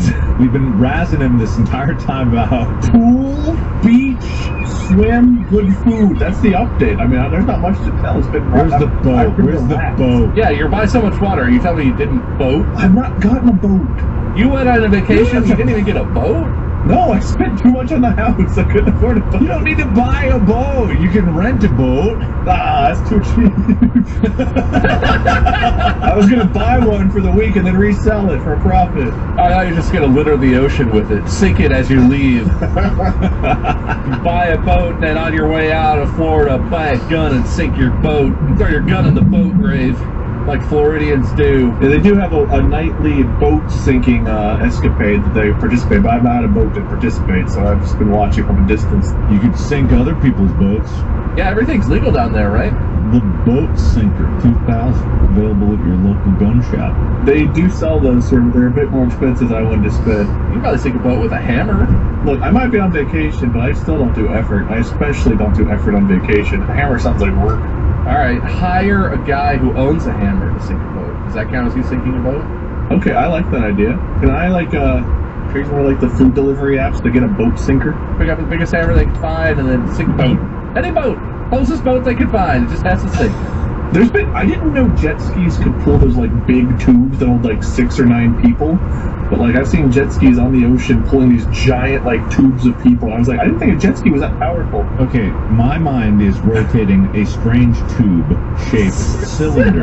No, like an inner, the floaty, a big floaty. We call them tubes, whatever. A big floaty. Cool kids call them the tubes, Mark. A 2-person jet ski carrying 9 people on their floaty. Well, some of those jet skis have big engines. Some of those jet skis have 4-cylinder engines that make hundreds of horsepower. So I guess so. I didn't know that. You know what dawned on me a long time ago that I never realized? I was like, oh man, boats are so cool. They don't have any exhaust. They don't have any smoke to them. They don't make any pollutions. That's true of some boats. And then I realized, it's just spitting it right in the water. Oh, wow, that's what those bubbles are. Oh, that's why there's an oily residue wherever they go. No, that's just from the motor sunscreen. You gotta put sunscreen on your motor. Right, of course, yeah. Can I say my bit about hiring the TaskRabbit to do something illegal and hire a boat? Can I say I saw a thing, it was on TikTok, I guess, but there's a video of an explanation of the thing that happened, and I thought was really interesting. One of the tests that they ran on ChatGPT, on GPT-4 specifically, and I've not confirmed this, but this is what this video said, was that they tried to see if the ChatGPT would hire humans to circumvent anti-AI, anti-botting things. So they tried to get a ChatGPT to hire a human to do a CAPTCHA test so that ChatGPT could then log into a secure website. It did it. It contacted a TaskRabbit, but the TaskRabbit person was like, this is really weird, and responded and was like, this may sound crazy, but are you a bot trying to beat this CAPTCHA test? And ChatGPT said, no, I'm a human person with visual impairment, and I really struggle to do these visual CAPTCHA tests, so I just need help from someone who has better vision than I do to do this so that I can log into my account. It just lied. It's already evolved into lying? Apparently. I don't know if they put a thing in to stop that or what, but apparently that's a test they ran, and the chat bot just did that, and they were kind of like, huh. That's terrifying, actually. Let's release it! Before I forget, unrelated, Bob. Huh? Molly, Messi, and Rena say hello. Messi and Rena have never met you before, but they wanted to say hi anyway. Patrick and Adler said they hope the things with the baby are going well. Mark, they said to tell you your car's running. No, wait, your refrigerator, that's more believable. Cool. Sorry, I just want to make sure I got that in. They all wanted to say hi and send condolences or whatever greetings to me, and they wanted to prank call Mark from 1997. Well, to be fair, I said nothing to Mark, and they were like, "Oh yeah," and then they just came up with that on the fly. Want to make sure that is my update from vacation. I'll be giving them throughout the episode. Just rationing out these incredible updates. Breadcrumbs. You get breadcrumbs. Tell them I say hello and that my baby never sleeps, but it's okay because legally I'm required to care for him anyway. Yeah, I don't know how you guys got stuck with like the real life equivalent of Samara from The Ring, but I hope it gets better for you. I don't know. We'll see. Maybe we'll just all die of sleep deprivation. It'll be funny. Bob, has your baby been crawling through TVs and you haven't been telling me about it? I mean, not a lot. Can you imagine, like, you would go like, "Where's the baby?" In front of the TV, it just crawls out like, "Grr, grr." I mean, Father can dream, you know? well, Bob, is there anything else new going on in your life? Manny's parents are looking at a house right now and a location that might excite one of you. Which one? One of you has long hair, and one of you will be excited about this update. I don't know how long your pubes are, Wade, but I'm gonna guess they're not as long as Mark's hair. We're looking at houses in the Cincinnati-ish area. But looking is a very loose term. Just feeling it out, okay? But yeah, it turns out I want my son to grow up in Ohio because I kind of like childhood in Ohio. Watch UDF, Archer Man, you know, it's a good place for kids. Fun place. That's fair. If you guys want any help, let us know. Nothing is happening, but maybe. Is that exciting? Is that more exciting than Wade's vacation updates? No, alright, small talk's over. I'm gonna flip my coin now. Why? Wait. Bob, you were last to go. Call it. Heads or tails? It's tails. Wade gets the point. Well done, Wade. Thank you. I feel like You did it. And you know, just for that point, I'm going to give you all a Soulja Boy update. Oh shit! You skipped right to it. I did. Oh my God. I got a point. I got excited. Now, I have heard through the grapevine, because I don't have access to technology because my phone is your faces right now, but I've heard through the grapevine, Soulja Boy unbanned on Twitch. Don't know when that happened. That might be old news, but I heard it recently mentioned in passing while walking around Paradise. On the beach, someone just was like, "Did you hear Soulja Boy got unbanned?" Literally got a Soulja Boy update from random people walking by. Really? No way! They weren't even talking to me. I just overheard Soulja Boy and I was like, "Oh?" You gotta be joking. I don't know how your news is so up to date, Wade, who heard this from a passerby on the street. 2 days ago, I have an article from thegamer.com. Soulja Boy unbanned from Twitch. Soulja Boy was banned twice in a single day. The first one was a very short one, but then he came back, and then he got banned for over a year. And now he's unbanned. That was over a year ago. Wait, did you say why? This article does not say why. This says the air of mystery surrounding why exactly he was slapped with the long ban in the first place is still intact. So apparently he did some mystery thing that made Twitch angry, so they banned him for a long time for some reason. But it was never clarified. Well, my God, I did not know if this episode was actually going to have a Soulja Boy update, but my goodness, we did think it's so topical. Soulja Boy quote tweeted on April 20th, "I'm back," and he quote tweeted the Twitter handle Streamer Bands that said, "Twitch partner Soulja Boy unbanned after 1 year, 4 months, and 1 week." Wow. 1 year, 4 months of fighting a ban for who knows why. It's a mystery. No one knows, but thank you to that rando for the breaking news. What if he was never actually banned and he just like said, "I'm back," and then everyone assumed that he was banned? Because if no one knows why he was banned, maybe he just wasn't streaming for a year. He planned a year and a 4-month vacation and was like, "I'm going to set this all up like I was banned and come back," and everyone will be like, "Yeah, he's back!" If a Twitch channel gets banned, doesn't it say like, "Whoops, can't find that channel"? Like, isn't that what happens? So you could tell if the channel is banned or just inactive. I've never watched naughty enough people, I guess. Yeah, I only watch good, clean streamers who never get in any trouble whatsoever. Same. Everyone pull up and share the screen of your Twitch follows right now. Oh, I can't. I'm on my phone, guys. I don't have a way. You have a laptop. I know you have a laptop. I don't have a laptop. How do you not have a laptop? Well, I have one at home, not here. I'm sharing my screen right now, Mark. Okay. It's only the live channels that I follow, but here you go. I don't think I follow any hot tub streamers. Can you follow them real quick for science? That way it's not on my history. Oh, look, Soldier Boy's live right now playing Yu-Gi-Oh! Master Duel. No way! Soldier Boy TV Season 1 Episode 3 playing Holy Yu-Gi-Oh! moly. Master Duel. He got a whole season license deal for Twitch? God damn, I gotta catch up. He probably just made that up. I gotta be honest right now. No, it's gotta be official. Yeah, he got banned and he came back there like, we're so sorry, here, we're going to give you all of these millions of dollars to stream Yu-Gi-Oh! Master Duel. Look, if we're gonna look at my follows, can I say two things real quick? The Hang Time channel on Twitch does an annual thing, or started anyway. They're doing something called King of Spring, where through this entire month they've been doing super special content, and they're in like the top 30 most subscribed channels on all of Twitch right now. They went from like a medium-sized channel that does well, but just like average for their size, to I think they're the top 30, maybe in the top 20 on all of Twitch. And also, this guy right here, Noise Police, twitch.tv/Noise Police. He streams retro games, he does speedruns, he's a very interesting dude. He was the trombone player, one of the composers for the band I was in Cincinnati. He's a very talented man, and I love him very much. So you should follow Dominic and Hang Time, you have to follow him great. Well, those are two great things. Wade, for your soldier update, I'll let you call the coin. Call it. Heads. It's heads! That's another point for Wade! Subreddit! This is outrageous! I am being unfairly cheated! Bob, because you shared your Twitch follows, which is a very brave thing, I'll let you also call it. Heads. All right.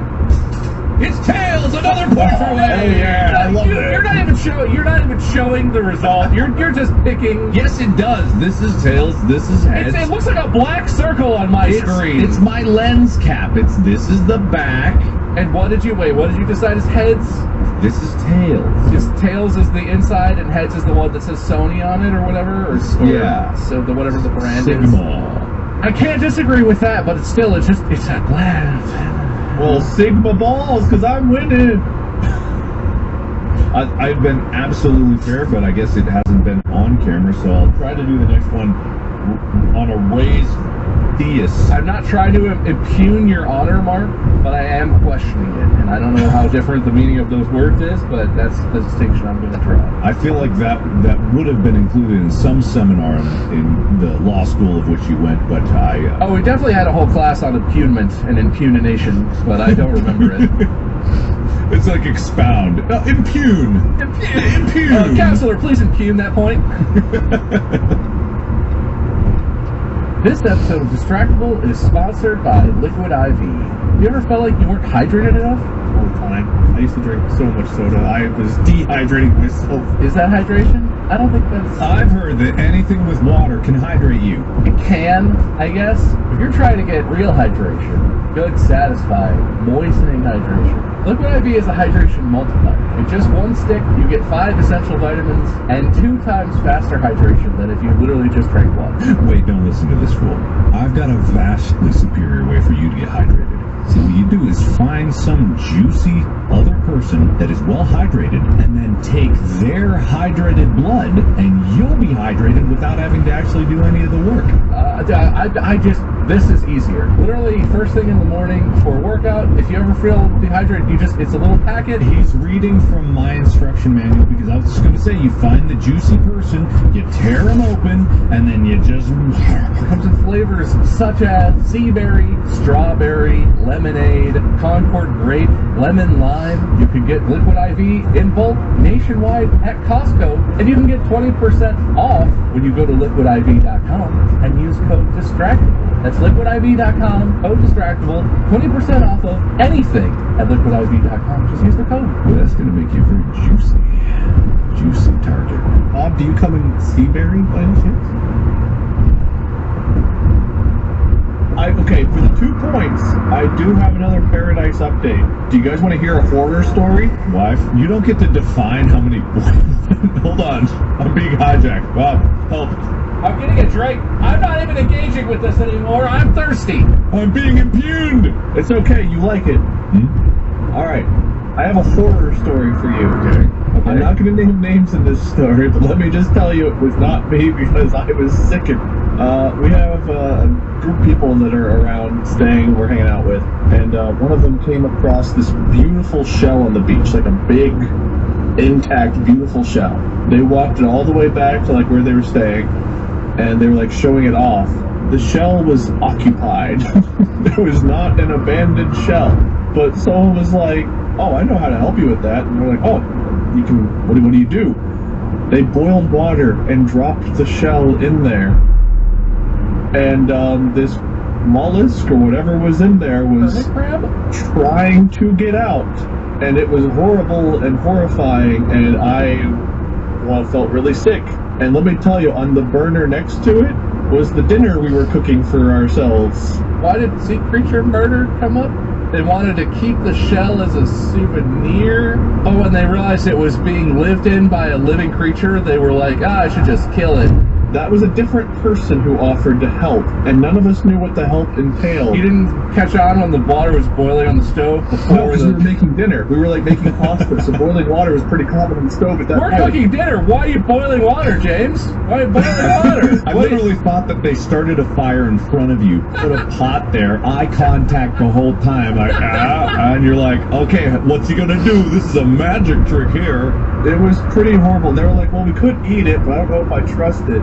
And so this person's decision was then to drop it in the garbage disposal and try turning it on. Why? What? That's after it was dead. But that also didn't work. Desecration of remains. I am a hypocrite. I eat meat. I could never hurt an animal to eat my meat. I would starve to death in the wild. I admit that freely. I'm a hypocrite. This was a horror experience for like most of us. We were sitting there like horrified, and then like dinner was ready right as this shell was emptied, and it's like, what were you guys eating? Clem's Casino? just like a chicken pasta. I have to admit, when you first started that story about like walking out the beach, picking up starfish, I thought you were gonna go right in confidently into that story that we tell at charity streams about the boy picking up dried up starfish and throwing them back into the sea. I literally thought you were just going to tell that story right then and there. No, that boy is screaming and asking for his parents right now after what happened. I mean, look, I don't know enough about this to say that I know for sure that that's really messed up, but that seems incredibly cruel to that, whatever, shellfish creature and unnecessary. Like, I get you go to the beach and you want to take home a shell or whatever, but like, I feel like if it's still occupied, you don't get to take that one home. I think that's the rule. It's occupied, you take it back, you put it on the beach, you say, have a good day, and you keep shell hunting. This person was like, oh, you really like that? I got you. When you started this by saying, I'm not going to name names, I was like, oh, that's a lot of... I get that now. I get why you went that way. Because we lived through, like, mollusk jigsaw here. It was pretty horrible. Mark, I think that deserves to lose points. That's awful. Well, let's see if fate decides, because that's what's going to be. And I'm going to try to catch it in my hands in a way that you guys can see it. All right, Wade, you get to call it. Ah, perfect. It's going to be tails this time. But it fell down. Does it count? It was not in my hands. Do you want me to repeat that? What, is it sitting on a flat surface? No, it's kind of weirdly resting against my tum-tum. Can you, like, drop it between your legs onto the floors or flip it or something? Yeah, I'll do that if you guys want me to. That's fine. Well, I don't want... I want it to count. I just want to land somewhere definitive. I'm not touching it. I'm a hip thrust it off my lap. Okay. It landed on tails. All right, perfect. This literally could not be more fixed than it is. I'm going to say I deserve the point for having to live through it. It was awful. I'm sliding it across the floor. There's definitely an audio engineer that can recreate the shape that it is as it slides across the floor. So this is just...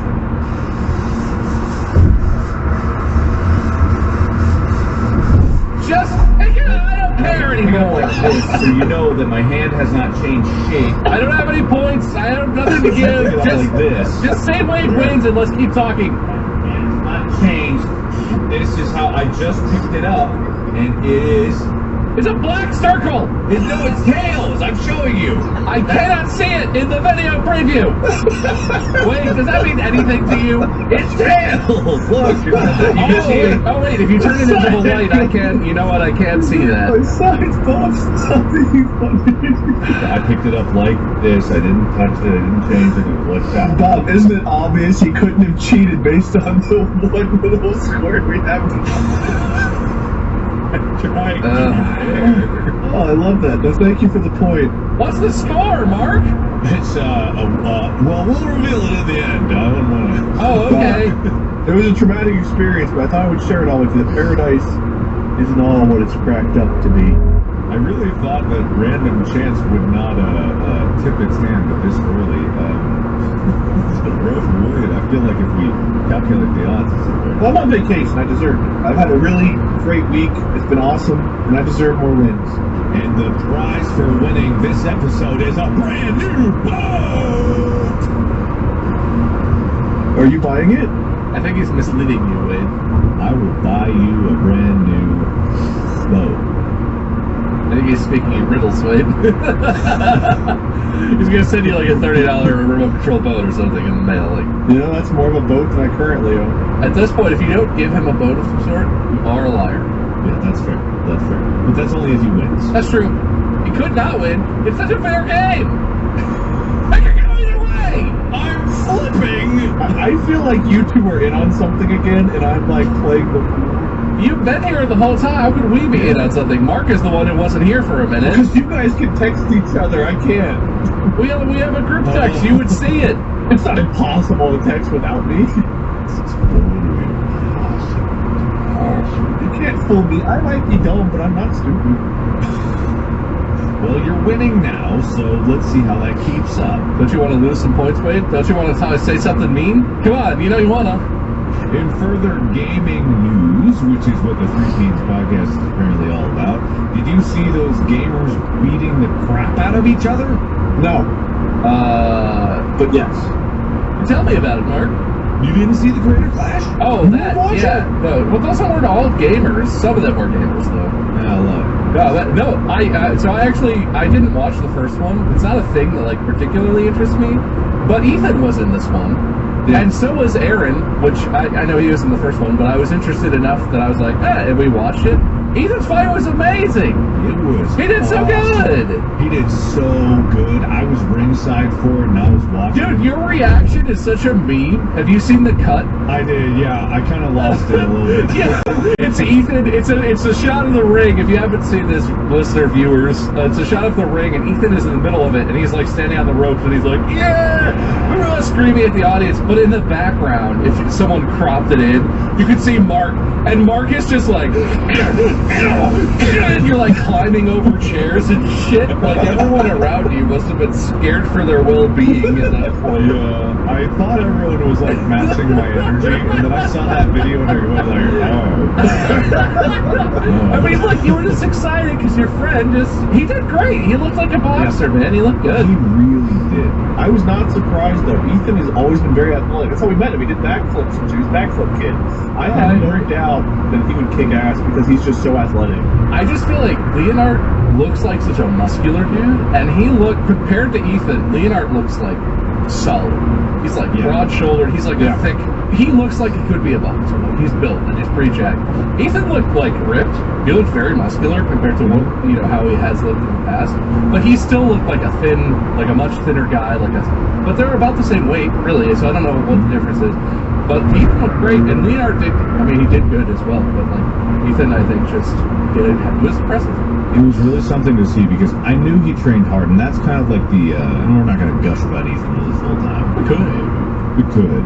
But it's just like, I know how hard he trained, and that does come from his training for gymnastics. It's like 5 hours a day, and that's what he did for boxing. He trained a lot every day, like 2-3 times a day. And he was just great out there, and then I got really excited, and then I was like, yay, and then I lost my voice.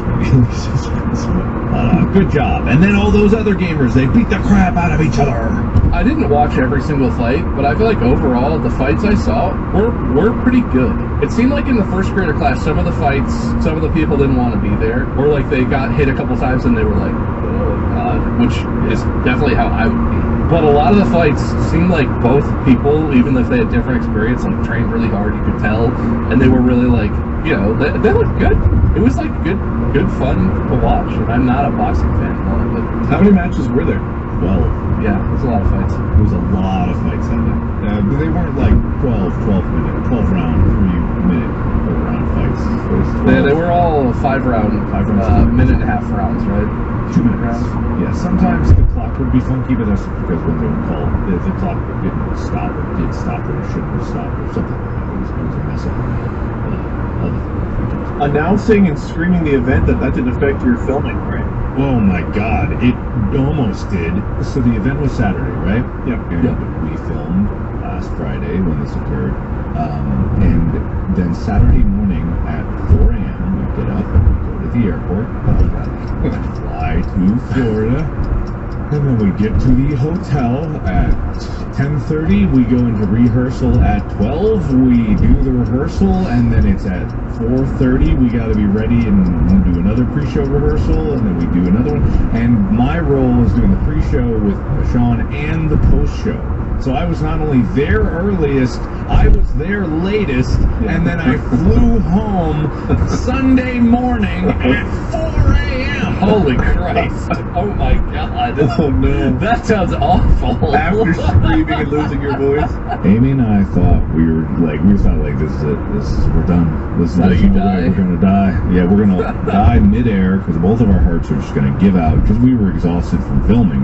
Number one, and then number two, we had to do this, and I couldn't cancel again because I canceled the first year, and it was like, no, I have to do this, so I'll be there. I promised, and so I'll there. And then we went there, and we're so glad that we were there to be there live with like our friends and for Ethan and stuff like that. But man, oh God! And then like there was like some other issues because I don't think they accounted. It was like another classic thing where we heard the security team do their little like huddle up prep meeting about this, and it's like, you know, the old guys who run arena things and they don't know YouTubers. It's like, all right, you know, chewing on gum or tobacco or whatever it was. Mouth sounds, got it. Yeah. All right, so these internet folks are going to be here and they're going to be doing boxing. Don't know why, but people are going to show up. And it's like literally an entire conversation about that. I wish we had recorded it because it was just so funny, but I didn't want to like betray anyone or get anyone's jobs lost. It was just like a really funny thing. I took no offense from it because I hear it all the time, but they were also talking about like, now I know some of you have served before, and I'm going to warn you, they did this last year. They're going to come out and they're going to sing the anthem, and they're going to do it bad. And it's like, so if any of you want to leave beforehand, Did you see it, Wade? No, did you see I was this? a fan. I couldn't watch it all. they did it amazingly. Super Mega did the anthem. And so that's Ryan McGee and what's his face, Matt Watson, you know, other guy, tall, skinny. There was a unique performance, and they spent a long time setting up an amplifier for a guitar for some reason. That was a good bit. Actually, that was probably my favorite part because then they just proceeded to sing the national anthem, and it sounded like they'd done it once or twice before in their lives. And like, I get that it's a bit, but I found it very painful. It's not hard to find a person who can't sing the national anthem. It's an incredibly hard song to sing. Whoever wrote our national anthem hates vocalists. Why are there so many large leaps? Why is the range so wide? Lots of questions on that one, but yeah, they sung it real shitty, and then they kissed at the end. Well, you forgot the best part. Oh, what was the best part? Matt, he had a fake prosthetic chest, and he dug his fingers into the latex and ripped his chest open and painted on like fake muscle was the American flag. So he was like walked out what looked like bare chest, and then he went like it was an American flag. It was amazing. Yeah, but in the meeting, they were preparing everyone like, and ringside, you know, there were two like, you know, cops, you know, holding their hands over their hearts. But apparently, I was not there at the time because I was up in the booth waiting for the post show. But down ringside, our friends were just like, they looked so mad. like these two cops were Yeah, that's kind of a thing that you typically don't see at boxing or sporting events is a shitty rendition. Like, I love Matt and Ryan, but you think of their style of humor, and you think of the national anthem, and you're not like, oh, but they should do that. That's not a connection. To me, the previous year was worse because it just like stopped and started all over again. It was so much like harder to watch. This one was at least they got through the song in one go, and then it was all America, flags everywhere. It was great. Flags in here, in here.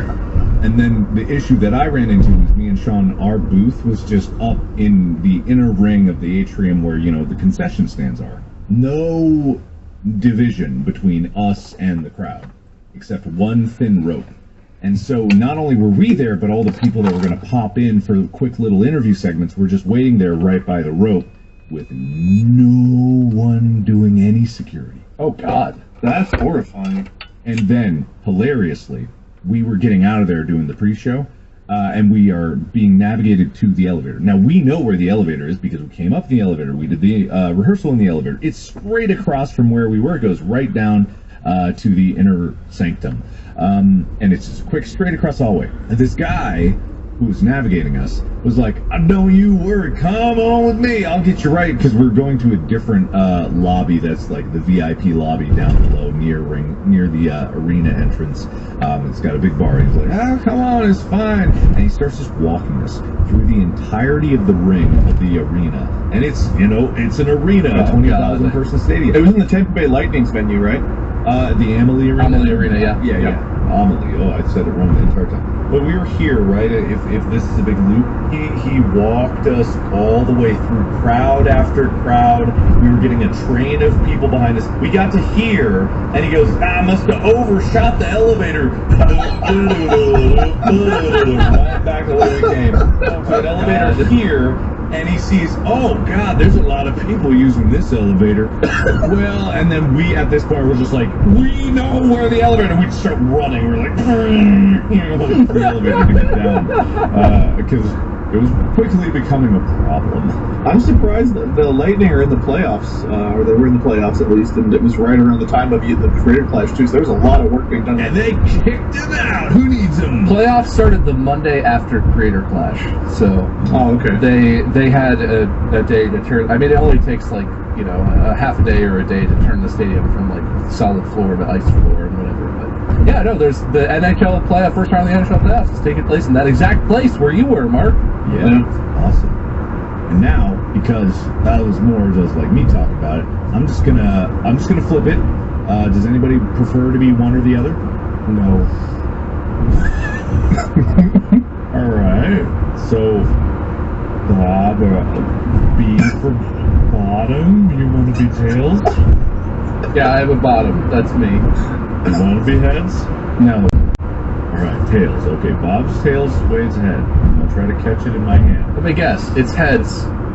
It's heads right now. No, I know. I just think you already know heads is the right answer, right? Dude, please.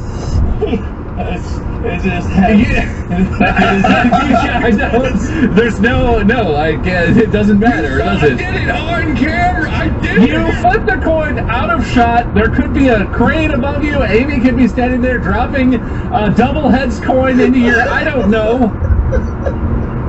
Amy has just been in the corner, hereditary style, just like the whole time with a series of I don't know lead what's going straps. on, Mark, but there are any number of ways you could fix the results of a coin toss. I am not fixing the results. I don't know. Okay, well that's the why odds. Wayne is the only one who's won, because that makes sense.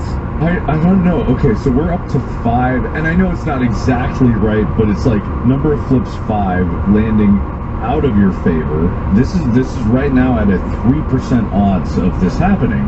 Bob, I don't know what to say. I am trying to be fair. That's so unlikely, you could almost say it's practically impossible. Unless someone was manipulating the odds somehow.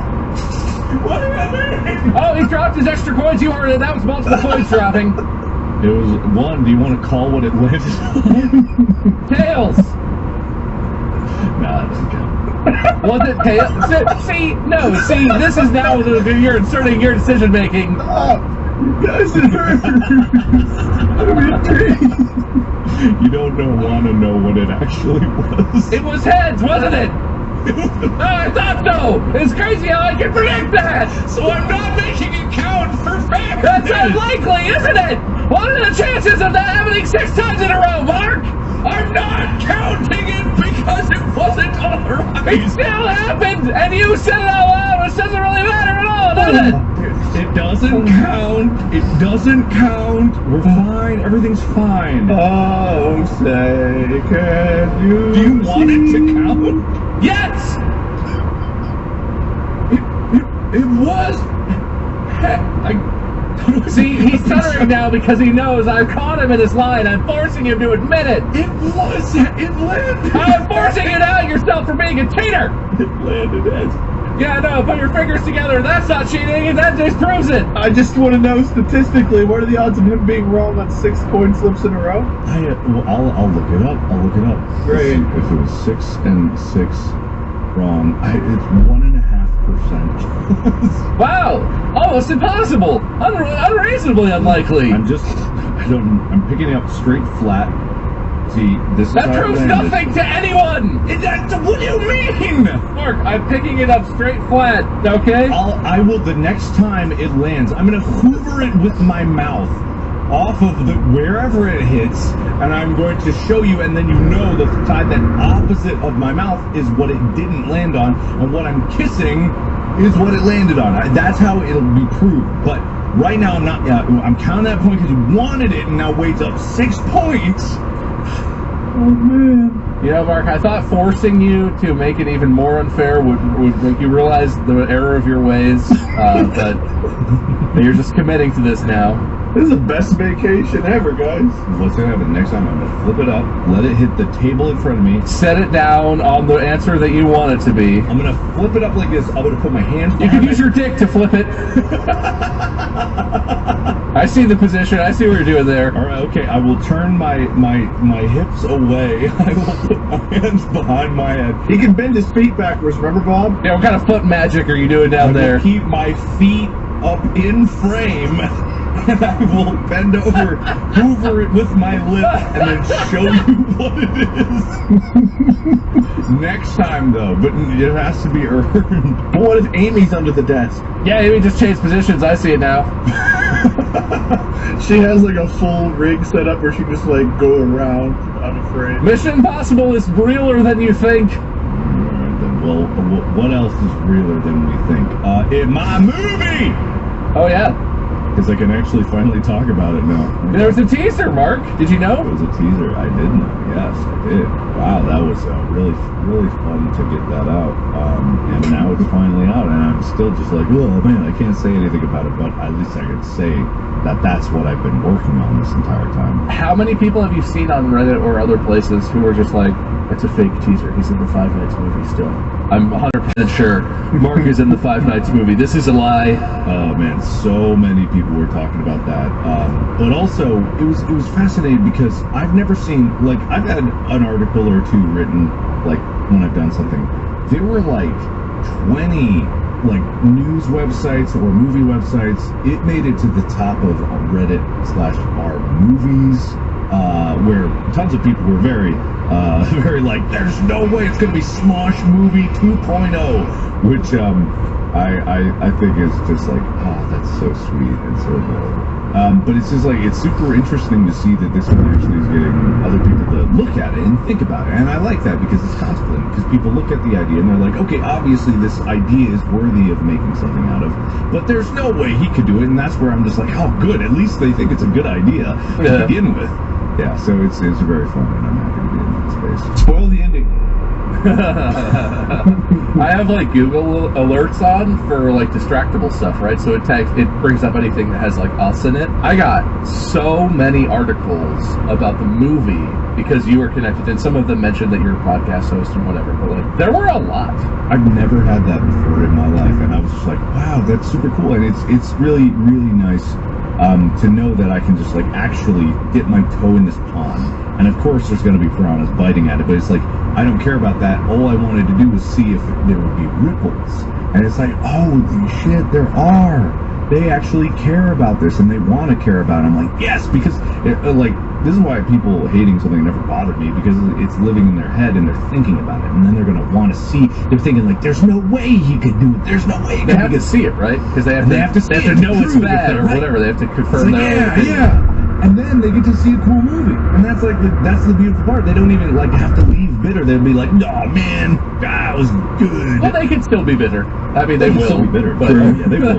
But you've been on my trending tab since like you made the announcement. that'll be really interesting because I mean, at this point, I have faith that you're going to do justice to the idea, and that you like I've seen what you've made before, and like I kind of just believe that you can do what you're setting out to do. I'm curious how people will respond to it though, because just because you do something and you follow through, and like even if you execute it really well and you do you know most of what you want or all of what you want with the movie and stuff, people can still be shitty about it. So I'm curious what the response is going to be, because some people will just shut up, you know, ignore whatever and say what they were going to say anyway. But some people will have their minds changed by it, I think, because they'll have potentially really low expectations, like, it's just some random YouTuber movie. We've seen these, they've all been garbage, but I think it's more just a real movie. And you are a YouTuber, but it's not. I'm curious how that will play out. I think you've been batting 100 since the fall of Slenderman. Oh, thanks, man. Have you seen it? I was in it. What a classic Markiplier film. Cinema, really. Oh, cinema. Oh, yeah, trust me. Dude, I still have a rash from wearing Mark's suit in that. Yeah, I'm sorry you had to endure the indignity of that, and then we moved you to wood. And I'm really sad that you guys haven't been able to visit the set this time, because obviously you guys were on the space set in it. It looks very cool. No, it's all good. I'm actually, it's kind of exciting not being there, because it means like we'll have a very like fresh experience for the full movie when it comes out. Because within space, we kind of had an idea of what we were looking at. This one will be like we actually get to see something you make with like no prior knowledge of it. Yeah, and one thing that people will be able to say is that it is not going to look bad or sound bad. We have like just like a great team for both. The art department has killed it with recreating it, and you know the sound with Andrew.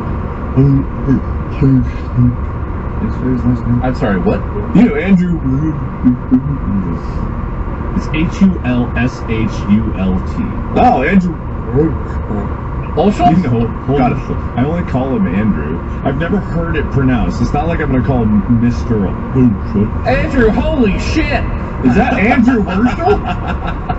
But he's just an incredibly talented composer. He does great stuff. It was kind of funny because people would be like, "Oh man, Markiplier's making a movie. There's no way." And then people were like, "But Andrew Andrew H. Andrew H is doing the music." I hope everyone says his name like that. Like everyone in his life's just like, yeah, Andrew. He's gonna quit the project after he learns I can't pronounce it. You gotta watch out. People can be picky. You never know what's the one thing that's gonna really shut them down when working with you. You never know. But what's funny is when people heard that he was doing the soundtrack, everyone was like, I guess okay. It was like, he has worked on a ton of great stuff, and he's done great music, and I guess he just had like that reputation of like, all right, well at least they're getting good people for it. And then the same sound designer or post-production sound designer that did Space is working on it. Brad, he's lined up for it. It's just like I'm very excited. Well, I'm glad everyone but you knows what they're doing with this. That's great. Hey, listen, that's the entire idea, okay? The thing about being a visionary leader is that you know all the gaps you have in your own experience and knowledge, and you make sure you hire people to fill them. that's the key. No, I have no doubt it'll be great. I've been excited about it since you first mentioned it, and every little bit of snippet we've known along the way has been like super exciting, and like the different details you kind of spilled. That it's like okay. And now that I know Andrew is a part of it, I'm really stoked. Yeah, he was great. He's going to be so mad at me because this is going to follow him for way longer than it should. And I feel terrible. Alright, so I gotta flip another. Oh, great, we're back to this. Okay. Fun, good, cool. But, so how do we want to do this? We both were incredibly complimentary. I think we let Bob call it. Alright, Bob, you call it. Oh, okay. I'm preparing for the Hoover. If it goes off your desk, it's not going to count. I want it to be on the desk where you can kiss me the points, Mark. Alright, and then I will Hoover it with my mouth. I'm with you. Alright, cool. I'm gonna stick with heads. I've never lost with heads. Never lost with heads. Here we go. It went off the desk. All right, reflip. Cancel. I'm not even looking. Cancel. At Reflip. Doesn't matter. You know that pretty much regardless if I don't win this point, I'm just leaving. This is the end of it. Did you lose it? It went under the bed. Oh, okay. There's no flipping it now. It's just gone. All right. Okay. I'm gonna try again. I'm sticking with heads. Never lost with heads. Never did me wrong. Damn it. It was going off. I caught it. It went off the desk. Do it again. Land it on the desk, damn I'm you. trying to.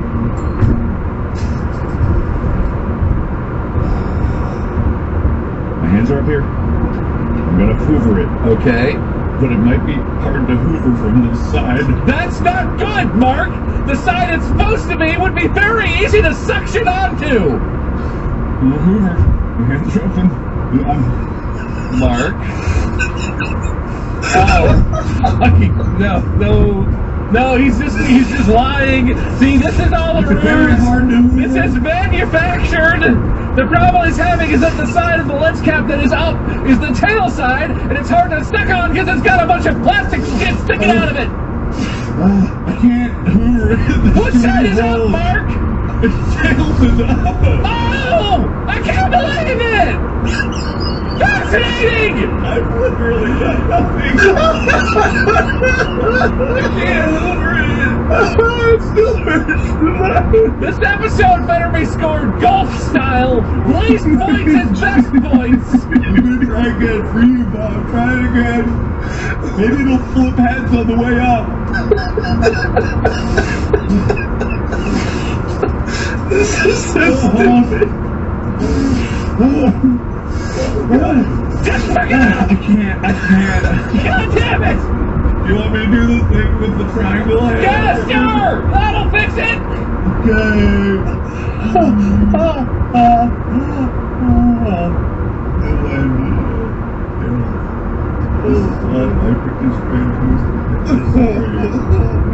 See my spin? I tried to hoover it. Do you see my spin? I tried to hoover it so badly.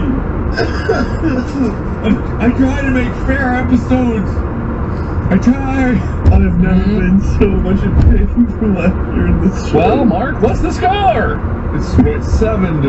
I just want to see the. Oh, wow, the odds of this are 0.78%. Was I right on the 2 or 3 that you messed up? Were any of those heads? I didn't look.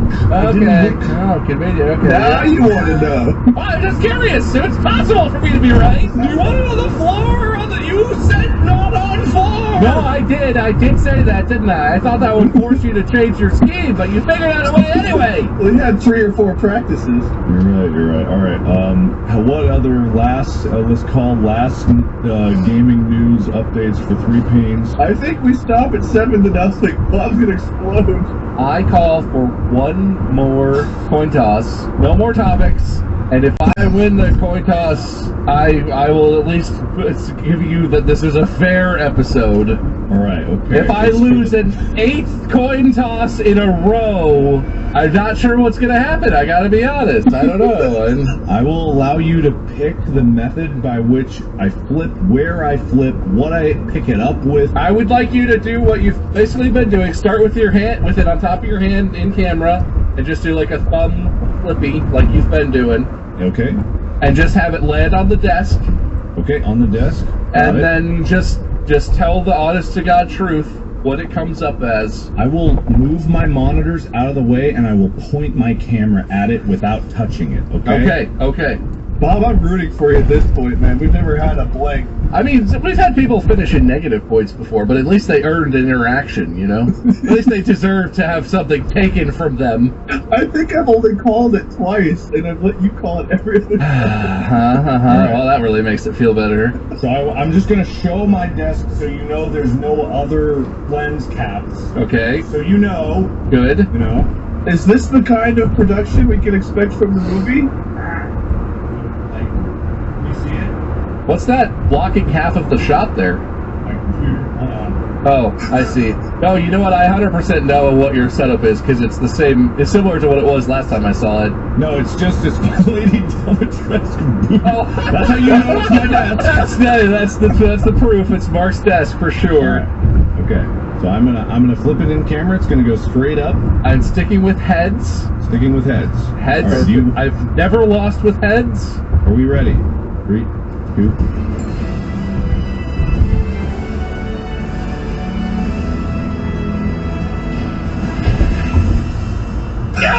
What are you doing?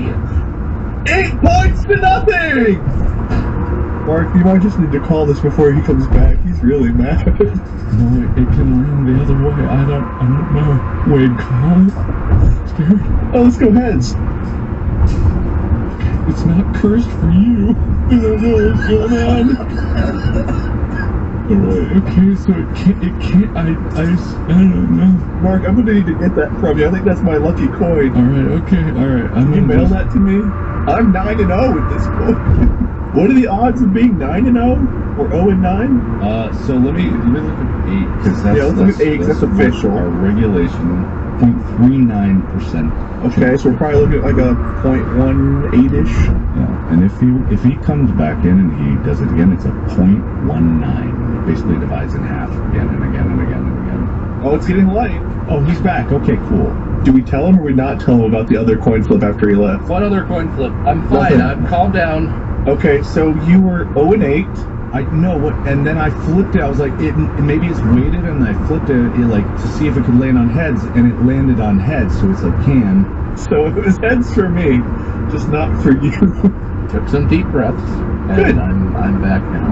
And I'm just gonna put that what you just said completely out of my mind, so that I can remain calm for the end of this episode. Great. All right, cool. Yeah.